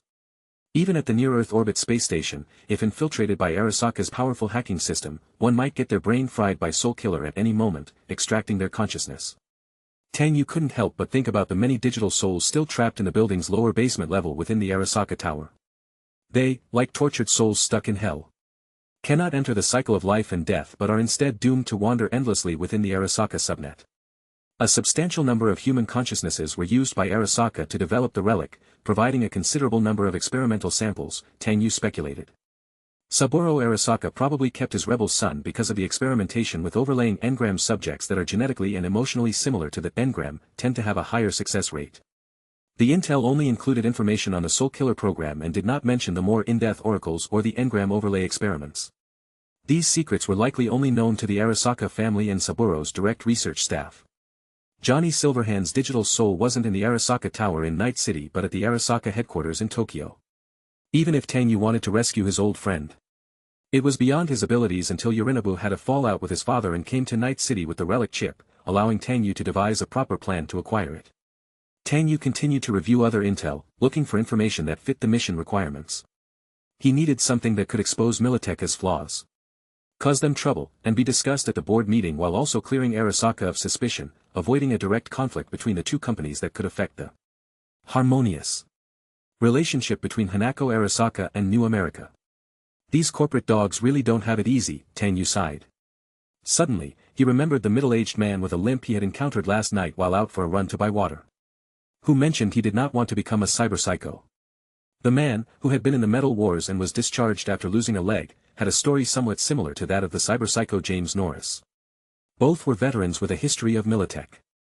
Evidently, the middle-aged man had chosen to adopt more advanced prosthetics provided by Militech, which likely meant he would end up like James, turning into a cyberpsycho. Yet, to refuse such an offer was equally bleak. Living off a meager pension in Night City was nothing short of a struggle. Tang Yu frowned slightly, following this line of thought further. If this case could be used as an entry point, and if solid evidence exposing some of the Militech scandals to their treatment of discharged soldiers could be found, it might provoke a backlash against the Militech trend.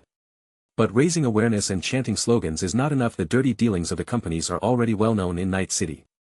We have to affect the personal interests of Militech, to literally cut a piece of flesh from them. Otherwise, it won't make it to the boardroom table nor convince Michiko.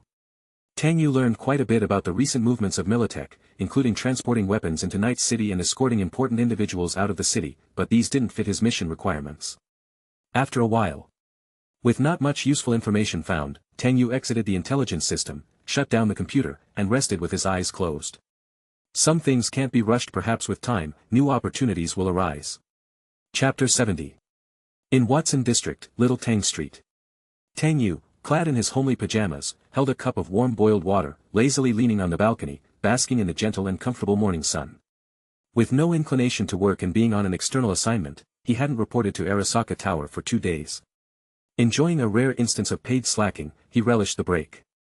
Why should he sit idly in an office when the Counterintelligence department operates just fine without him? As the deputy head, he often spent more time in the field than in the office. Even before being stationed back to the Arasaka Tower, the department ran without any hitches. He was very clear about his position within the Arasaka Corporation. Merely an employee who, at most, happened to have a little influence. Arasaka Tower would not stop turning for the absence of one individual. Even as the deputy head of 2 departments, he didn't wield enough power to concern himself with the entire department's labor or chase those performance KPIs. One should never lose oneself too deeply in roles. The Arasaka Corporation carries the name Arasaka, not Tang Yu. Tang Yu took a sip of warm tea, feeling a comforting warmth in his chest, alleviating much of the fatigue from the past few days. In fact, in the entirety of Night City, those who could freely manage their work hours like Tang Yu were few and far between.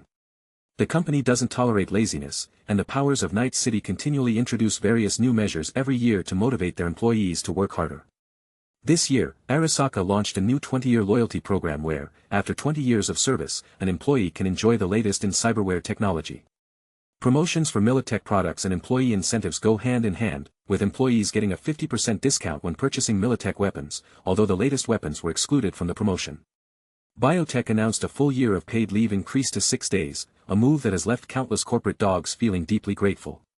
Night Corp, on the other hand, reduced the mandatory work hours to 80 per week, which is already considered humane. The working conditions of most corporate employees are more similar to those of Cater Smith, a former Arasaka G4-level employee, busy day and night, picking time even to go home for a birthday. Tang Yu was well aware that his current position wasn't earned by sitting on a bench in the Arasaka Tower office. Now a part of the M-level management, his mindset had become much more tranquil. As for the Special Operations Division, he hadn't yet reported there. The division was a mess, and taking over now seemed premature. A new official usually makes a mark with 3 policies, and his first move was to suppress the unruly atmosphere of the Special Operations Division. Knowing well the roots of the division, Tang Yu could easily guess those corporate dogs were probably waiting to show their displeasure. The Special Operations Division had sent him multiple invitations to report in, which he ignored altogether. Jenkins had indeed sought him out, but it was basically just a transfer of some basic work tasks, which he delegated. The quiet Michiko had not arranged any personal bodyguard invitations nor taken the initiative to inquire about updates. Tang Yu had some leads on counteracting Militech, though not firmly confirmed. Militech that uses veterans for cyberware experiments was leading to uncontrollable cyberpsychosis.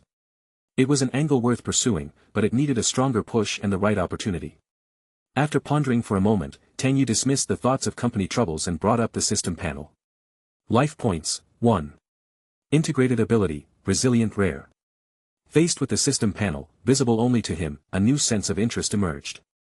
When Tang Yu first saw the system panel, he felt a pleasant surprise. Life simulation, talent extraction, and life point enhancement, all features were the latest versions. However, after a few days, he started noticing some problems. In his previous life, he played a hacker, advancing through killing and completing tasks, with his strength growing daily. Covered in legendary cyberware and with maxed attributes, he was formidable to the point where his mere gaze could impregnate, so to speak. The life simulation was entirely different. It offered a way to grow in strength while foregoing the implantation of cyberware. It completely eliminated the drawbacks of cyberpsychosis, electronic network attacks, AI hacking, brain burns, and cyberware overheating. The only flaw was the limited growth of strength. There were many possible simulation targets, but until the right moment arrived, the simulation options were grayed out and inaccessible for starting life simulations to acquire new talents. He gained his first talent, resilience, after simulating the change in his life following an accident that befell David. Initially, Tang Yu didn't look deeply into the resilience talent, as the regeneration wasn't particularly outstanding.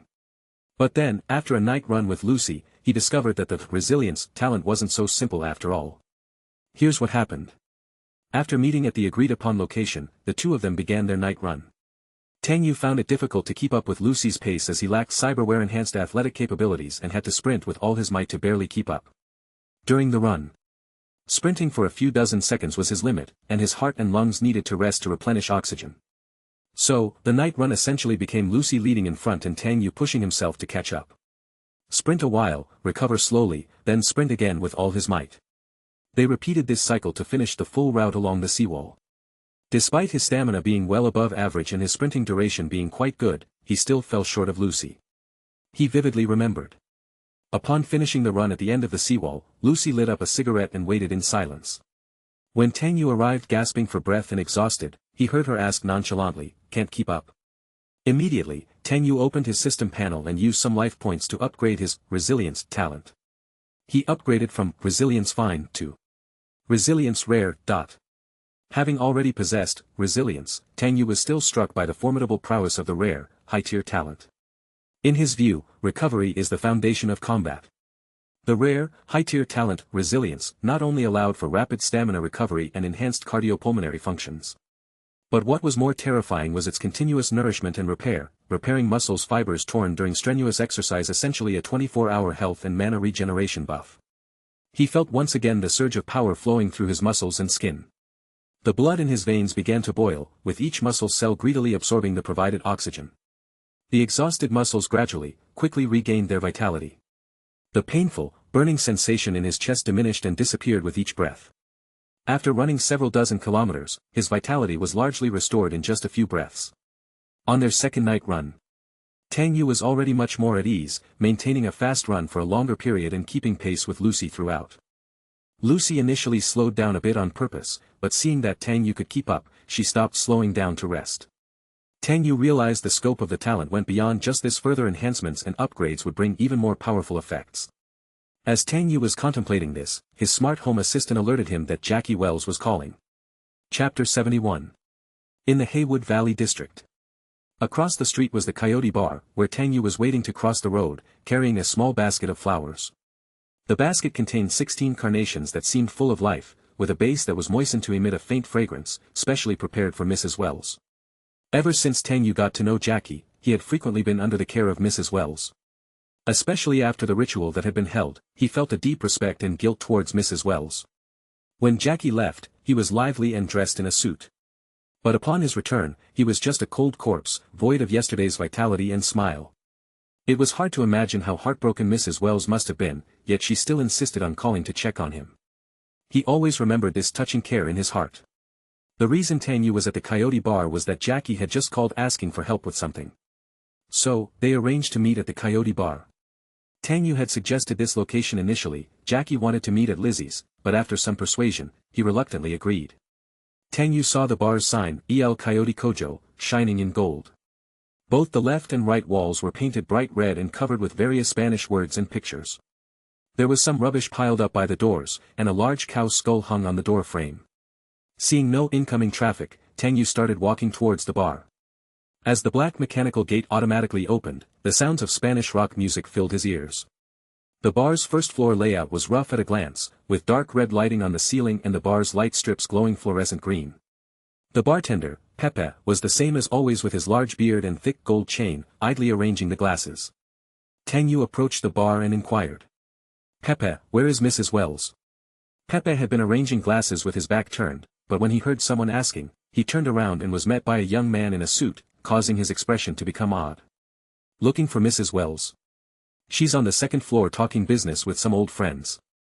Tang Yu thanked him and walked through the bowling area towards the second floor. Pepe muttered to himself as he watched the young man walk away. "What Pepe?" "My name is Pepe, thank you." The Coyote Bar was meant for the general public to drink freely, so even the second floor didn't have private booths, but rather public booth seating. This related to the local customs men who grew up in Haywood were straightforward and open. Even when commissioning tasks, they weren't too secretive. As soon as he reached the second floor, Tang Yu spotted Mrs. Wells chatting with others. Not wanting to disturb Mrs. Wells while she was doing business, he found a booth to sit at while waiting for Jackie to arrive. Shortly after, a bartender approached and asked Tang Yu what he would like to drink. Tang Yu ordered a drink and casually tipped the bartender. Looking down at the hall from the second floor, the familiar bar scene made him recall many memories. He remembered how he liked to come here for drinks and find gigs, and they had even helped Pepe once when his wife was cheating on him. The rough-looking tough guy, who seemed fierce on the outside, was actually very timid and sensitive at heart. Sitting for a brief moment. Mrs. Wells, who was in conversation, seemed to notice Tang Yu sitting alone, so she stood up and walked over to him. "Tang, why didn't you say hello when you arrived? Jackie mentioned you've been back in Night City for a while now." Tang Yu, who had been lost in thought looking at the hall, turned around to see Mrs. Wells and stood up to explain. "I saw that you were busy talking with friends, so I didn't want to disturb you." As he spoke, he handed Mrs. Wells the basket of flowers on the table. Mrs. Wells took the basket, looking both surprised and pleased. "Thank you, it's a lovely basket. I raised Jackie all these years and never saw him put so much thought into anything like this. If he had your sense, I wouldn't have to worry so much." Tang Yu's eyes sparkled as he earnestly explained, "Big boy, once you're married, you become a man and naturally mature." He wanted to tell her about Jackie and Misty's situation, but considering Mrs. Wells didn't seem too fond of Misty, he decided to hold back for now. Mrs. Wells shook her head with a resigned smile and said, "I do wish he would find a nice girl. I can't control him anymore." "You're waiting for Jackie, right? I'll give him a call. God knows where that rascal has gone off to this time. Feel free to order any food or drink in the shop. Don't be shy, I'm picking up the tab and you're welcome anytime. Consider this place like your home, alright? Kiddo." Tang Yu politely declined and mentioned he had already arranged to meet Jackie. He had just arrived a bit early. The two chatted about recent happenings. Learning that Tang Yu was doing fairly well, Mrs. Wells slowly returned to her booth. No sooner had Mrs. Wells left than Jackie appeared and sat across from Tang Yu. "Brother, let's talk somewhere else. There are things not convenient to discuss in front of my mom." Tang Yu noticed Jackie's evasive manner and pressed him for details. "What's so secretive that we need to hide?" Jackie spoke in a hushed tone, "It's about the Valentinos." He glanced back to ensure Mrs. Wells was busy with her business and not paying attention to them before he relaxed and turned back to continue explaining. "A friend from the Valentinos has asked me to find someone. After thinking it over, I believe you're the only one who can handle this. You know my mom doesn't like me getting involved with gang stuff, especially with the Valentinos. I've been out of the game for years, but some ties you just can't cut." Tang Yu understood Jackie was referring to loyalty. In his youth, Jackie had joined the Valentinos and formed deep friendships with many members. Later, due to a brutal skirmish, Jackie had almost lost half his skull. Badly injured, he was fortunate to survive. Ultimately, through Mrs. Wells' strong mediation, Jackie left the gang.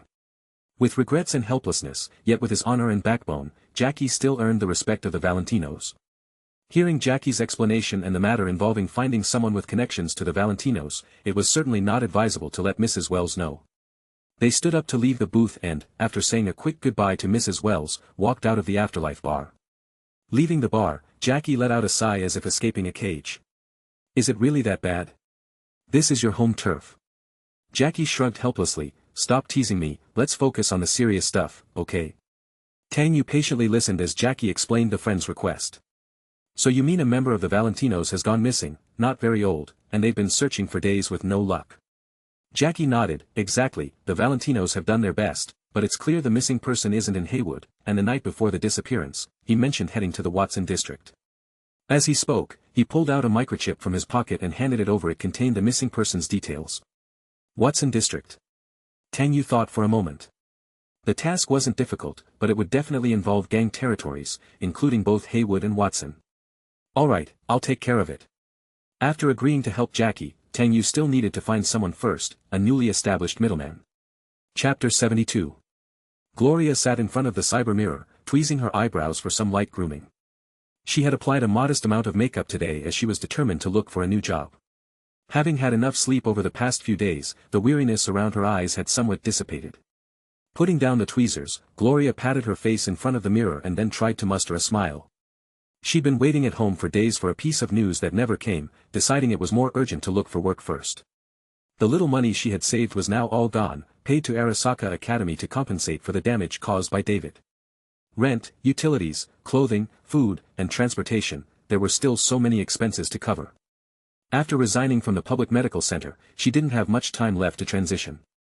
Gloria took a yellow cyber jacket from the coat rack and noticed its cuffs and collar had become worn and faded. The jacket was durable and could easily serve as everyday workwear once the previous employer's logo was removed. She smoothed out the wrinkles, threw it over her shoulders, slid her slender, pale hands through the sleeves, and shook it out. It still fit loosely and comfortably. It's old, but it's fine as long as it's handy for work. After getting dressed, Gloria was about to leave but suddenly received a message. She rotated her cyber eye lens to view it. Mr. Tang. Her breathing tightened slightly as she clicked to open it. Mr. Tang wants to visit me again. She hadn't expected Tang Yu, with whom she hadn't been in touch for days, to suddenly request a meeting, and at her house no less. The troubling part was he would arrive in half an hour. This caught Gloria off guard, causing her to instantly retract the step she'd taken toward the door. Turning around, she saw the disorder in her home. The table, couch, and floor were all a mess. Her personal clothes had just been taken from the dryer and were scattered in her bedroom. She felt a bit panicked. Gloria held her forehead, pondering for a moment, deciding that replying to Tang Yu was the priority. Received, I'm at home waiting. As the words appeared, she felt something was amiss, somehow off. She quickly erased them and sent only 2 words. Received. After replying, Gloria hurried back to her room to clean and organize, taking advantage of the little time left. The last time Tang Yu had visited, she'd been unprepared due to David being ill. Now, with David at the academy and not having dismissed school yet, the place was a mess while she was alone. It would be embarrassing for visitors to see. Gloria didn't want to leave a bad impression on Tang Yu. Especially since after what you had agreed to, she increasingly felt unbalanced in his presence. A company executive, her savior, and perhaps even her future financier. The stark inequality of their statuses made her, usually strong and independent, soften her demeanor. With her mind in turmoil, she stuffed her clothes haphazardly into the closet and shut her bedroom door. She rushed to clear the trash in the living room, quickly wiped the couch and table clean, then stood in front of the cyber mirror again to check her appearance, confirming she looked presentable.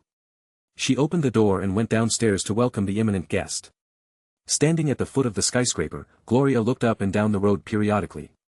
Several Arasaka Corporation cars passed in front of her but continued on without stopping. Suddenly, on the far right side of the road, she spotted a somewhat familiar figure, dressed in a full black suit, his steps firm, sticking out in the street culture of Santo Domingo.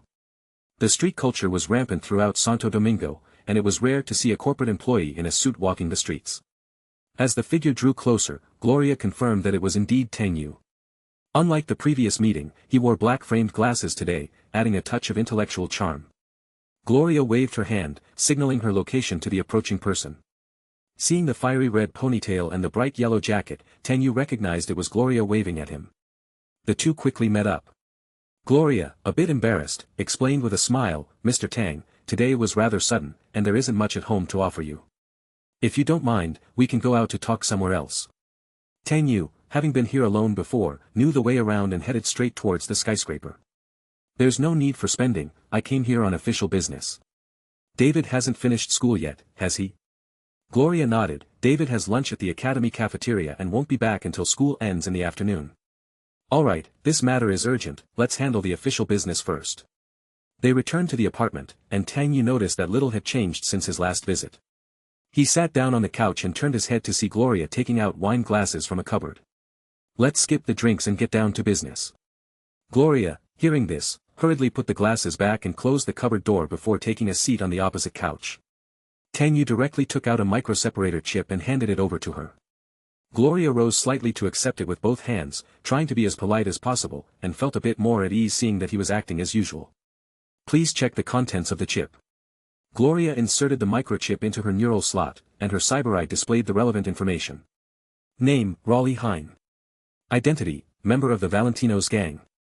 Details, went missing 8 days ago, last seen in Watson District. After quickly reading the chip, Gloria's expression became serious. A member of the Valentinos, last seen in Watson District, if out of contact, it could be a malicious kidnapping. Could it be related to the Maelstrom gang? Tang Yu clarified, all possibilities you mentioned are correct, and the task is to locate Raleigh Hine. The Valentinos have been looking for him for days, through both net hacking and physical searches, yet no clues were found. This matter is delicate and I prefer not to get involved, it's up to you to find a solution. With that, Tang Yu transferred €30,000 to Gloria from his electronic account. Gloria, accepting the funds, realized that her role as a middleman was beginning just like that. Simple, clear, and direct. She quickly recovered from her surprise. Understood. Is there a time limit?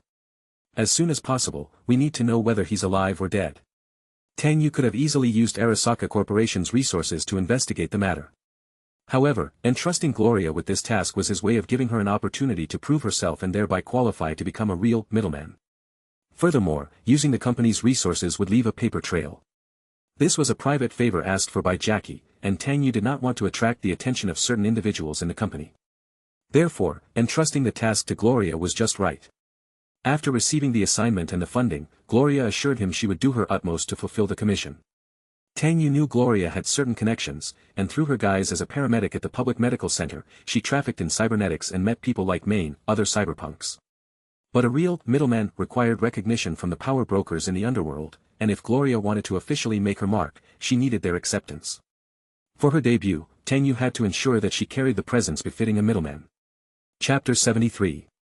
Sunday, as dusk falls. In the Westbrook district, luminous squares crawl over the buildings and high-rises, densely packed together. On both sides of Cherry Blossom Street, advertising signs light up, and various vendors start calling out to attract customers. In the small square in front of the Turgo convenience store, a crowd has gathered around several customized sedans. One that stands out is a company sedan that's smashed up, parked in a corner close by.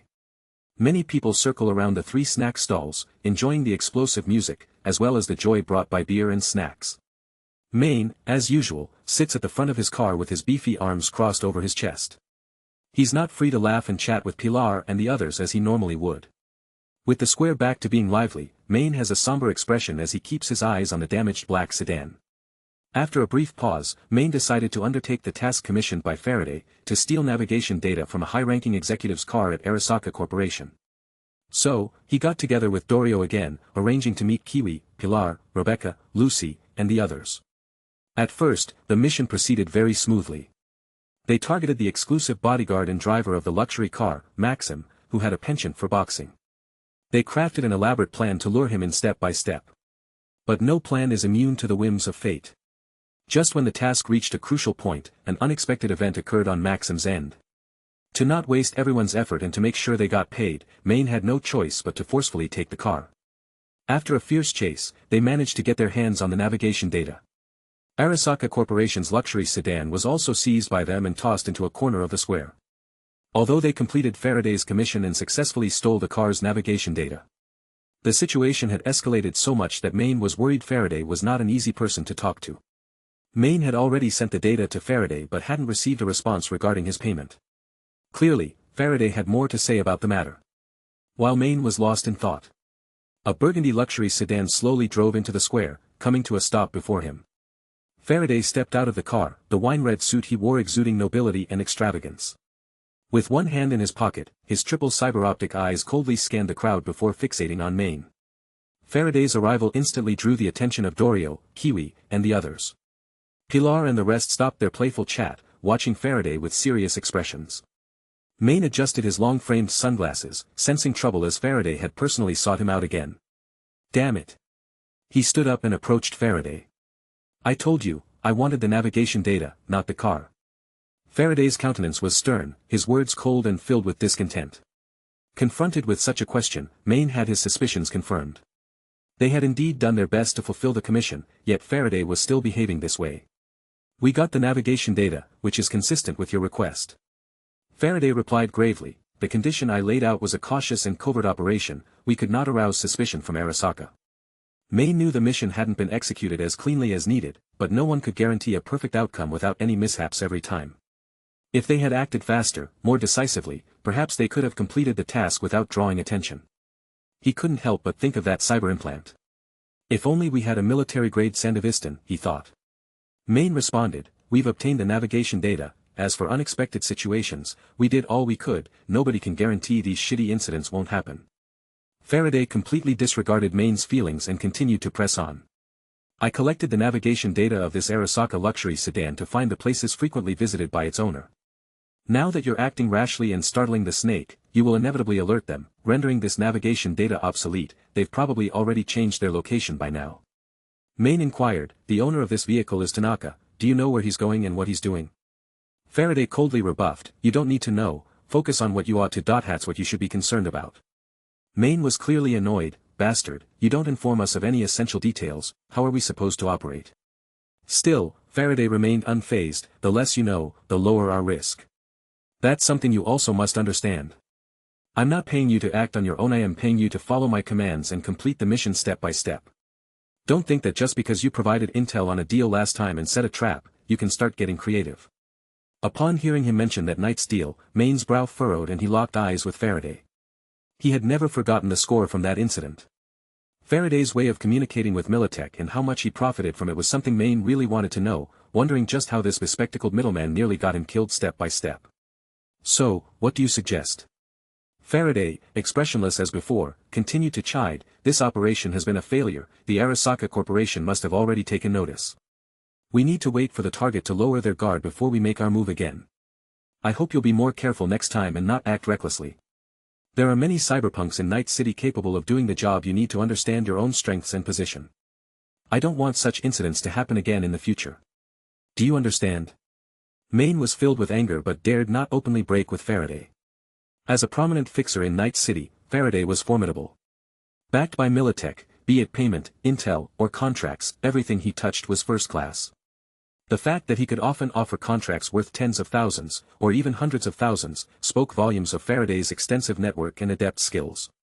In Night City, it's rare to find a wealthy and trustworthy fixer who can consistently provide work. Main also knew of many more formidable middlemen, like the Queen of the Afterlife, Rogue, whose fame echoed throughout Night City. But Rogue's contracts were usually reserved for trusted acquaintances and wouldn't just fall into the laps of street mercenaries. As a gang leader with his own crew to support, Main had no choice but to curb his temperament and heed the lesson from the influential patron Faraday. Seeing that Main looked unconvinced, Faraday condescendingly lectured, I give the orders, and you follow them, that's the rule. As soon as he finished speaking, a fleet of black vehicles entered the plaza, drawing the attention of everyone present. The markings on the vehicles were all too familiar. Arasaka Corporation. The convoy came to a slow halt, and the door of the Arasaka luxury sedan at the center opened. Rules. A lady stepped out of the car wearing red high heels, a wine-red ponytail bound behind her head, eyebrows fierce, and her gaze piercing. I'd like to hear, in this line of work for fixers, what other rules there might be. Chapter 74. As the Arasaka convoy arrived at the square, the blasting music ceased abruptly. Everyone present tacitly closed their mouths, ceasing all conversation. The small square instantly became quiet. So much so that you could hear a pin drop. The focus of all eyes shifted entirely onto the Arasaka convoy. None of them knew why the Arasaka Corporation had come to this place at this time, whom they were looking for, or what they intended to do. Dorio kept a close watch on the convoy and sneered, they're here already. Having been involved in the theft of a high-ranking Arasaka executive's personal limousine, her first thought was that they had come looking for trouble. Moreover, Faraday had already emphasized that Arasaka was definitely aware of the incident and might have already taken countermeasures. Darn, things have taken a turn for the worse. Kiwi, who had been observing from the side, saw her expression sharpen, yet she had a different opinion from Dorio. As the mastermind hacker behind the operation, she was well aware of the process of stealing the vehicle. There had been no trace left behind that would allow Arasaka's hackers to track them down through the net. She would never have left such a tiny trail behind. Could it be him? The first person Kiwi actually thought of was Tang Yu. Aside from the owner of the scrapped vehicle, Tanaka, Tang Yu was the high-ranking Arasaka executive they had first encountered. Dorio's remark instantly put Rebecca on alert. She stood up from her seat, her black hot pants digging into her plump thighs and leaving a faint indent. Don't be afraid of those corporate dogs, this is our turf, if they dare to make a move, I'll show them the power of a bullet. She said, glaring at the Arasaka convoy and decisively pulling out a pair of guns from her pocket. Dorio quickly restrained Rebecca, don't be reckless, let's see what the situation is first. The anomaly that appeared behind them caused Lucy to also turn around and check the situation.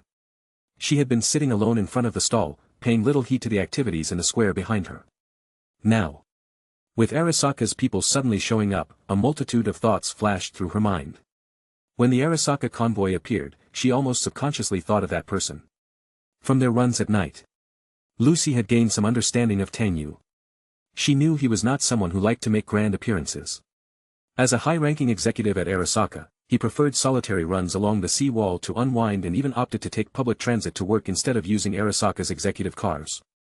These daily habits already demonstrated that he was a man with his own unique ideas. Lucy couldn't be sure who the people from the convoy were, so she could only hold her breath and watch quietly. If it were Tang Yu, he wouldn't be bringing trouble. In fact, it might even be good news. Faraday and Main's conversation was also interrupted by two beams of blinding light heading straight towards them. They turned their heads almost simultaneously. A sedan bearing the Arasaka emblem drove straight towards them. Arasaka? Both Faraday and Main tensed up at the sight. The job they had just discussed involved the high-ranking officials of Arasaka. With the company coming to them at such a critical moment, Faraday felt somewhat guilty, and his arrogance dissipated, replaced by extreme caution. Could it be Tanaka? Faraday surreptitiously watched Main's expression from the corner of his eye, initially suspecting that Main might have betrayed him. However, when he saw Main was equally nervous, his doubts were somewhat allayed.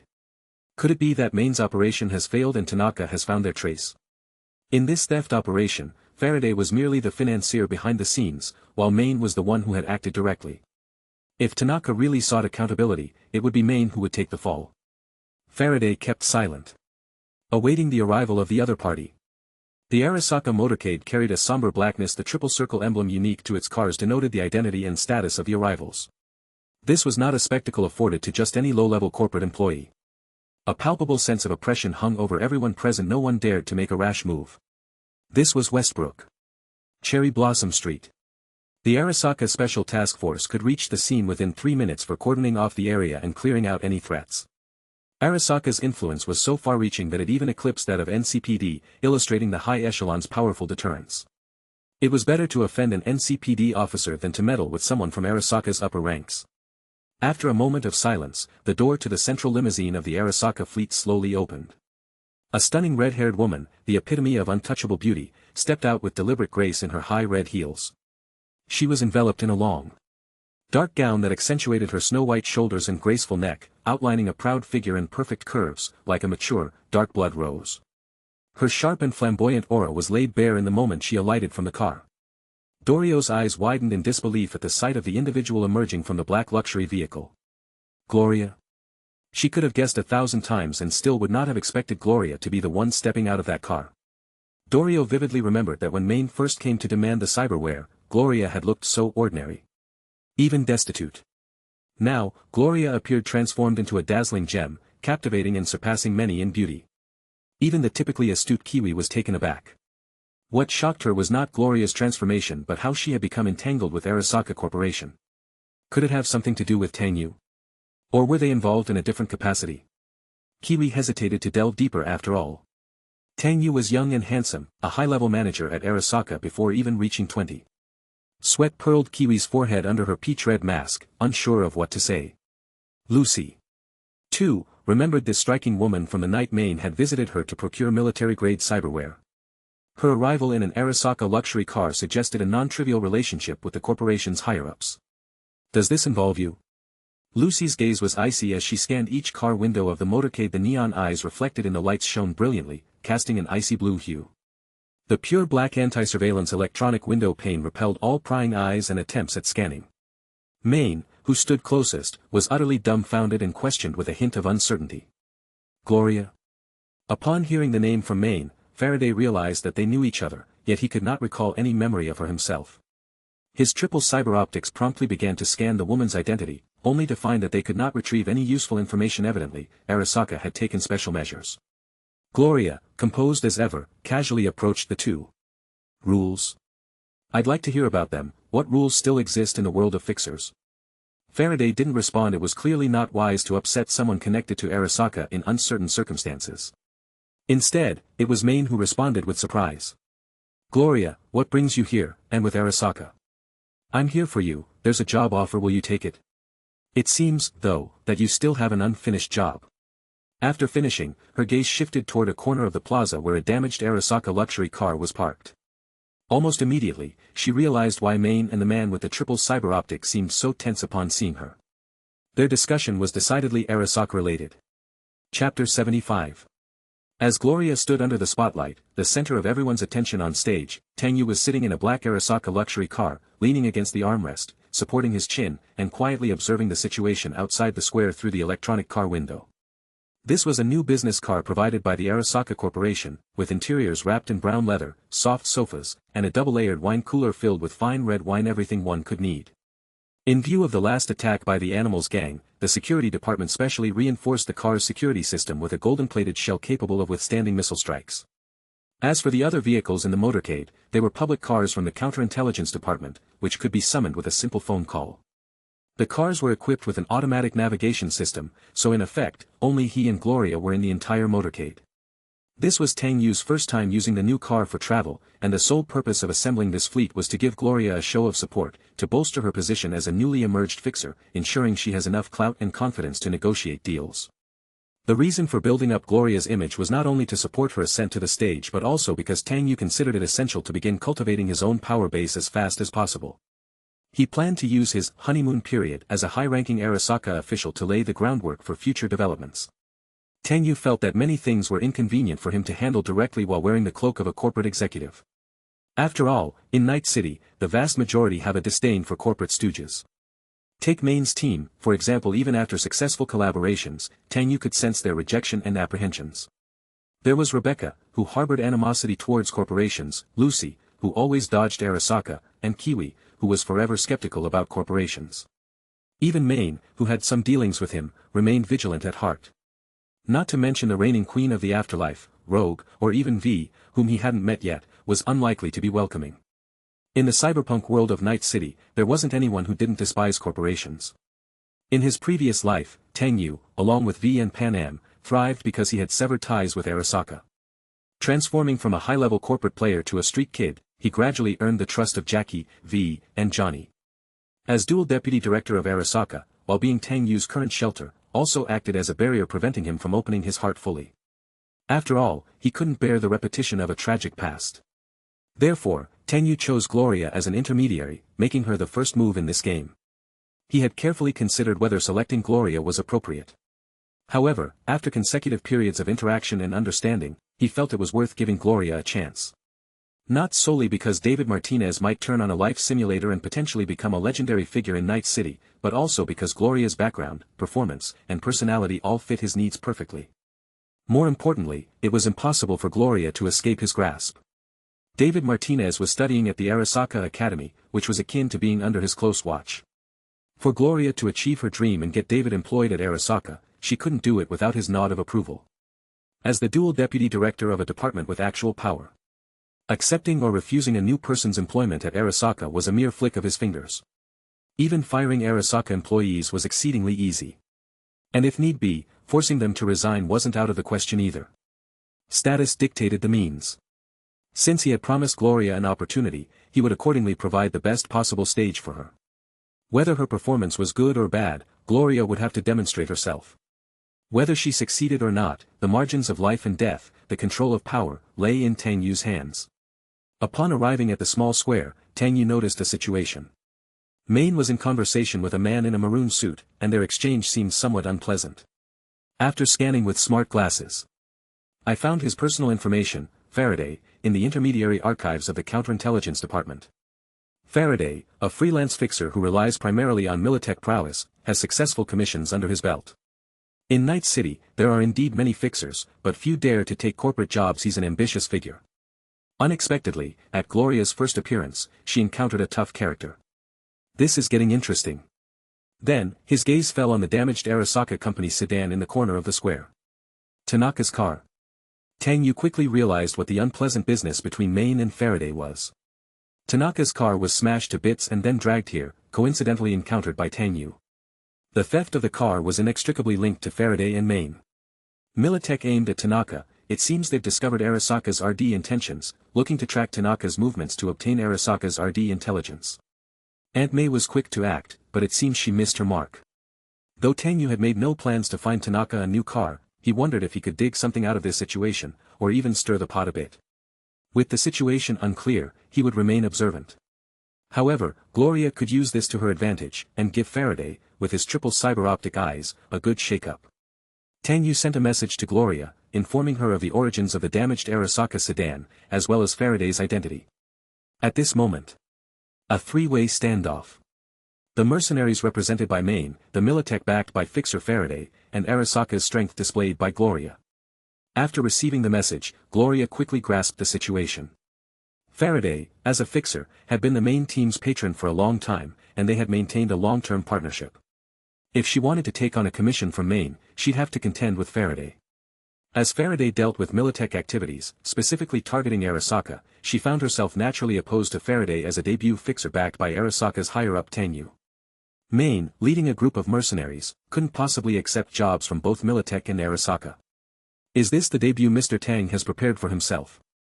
If she failed to secure this job, she would lose the trust and support of Mr. Tang. This was a test prepared specifically for her. For David, for herself, for Tang Yu, she had to succeed. Failure was not an option.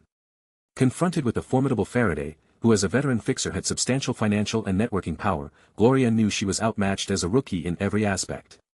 Would Maine agree to take the commission? Many thoughts crossed Gloria's mind, making her breathing slightly hurried. Suddenly, she sensed that gaze behind her. The image of Tang Yu, seated casually in the car as if holding all the aces even amidst such fierce corporate infighting, came to mind once more. Gloria suddenly felt a surge of confidence, like a toddler taking uncertain steps only to be steadied by a pair of firm and reassuring hands. She had been running around Night City with David, enduring hardships with no one to care for them. For the first time, she felt what it was like to have someone support. No need for humble pleas, no need for begging forgiveness, no need for exhausting work with measly pay. Gloria's eyes regained their sparkle, her gaze unflinchingly met Faraday's as she resolved to determine the victor right then and there. Chapter 76. Chapter 77. When Gloria arrived in an Arasaka Corporation motorcade, incessantly talking about rules, Faraday's face showed displeasure. Faraday was entirely unaware of when Arasaka Corporation had started to support new fixers. He was unsure about the background and strength of Gloria and lacked the necessary information. However, judging by the high-end Arasaka limousine Gloria arrived in, she must have been in touch with someone high up in Arasaka, possibly even higher than the Militech contacts he had. It was clear that with Arasaka's support, one should not underestimate this new fixer making her debut. Faraday reluctantly asked Maine, who was standing beside him, "Do you know her?" Maine was equally perplexed, failing to understand how Gloria, just a few days ago busy with the dark and dirty work at the public medical center handling corpses, had suddenly become a representative for Arasaka Corporation. Moreover, a senior executive from Arasaka had given her an official platform of support, and although they did not get out of the vehicle, Maine was almost certain they were there inside, observing everything. The first person that came to Maine's mind was Tang Yu. There was unlikely to be a second candidate behind this kind of support. However, Maine did not share his speculation with Faraday. He owed Tang Yu favors and was also under his thumb. Supporting Gloria as a fixer was Tang Yu's personal intention. Maine felt it was not his place to interfere, nor should he get involved. It was best to steer clear of company affairs. Maine replied to Faraday gravely, "We've had some interactions, but I wouldn't say we're close." Faraday, with a cold snort, knew Maine was holding back. His previously surprised expressions had betrayed him, so he probed further, "What's her relationship with Arasaka Corporation?" Maine remained silent. Faraday's words carried a threat, "This matter involves Tanaka from Arasaka's senior management, if you don't clarify it, you might find yourself targeted." Maine disregarded Faraday's warning and instead watched Gloria intently, waiting for her next move. Gloria confidently stepped forward and walked a few more paces. She seldom wore high heels and wasn't accustomed to them, so she had to slow down. The clack of her heels resonated on the ground, producing a clip-clop sound. "It looks like you've gotten into trouble. That car belongs to Tanaka of Arasaka Corporation, doesn't it?" Faraday tried to maintain a composed FOD, cursing inwardly. "Damn it, Maine, you've actually brought the car here." He couldn't possibly admit to Arasaka's senior management present that it was his doing, nor could he expose the Militech financier behind him. Maine composed himself and responded directly, "I brought that vehicle here." He had to shoulder the responsibility to prevent the situation from escalating to involve Faraday. As a mercenary, fulfilling a commission was part of his duty, and now that a problem had arisen, he was worried that bringing Faraday and the Militech into this would only complicate things further. Losing a financier would make it even more difficult to survive in the mercenary trade. Integrity is something every mercenary in Night City must showcase. Securing good jobs depended on one's reputation as much as on capability. Gloria didn't directly respond to Maine's comment but instead challenged Faraday, "Working for Militech is fine, but with this level of professionalism, I fear you'll only disappoint them, won't you?" Faraday's brow furrowed tight. Arasaka Corporation was clearly targeting him and, instead of pursuing the car issue, was undermining his credibility as a fixer. What's your intention? He hadn't quite figured out the whole situation yet, so he decided to suppress his aura and said arrogantly. The middleman is only responsible for arranging the commission and providing the necessary information. Success or failure of the mission is solely the responsibility of the mercenary team. And to correct one point, I'm just a middleman, even the company is just one of the many financiers we deal with. If you're here to assign blame, I can tell you that the backer is Militech, but their intentions have nothing to do with me. Maine couldn't help but snort upon hearing this, cursing under his breath, bastard, trying to shirk responsibility and protect yourself at a time like this? Seeing Faraday declare himself as merely an intermediary and deflecting all the responsibility for the stolen vehicle onto him, as well as onto Militech, Maine was inwardly cursing up a storm. The company's lapdog, just as damn unreliable as expected. Gloria perceived the implication in Faraday's words. He was merely someone who took on jobs and arranged for them to be done, and he had nothing to do with the schemes against Arasaka or the specific actions taken to execute the commissions. She looked down on Faraday, suddenly feeling that he wasn't as formidable as he appeared, and against Arasaka, he could only seek his own protection. With her approach proving effective, Gloria continued on the offense. Indeed, a powerful middleman in these parts, clear about your own role. Taking benefits from both sides, yet remaining unscathed in the end. Do you think Arasaka would believe such excuses? Gloria flashed a smile that seemed amiable but was laced with veiled threats, casting a shadow over everyone present. Arasaka. The name was something everyone in Night City dreaded and went out of their way to avoid, knowing all too well the dire consequences of being on their radar. Faraday's forehead tightened, unable to bring up Militech, as he knew to those at Militech, a middleman was nothing more than an external lapdog to the corporation. Faraday remained silent, his proud gaze still level. He knew that in a game of wits, the first to show weakness often lost. Seeing Gloria perform so impressively, Tang Yu, seated in the car, was somewhat surprised. The way Gloria spoke, her tone, and the way she threatened were all tactics Tang Yu himself would use. He hadn't expected Gloria to adapt so quickly, mirroring his own style. Could this be the confidence and change that power brings to a person? No wonder everyone hates corporate shills, always speaking with such a condescending air. Tang Yu contemplated his own behavior and seemed to gain some insight. Having power and influence means you can afford to be capricious. If I don't make the most of it now, I'll never get the chance again. It's my first time in Night City, and I've already rattled Arasaka's cage without having time to really enjoy the perks of the corporate upper echelon. Tang Yu's eyes fell on Gloria and he had to admit that, in terms of image and presence, she was second to none. As his proxy outside of Arasaka, she certainly maintained a strong front. If under his guidance, Gloria still hesitated to step up and face Faraday, it would mean she was too timid for the role of a middleman. What Tang Yu needed was a middleman who could hold their own in the future, not someone who would just hide behind him. Perhaps Gloria's future could see her becoming an entity like Rogue. Tang Yu wasn't sure where he would truly need her in the future, but he believed that under his mentorship, this red-haired beauty would find her sunshine and dew, and fulfill her value. Chapter 78. In the square, the standoff had become clear. Faraday, despite being a formidable intermediary, still lacked the clout to openly challenge an Arasaka representative. Confronted with Gloria's aggressive questioning, Faraday retained an air of haughtiness and ultimately chose to extricate himself from trouble and look after his own interests. His behavior made it obvious that he didn't want to incite public offense towards Arasaka over the commission of Militech. More than being an intermediary, Faraday aspired to a high position within a big corporation, which was why he tolerated being dictated by the Militech sector. Only by being inside the corporation could he become a true elite. He was indifferent to whether it was the Militech or Arasaka. Faraday's cyber-optic triple eyes flickered as he sought a way to end this standoff, which shouldn't have occurred in the first place. Gloria, paying no mind to Faraday, spoke in a cool tone that resembled issuing orders. Maine and I have more to discuss, you may leave if there's nothing else. She didn't intend to harp on the Tanaka issue, since Tang Yu had not instructed her to pursue it further. Using the Tanaka issue to suppress Faraday demonstrated to Maine that Arasaka's strength greatly surpassed Faraday's, achieving the desired effect. Hearing the dismissal, Faraday clenched his fist in the pocket of his pants. However, as someone seasoned in business, he would not let his emotions show in business. Results mattered, not words. Since the present Arasaka representative showed no intention of delving into Tanaka's affairs, it implied that they were not backed by Tanaka's faction. Hesitating for a moment and with a spin of his cyber-optic lenses, Faraday had his driver and bodyguard open the car door, then he turned to leave. As he was about to get into the car, he turned his head and with his triple eyes fixed on Maine, he declared. Our collaboration continues. Also, although she's not from Tanaka's faction, she's too close to Arasaka. Despite our acquaintance, I'd advise you to be cautious.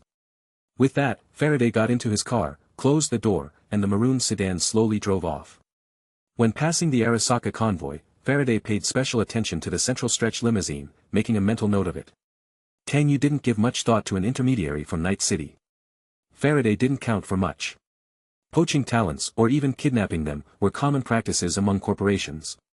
Morgan Blackhand once slaughtered an entire gang, and that very night, the Militech approached him to join a secret team. Alt Cunningham, who developed the Soul Killer program, was kidnapped by Saburo Arasaka. Faraday was already on the Counterintelligence registry. And the major corporations had conducted targeted investigations on such intermediaries in Night City. The corporations often turned to these intermediaries for dirty work they couldn't do directly, then subcontracted it to the street-level cyberpunks. To become like Rogue, the Queen of Afterlife, who commands Night City, independently operates a bar and creates a top-tier information brokerage, is extremely rare. However, even before Rogue became the Queen of Afterlife, she utilized corporate power to some extent and even collaborated with Atom Smasher. Despite Rogue's own reasons, it was undeniable that to establish oneself in Night City without the tacit approval of the corporations was nearly impossible. Seeing Faraday leave first, Maine cursed silently. Damn it, stirring the pot before he leaves. Faraday's remarks essentially pushed Maine to the opposing side of Arasaka, letting Gloria know that Maine's livelihood with the Militech was still considered.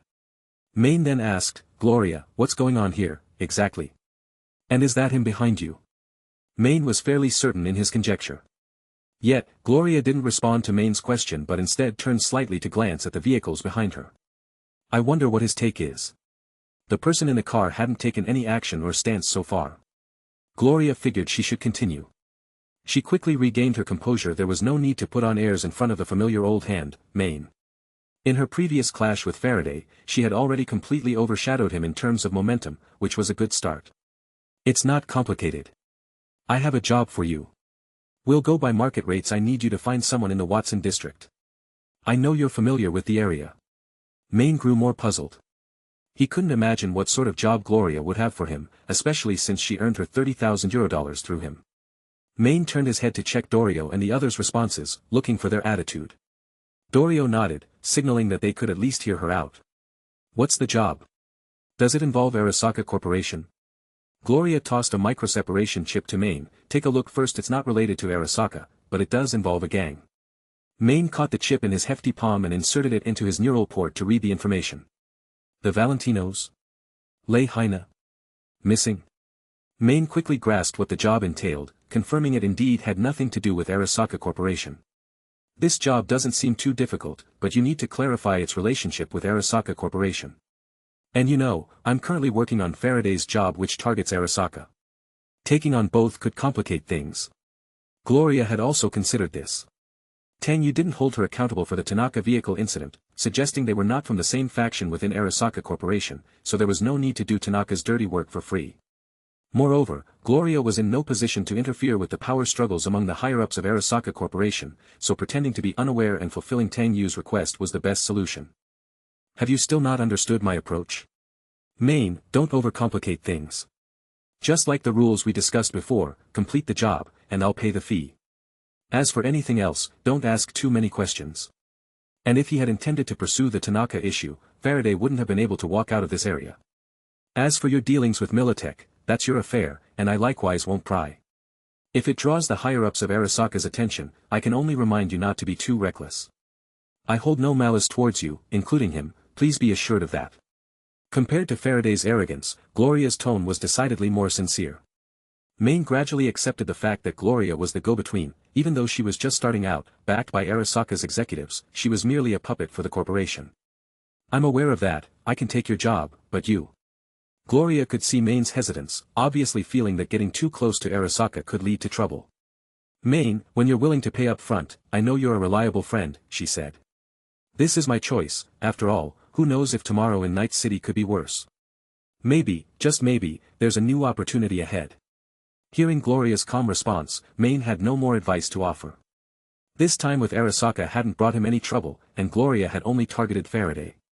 That cunning middleman, Faraday, had passed his troubles on to Maine when things went south, utterly despicable.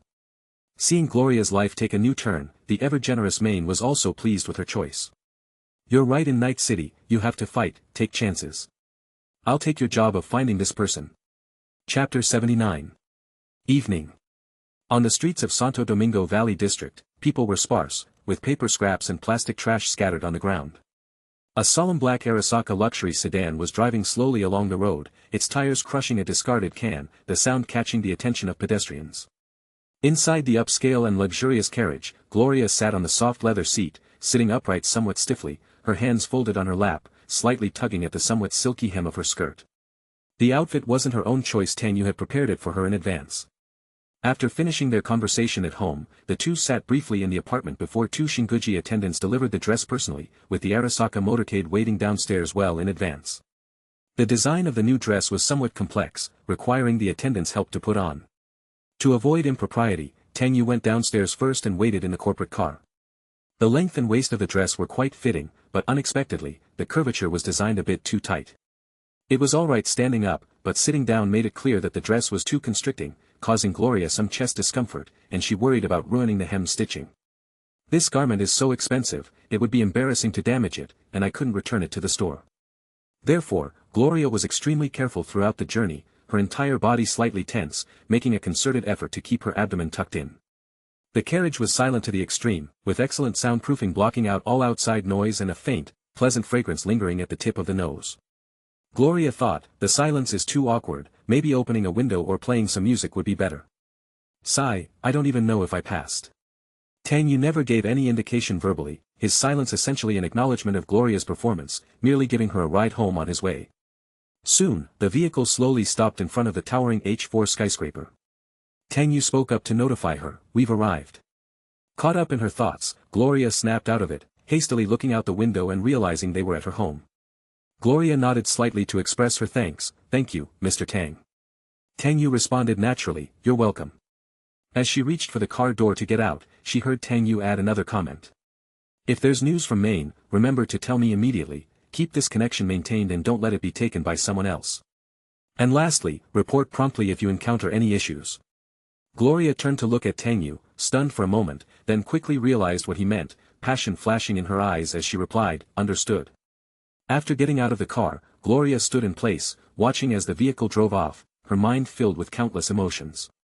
She knew that Tang Yu had given his approval. Gloria had felt a certain awakening.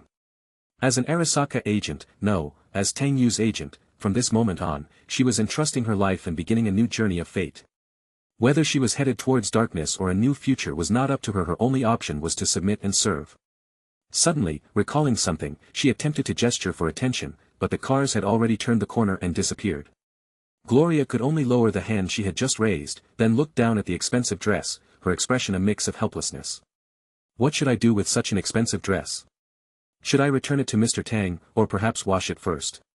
But what if they won't accept it after it's been washed? Frustrated, Gloria turned and carefully entered the building, returning to her dated apartment. Clack. The mechanical door to the room opened. "Mom, you're finally back." David sat on the sofa, looking depleted, his right hand covering his forehead, a few drops of blood seeping through his fingers. Gloria saw David injured and hurriedly kicked off her shoes. Running barefoot to him. She bent down slightly, her back tight but with no regard for her own discomfort, she quickly checked the gash on David's forehead. It was serious, a deep cut with swelling as if he had been struck by something sharp and hard. "Does it hurt?" Gloria asked as her finger touched the wound, causing David to shiver in pain. Hiss. But David bore it, not wanting to worry Gloria, and said helplessly, "I wasn't careful when walking today and took a fall, hitting my forehead by accident." After inspecting the wound, Gloria said with distress, "Why weren't you more careful? You're not that young anymore, bear with it for a second, I'm going to get some medicine to disinfect it."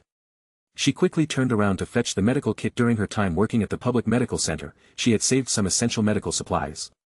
Most of these external medications were past their expiration date, but not by much, so Gloria had taken advantage of her position to bring some home. She took out antiseptic pain relief spray and synthetic biotech skin bandages, wiping the blood from David's forehead gently while applying the medicine. Gloria knew David was lying. The wound clearly wasn't the result of a fall, it was evident someone had hit him hard.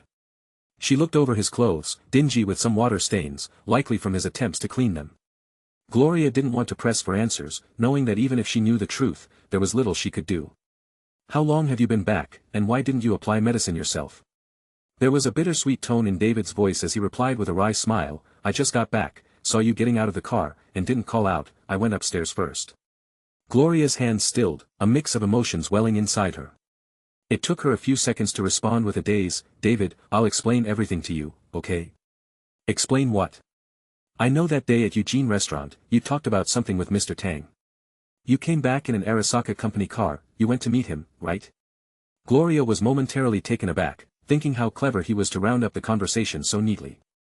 She had been worried that David would misunderstand something between her and Tang Yu, but she soon realized that she was overthinking.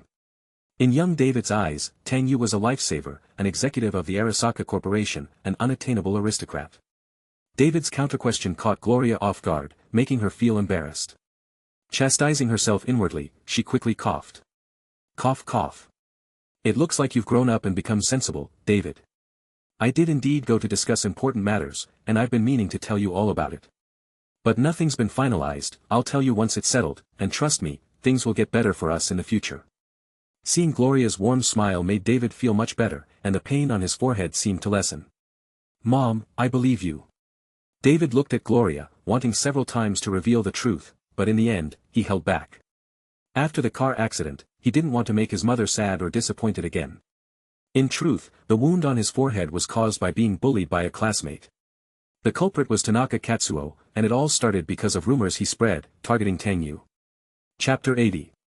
Tang Yu arrived at Little Tang's district in Watson by car, slowly pulling up in front of Misty's Esoterica, a psychic shop.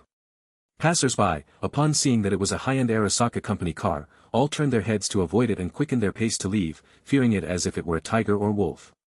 Conversely, the street dancers, quite intrigued, twisted their waists and cast interested glances. Especially when they saw the person exiting the car was a handsome young man, they became even more flirtatious. Handsome, looking to satisfy some needs. Top or bottom, your choice, all with the latest TrueTouch spiral cyberware. After getting out of the car, Tang Yu buttoned up the first button of his suit jacket. He actually had a better impression of the street dancers than of his colleagues at Arasaka. At least the dancers were straightforward about money, whereas those corporate dogs were insatiably greedy. Never mind that, keep an eye on the lunatic spouting madness over there. Tang Yu was referring to Prophet Gary, who was not far away in the corner of a dark alley, chanting about the alien apocalypse. He was a kind man, though his end was not a pleasant one. Tang Yu had even gone out of his way to investigate Prophet Gary's statements about extraterrestrials and lizard people. The leads he uncovered were actually linked to the Maelstrom Gang and the Night Corporation. He speculated that Gary spouted nonsense yet knew so many secrets of Night City's upper crust because his neural cyberware, after being modified, had inadvertently tapped into secret high-level communications involving deep conspiracies. However, the signals were too complex and chaotic for Gary to distinguish truth from fiction, and with his brain damage, he could only express himself in a confused babble. Eventually, the corporation discovered him and had him taken away to be killed. Regarding the secrets mentioned by Gary, Tang Yu had actually come to understand most of it.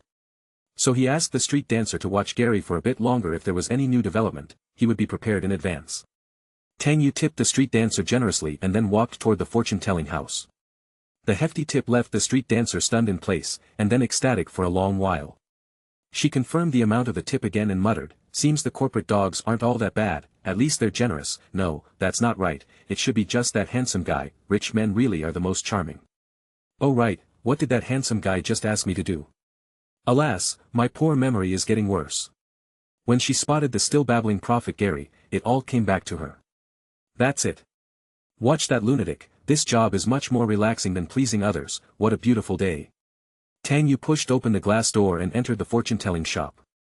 The folding screens, tables, and chairs were all wooden, giving the place an antique charm. Several candles placed on the floor and tables provided a soft glow, adding a touch of warmth. Various spiritual objects, such as ancient ceramic vessels and colorful skulls, were scattered around. Misty stood behind the counter, adding 3 sticks of sandalwood incense to the burner, with a wisp of smoke quietly rising and dissipating under the electronic blue neon lights. In the back room, a mysterious altar was set up, worshipping a 4-armed deity. The figures were arranged one on the left and one on the right, one blue and one red, both peculiar. Tang Yu, familiar with the place, pulled up a wooden stool and sat in front of the counter to greet Misty. Misty, what are you busy with? It was then that Misty noticed Tang Yu's arrival, gently placed the incense burner down, her tone as soft as ever.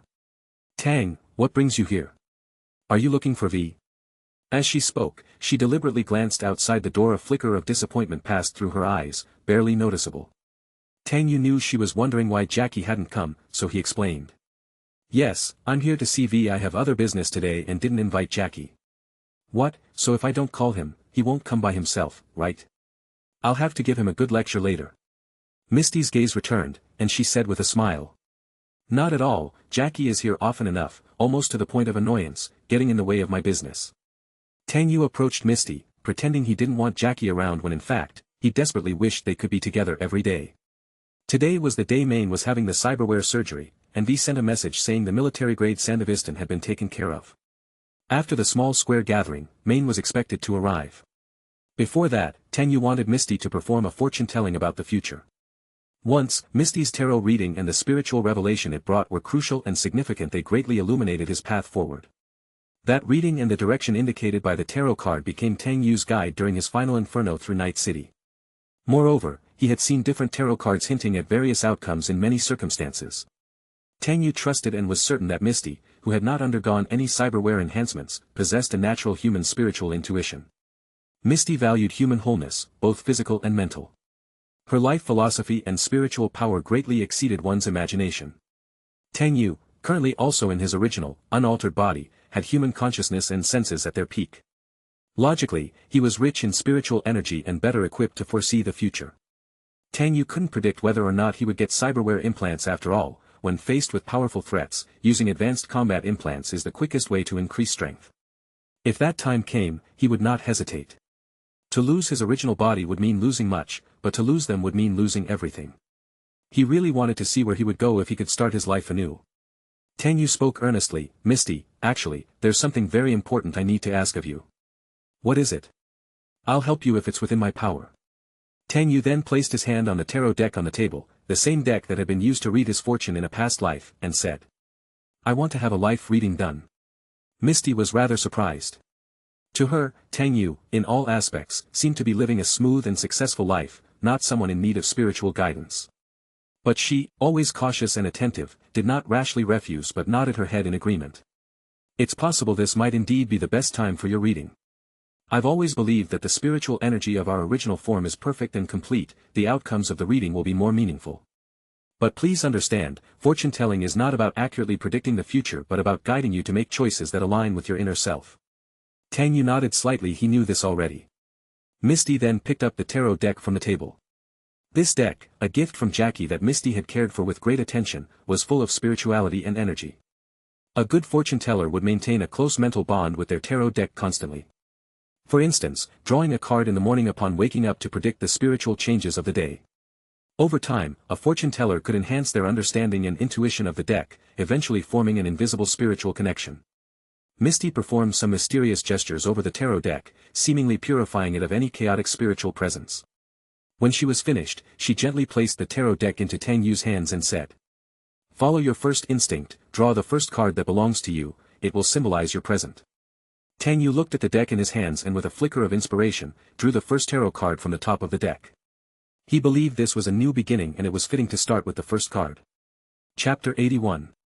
Tang Yu drew a tarot card from the deck, with Misty's spiritual voice gently ringing in his ears, guiding his consciousness energy to gradually focus. Think carefully about the events that have recently occurred to you and your journey into the future. Slowly, you'll experience a sensation of lightness and a faint intoxication. Like stepping onto a small boat and arriving in an ocean of the night, as if you're visiting this world for the first time. The first card you draw will symbolize your current situation and state of mind, as well as the small boat you're riding. You stand on the boat, gazing at the boundless sea, trying to understand where you are. Once you've chosen the card, please place it in the center of the cross. A journey of 1,000 miles begins with a single step. Very good. Now, continue to follow your feelings, row the boat into the sea of memories, recalling the unforgettable moments. Each precious memory is like a star, shining upon the night sea. Amidst the splendor of the stars, you try to pluck one, and thus, you draw the second tarot card and place it on the left of the cross. Well done, you've successfully found your past. Now, open your heart, lift your head to gaze at the starry sky, and feel the presence of this world. In your mind, what shape does the starry sky form? Is it a constellation of stars shaping an elephant, or perhaps an airship? This depends on your perspective. Don't answer me, answer yourself, and draw the third card, placing it at the top of the cross. You've done very well, please continue to heed the touch of your heart. You slowly realize that the starry sky is so close yet so distant, you reach out to touch the sea of stars, only to find that each star, like a dancing spirit, gleams brightly at your feet. You have an epiphany, the stars in the sea are also shining. You squat down, staring at the azure sea reflecting the sky full of stars, and dip your hand into the cool water, scooping up one star, then draw the fourth card. Placing it at the bottom of the cross. A good man will always find his way home, and the ship looks to return to the harbor. The boat will drift with the ripples, do not resist, let it take you in a new direction, where you are neither fearful nor afraid. Courage and wisdom, kindness and friendship, happiness and joy, will all transform into love, surrounding you. Go forth, brave young man, embark on this new voyage of life, and draw the fifth card, placing it on the right of the cross. Now, Tang Yu, open your spiritual eyes and explore the secrets of your own abode. Almost fully immersed in Misty's soothing voice, Tang Yu gradually entered a wonderful experience of the ocean and the boat. Then, he completed this significant divination. Tang Yu let out a slight sigh of relief, looking at the 5 tarot cards arranged in the cross formation on the table, already eager to proceed. Misty still maintained a mysterious smile, her fingertips lightly resting on the tarot card at the left of the cross. Let's start with this one, it symbolizes your past. Tang Yu nodded slightly, personally flipping over the first card of the past. Seeing the card, Misty paused for a moment, a trace of puzzlement in her gaze. This is the Upright Emperor card.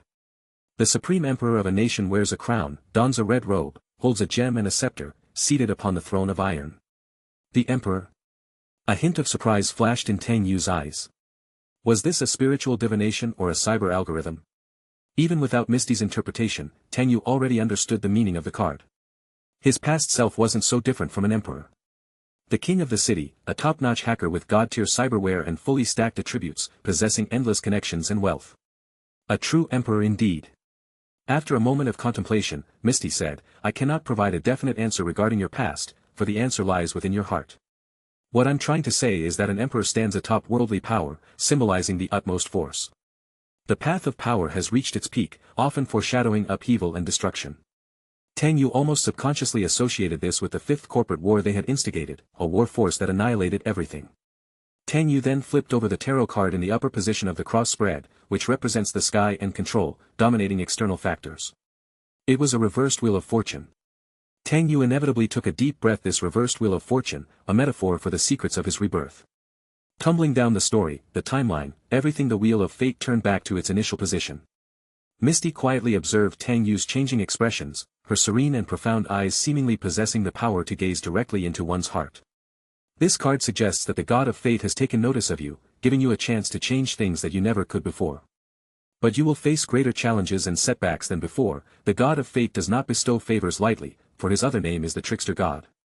Tang Yu nodded slightly and turned over the tarot card at the lower position of the cross. It was an upright magician.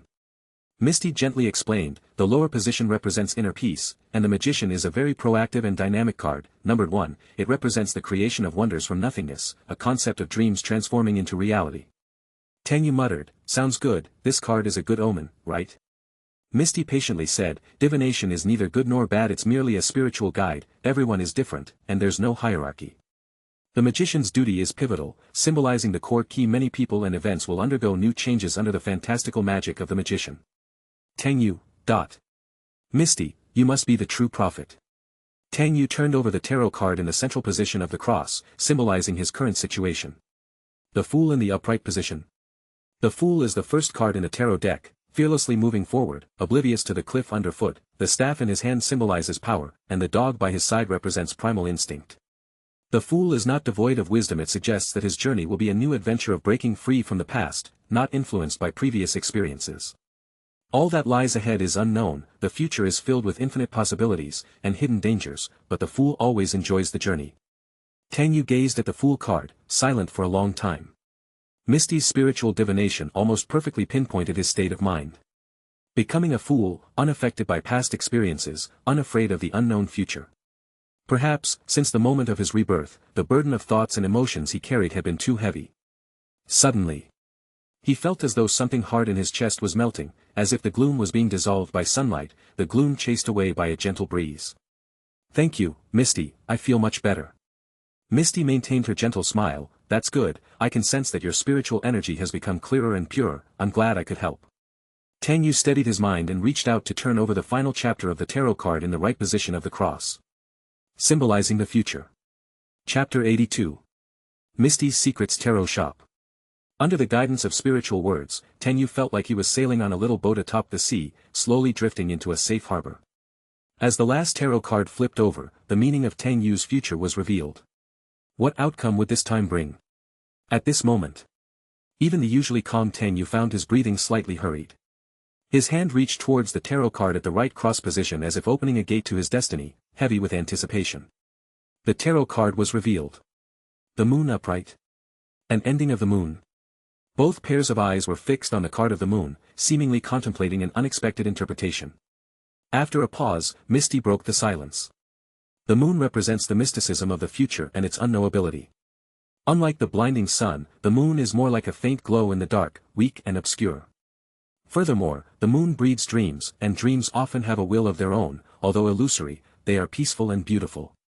Looking at the illustration on the card, in the foreground, a crayfish crawls out of a pond, while in the middle ground a dog and a wolf howl, positioned on opposite sides, symbolizing human desires and morality.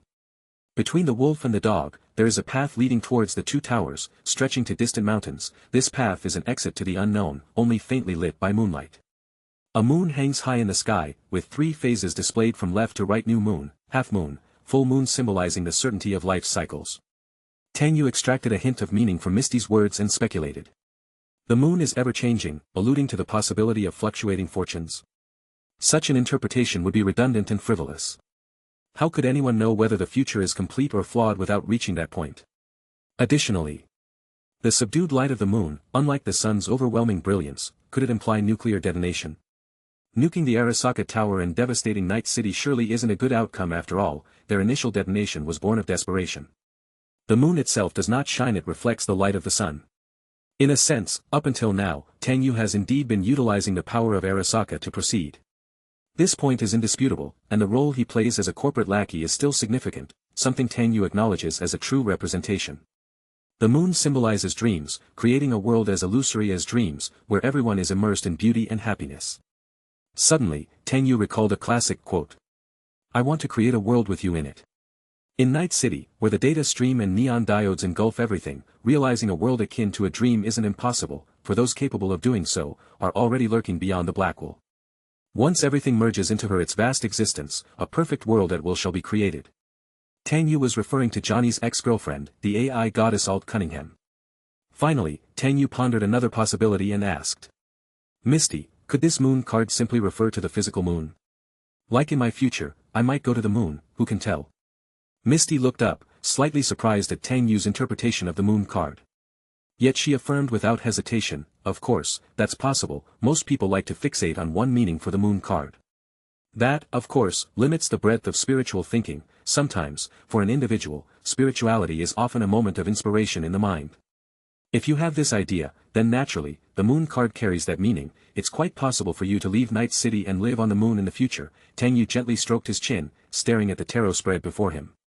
The Emperor of the past, the Wheel of Fortune at the top, the Magician at the bottom, the Fool of the present, the Moon of the future. Nearly every card aptly symbolized Tang Yu's current state. Only the future's moon card was elusive.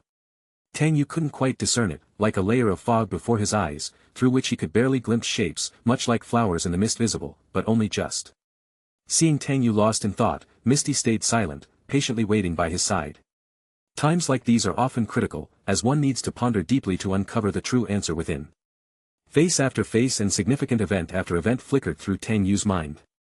After all, Tang Yu, who had made a name for himself in Night City, had few friends he truly considered companions in life and death. A street-born mox who dared to plunge headfirst into hell with him. Johnny, a self-obsessed, washed-up rock star, who kept ranting about toppling Arasaka Tower in front of him. Jackie, a loyal and big-hearted chum from Haywood, who dreamed of becoming a legend of Night City by his side. Vic, a surly ripperdoc who always worried over his health. Judy, a sensitive girl living in a fragile bubble, aspiring to become a brain dance specialist creating shared dreams. Panam, a wild girl from a nomad family, always with honor on her mind, her rough exterior housing the sincerest heart. Tang Yu couldn't help but wonder, what good fortune led him to meet and know them in Night City. Now, at another major turning point of his life, he meets more legends. Whether it was saving Gloria and David, mother and son, by his own hands, the successful collaborations with the main team, or the chance encounter with the silver-haired girl with secrets, Lucy. Their arrivals have steered his life in new directions. The future. Whether Arthur Jenkins will still fall in faction struggles, whether Arasaka Yorinobu will still commit patricide, whether Hanako Arasaka will still break from her brother, whether Saburo Arasaka will return to the living. All these must be carefully considered to strategize accordingly. 2077 isn't far off. This century's conflict in Night City is far more complex than just Arasaka and the Militech megacorporations. Rogue AIs lurking outside the Blackwell, after growing unchecked for decades, have become a powerful and terrifying force. It's lamentable.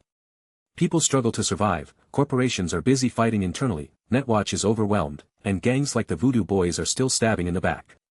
Maybe Lucy was right, that hell is all around us, and only high and far away can we find a moment's respite. Should I really strive for a grand reunion on the moon? Tang Yu quickly dismissed the thought. He couldn't force his friend's choices, let alone lay all the complicated situations bare. These secrets are nearly Tang Yu's greatest asset and trump card he cannot reveal lightly. Otherwise, it wouldn't be just Susan Abernathy aiming for his life. Sitting at the fortune-telling shop's counter, Tang Yu thought long and hard. Suddenly, a robust figure entered the doorway. Mr. Tang, Miss Misty, sorry to disturb you. Chapter 83. Main's burly figure filled the doorway, making him hard to ignore by Misty in the fortune-telling shop.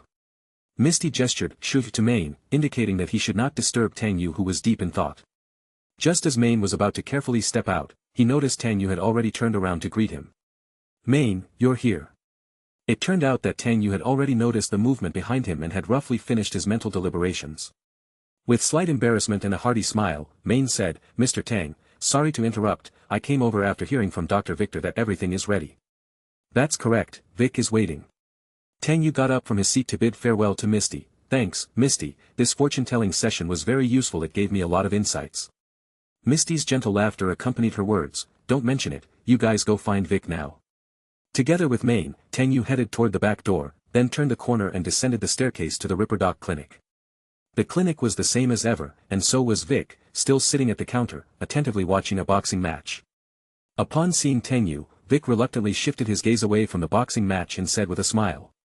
Well, everything's ready, this gadget was quite a handful to work on, I've removed the human experimental data collection module and enhanced the operational power stability, now, you can proceed with the cyberware implant surgery.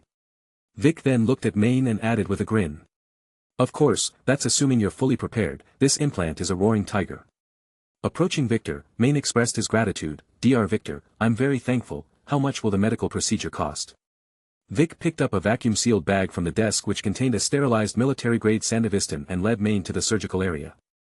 Let's discuss the cost after the surgery is successfully completed, it won't be much. He started to adjust the flatness of the chair, which then transformed into an operating table. This military-grade Sandivistan is highly stimulating and requires high compatibility with other cyberware, even if it's installed, it can't be used frequently, I must clarify this beforehand. If overused, the strong stimulus could accelerate the deterioration of your biological neural symptoms and it would be too late to save anything if we remove it later. Considering the condition of your body, you can use it a maximum of 4 to 5 times in a row, with 6 times already being the limit. There must be a 4 to 5 day recovery period after each use. Main listened intently to Vic's instructions and nodded seriously. I'll remember that. Despite Vic's grave depiction of the situation, Main's eyes still shone with eager anticipation, seemingly impatient to have the military-grade Sandivistan installed. Seeing his determination, Vic stopped persuading him. Everyone has their destiny, and each person must walk their own path. Main disrobed to reveal a robust torso, where metallic lines segmented half of his body into several large plates. Each section had varying degrees of scars, some yet to be repaired, exposing the silver metal armor underneath. Main lay down on the operating table, his back exposed under the shadowless lamp, with a bioneural socket connecting the data cables to the nape of his neck and a breathing mask placed over his face. Several electronic screens began displaying Main's biometric information, as well as the cyberware implant details. Tang Yu stepped closer and noticed that despite the extensive level of cyberware modifications on Main's body, his actual strength was not that impressive. This was related to the quality of the cyberware he had. Some of the modifications were of the oldest versions, with many being obsolete. As Vic made the final preparations before the surgery, tapping away on the electronic screen, he eventually put on his surgical rubber gloves. Given the pain index of your body, the surgery has to be done under general anesthesia. You wouldn't be able to handle it otherwise. Main let out a subdued grunt through his mask, indicating his consent. Tang Yu also understood that deep anesthesia was necessary for the surgery, not because of its difficulty, but because Main's condition was far from mild, and strong external stimuli could easily trigger a severe adverse reaction. For the sake of everyone's safety, deep, full-body anesthesia was indispensable. Just as Vic was about to tap the screen to administer the anesthetic, Tang Yu stopped him. An option appeared before Tang Yu. Main simulate not to simulate. Unlike the previous grayed out options, this one lit up, meaning that at this moment, he could initiate a life simulation for Main. Tang Yu realized that perhaps the military-grade Sandevistan was never meant for Main. Installing this cyberware would have a significant impact on Main's life. He asked Vic to wait a bit. Vic, although not quite understanding what Tang Yu intended to do, still ceased his actions, crossing his arms and quietly waiting. The simulation didn't take long, only a few minutes, and wouldn't cause any delay. Without hesitation, Tang Yu chose to start the simulation, and the system popped up a notification. Simulation subject, Main. Simulation, after the implantation of a military-grade Sandevistan. Simulation warning, life simulation is based on the subject's known life events and people. Please treat simulation results with caution. As soon as Tang Yu confirmed the system prompt, Main felt the world spinning, his entire being seeming to leave his body, plunging into an endless darkness. It felt like an eternity had passed. He awoke as if from a bad hangover, roused by deafening music, and opened his eyes groggily. Hiss.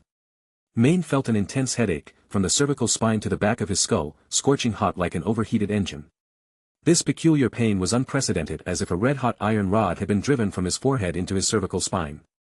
He turned his neck and shoulders, bearing the excruciating pain, and looked around, realizing he was slumped in a bar booth. Not only him but also Dorio, Rebecca, Kiwi, Pilar, and Falco were there. The group was laughing and joking, in high spirits.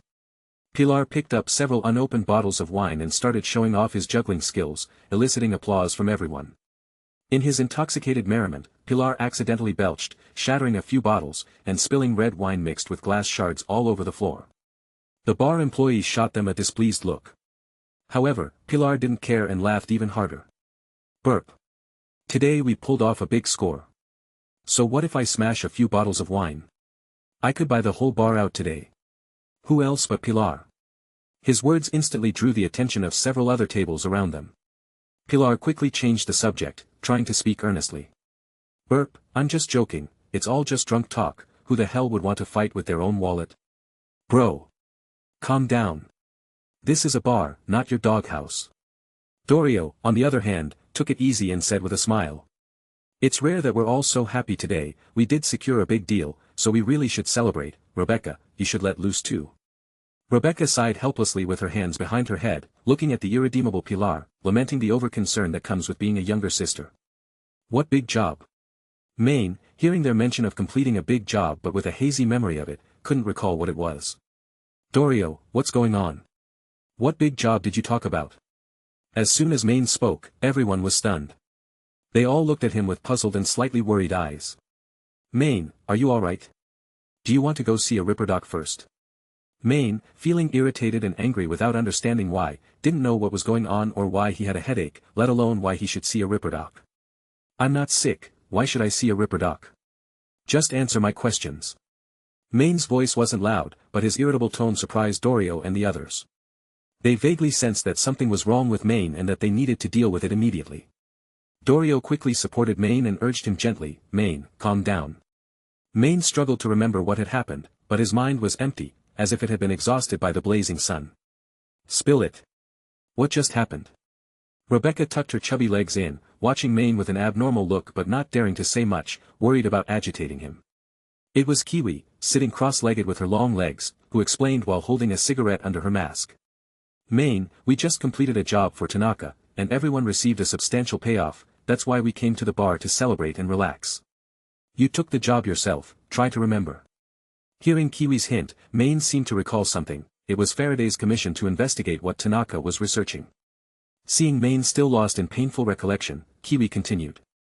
After accepting the assignment from Faraday, you damaged Tanaka's private car, alerting him.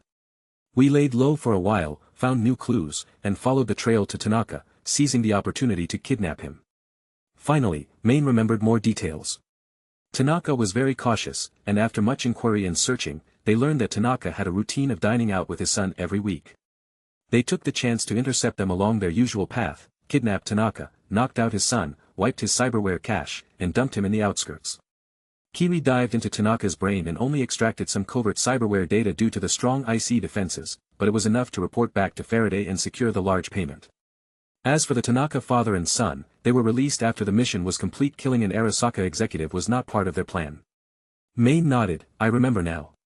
Dorio, seeing Main's pained expression, said with concern, you used Sandevistan 7 times to kidnap Tanaka smoothly, which caused your brain to overload. We wanted to take you to a Ripper dock, but you refused. You just took 2 shots of suppressant and joined us here at the bar to celebrate. I thought you were just tired, so I didn't disturb you. After listening to everyone's explanation, Main's mood improved slightly, and he managed to smile. See, all it takes is a clear explanation. I'm fine now, just a bit dizzy. Carry on, I'll head to the restroom. Everyone breathed a sigh of relief as Main appeared to return to normal. However, they soon noticed something even more troubling. Main stood up from the booth and headed straight for a wall in the opposite direction of the restroom. Thankfully, Dorio was quick to act and stopped Main, then said, Main, the restroom is that way. Are you still feeling dizzy? Restroom? Main suddenly snapped back to reality, feeling thirsty and dehydrated. Hadn't he been going to get some water? A sense of alarm struck him, and he realized that something was not quite right. Silently, he turned and headed to the restroom, disappearing around the corner. The people at the booth exchanged looks of confusion, unprepared for this turn of events. After a moment of silence, Kiwi was the first to speak up. Main's symptoms are getting worse. We can't let him go on like this. I know, I've tried to persuade him, but ever since he installed that damn military-grade Sandevistan, he's been stubborn about using it. His brain's getting fried, and the cyberware is eroding his nerves. Hasn't Main always been on time with his suppressant shots? Can't believe the effects are waning so fast. She realized that if Main continued on this path, he would eventually spiral out of control. Now, Main was teetering on the edge of a cliff, where any slight movement could send him plummeting. We need to remove that thing. He really can't use it anymore, or he'll. Dorio's expression turned bitter. You know him, he won't agree to remove it. These days, he's been reliant on that cyberware for many missions. Kiwi added, the cyberware itself came from a dangerous source. The previous user, James, was strong, but still ended up on the brink of losing control. What do we do then? If it comes to it, we might have to forcefully remove it. The group fell silent.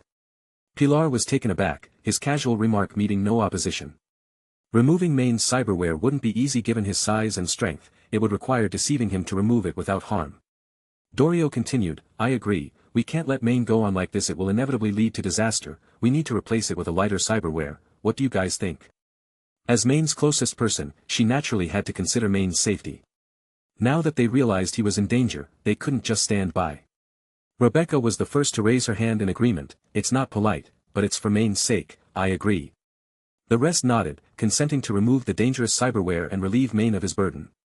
This meant a decrease in Main's capabilities, lower fees for missions, and the possibility of being replaced by rising cyberpunks. But Dorio wasn't worried she could support Main. The former boxer had many connections, and if necessary, she could return to fighting, even if it meant earning a little less. With the plan set, they needed to pull Main back from the edge of losing control. Chapter 84. The bar. Pilar was cautiously entering the restroom. He was tasked by everyone to check on Main's situation in the restroom. To avoid startling Main, Pilar could only sneak in stealthily. First, he peeked to make sure the wash area was empty before heading toward the stalls. Approaching the stalls, he heard the clinking of glass bottles falling to the floor. Pilar hid around the corner to take a closer look at the scene inside. A row of tightly closed toilet cubicles, and from under the door of the furthest one, several empty suppressant vials were scattered. Hiss. How many bottles has he injected? Pilar began to realize that the situation was much worse than they had anticipated. At this moment, Main was sitting on the glowing white toilet, his hefty right hand picking up a green suppressant bottle and injecting it into his left arm. As the liquid slowly entered his body, the bottle fell to the ground, rolling out from under the partition door, leaving 8 or 9 empty suppressant vials scattered on the floor. Unlike before, Main didn't feel the wave of comfort that reactivated his numb arm. He could only try to flex his left hand, which wasn't very responsive. His 5 distinct fingers quivered twice. Damn it. No matter how many suppressant bottles he injected, his arm felt numb, as if the signal had been blocked, difficult to control. Main gripped his left hand tightly with his right, forcefully bending each finger, trying to restore their mobility. But in response, only numb trembling greeted him. Indeed. His left hand was trembling visibly, worse than alcohol intoxication. Main clutched his fingers hard, desperately trying to stop them from shaking as if hiding a scar he didn't want to see. But the harder he tried to control it, the more his left hand shook, like a demon that had been chalking him viciously, growing stronger now. And Main, progressively weakening, was unable to prevent it from taking his arm. Suddenly. He looked up, his gaze filled with exhaustion and panic. He found himself once again in the scorching sun-drenched wasteland. Several blurry tracks extended before him. The long-lost thirst filled Main's throat. He had barely started when sweat drenched him, leaving him utterly spent. Main stood up, driven by a single conviction, to move forward. Dragging his weary body, he took each step forward, gradually quickening his pace, walking, then running without purpose or end in sight. Under the blazing sun, surrounded by yellow sand. Main ran alone without knowing how long, only stopping for breath at the end of the track. The finish line. Why did he first come to Night City? Was it with dreams? Or was he driven by circumstances? He tried hard to remember, but in the end, could recall nothing. Suddenly. He heard someone calling and snapped back to reality. Main. Pilar's voice came from outside the door, followed by Falco's. Main, are you okay? Let's talk. There might be something wrong with your body. Pilar was nervously waiting outside. Concerned that he couldn't control Main alone, he had called for the calm and steady Falco. All right? What do you mean? Are you asking if I'm going to become a cyberpsycho? Do you think I'll end like that? Pilar found himself in an awkward position as the atmosphere became eerie. Main, I didn't mean that. But all he heard was a cold response from inside. Stay away from me. The two of them had no choice but to remain silent, waiting outside. Main tightly gripped his trembling arm, muttering to himself. I've come this far, there's no way I'm downgrading my cyberware. What have I worked so hard for? A moment later. The cubicle door slowly opened, and the hulking Main stood there, his expression hidden behind aviator glasses.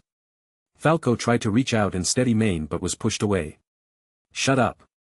No one understands my body better than me. I've been in this business for so long, I've persevered, and I'm not going to give up halfway. Ignoring the concerns of the two, Main headed straight out of the restroom, leaving behind a pile of empty suppressant vials. Pilar and Falco exchanged glances, both seeming to understand something. Just as Main was leaving, a drunken man in a suit, holding a bottle in his right hand and wrapping his left arm around a young woman, was swaggering toward the restroom. The two were flirting heavily, enjoying each other's company. Come on, let's go to the restroom, get it done for me there, you'll be paid handsomely, heh. The two paid no attention to the mountainous Main approaching and bumped head-on into him. The solid body hit like a wall, leaving the drunk man dazed, rubbing his head and cursing, "Are you blind?" Before he could finish. Half of his head simply vanished above the neck, followed by his arm around a young woman, which slid limply from his waist to the ground, leaving a lifeless corpse and hot blood gushing from the neck, splattering all over. Pieces of brain and bone were scattered far and wide. Young couples engaged in hot action were spattered with something on their faces, unaware of what had happened, and continued their passionate embrace. The messy music masked the sound of the skull's explosion, sounding like nothing more than a thump from a subwoofer. The dim lighting disguised the blood, making it seem as vibrant as lipstick. The headless body collapsed completely, and the young woman beside it froze, too frightened even to look, fearing the murderer before her. Main, unconcerned with the young woman's shock, stepped over the body and moved on, leaving bloody footprints behind. Finally. The young woman clenched her fists, mustered all her strength, and let out a scream. Ahitch. The piercing sound overpowered the music, reaching every ear in the bar, drawing their attention. Only Main kept walking forward, his iron fist still dripping with brain matter and blood.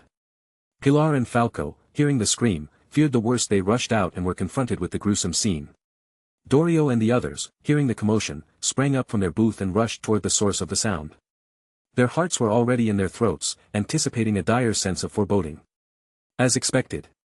The sight of the blood-splattered scene confirmed everyone's fears that disaster had struck. The screams quickly attracted curiosity, which soon turned into a panic storm. Young couples interrupted their flirtations, seeing the grim reaper-like Main approaching, their eyes bulging.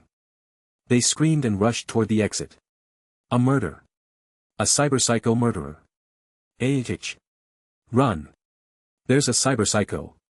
The whole bar erupted into chaos. Some bold onlookers, eager for spectacle, still approached to find out what had happened. Maine. Maine. Wake up. She tried to rouse Maine from his frenzied state. Soon. 4 bar security guards arrived with electromagnetic pulse pistols drawn, aiming directly at the murderer Maine. Don't shoot. We'll handle it. But her pleas were ignored as the security guards fired several shots at Maine. Blue electric bolts flew from their guns, heading straight for Maine's head. Dorio, with quick reflexes, raised her arms in front of Maine, taking the bullets herself. The pulse exploded, causing a short circuit in Dorio's cyberware, and she collapsed to the ground in pain. Maine suddenly seemed stimulated by something, standing motionless on the spot. His eyes began to tremble eerily. Seeing the bar's security guards about to make a move, Rebecca drew her dual guns, ready for a fight, but Kiwi restrained her. Let me go, old woman. They started it. Kiwi calmly advised, don't make things worse now, let's get Maine out of here. Damn it. The dead are Arasaka's dogs, this might draw Arasaka's attention here. Kiwi, pressing a hand to her temple, began scanning the area for information, frowning. Somebody's already called the NCPD, I'm afraid the Psycho Squad will arrive here within 5 minutes. In the brief moment of this exchange, 4 security guards opened fire again. Before they could be stopped, bullets were already flying towards Maine. Just when everyone thought Maine was going to be hit, his figure blurred, and he vanished from the spot. The heads of the 4 guards were then blown apart by his fists.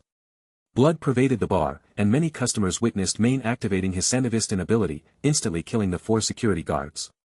Panic ensued, they had witnessed a true cyberpsycho. More security personnel were rushing to the scene, shooting at Maine from a distance, their bullets striking him and sending sparks flying. Maine raised his arm cannon and began firing indiscriminately at the crowd. Boom!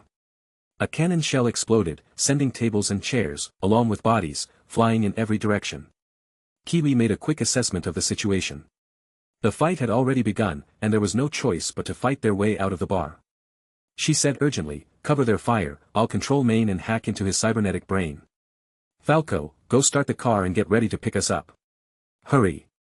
With Dorio injured, Kiwi begrudgingly took charge of the team. Despite her resentment, she had to swallow it and deal with the crisis at hand. Rebecca leaped into action, joining the fight against the bar's security. Pilar was not to be outdone, throwing several bombs that shattered all the bar's windows. A senseless, intense firefight erupted. Those who had managed to escape the bar looked back in astonishment at the chaos within, marveling at the authentic Night City custom of inexplicable conflict. The battle raged fiercely. Kiwi sought cover and looked for a way to hack into Maine's cybernetics without harming him, her cyber eyes red circle spinning in search of an intrusion path. Maine's overwhelmed cybernetic neural system was on the verge of collapse, causing Kiwi to hesitate, fearing she might inadvertently put him out of commission. Cautiously, she proceeded, which caused a slight delay. Suddenly, Maine sensed something, like a thread weaving in and out of his brain.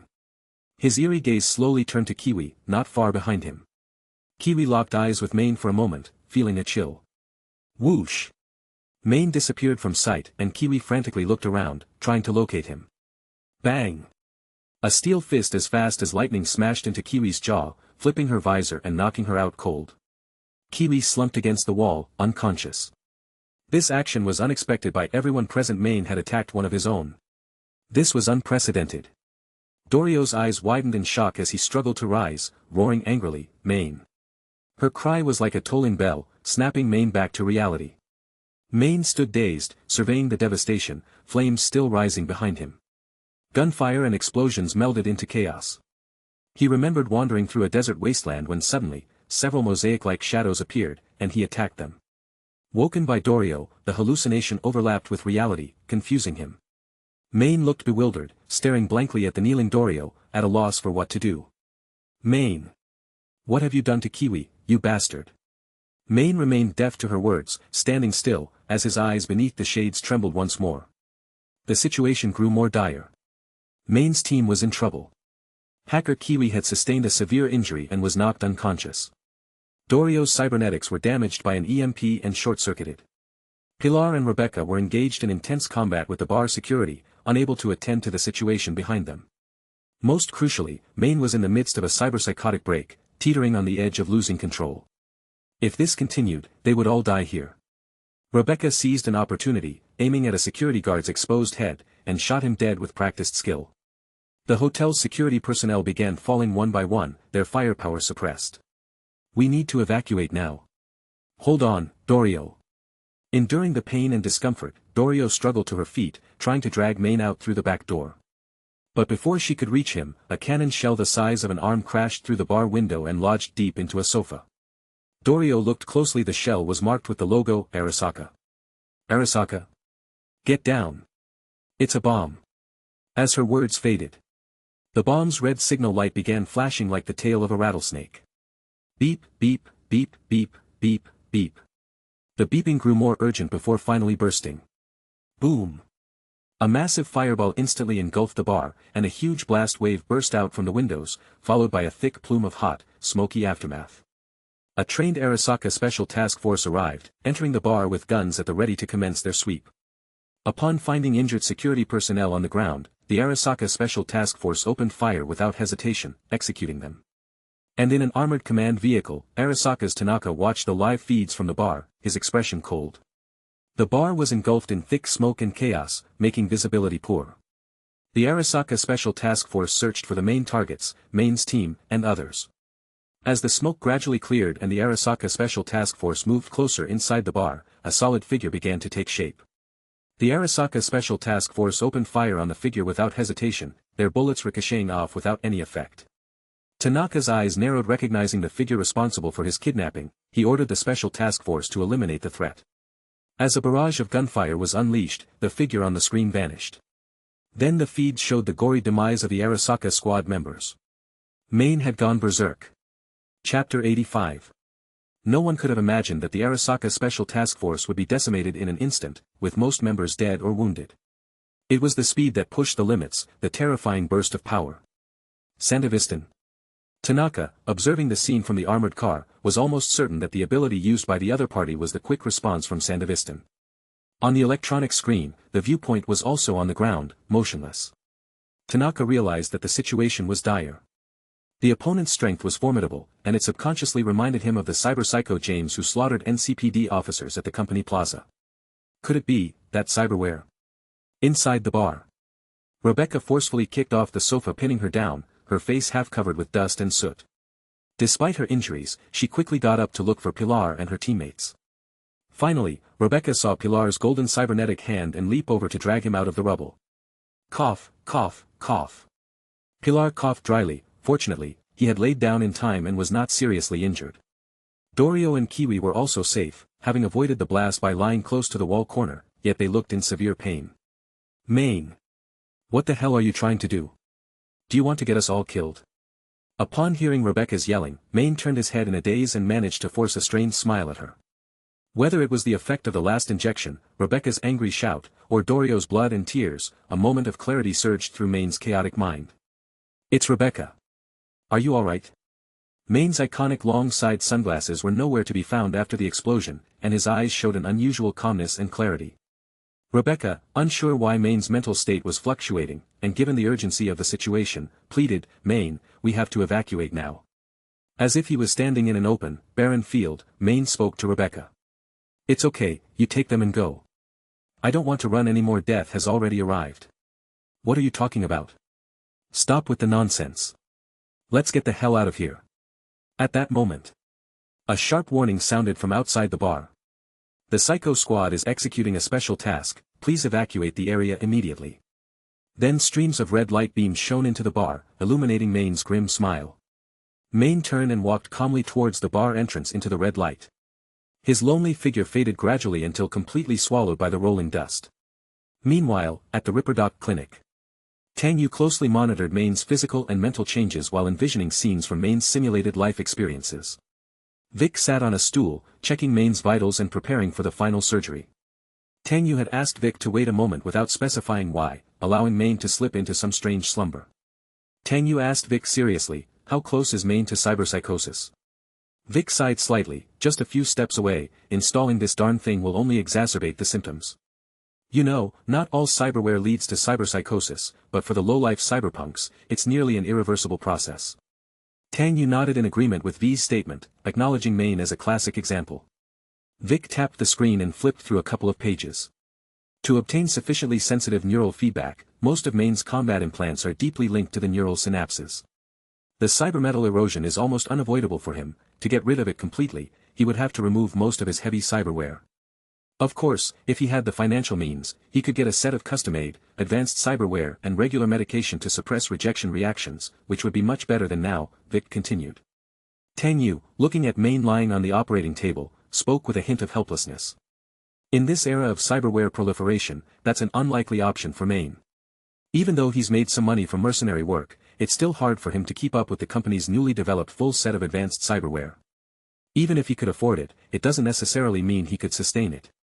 Vic agreed and added, Main also has a lot of low-quality implants from early on, which have caused heavy metal poisoning, limb pain, vomiting, tremors, migraines, fever, and thirst. These are early symptoms of cyberpsychosis. As the erosion gets worse, he could potentially experience hallucinations, memory loss, hysteria, and more. Over time, a worsening of these symptoms will blur the line between illusions and reality for him, making him extremely dangerous. But ultimately, these are his choices. Even if we see them, we can't change or prevent anything. As a Ripper Doc, I've seen too many mercenaries who gamble with their bodies to become stronger in exchange for money and dreams. Tang Yu hoped silently. Hopefully, after this big dream, Main will realize something. Shortly after, Main slowly woke from the vivid experience of his simulated life, groaning from the distressing pain. Hiss. He opened his eyes to find that the bar scene had vanished entirely, replaced by the clinic. Struggling to sit up, Main looked around. Standing not far away were Tang Yu and Vic sitting on a nearby stool. The pain was intense, his body still trapped in the aftermath of a real hysteria attack, lingering in his brain for a long time, unable to fade. Main was almost unable to discern whether his recent experience or the present was real. If it was all a dream, it was too vivid to be true. Vic asked with concern, Main, how are you feeling? After a while, Main slowly gained clarity. I'm fine, just felt like I fell asleep for a moment and had a special dream. I can't quite put it into words, but it's nothing serious. Tang Yu fully understood the extent of Main's simulated life experience and thus was clear about his perplexity but couldn't provide an answer. In the conclusion of the life simulation. In the final moments, Main faced the Psycho Squad alone to buy time for his teammates to escape. He activated the military-grade Sandevistan ability repeatedly, engaging in a fierce battle with the Psycho Squad. Amidst the heavy encirclement, he managed to kill Tanaka, who was hiding in the armored car. However, succumbing to the overwhelming brute force of the Psycho Squad, he fell in the bullet storm and reached the end of his simulated life. Clearly, this outcome was not particularly wonderful for Main. It was even profoundly sad. Tang Yu felt that this life simulation held significant meaning for Main. It was enough to make him see the thorns on the road ahead. What choice will Main make now? Will he continue to implant that ominous piece of cyberware? Tang Yu waited silently for Main's decision. Main sat on the operating table with a somewhat dazed expression. In his mind, the vivid dreams played on a loop. The celebration at the bar, his trembling left hand, Dorio's concern, the Arasaka Corporation bomb, the heavy firepower of the anti-terror squad, and so on. The memories were vivid, as if they had just happened. Main stared intently at his left palm and flexed his fingers slightly. There was no hindrance in the movement of his fingers, nor any tremor. It was as if a weight had been lifted from his heart. Main let out a deep breath and felt somewhat relieved. It seems it was indeed a dream so real.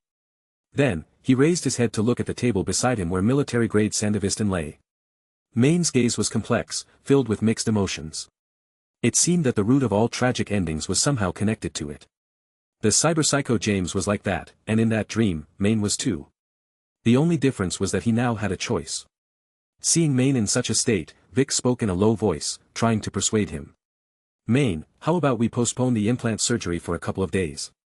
You go back and think it over, then make a decision when you're ready. In response to Vic's kind gesture, Main gave him a confident smile, firm and decisive in his tone. I know my physical condition very well. There's absolutely no problem. Install this military-grade Sandevistan on me. Speaking these words, Tang Yu was slightly surprised. Even though he had anticipated that Main might ultimately choose to undergo cyberware implants, he did not expect Main to be so resolute and unwavering. Tang Yu's regard for Main's perspective deepened. Here stood a true Iron Man. Knowing the risks, he was still willing to move forward. As for why Main was adamant about installing the military-grade cyberware, the answer was clear. To become stronger. To survive in this dog-eat-dog world. To create a way out when the team is in crisis. What Main was striving for all along must have already been clear to him. Vic glanced at Tang Yu, seeking his opinion. Tang Yu nodded slightly, accepting Main's request, though his gaze revealed complexity. If this course continued without strong external interference, Main was very likely to start down a path of no return, slipping into uncontrollable madness. Tang Yu could only wait and see. He did not wish to see someone like Main end up like a cyberpsycho. From any perspective, Main was a tough guy who had gotten by pretty well in life. With a decent paying job, Dorio by his side, a compatible mercenary team, and friends to share drinks with at midnight. Probably, it was these blessings that made it impossible for Main to take a step back. He was the leader, he had responsibilities. As for the life simulations for Main, the options had turned gray, indicating a need to wait for the next opportunity in life. And when that next chance might come, well, that was up to Main's fate. The surgery continued. As instructed by V, Main lay back down on the operating table and fitted the breathing mask over his face. Vic operated the equipment and began the anesthesia process. A white mist gradually covered the mask on Main's face, and as he breathed, the anesthetic drug slowly entered his lungs and was transported into his brain. Main suddenly felt an unprecedented drowsiness and comfort, eventually closing his heavy eyelids and drifting off to sleep this time, without the realistic dreams. Vic started the installation process, and robotic arms began working on Main's back. As the cyberware pieces were disassembled, the integration of flesh and machinery was fully exposed under the light. Metallic tubes linked into his torso, seeming to float with each breath. Green electronic components with traces of flesh clung tightly to his skin. Quickly, the military-grade Sandivistan was implanted into Main's spinal column by the robotic arms. The hard shell firmly embedded onto the spinal column resembled the raised back of a monstrous machine. A chip interface at the back of the head opened, and the neural operating system chip was carefully inserted. The last step was complete. Beep. The military-grade Sandivistan began to flicker with blue light, illuminating each mechanical vertebra until the brain chip was activated. The installation of the entire cyberware was now complete. Meanwhile, Tang Yu had finished the life simulation for Main, and his life points and abilities had emerged. While Main was under anesthesia and Vic was busy with the surgery, Tang Yu called up the system panel and examined it carefully. Life points, 3. Fusion ability 1, Indomitable Rare. Fusion ability 2, Bullet Time Common. 2 life points gained. And a new ability, Bullet Time, Bullet Time particularly caught Tang Yu's attention. This ability likely stemmed from the military-grade Sandivistan that Main was using. He chose to examine the details of Bullet Time. Suddenly activating the full potential of every muscle, nerve, and even every cell in the body, greatly enhancing perception, burst power, and reaction speed. Perception appears to slow down, entering a special time state called Bullet Time. Upon entering Bullet Time, the body's functions go into overdrive, experiencing speed, strength, and velocity like never before. Afterwards, depending on the intensity and frequency of use, different degrees of weakness, fatigue, injury, nausea may occur, and serious misuse can cause severe trauma to bodily functions. Use must be moderated. Bullet Time at the common level reduces time perception to 50. Tang Yu felt somewhat resigned. This Bullet Time was somewhat reminiscent of a Sage mode. Currently, at the common level, it's equivalent to being twice as fast as others. Its power isn't strong, but it has significant room for improvement. Moreover, the aftermath is severe, but when used in conjunction with the talent Indomitable, it complements well. In theory, as long as the recovery is fast enough, Bullet Time can be continuously activated. Tang Yu was very satisfied with the new Bullet Time talent simulated. The next time an unexpected situation arose, he would be much more confident in handling it. However, this ability was beyond the capabilities of normal people and should not be exposed to others' prying eyes lest it attracts unwanted attention. Careful discretion was always wise. Tang Yu put away the attribute panel, waiting for Main to awaken. After this surgery, Main would possess even greater strength. Chapter 86. The next day. Westbrook, North Oak. The morning light softly sprinkled down, illuminating the entire Stone Mountain residential area. Luxurious and spacious villas nestled among the quiet flowers, grass, and trees. Halfway up the mountain. A modern European-style villa enjoyed luxury with its built-in rockery courtyard, complete with helipad, private garage, swimming pool, and more fully equipped. The glass doors of the 3-story detached villa automatically slid open, and Susan Abernathy slowly walked out. Barefoot, she stepped onto the soft lawn, wearing a revealing high-cut swimsuit with a long towel draped over her shoulders, as she approached the poolside. Despite being over 40, good maintenance and cyberware modifications had allowed her to maintain the figure of a 20-year-old. Recently suspended from work, she found herself with some spare time to relax, swim, exercise, and enjoy some personal time. Her husband, Raphael, worked at Zetatech, also holding a senior position, and was mostly away on business. The couple rarely saw each other, and as their relationship grew cold, Susan Abernathy had come to accept it. This marriage was fundamentally about interests. Reaching the position of director at Arasaka Corporation, she was no longer the naive girl longing for so-called love. To her, emotions were the most unreliable thing. People around her feared her, respected her, and tried to please her, all because she was a high-ranking Arasaka executive with the power of life and death. With such immense power, one ought to enjoy it to the fullest. Hence, she bought the grand villa on Stone Mountain, while high-end flying cars and luxury sports cars gathered dust in her garage. She also conveniently found herself a young lover, a 24-year-old in his prime, a high executive from the Kong Tao Corporation's External Relations Department. His vigor and status matched her needs. Susan Abernathy stood at the edge of the pool, dropped the towel from her shoulders, and dove into the 8-lane swimming pool. She vigorously swam butterfly strokes, splashing water everywhere. Susan Abernathy enjoyed the sensation of swimming. It was her way of relaxing and dispelling melancholy. Oddly enough, she had harbored a grudge against Arthur Jenkins and Tang Yu, thinking the suspension would make things worse. Unexpectedly, during her time at home, her mind became increasingly clear. She gained new insights and judgments about Arasaka's corporate developments, understanding that forcing an aggressive attack could often backfire. Although she was not at the company, she still kept a close watch on its affairs. To her surprise, her reputation within the company had soured. Many employees gossiped about her, likening her to a wicked dragon. Susan Abernathy was genuinely amused when she first learned of this. Despite being the one punished most severely, all benefits went to the Counterintelligence department. She took the scolding on the chin, both at the board meetings and in company gossip. She couldn't understand how, in a corporation where everyone looked upwards, anyone could sympathize with the obviously weaker Counterintelligence department.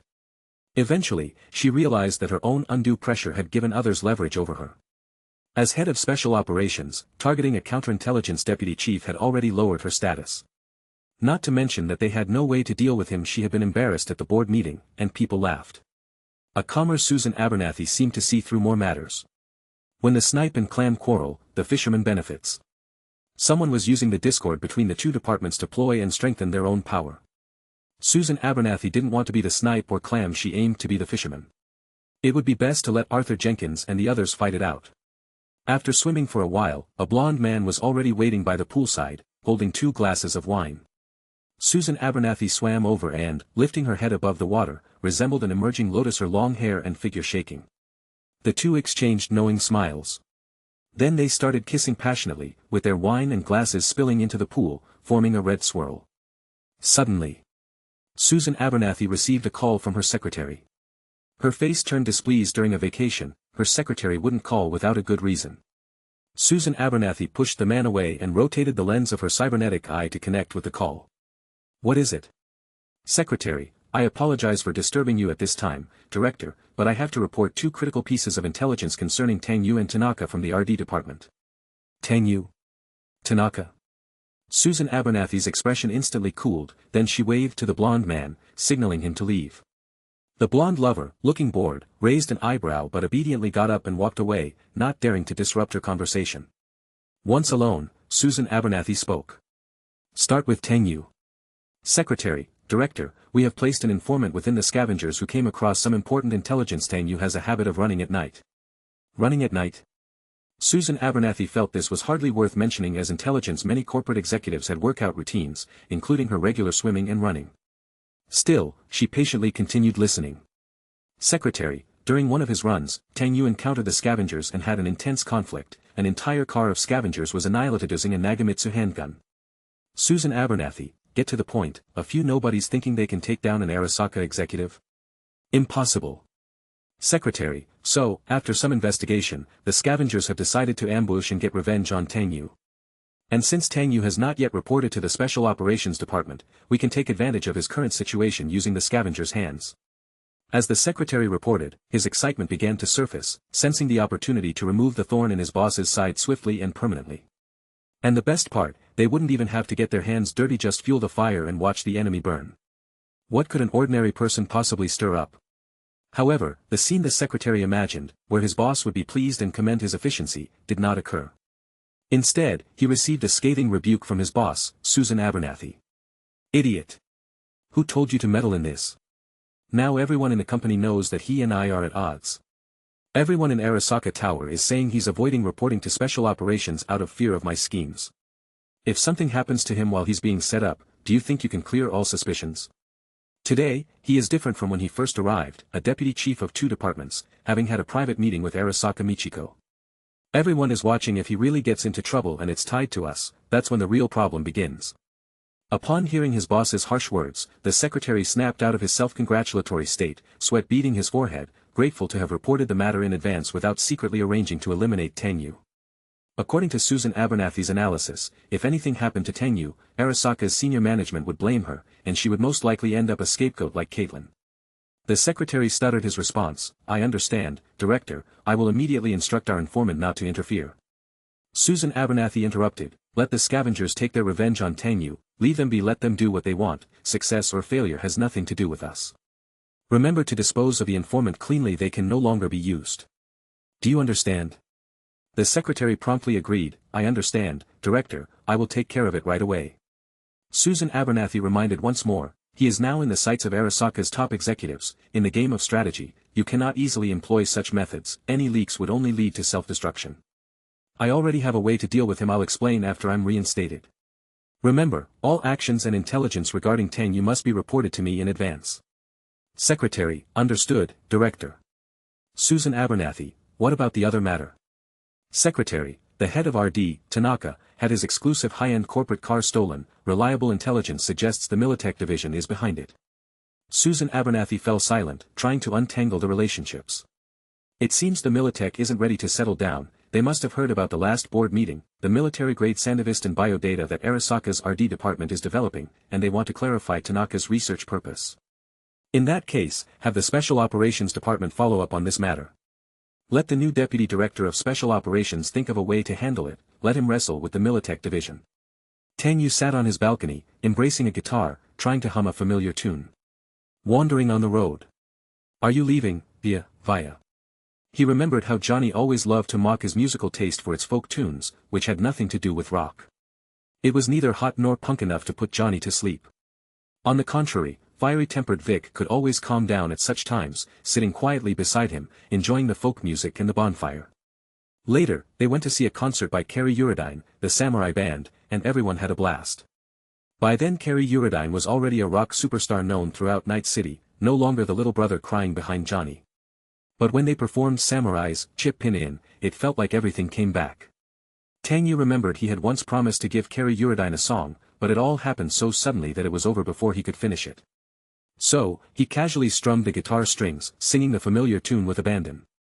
Yesterday, Maine's operation was a success, and the military-grade Sandivistan was successfully implanted into his spine. All biometric tests were stable, and the cyberware compatibility tests posed no significant issues, in line with Vic's previous assessment. When Maine woke from the anesthesia, Tang Yu had already left.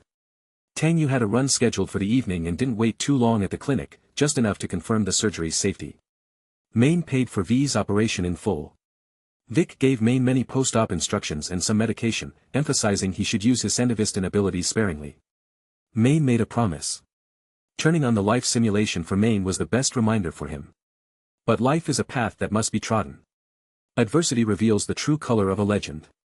Tang Yu was contemplating some matters when suddenly, he received a call from his old boss, Arthur Jenkins. "Why call at this hour?" Tang Yu answered. "Arthur Jenkins, Tang, are you on an assignment?" Unflustered, Tang Yu replied, "Yes, I have some matters to take care of." "Arthur Jenkins, take some time to come to the office tomorrow. Arasaka Academy has sent an invitation asking you to attend their assembly tomorrow and to act as a mentor for the Practical Evaluation Committee for this term's graduating students." Mentor for the Practical Evaluation Committee?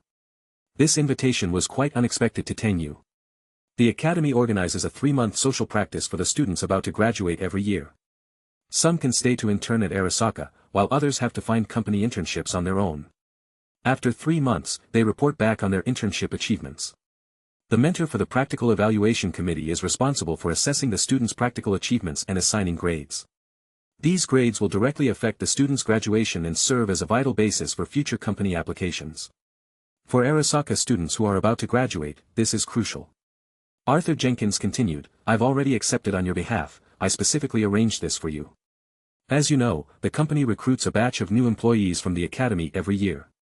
We are short-staffed now, and if you find any good prospects, it would be beneficial to commit to them in advance, the department indeed needs fresh blood. Understanding Jenkins's intentions, Tang Yu replied. I understand, I'll be on time for the assembly tomorrow. Being a mentor won't take up much time, and whether or not I can find suitable candidates depends on the situation.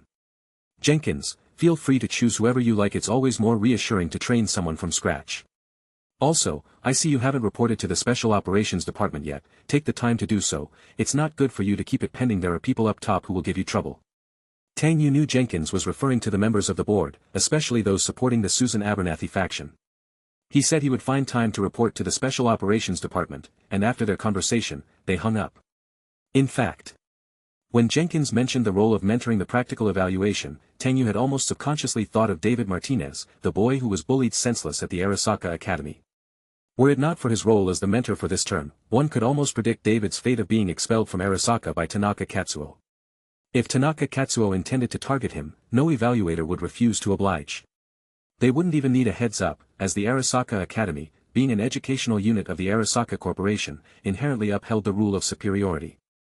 Descendants of Arasaka executives, like Tanaka Katsuo, were almost guaranteed a position at the company. As for someone with an ordinary background like David, it would be challenging to impress the mentors. Giving Tanaka Katsuo a bad review would require careful consideration of his father's influence. Giving David a bad review would be as trivial as marking an X on a digital screen. David might not say he'd enter Arasaka, but even considering other companies might be improbable. Now, with Tang Yu as a mentor for the practical evaluation, David had at least a fair chance. Tang Yu didn't feel obligated to provide extra care for David. In his view, a man should forge his path. Only when tested can one truly prove themselves, relying on outside help won't cut it, and even if one squeezes into the company, they'll only be manipulated to death. Legendary figures should display a legendary demeanor. If you want to thrive, you have to fight for it yourself. Tang Yu didn't take the small matters of Arasaka Academy to heart. He composed himself and once again took up the guitar to play and sing quietly. Time passes like smoke, and so it goes. Tomorrow is already before us. The road has been blown upon, yet it's still long. Where is your story now? As darkness fell, clouds dispersed, and wind ceased, only the guitar continued to play. Chapter 87. Deep into the night, a gentle breeze skimmed across the sea dike, lifting wave after wave, which crashed against the shore and unfurled into white foam. Swish swish, swish swish.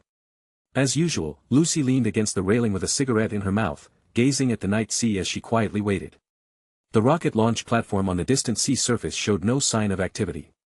Sparse wisps of white smoke from her cigarette rose into the air before being dispersed by the cool wind.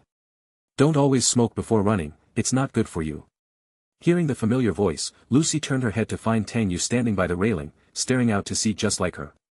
It's 2076, surely no one still believes smoking harms the lungs.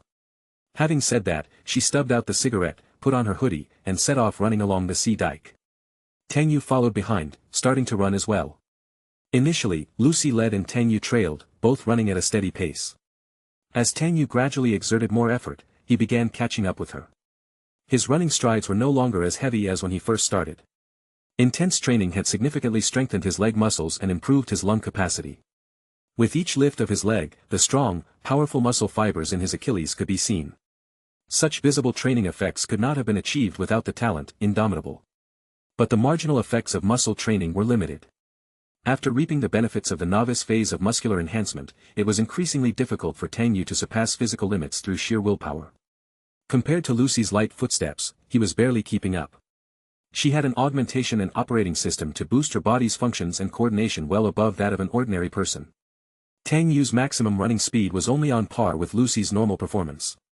But now he had accessed a new talent, bullet time, which would inevitably make him faster than Lucy once activated. He could surpass her, but it was unnecessary.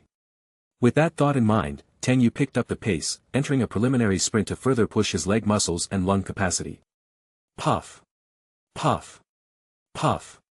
Lucy glanced at Tang Yu from the corner of her eye, surprised to see he could keep up with her pace and was even starting to run alongside her. She observed that, despite his heavy breathing, Tang Yu maintained a rhythm, taking a breath every 3 steps. His speed, rhythm, and strength had all improved since he started running. Observing him over time, Lucy noticed how he persisted despite turning red and sweaty, demonstrating tremendous endurance and willpower. Even after a sprint, too tired and exhausted to continue, he refused to stop, insisting on keeping pace with her. Truth be told, Lucy had not initially paid much attention to Tang Yu's running. To her, being born affluent and unwilling to undergo augmentation meant he was protective of his body and would not needlessly torment himself with night runs. With cybernetic enhancements so accessible, why bother with manual training? Want to run faster? Choose from lifelike tendons, joints, or even swap for leopard claws that could make you run silently and more fiercely. Lacking lung capacity? Synthetic lungs weren't prohibitively expensive and not only enhanced breathing but also came with filtration to purify smoke and other harmful particles. So, Tang Yu had no need to go out of his way to run at night to condition his body. As a senior executive of Arasaka Corporation, he had the funds and clearance to select from the best cyberware produced by major companies, both stylish and practical. Thus, Lucy always assumed his night runs were merely a way to relax, not a desperate sprint to push his physical capabilities.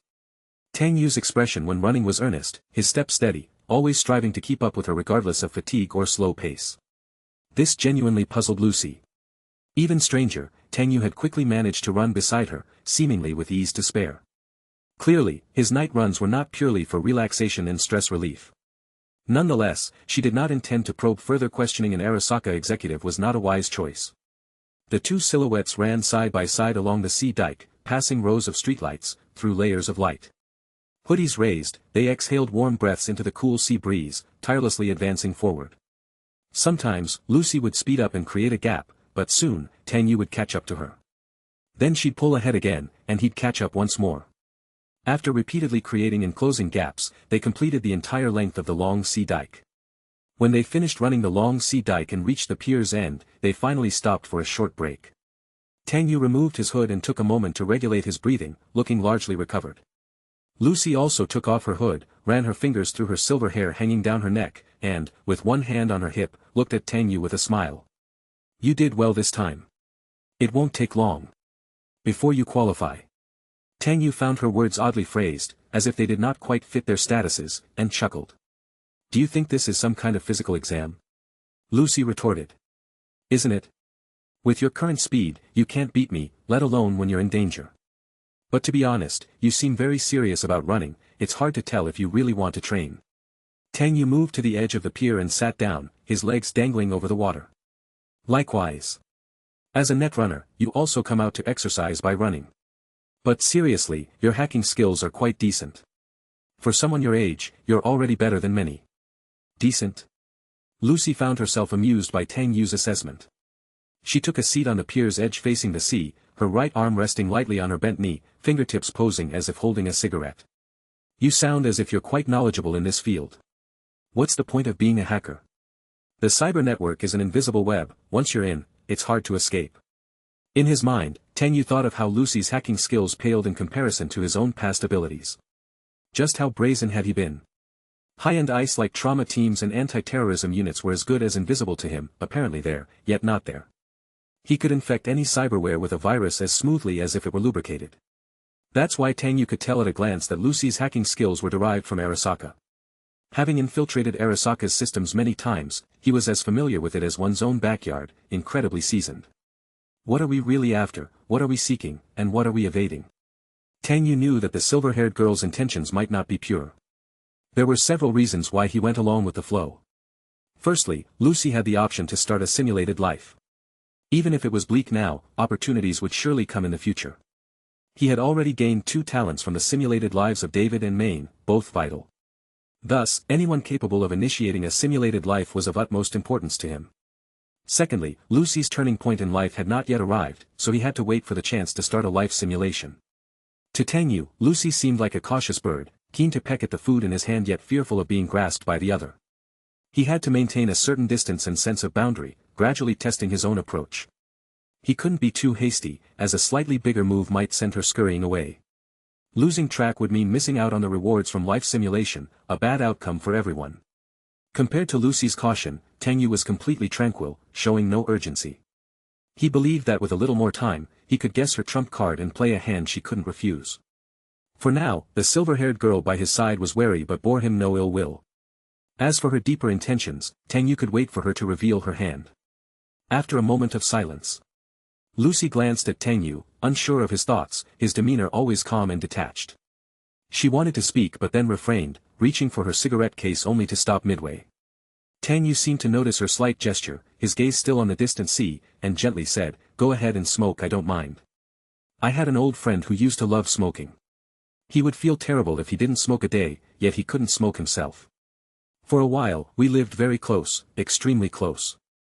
At first, he forced me to smoke, I didn't give in to his demands. Later, he became more docile, begging me daily with a pitiful face to take a few puffs. When I felt good, I would smoke one or two. Gradually, even when I wasn't in a good mood, I would smoke a couple. But things change, and I stopped smoking."